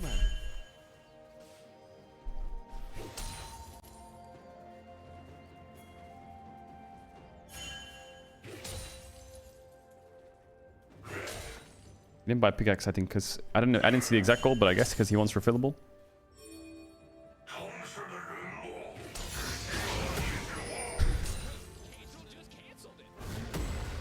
Are you gonna be infesting London with the rats? Lux? Yeah. The rats take over, cuh.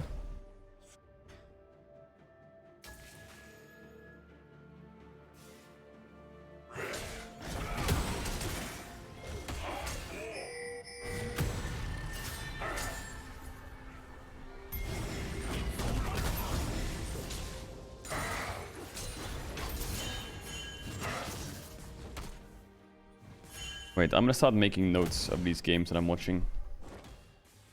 Like random fun facts about the players. The impression I get from Zeka, not Zeka, Zika, is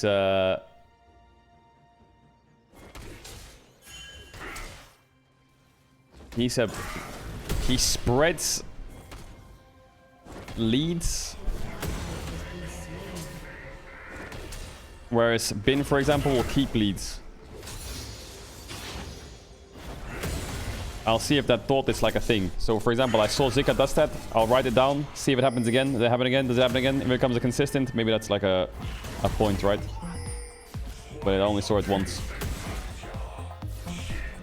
No, thank you for the resub of tier 2. Much love. XDD.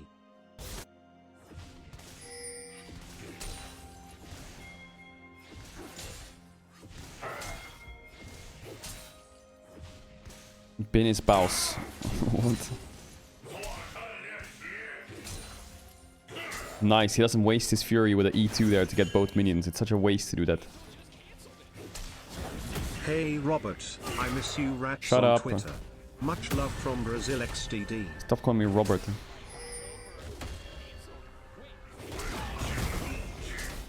Love you, lil pork chop.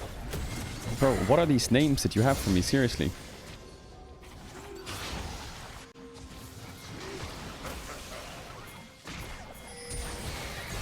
They flash on the Tarzan. Yeah, Tarzan has no flash here. Insta dead.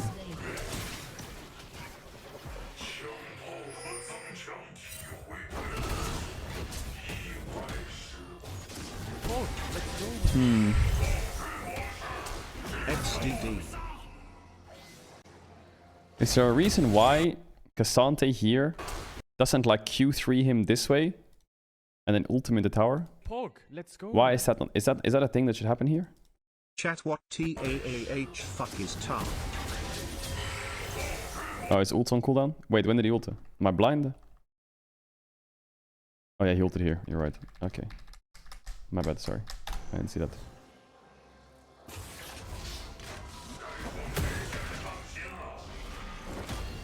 My bad.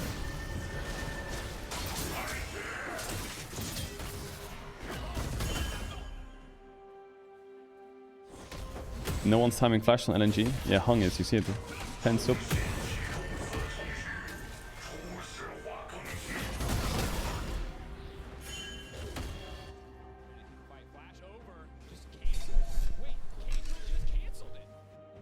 are we supporting for Worlds? Enjoyers rise up. EU. Oh, let's go, man. Euphoria, baby. Been busy Earl, but back for Worlds content. Who we supporting? XDD. I feel like this lane has been pretty chill. There's not been any jungle help top. I guess Renekton Cassante with no jungler. Renekton gets early push, but it just becomes an even lane.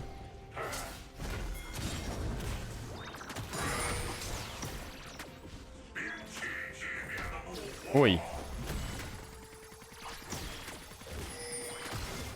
Yeah, of course we'll be supporting DK chat. But supporting like from the heart, obviously it's... Well, not from the heart, more like from the blood. EU's gotta do well.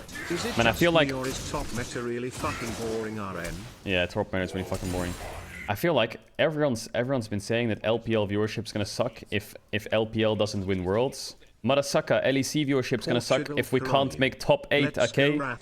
We're not the same. We're not the same, okay? We need to make top 8. You're yapping about winning the fucking tournament, okay? Give us a crumb, okay? Give us a piece of the pie, okay? Shut up. Economic, financial, and viewership state will suck if you don't win Worlds. We can't even get out of groups! Fucking hell, man.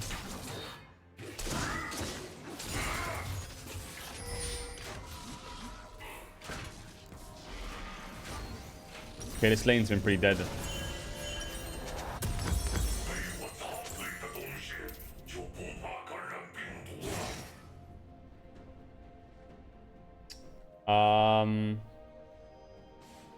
What's a good one? Yeah, I want to watch Scout VODs, but I'm scared because I feel like Scout's not going to be at Worlds. Yeah, I want to watch this one VOD. I want to watch a Gala game. I feel like we're due a Gala game. We're just so due a Gala game.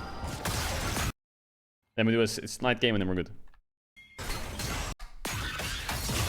Ow. I'm EU all the way, but if they come up against Hammerlife, then good luck. I will never betray EU again.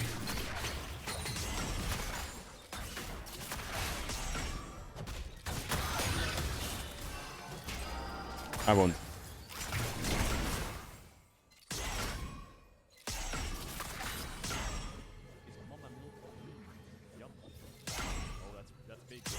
Can you please listen to it privately? Okay, I'll listen to it privately.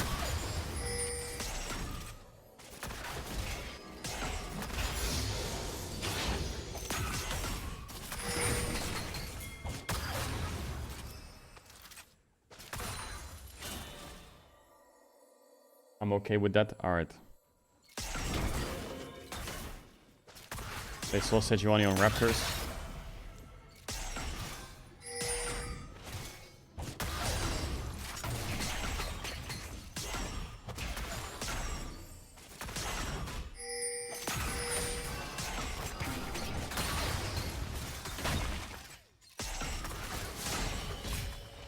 Sejuani's top side.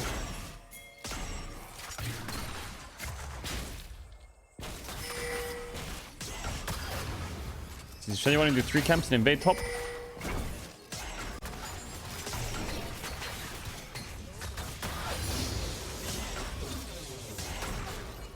Remix ton, decolon. Does he base here? No, right?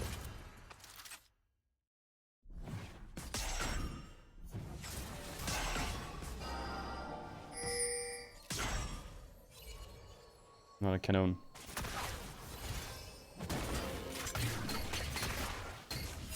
I don't know if it's the replay or not, but his game sounds are so loud. Even on YouTube, I have it like 25% maybe.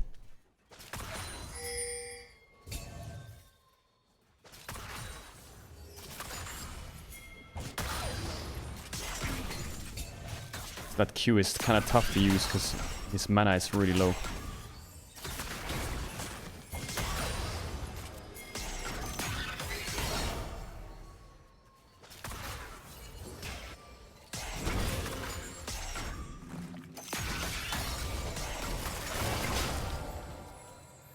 I know he has cookies, chat. They trolling dive here? Wow, guys. He W'd their Krugs. Bit hard.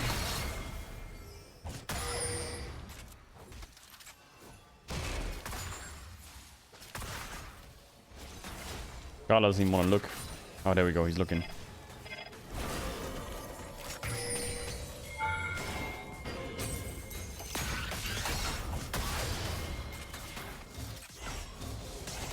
Took a tower shot, but whatever.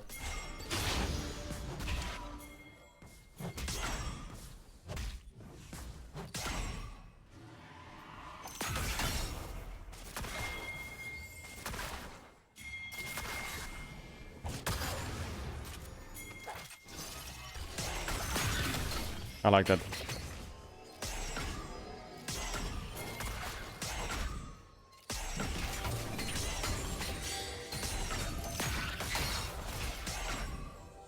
Is it cannon wave or? Is it this cannon wave or next one? This one.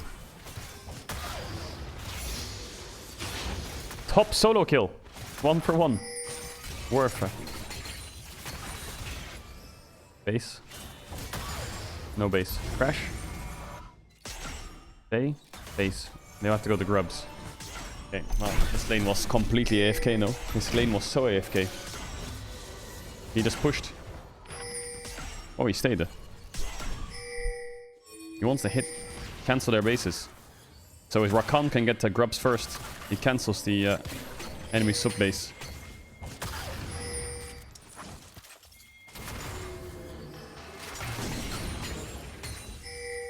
Surely he bases now, right? Now Rakan should be there first. Let's go. Over Brown. XDD. Boot skull. Refillable pink. Jesus, that base.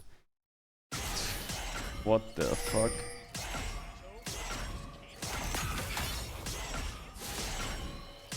He just bought items to say I'm gonna AFK for 10 minutes.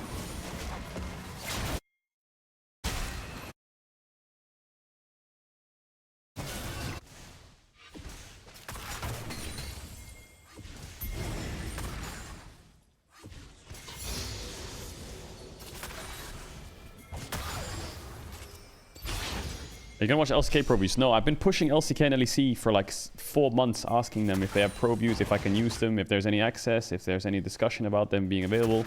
But this year, nothing. I really think they should just make Pro Views like a... of their VODs, just somewhere, would be amazing. I just don't know the technicality of it. I don't know if it takes up too much storage space or some shit, but... I think it would be awesome to have Pro Views of major region games.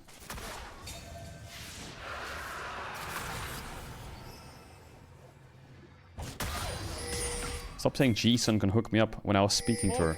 You're such a rat then.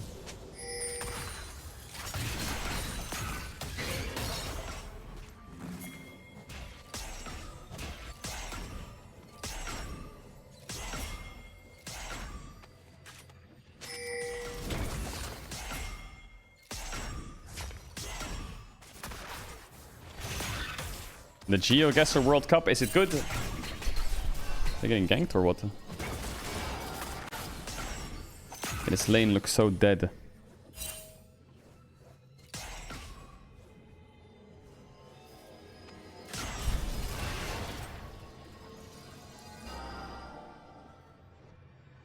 They're so scared of jungle.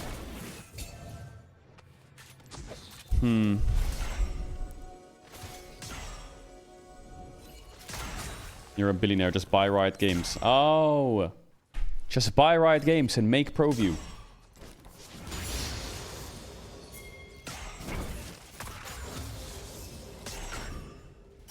I don't know why I feel guilty streaming this. I feel like I'm not giving you good content.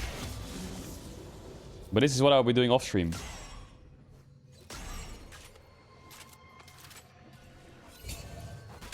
You never do, so don't worry. Ah, okay. Oh, that makes me feel much better.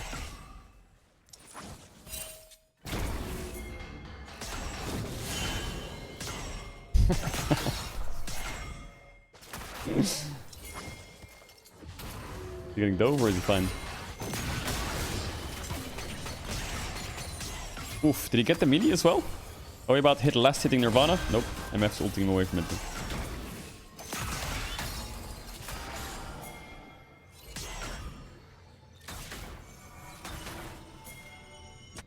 Poor Gala. I just feel bad for him, even though he's done nothing. He's just farming. This looks sad. How are they supposed to ever, like, contest the lane with these Jhin items?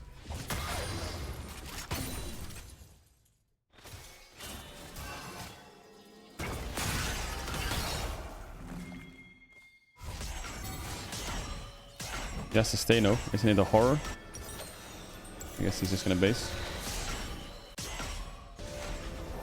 Oh, Corki's gonna take over bot at least. Man, this Jhin looks so useless. He's 20 CS down. Getting blasted on the tower. I think they should give Jhin more than 4 shots or change his shot. His whole lore is that he has 4 shots. No, he's 4. Unless they do 4T, I don't know. 44. Maybe 4.4. He like reloads while shooting. I mean, they could make it so like now maybe like every like 1 second he automatically gets another shot or some shit, and he just keeps capping out at 4. Like here, eventually he reloads, right? It takes him like 10 seconds, but maybe it generates every like 1 or 2 seconds another shot.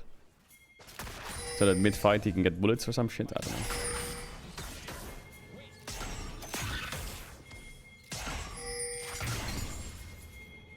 Give him 4 guns. Ah. There's no F. Shut up. Huh?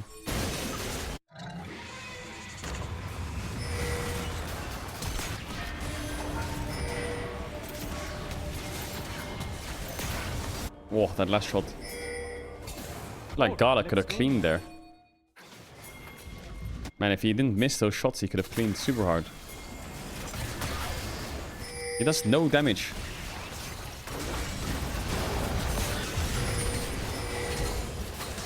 Well, he is a psychopath though.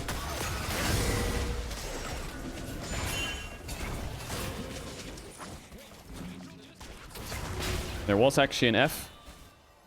Well, this is why I don't believe you, because you always fucking bait me.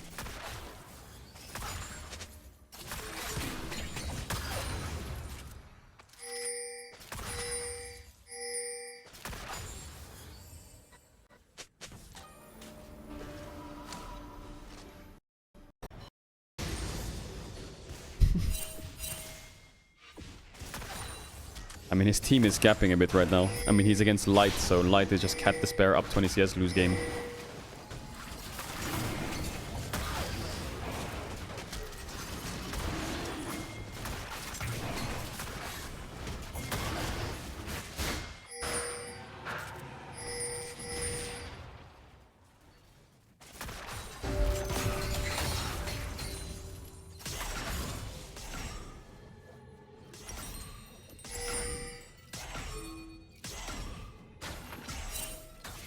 Trick Caedrel deal. And then ult up yet. Top solo kill, big. I mean, his team is gapping mega hard.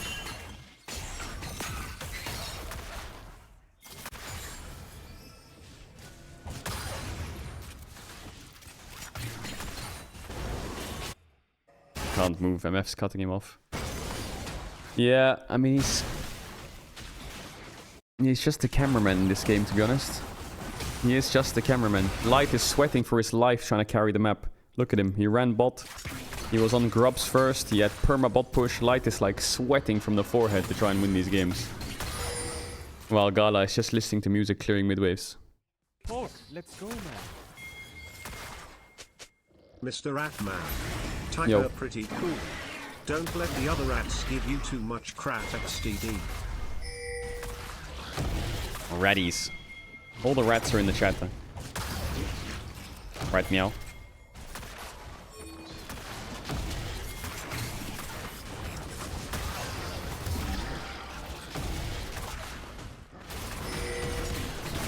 What are the rat streamers are there in the world?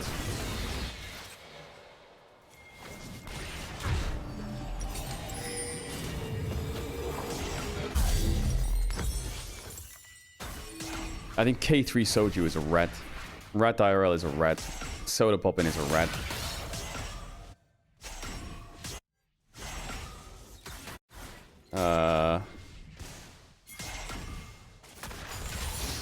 Who else is a rat?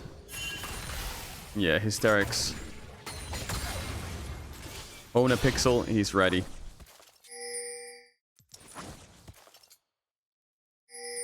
Soji was talking about you on stream today. What did he say? He said, I doubted Caedrel's TFT skills. He's actually really insane. Did you take it back then?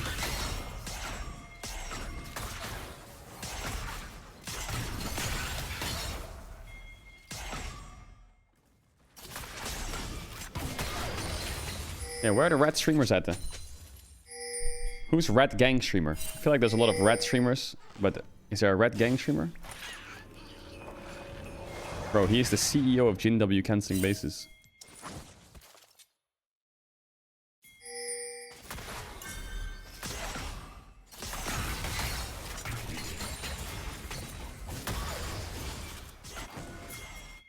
Okay. Gala's got static shift now, so now he's gonna try and impact the map. He is first on the move.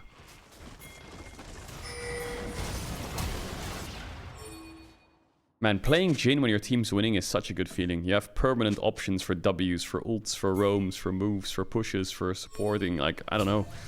If your team's losing, this champ is just fucking depressing. Enemy team's too tanky, can't do anything, can't do it. Stuck under your tower.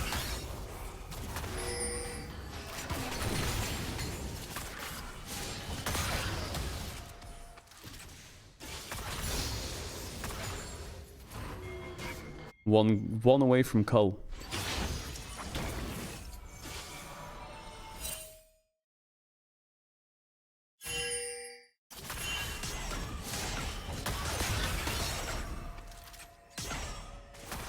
Is anyone in chat an AD carry main who's learning something? I feel like there's nothing to learn from this game as an AD carry main, though.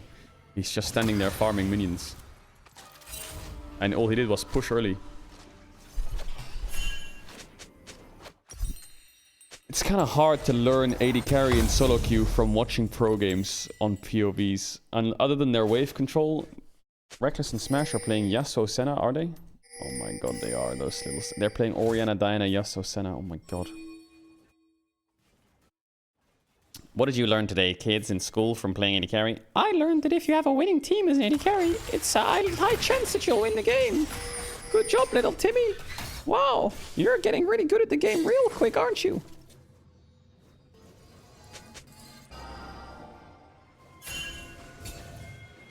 I'm stuck in gold because my team sometimes loses and sometimes they win. And if they win, I can win the game too.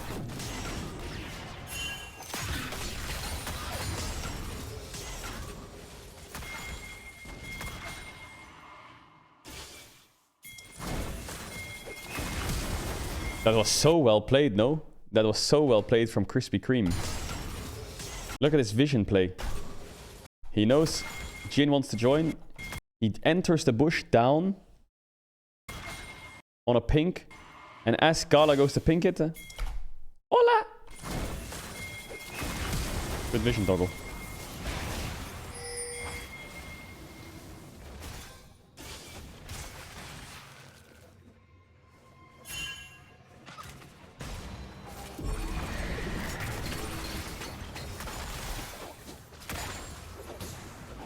What would you guys say Crisp's biggest weakness is?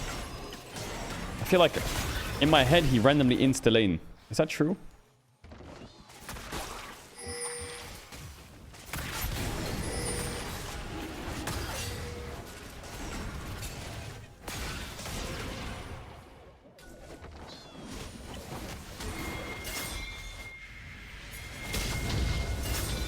Ooh, they collapsed on the TP.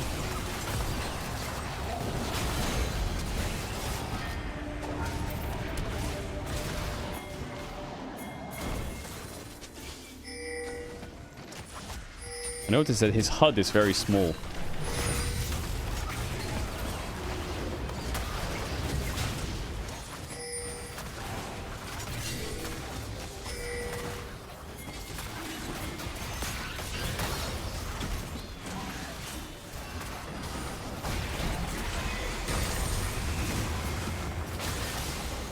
Saves cleanse.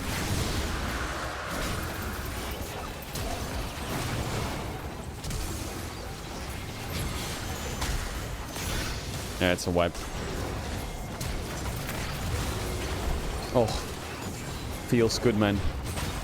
Watching Smolder lose. My god, he's just KSing so much. Yeah, Zika carried this game. This was the game that Zika carried. Nice. Nice, nice, nice. What do you mean, yep, he's a fraud?